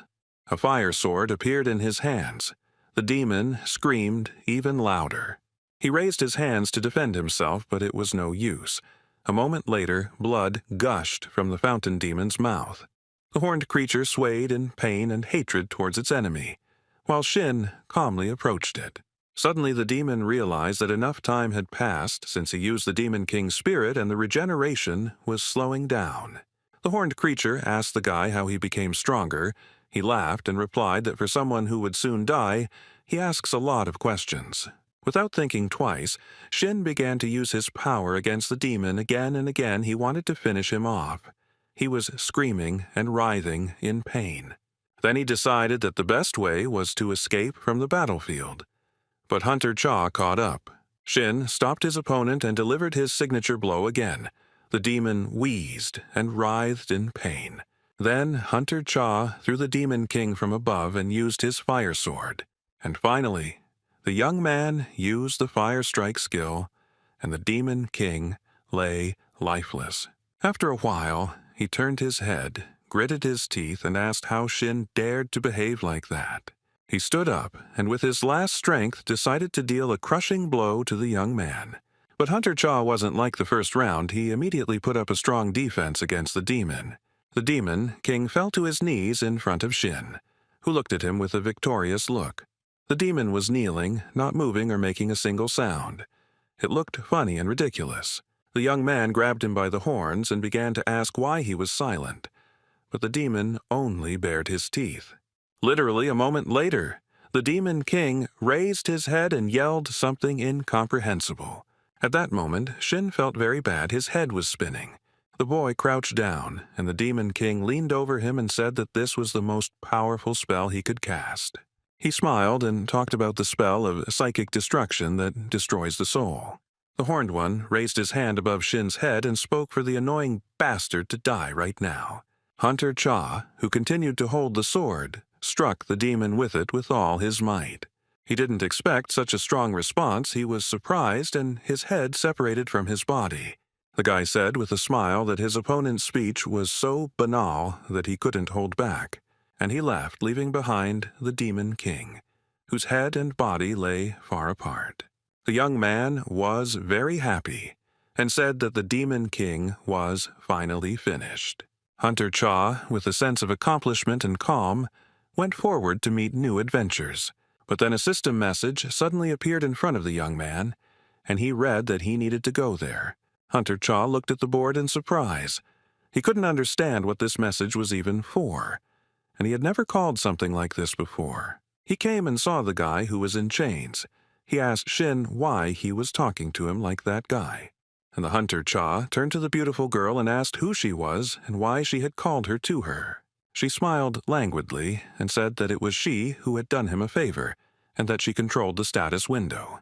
The guy asked if she was a goddess. The girl said that some people call her that, and she wanted to invite the guy to her place for a minute. He replied that he thought it was impossible, and the goddess was very surprised by the young man's refusal. He said that he had a lot of things to do now, but they could talk when he was free. The one who called herself a goddess did not like this answer very much, but she agreed. The status window suddenly disappeared, just as it had appeared, and the young man stood there thoughtfully. And then the guy decided that it was time to go back, because they were most likely waiting for him. The head of the dragons was very tired. He had actively participated in the battles and was scared because he did not know what to expect. The fighting was still going on.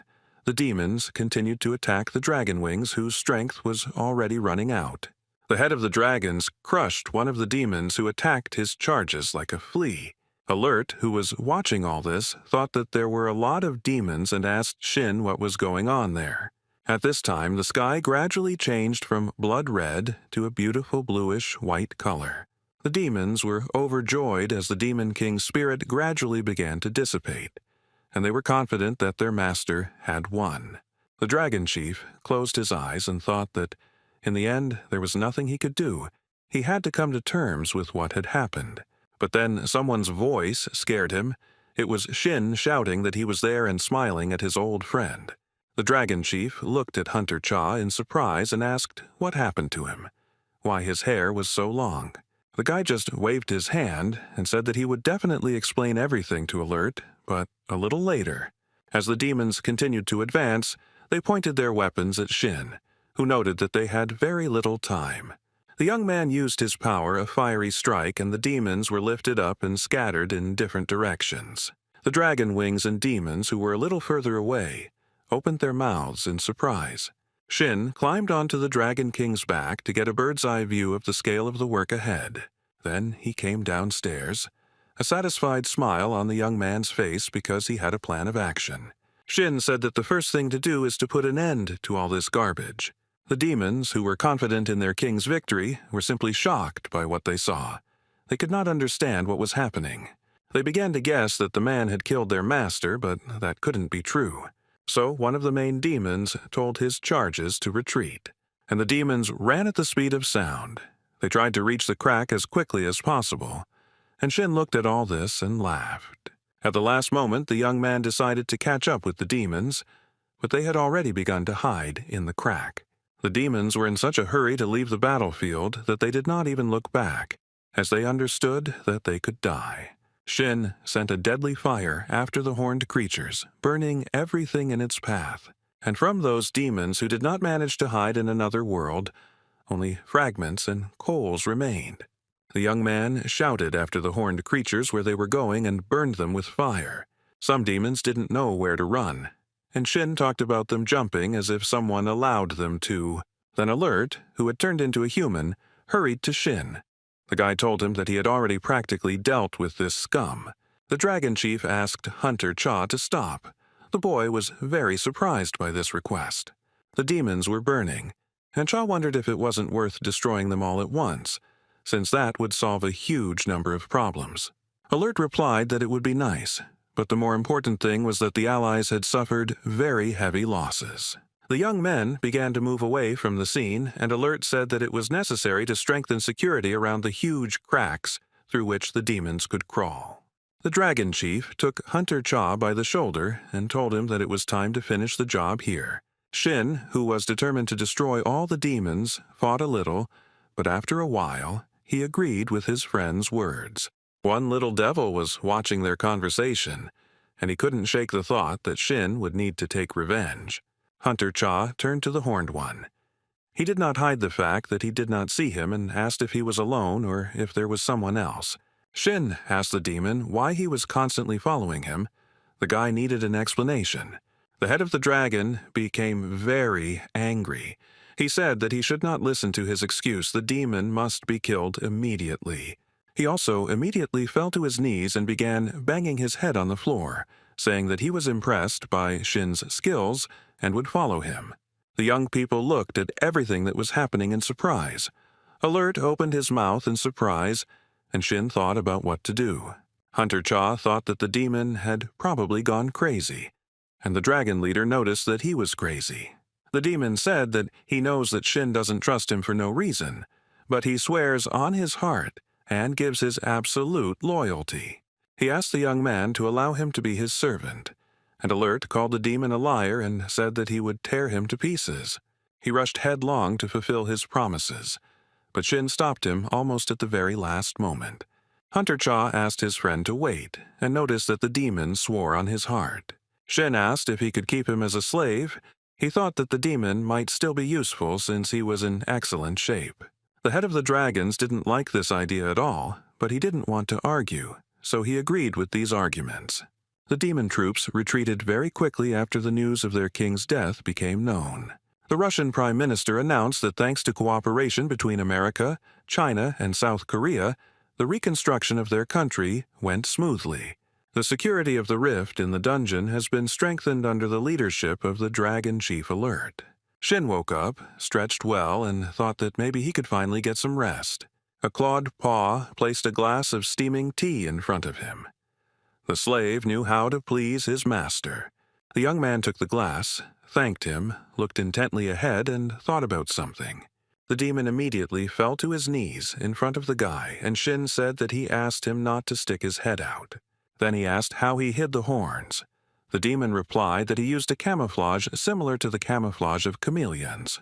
Shin told the demon to get away from here as quickly as possible and not to pursue him. He replied that he wanted to be with the owner, and the young man took him and threw him out the door. And he himself went into the bedroom, lay down on the bed without undressing, and fell asleep quite quickly.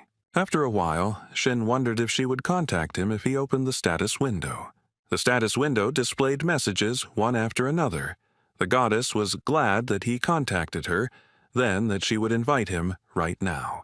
The guy entered the magnificent white castle and saw the goddess sitting at the table. She smiled very sweetly at the young man and invited him to sit down next to her. Shin immediately listened to the beautiful girl's request and sat down at the table directly opposite. The young people looked at each other with a smile. The pause lasted for a while. Shin asked the girl with displeasure that she should say something if she brought him here, and she replied that she found it hard to believe that he was here. The goddess said that his presence delighted her, and that he was the second person to cross her threshold. Then the girl clarified that the first person went down the same path of non-existence as Shin. That person's name is the Heavenly Warrior. This information made Shin very angry. He said that this creature destroyed everything. Then the guy calmed down and noted that even if the goddess was telling the truth, what did all this have to do with him? The girl lowered her head and said that this was exactly why she had called him, and Shin asked him to explain everything properly. The goddess noted that he was not human, but still went beyond human boundaries. The power he received was used only to fulfill his own desires. Therefore, the goddess was forced to isolate him from this dimension, since she had no other choice. The girl noticed that her seal, unfortunately, was not perfect, and this led to serious consequences. The goddess noticed that the heavenly warrior had called the people of the earth to his world. Then he created a gap between the sealed dimension and the earth dimension, the beauty said. She noted that the heavenly warrior had sent demons, monsters, and his minions there, and he was also able to send them here. Shin thought about the information he received from the goddess and agreed with her words. She noted that Shin had gone beyond his limits in this battle and was able to drive away the Demon King's army. But as long as the heavenly warrior exists, this will happen again and again. Shin slammed his fist on the table and said that only death would end this nonsense. He asked the goddess if she knew how to kill the heavenly warrior, and she noted that she knew. The goddess said that she would show him how to cross dimensions and tell him how to end the problem forever. The girl noticed that first it was necessary to get to the place where the heavenly warrior was located. Shin was very tense.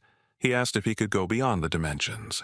The goddess noted that Shin was far behind her expectations, despite the fact that he had studied martial arts. She also said that those who have reached this level and their peak can separate the physical and spiritual body, thereby crossing dimensions. The goddess said that even if Shin only had a spiritual body, he could still use all of his power. The young man listened attentively to the girl, thought about her proposal, and then asked why she didn't go there herself, since she had plenty of strength. The goddess thought about the guy's words, lowered her head, and said that it was not even about that. And in order for her to get into the underworld, she must be possessed by a person who can maintain her power for some time. But ordinary people cannot withstand its power for a long time. They die immediately. The goddess said that now there are 3 people who can withstand her power, but they will all die by the end of the coming. Yunsol, Elena from Russia, and Alex can withstand the power of the goddess. Shin couldn't believe it, because they are all close to him. The girl said that she knew that Shin would definitely not like this option, so she did not suggest it. The young man replied that it would not do as the goddess suggested, and she looked at him very carefully. Shin asked what he should do. He is ready to go himself, but does not want people close to him to do it. The goddess's joy knew no bounds. She told the hunter Cha in detail how to get to the heavenly warrior. Alex was walking up the stairs and asked what was going on and why Shin called everyone here. The young man replied that he needed to hear something and invited him into the house. The demon, who became a servant, told the man not to take his place at the right hand of the master. Alex asked if this was the demon who had voluntarily become his slave, and Shin confirmed it. Alex hugged Hen and asked the demon what he would do since they were both warriors and they were very close.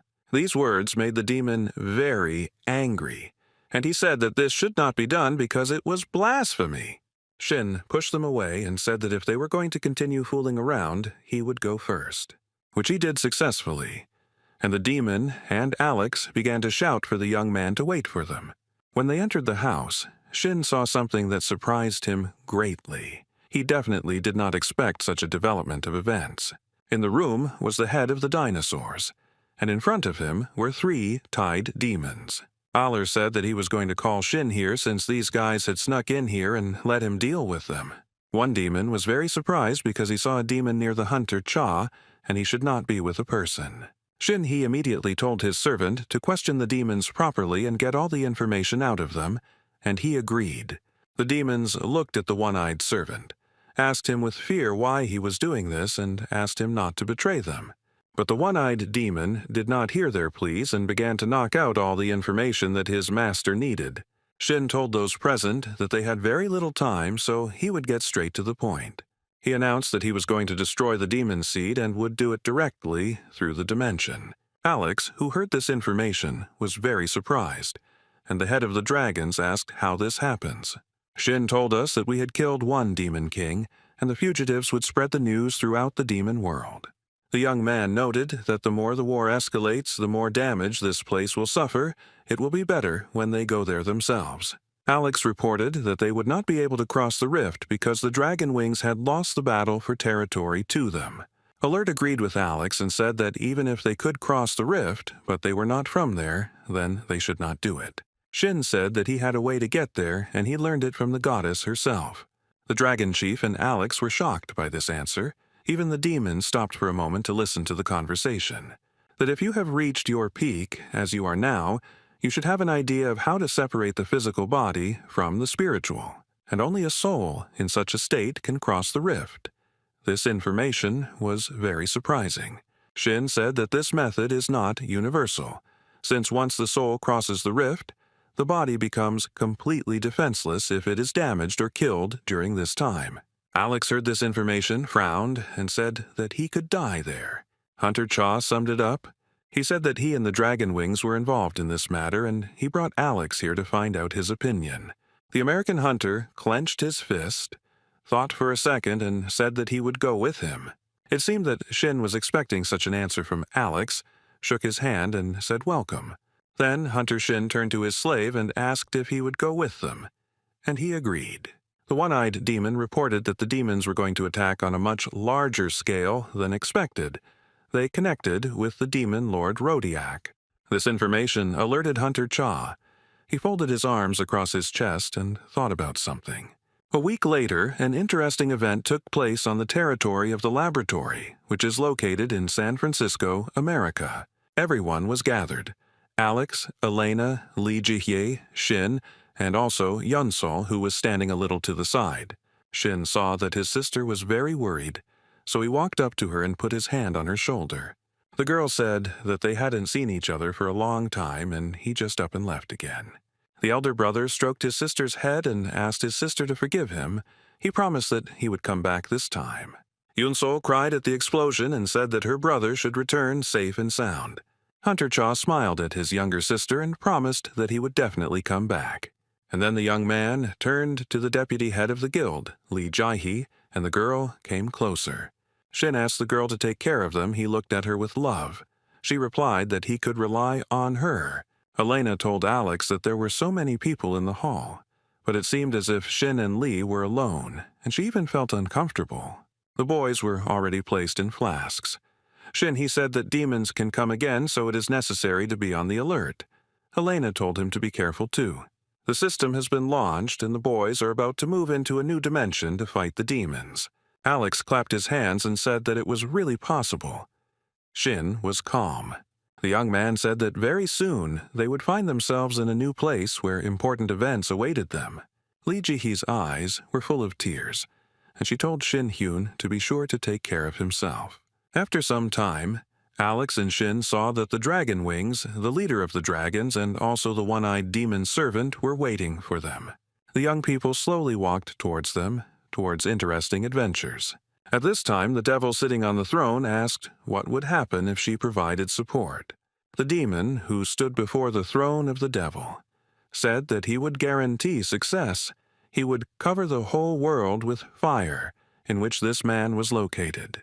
And Shin flew very slowly to his destination. It seemed like he was sleeping. The young man felt uncomfortable and unusual, all from traveling through the dimension.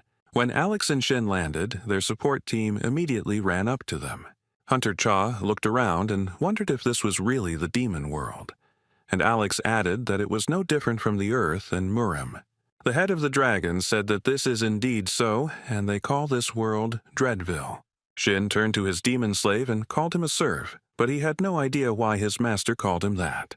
The guy seemed not to hear this question, and immediately ordered the slave to tell him more about this place. The one-eyed demon reported that the building in front of them was the castle of his former Lord Willite, and the forest that was nearby was the end of the world. So the Dragon Wings who lost the battle fled here. The demon noticed that most demons weren't interested in this. They were most interested in the Dragon Wings. Willite sought to exterminate the lizards, as their territories were nearby. Shin scratched his beard and understood why, after Willite's death, the other demons wouldn't worry. One Eye said that on the contrary, now that Willite is dead, other demon lords will start to take an interest, especially his favorite Rodiak. Shin wondered how many more demon lords there were, and his slave replied that 11, including the dead Willet. Hearing this number, the young man became upset and asked if it was a lot. The head of the dinosaurs took him by the shoulder and said that it was a lot. Alex said that this battle would drag on longer than he expected. Shin agreed and said that they would need cover. He turned again to his one-eyed servant and told him to take him to Willita's castle, and they would stop there. And the demon went to the castle, which, as it turned out, was guarded by 3 more demons. The one-eyed man was not ready for this. He waved his hand at them happily, and with a smile on his face, announced that he had returned to them. The guards ran to meet him and were happy to meet Kalpadin. They were very worried when they lost contact with him. The demons asked where the Demon King was, but the one-eyed man hesitated. He was followed all the time by the American hunter Alex, who, during the demon's conversation, cut off the head of one of the guards. The second demon faced the same fate, because he did not expect such a trick from Kalpadin. The one-eyed demon said that the king died at the hands of the new ruler, and smiled sarcastically. The third hunter was shaking with horror. He held the weapon in his hands and did not even think of using it. The demons were sitting in a dark room. When the doors opened and daylight appeared, they began to squint. One of the main demons turned to another, asking if he was okay, and said that he had news. He reported that he had managed to infiltrate the demon village and had barely been able to find those who had gone on reconnaissance. The demons were in prison, tied up, but they were freed very quickly. The Dragon Wings, after a single victory, let their guard down, which gave them a head start. Then the chief demon asked his ward if he had any more information. The fair-haired demon, in front of whom the ward stood, demanded that he tell him everything, but he hesitated. The demon raised his head and said that Alert had returned to Dreadville, along with the traitor demon and the people. The blonde elder demon was very surprised. He couldn't believe what he heard with his own ears. The demon smiled and said that he had good news. The blonde man was surprised and asked what kind. The horned one told about how the 2 strongest people had passed into another world, leaving their bodies, but the main one interrupted him and asked why this was good news. He thought Dreadville was in danger, but the lower caste demon said they could kill the flesh and blood here. The demon noticed that they had a great chance. The blonde man's eyes lit up, and he laughed. The events took place in the Demon King's castle, where Cha's team had recently settled. Shin laughed that they looked more like villains than demons, since there was a whole crowd of tied-up demons in front of them. The young man laughed and said that they come suddenly, tie up those who remain, and the head of the dragons noted that they deserve it. The demon in the pince-nez told Kalpadin that he had betrayed them, and how dare he return here with this spawn. He stuck out his tongue, mimicked the demon, and said that he was only serving his master. And Shin reported that his master had died at his hands, and from now on this would be his base. And now he needs to get used to it, just like his friends who were also tied up. For a while, the room became very quiet. The demon thought about something for a long, long time. Then he bowed to the floor, and, gritting his teeth, said that he admitted his defeat. The demon in the pince-nez raised his head and said very loudly that everyone should support the new ruler. The demons who were captured had beads of sweat on their faces. They wrinkled their foreheads and looked at each other. And then the prisoners all together in chorus shouted that they accepted the new ruler. Shin decided to use his special skills, and a small light appeared on his finger. The demons who saw this became very animated, as the bonds with which they were bound burned away. Alex approached the young man and asked if he thought the demons would come after him after this. He replied that they definitely wouldn't do that. Hunter Cha approached Kalpadin with orders to suppress the lesser demons. But then a demon in a pince-nez approached the guy and asked the gentleman to give him this job. Shin asked the demon's name, and he replied that his name was Saltion. He told him to take him to the room, as he needed to rest a little, and then they would get down to business. The demon, Saltion, walked forward and invited the company to follow him, which the young people did. Hunter Cha entered the room, sat on the bed, and decided to talk to the demon alone. He looked very intently at Saltion. His pupils became like match heads, and then asked him what he was planning. The demon fell to his knees in fright, shaking as if he had a high fever, and stutteringly asked what Shin meant. He began to bow and said that he was simply trying to come up with a plan to help his master. Shin was very surprised that the demon wanted to help him, and he said that his position is the deputy of the Demon King. Or more simply, he is a butler. Saltion explained that his main role is to follow all orders. He asked if Shin planned to kill all the demons. He answered in the affirmative. The demon in the pince-nez said that he would spread false information that Willite was not dead. Hunter Cha found it very funny and said that everything he said sounded good for Saltion to try, and he thanked him for his kindness. The demon in the pince-nez turned his head away and his face twisted into a terrible, arrogant grin. One of the higher demons held a red magic ball in his hand and said that the bodies of people on the earth were still intact, and this was a great opportunity. So he exchanged information with the red-haired devil, who was incredibly happy to receive such cool information. She stood in her estate, near the throne, and thought about something for a while. The devil decided that it was necessary to send troops there, the more the better. At this time, Saltion was telling Shin that the current demon lord Willite had disappeared and was considered dead by many. He looked at Hunter Cha very carefully and said that he would advise who should be the first target. He believes it must be the demon Lord Rodiak, a charismatic devil. Shin said that he heard about it and that it was Willaida's girl, and Saltion asked if Hen knew about her. Hen said that he knew about her, and the demon asked him to tell him more about the demon Lord Rodiak. He noted that she is a woman and a demon lord who is in a demonic relationship with King Willite. He is loyal to her, so Rodiak's powers have increased greatly. The demon said that she was not surprised by Willite's disappearance, unlike other demons, but she is very worried about him. Saltion asked permission to go to Rodiak, to tell her that Willite was alive and well. If he says that he can't move because of his injuries, then Rodiak will want to meet him, and Shin would only have to take her place. The young man thought about the information he heard. After some time, Hunter Cha allowed the demon to go with Rodiak, and he was incredibly happy with this permission. Saltion promised that he would return very soon and flew out of the room with a scorch, and Shin remained to wait for him. In front of one of the most important demons, a whole army of horned warriors was already lined up. He gave orders to a whole group of demons to tear apart the flesh of people located in a laboratory in San Francisco. The demon was in anticipation of victory. A satisfied grin appeared on his face, and he said that they needed to be crushed like bugs. At this time, Saltion promptly arrived at the castle of Rodiak and greeted the devil. She said that they hadn't seen each other for a long time, and she was glad to see Saltion in person. The demon quickly dropped to his knees and began to bow in greeting, touching his head to the floor. Rodiak allowed the devil, who had arrived uninvited in her castle, to raise his head. Saltion then turned to Nerissa, the representative of Rodiak, and asked her to allow him to say something important to the lady in private. She was very angry because a demon of a lower caste dared to speak with Rodiak alone, but the lady ordered her to leave. As she was leaving, she said that she really hoped that Saltion would not say anything stupid to the lady. The pause dragged on for a while, and Rodiak ordered the demon to speak strictly to the point. Saltion lowered his head and then asked what business the lady was talking about. She calmly replied that she was interested in the question of the burial of Willite's lover, and the demon thought that she knew everything.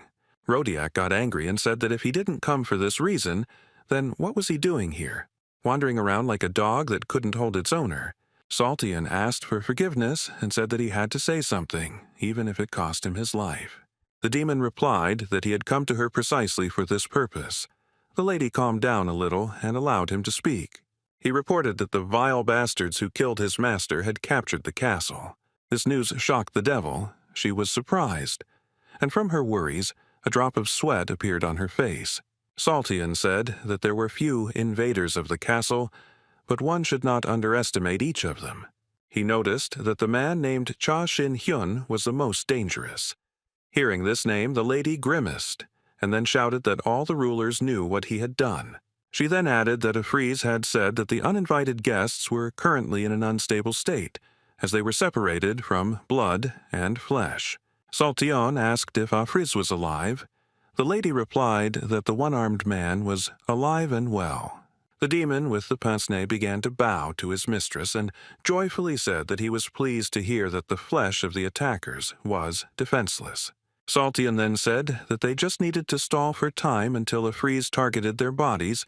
The two humans would be taken care of, and they would need to worry about the dragon leader. Rodiak asked if her interlocutor had a plan, and he replied that he had told them that he would force the lady to leave the castle. Saltian noted that they needed to tie their hands until a freeze made his entrance, and the devil remarked that it was a good plan. The demon in the pince-nez smiled at the praise from the lady and asked her to perform some actions. Rodiak, accompanied by her retinue, immediately decided to leave her castle. Saltian smiled sarcastically. Then he whispered to the devil that if they went out so boldly, people would think that the castle was empty. The lady will wait in ambush nearby, and when they enter her castle, Saltian will immediately give the signal. He was very pleased, then said that the soldiers who remained in the castle were like rat poison. The demon in the pince-nez led his mistress into the nearby forest where she remained with her retinue. And Saltian went back to the people and said that he had managed to convince Rodiak. Someone from Shin's team said that now that the castle was empty they had a chance. Saltian very quickly rose up saying that they should hurry.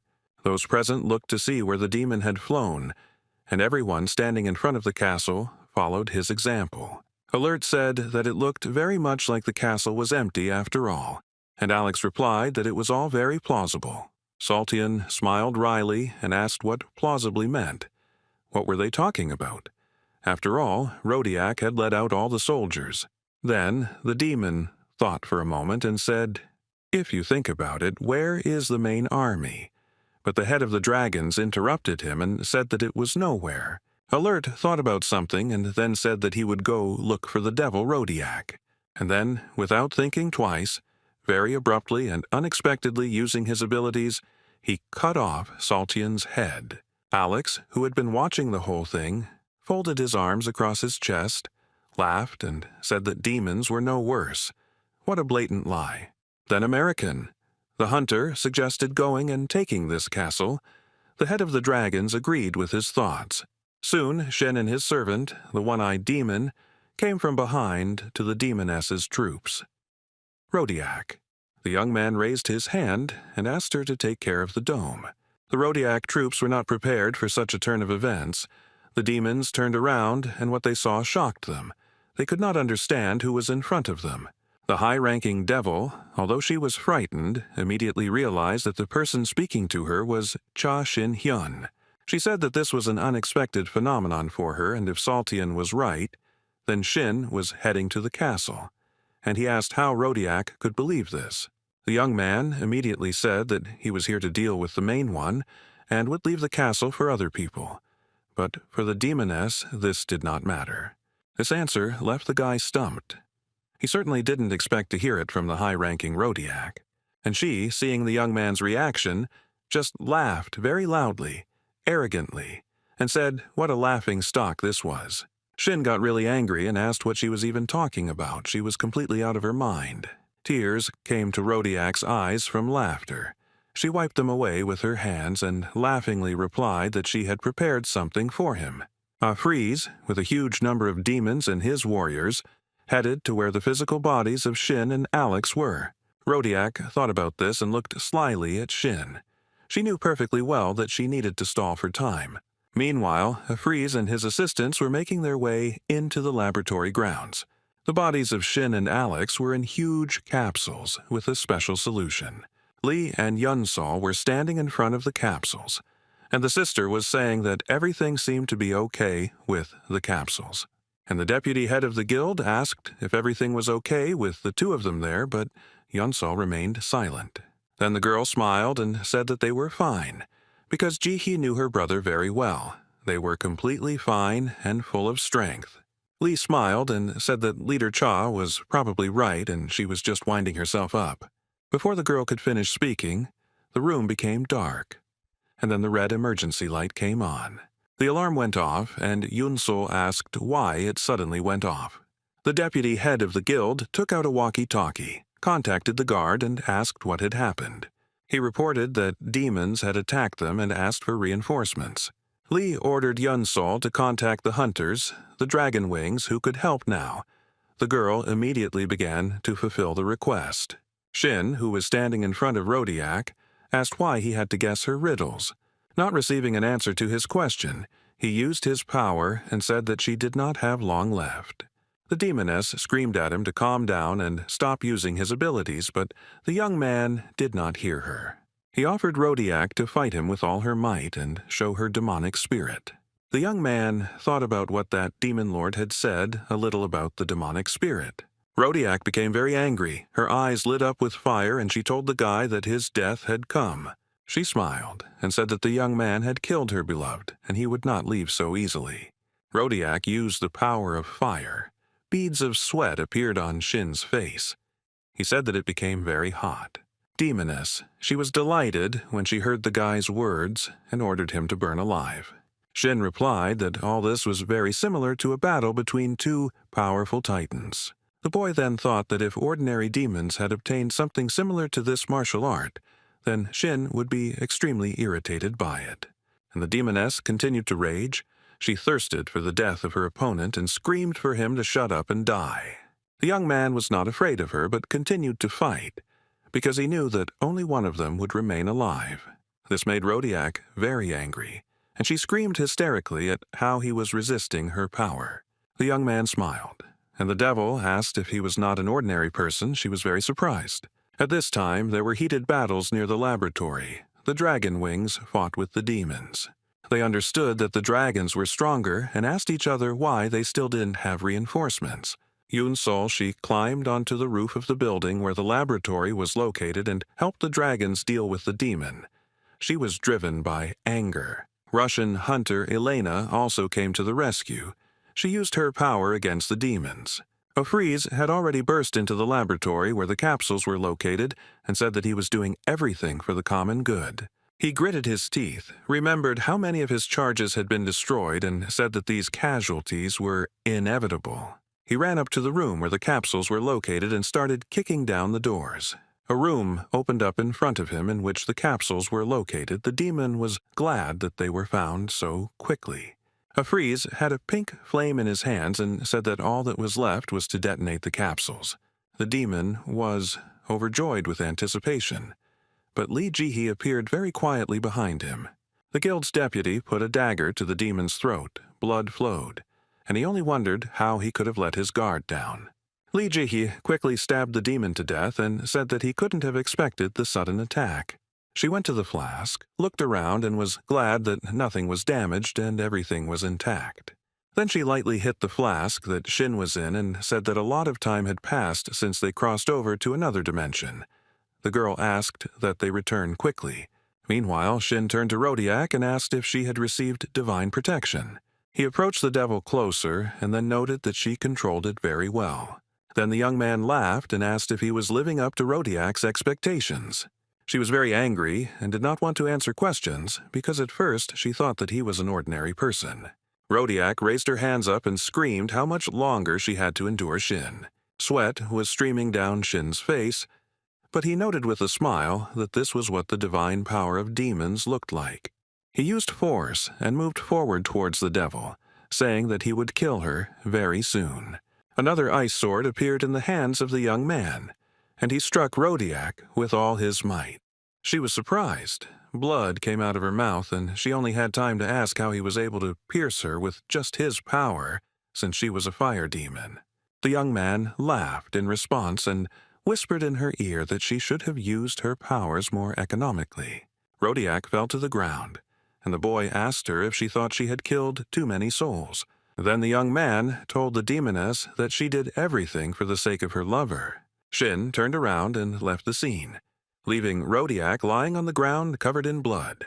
Then he heard her moving and breathing, and said he was sure she was dead.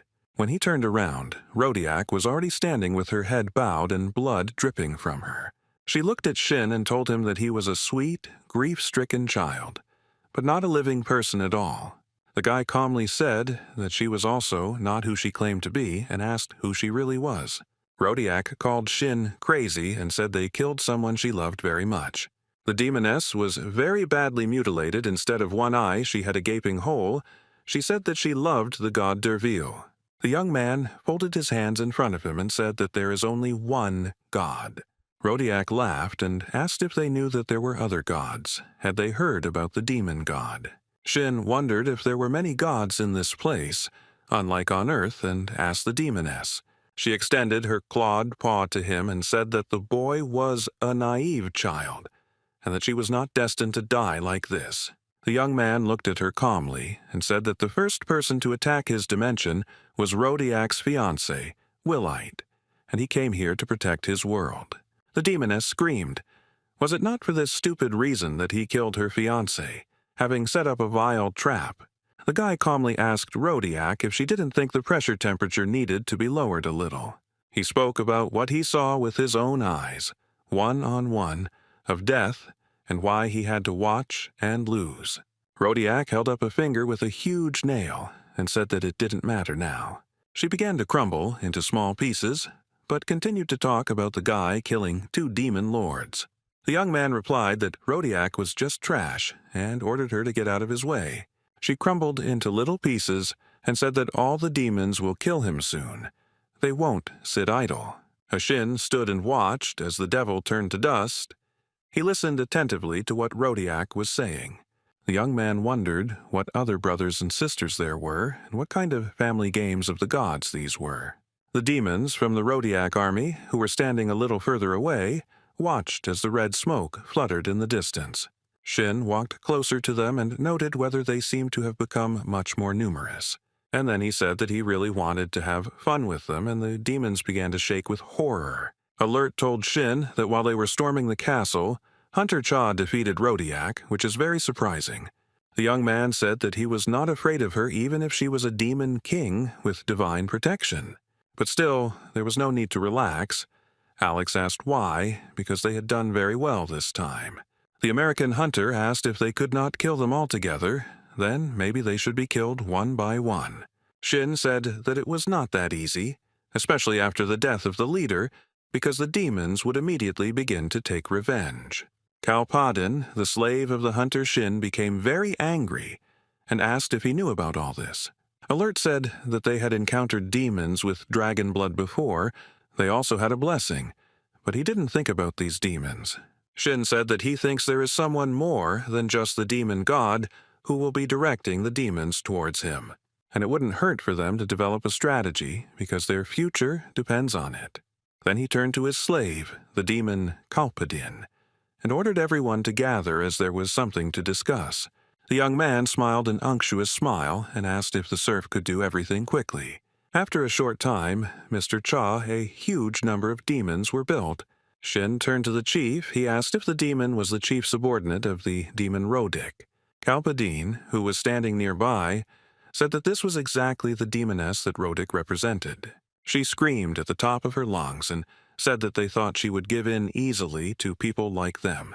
The young man thought for a moment and asked if she could resist a guy like him. Shin snapped 2 fingers, laughed, and said that he had to find out, and she was crossing the line. Nerissa shook with fear, and Hen used a special skill called Divine Word, and ordered them to swear allegiance to him. The Deviless began to sweat and began to scream loudly, saying that this should not have happened. Then she shouted very loudly that she was Nerissa and was glad to welcome the new king. All the demons were in complete shock. They said that they serve only her, and she cannot do this to them. Shin stood in front of them and asked if they wanted to be brainwashed or if they would swear voluntarily. The young man smiled slyly and said that their master was kind and gave them a choice, wasn't he? The demons began to look at each other, a silent question frozen in their eyes. Then they all bowed to Shin Hyun in unison, as they understood that they were walking on a thin knife blade. Someone from the crowd shouted that it was time for everyone to congratulate the new king. There were 5 people in white robes at the table, and someone asked if everyone was there. One creature told another that only a weakling like him could allow his patron demon to be killed. He yelled at his interlocutor that he should shut up, because it was very difficult to keep track of all this. The creature gritted its teeth and then said that the man who killed his demon had a mortal shell, but a divine soul. Someone asked if he had raised his soul level with such a body, and the interlocutor answered that Shin came here as a human and that it was very strange. But if that is true, then he is the king. So it is important to remove his soul so that there will be peace in their world. One of those present noted. Someone else said that it was annoying, but nothing could be done for now. Another being suggested giving powers to the demons. The demon was sleeping in his bed. A creature in white came to him and began to say something important. The same creature came to the second demon, an older one, and it said that there was a scoundrel from another world. And the third demon had a message that a very unique person would soon take revenge on everyone. Young demon Darius woke up in a bad mood as he was about to have a very bad dream. The older demon Foridin also woke up in a bad mood, muttering something under his breath. And the demoness Ardea woke up with the thought that she needed to find Naznal as soon as possible. Naznal was the first demon king. He was sitting on his throne, very angry and asking what was going on here. The figure of Rodiak, who was crumbling into small pieces and who in her death throes was saying that he would be killed by demons, suddenly appeared before his eyes. Shin sat thoughtfully. He remembered the demoness, thought that she was full of madness. The young man asked, "So your brothers and sisters will kill me?" Yes, that's what he was talking about to himself.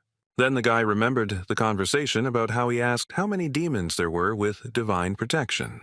And then Kalpadin replied that there was such information that the lords and the king received the protection of the demon god. Shin's slave informed him that he knew the demons Darius, Ardea, Faradin, and Rodiak, who had died. He doesn't know more because the information is being kept very secret, and he can't say anything about it. Shin replied that this was enough. Kalpadin said that he was the strongest and most devoted servant of his master.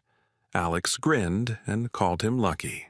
The guy thought about what if the demon god himself descended to them, but this most likely would not affect anything, and they needed to be more careful. Demons who had strange dreams came to see the main demon Naznal. He wondered why they were all in the same place at the same time. He looked suspiciously at the arriving demons and asked if they had united and decided to attack him. Foridin looked at the demon king and said that it was a good offer, but it was completely wrong. Naznal asked what he wanted. If they all decided to meet, then why didn't Rodiak join? Ardeashi said that this was the reason they came, and Naznal asked if Rodiak had quarreled with her fiancé again. The demon was surprised that they came to him for some nonsense, but Darius asked to speak. The demon lord said that he had been having the same ominous dream for several nights in a row. The second lord said that, in a dream, they say that the god of madness fell at the hands of a king from another world. The demon then added that this was most likely a divine sign, and that the apostle of madness was Rodiak. Naznal became think that these four, including Rodiaka, are special beings who have received divine protection. He thought that his abilities were recognized, although his position as the commander-in-chief of the strongest was very clear. The chief demon wondered if he should believe that all this was not fiction, and whether someone else could take his place. He thought for a bit and asked his interlocutor if he had ever had such dreams before. He replied that he had never had them. Naznal said that a being similar to a god came in a dream, but this is the first time he has heard of them being warned of trouble through a dream. The assembled demons asked him if he denied this danger. He replied that he did not deny the existence of such a person, because he, the demon king, received protection from the demon god. The demon king said that the ancient records mention that powers were given randomly, and he had never heard that there could be two strongest in one life. One of the demons asked him if he doubted them and the power of the demon god, and slammed his fist on the table. The young lord said that the demon king most likely meant that this incident was abnormal, especially if it was being spoken about by the demon god. Naznal asked for forgiveness and asked why they came to him instead of contacting Rodiak immediately. The lords replied that they had tried to contact her, but she was not giving any response, and contact with her had been lost while Artea was in pursuit. The Lord said that they came to him because he is closest to the head of the demon, and he has the authority to send demonic spirits to the territories of Vilate or Rodiak. The demon king became angry and asked if those present wanted to take advantage of his power. Darius replied that they would not abuse it, because he would not suffer from it in any way. Naznal told those present to go to Rodiak and contact him as a member of the royal family, and he would help them with this. Darius thanked the demon king for their assistance and said that they would report the results to him. Rodiak was sitting on the throne in her castle. 3 demons came to her, and one of them said that she needed to bow down. and they knelt down.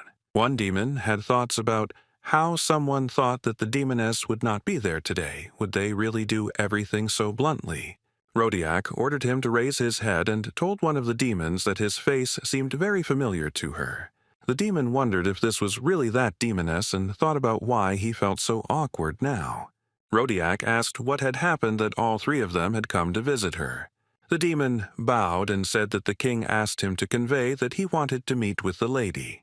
Rodiak was very surprised and then asked why he did not come to her personally. The demon replied that he would be busy until tomorrow. The demoness turned to the other two demons and said that she felt that they were not the king's subordinates, since they had never met before. They replied that the lady was right. They had never met before and were not subordinates of the king. Rodiak asked why people from different places united and came to her. She demanded to be told directly.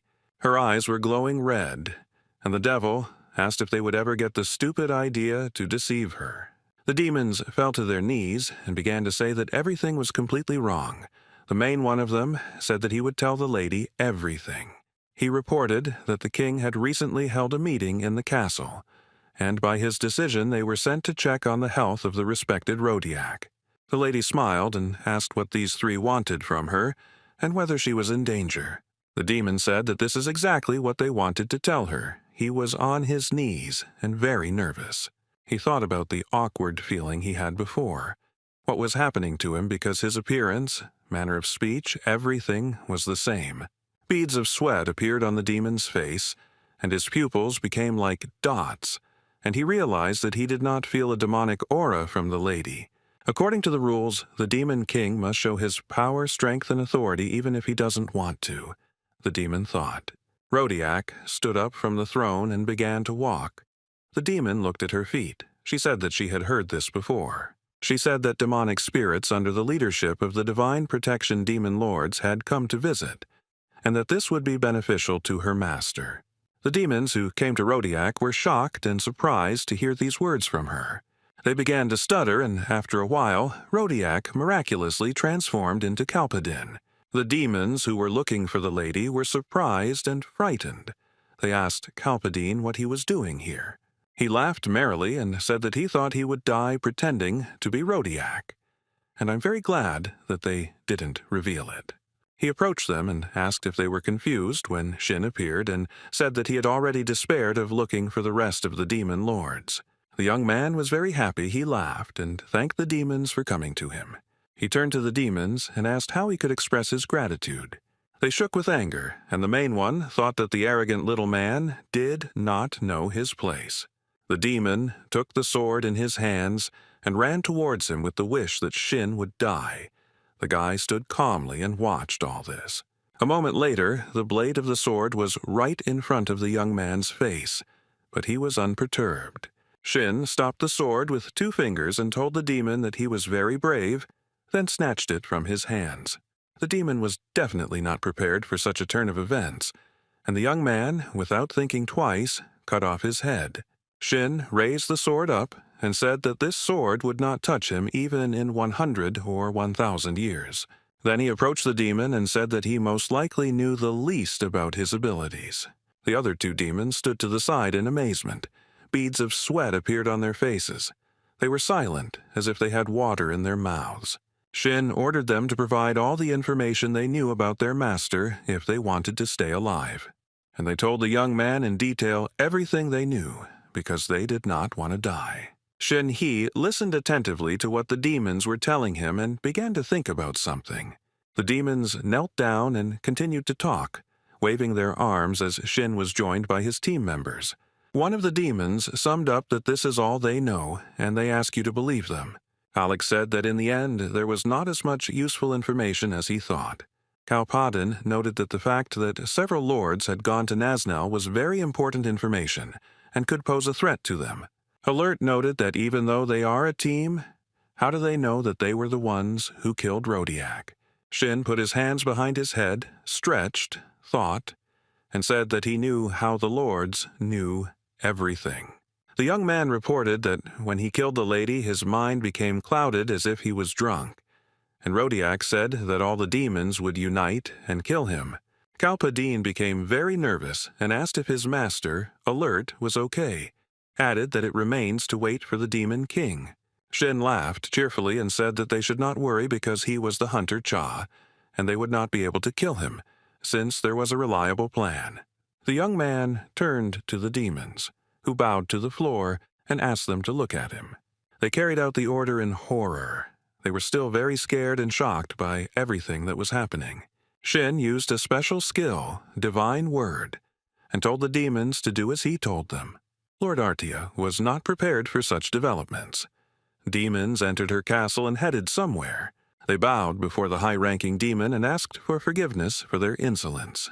The demoness Artia ordered not to apologize but to quickly tell the reason for their appearance.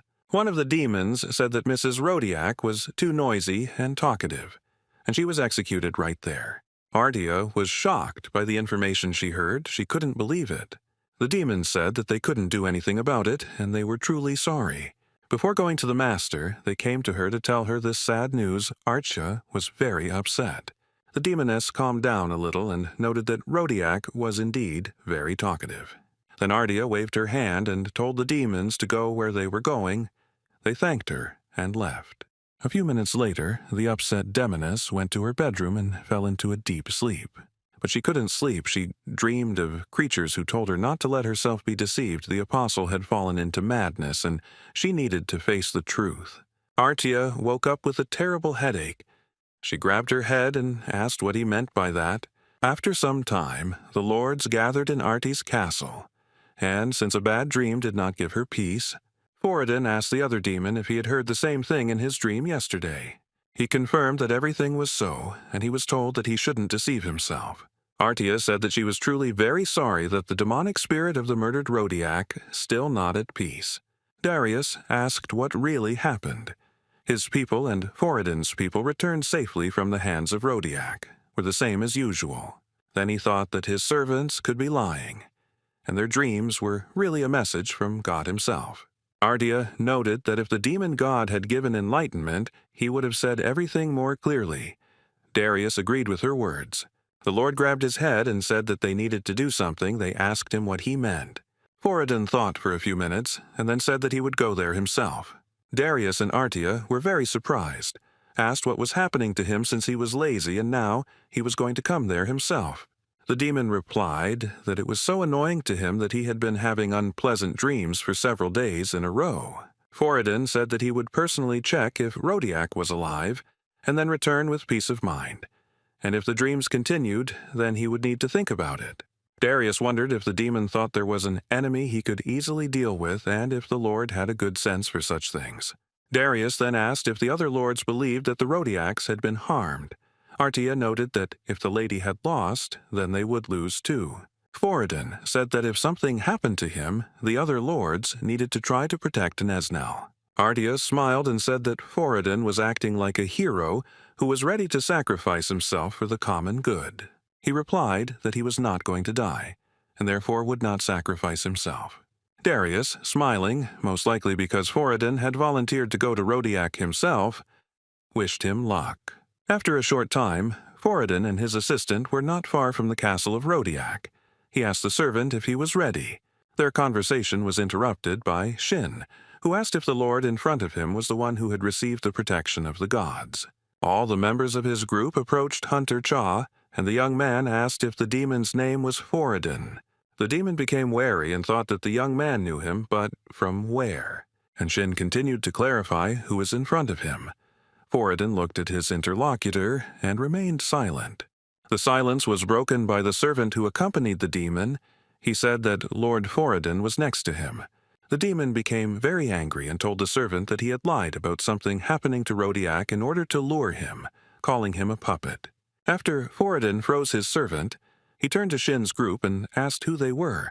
Hunter Cha happily answered the demon's question. He said that he was a human and came from another dimension. The demon asked again, and then clarified whether it was true that they were invaders from another world. Shin said with a smile on his face that it seemed like something, and then asked if the demon had seen something like a dream or a nightmare. The guy said that in the dream there was talk about the need to avenge the murder of Rodiak, but he noted that he did not understand what Shin was talking about.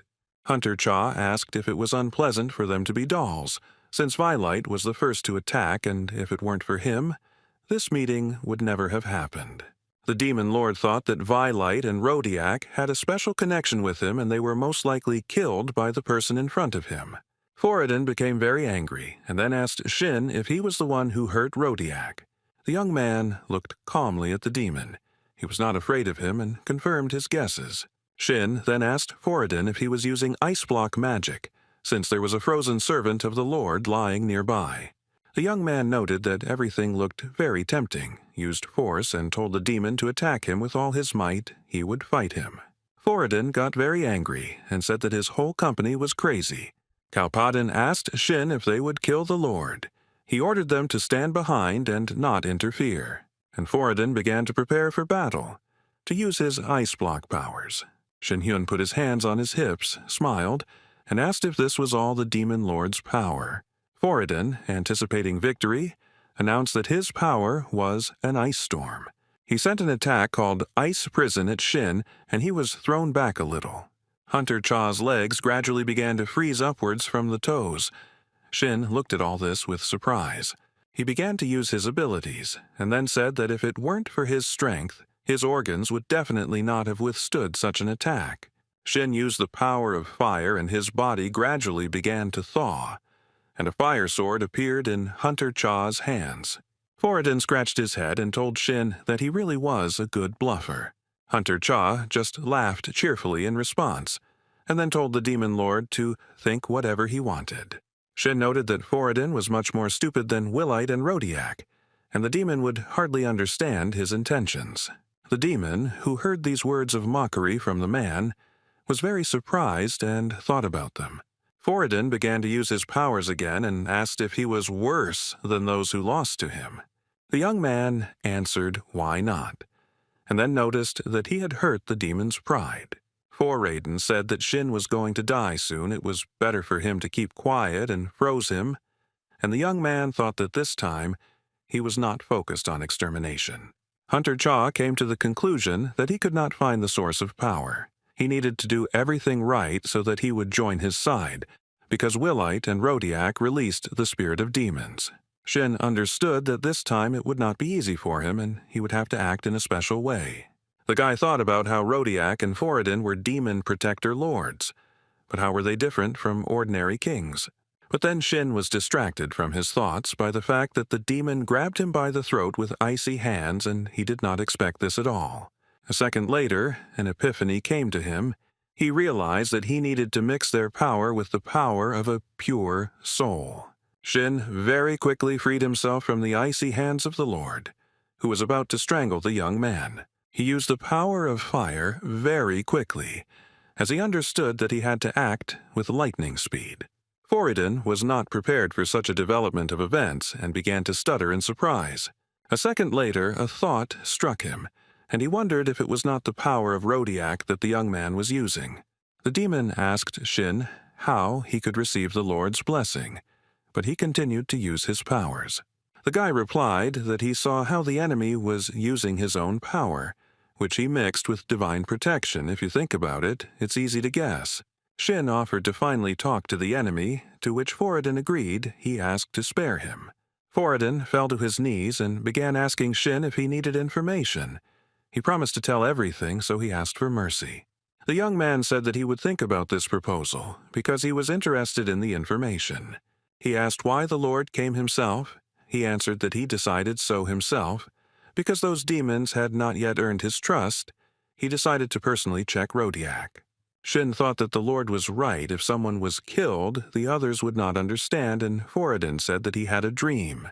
He reported that a man in white robes came to him and said that only a king with divine blessing could become the apostle of madness. The Lord said that he saw in a dream that he would be killed by people from another world. So he thought about Rodiak. He bowed at Shin's feet and said that he didn't think things would turn out the way they did. The young man began to think that the Lords receive revelations in their sleep, and that this is something higher than God. The boy sat down in front of the Lord and said that he knew everything he had told him and that he had no reason to leave him alive. Foradin screamed that if he survived, he would not allow demons to stand against him, even if such demons had to be exterminated. Shin asked how he could trust the Lord, and he swore on his name the guy thought about the demon's words. And then he laughed and agreed with Foradin's proposal. The Lord began to bow and thank the hunter Cha. The young man tried to calm the demon lord and told him that he should remain silent. Foradin was placed in a kind of prison. He screamed that the guy promised him something else and why he was locked up. The young man replied that before he could be released, to hear the opinion of his comrades, so the demon should sit and be patient. Shin turned to his servants to listen to their position. He was also interested in the dragon wing's position. The demoness thought that her mistress had failed to use her power properly and had turned into dust. And Kalpadin was confident that the demon Foradin deserved to swear allegiance to them. Assistant Rodiak replied that Shin should not trust the Lord. He asked why she thought so. And the head of the dragons noted that the war with them was a long time ago, and at that time there were more demon kings than now. They even tried to destroy the dragon wings at the cost of their lives. Kalpadin said that he would reveal his master's abilities at the slightest opportunity.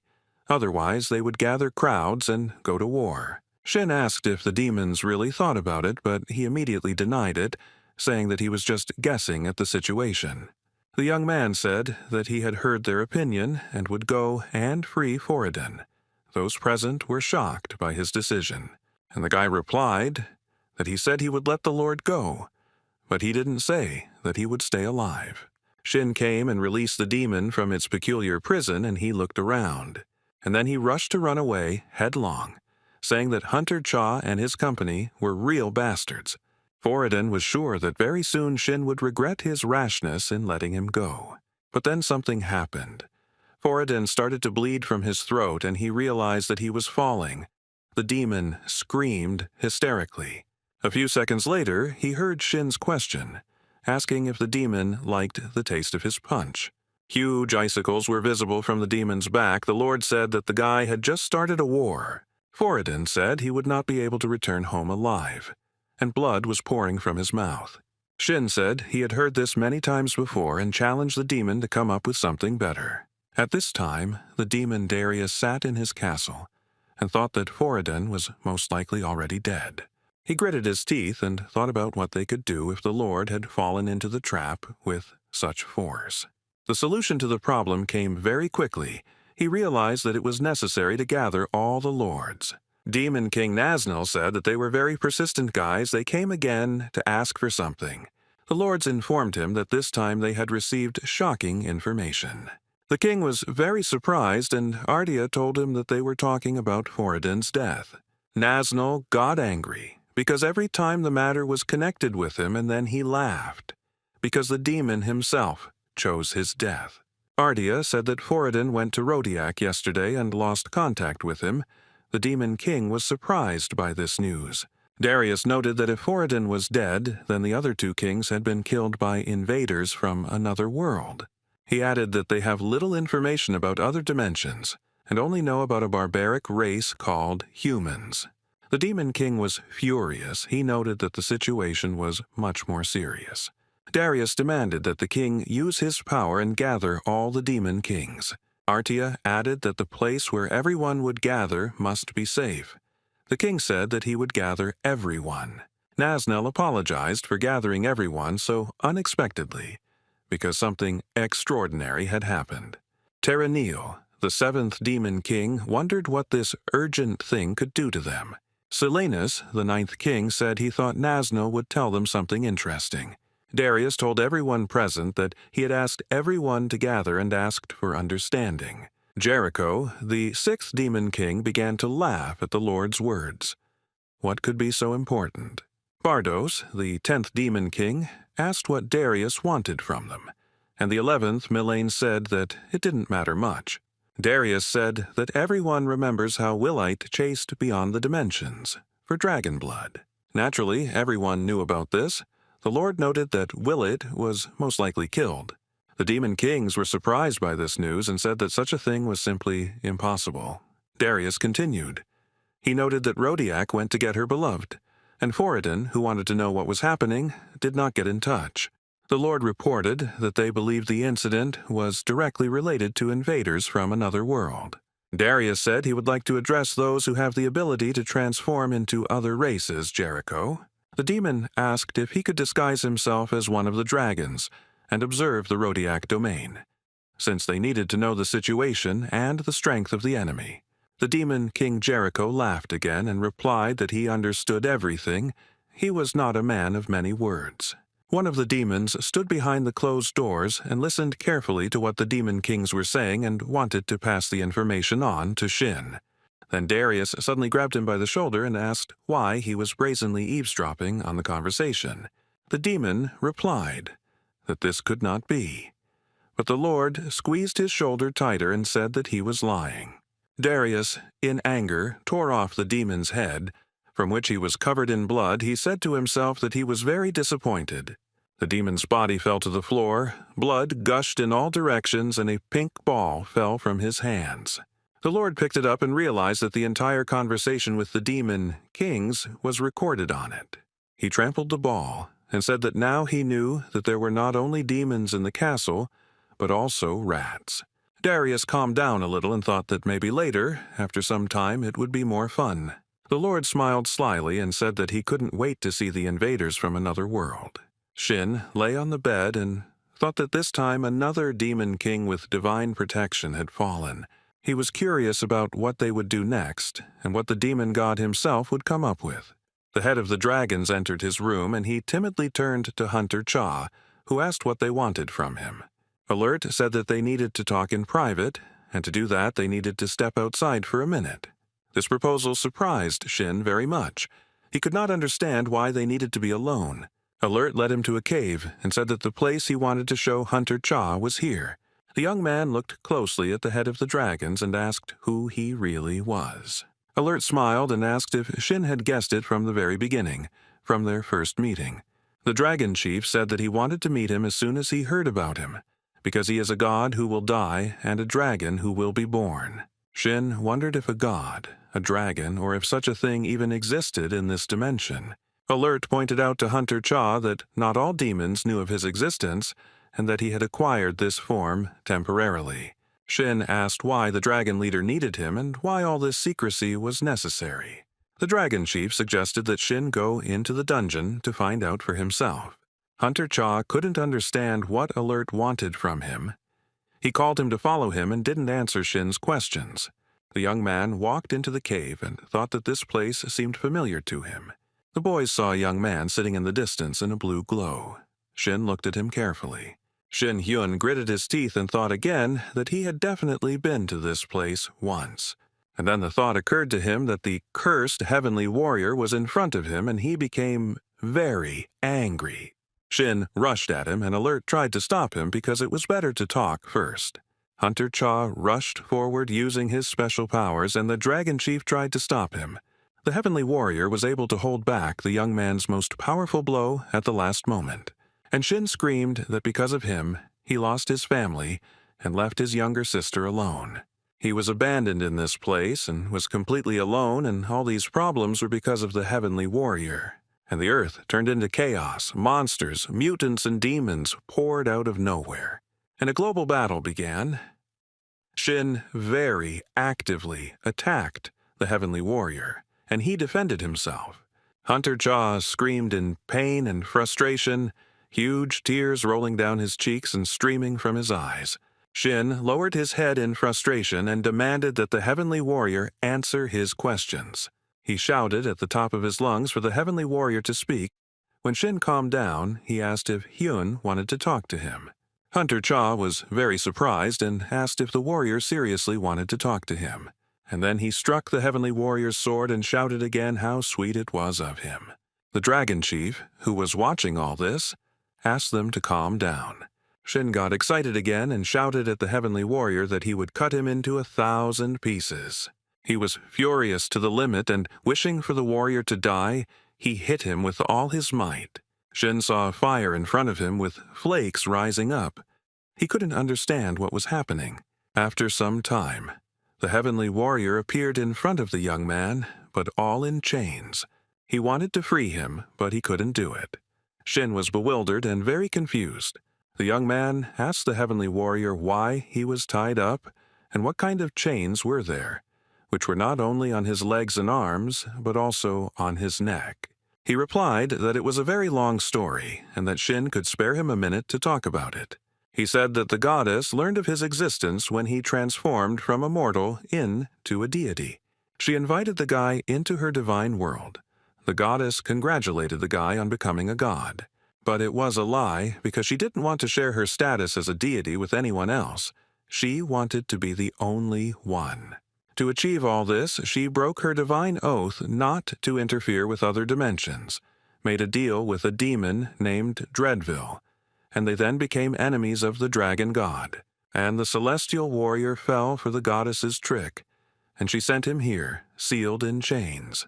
After they sealed the boy, the goddess immediately said her intentions that she and the demon would kill the dragon god and take control of the entire earth. And the heavenly warrior gathered all his strength and created his own world in his imagination. There, the guy was able to learn all the martial arts skills that exist. The guys who were there never knew each other because his world was parallel to this one. The celestial warrior protected it from the goddess because he was its creator in another world. While the heavenly warrior taught long and hard, the goddess gradually gathered the faith of the people. As is known, during this time a lot of troubles happened. Monsters attacked people. After all, the more a person suffers, the more he begins to believe in God, the heavenly warrior noted. Shin gritted his teeth in anger and said that everything the heavenly warrior had said earlier was impossible. He screamed and asked if everything he knew was a blatant lie. Alert said that all the words of the heavenly warrior are the real truth. The dragon chief noted that this god was on the verge of death, and they didn't have much time to talk. Shin clenched his hand into a fist and said that he could help the heavenly warrior lose his damn life. And he rushed at him, saying that he did not want to take responsibility, and Alert began to calm him down. He said that he understood the reason for the anger, but it was worth listening to the end, because when Shin appeared in their dimension, even he was watching him. Alert said that after seeing the defeated demon kings, he believed the words of the heavenly warrior. They need Shin's help. The head of the dragons said that he would help with combat training, but the guy wanted to clarify something else. Why he needed all these fairy tales. The young man asked if the heavenly warrior knew how to stop the goddess, or he thinks that saving the human world can be done easily without any plan. Shin was very angry because he understood perfectly well that there was no plan. The heavenly warrior replied that a man who can compete with a god without becoming a god. And Alert added that Shin can become stronger if he practices fighting power. The young man formed a fist and hit the heavenly warrior in the face with all his might. He said that he would not kill him, but not because he decided to forgive him. Shin said that he would make a contract with him in order to protect his family and his people. The young man noticed that the heavenly warrior knew a lot about demons and gods, and he thanked Hunter Cha for noticing this. Shin grabbed the chain on the heavenly warrior's neck with all his might and asked how to get rid of them. Alert said that there were 2 ways to get rid of them. He would kill the one who sealed him, or the demon god would free him. The heavenly warrior lowered his head and said that he could no longer summon people into his imaginary world. He could be safe here. He would try to call Shin there as soon as he could. After some time, the heavenly warrior seemed to evaporate and only 2 remained in the clearing. Shin looked at the place where the heavenly warrior had just been for a long time and said that he couldn't do anything about it. The young man replied that he had no choice but to kill them all. Shin and the dragon chief headed towards the exit, and a silent pause continued for a while. Then, Alert said that now it turns out that he will also be helping Shin. The guy did not understand this question. Then the young man thought for a moment and said that in such a situation, help was important. The dragon chief asked the boy to repeat the sentence again, and he did. They walked, and after a while they saw a dragon on the path, crawling towards them. Alert was horrified and asked why the dragon wings were still here. The dragon bowed and said that he had a low rank, and the master most likely did not remember him. He said his name was Jerry when crossing the crack. After the defeat, he was unable to join the pack, as he was seriously injured. The Dragon Wing noted that this was precisely why he was forced to stay here in this world. Jerry said he was very glad to see his master again and knelt before Aller. The Dragon Chief propped his head up with his hand and thought about something, sweat appearing on his face from worry. Shin asked if he heard everything since it was his subordinate who was seriously injured and somehow survived. The young man noted that the first thing that needed to be done was to properly cure the dragon. Alert scratched his neck and said that Shin was right, and Jerry said that he was very sorry that he couldn't take care of him. The dragon took the head of the dragons by the hands and thanked the master for being able to forgive him. And under Jerry's body was one of the demon kings, but that's another story,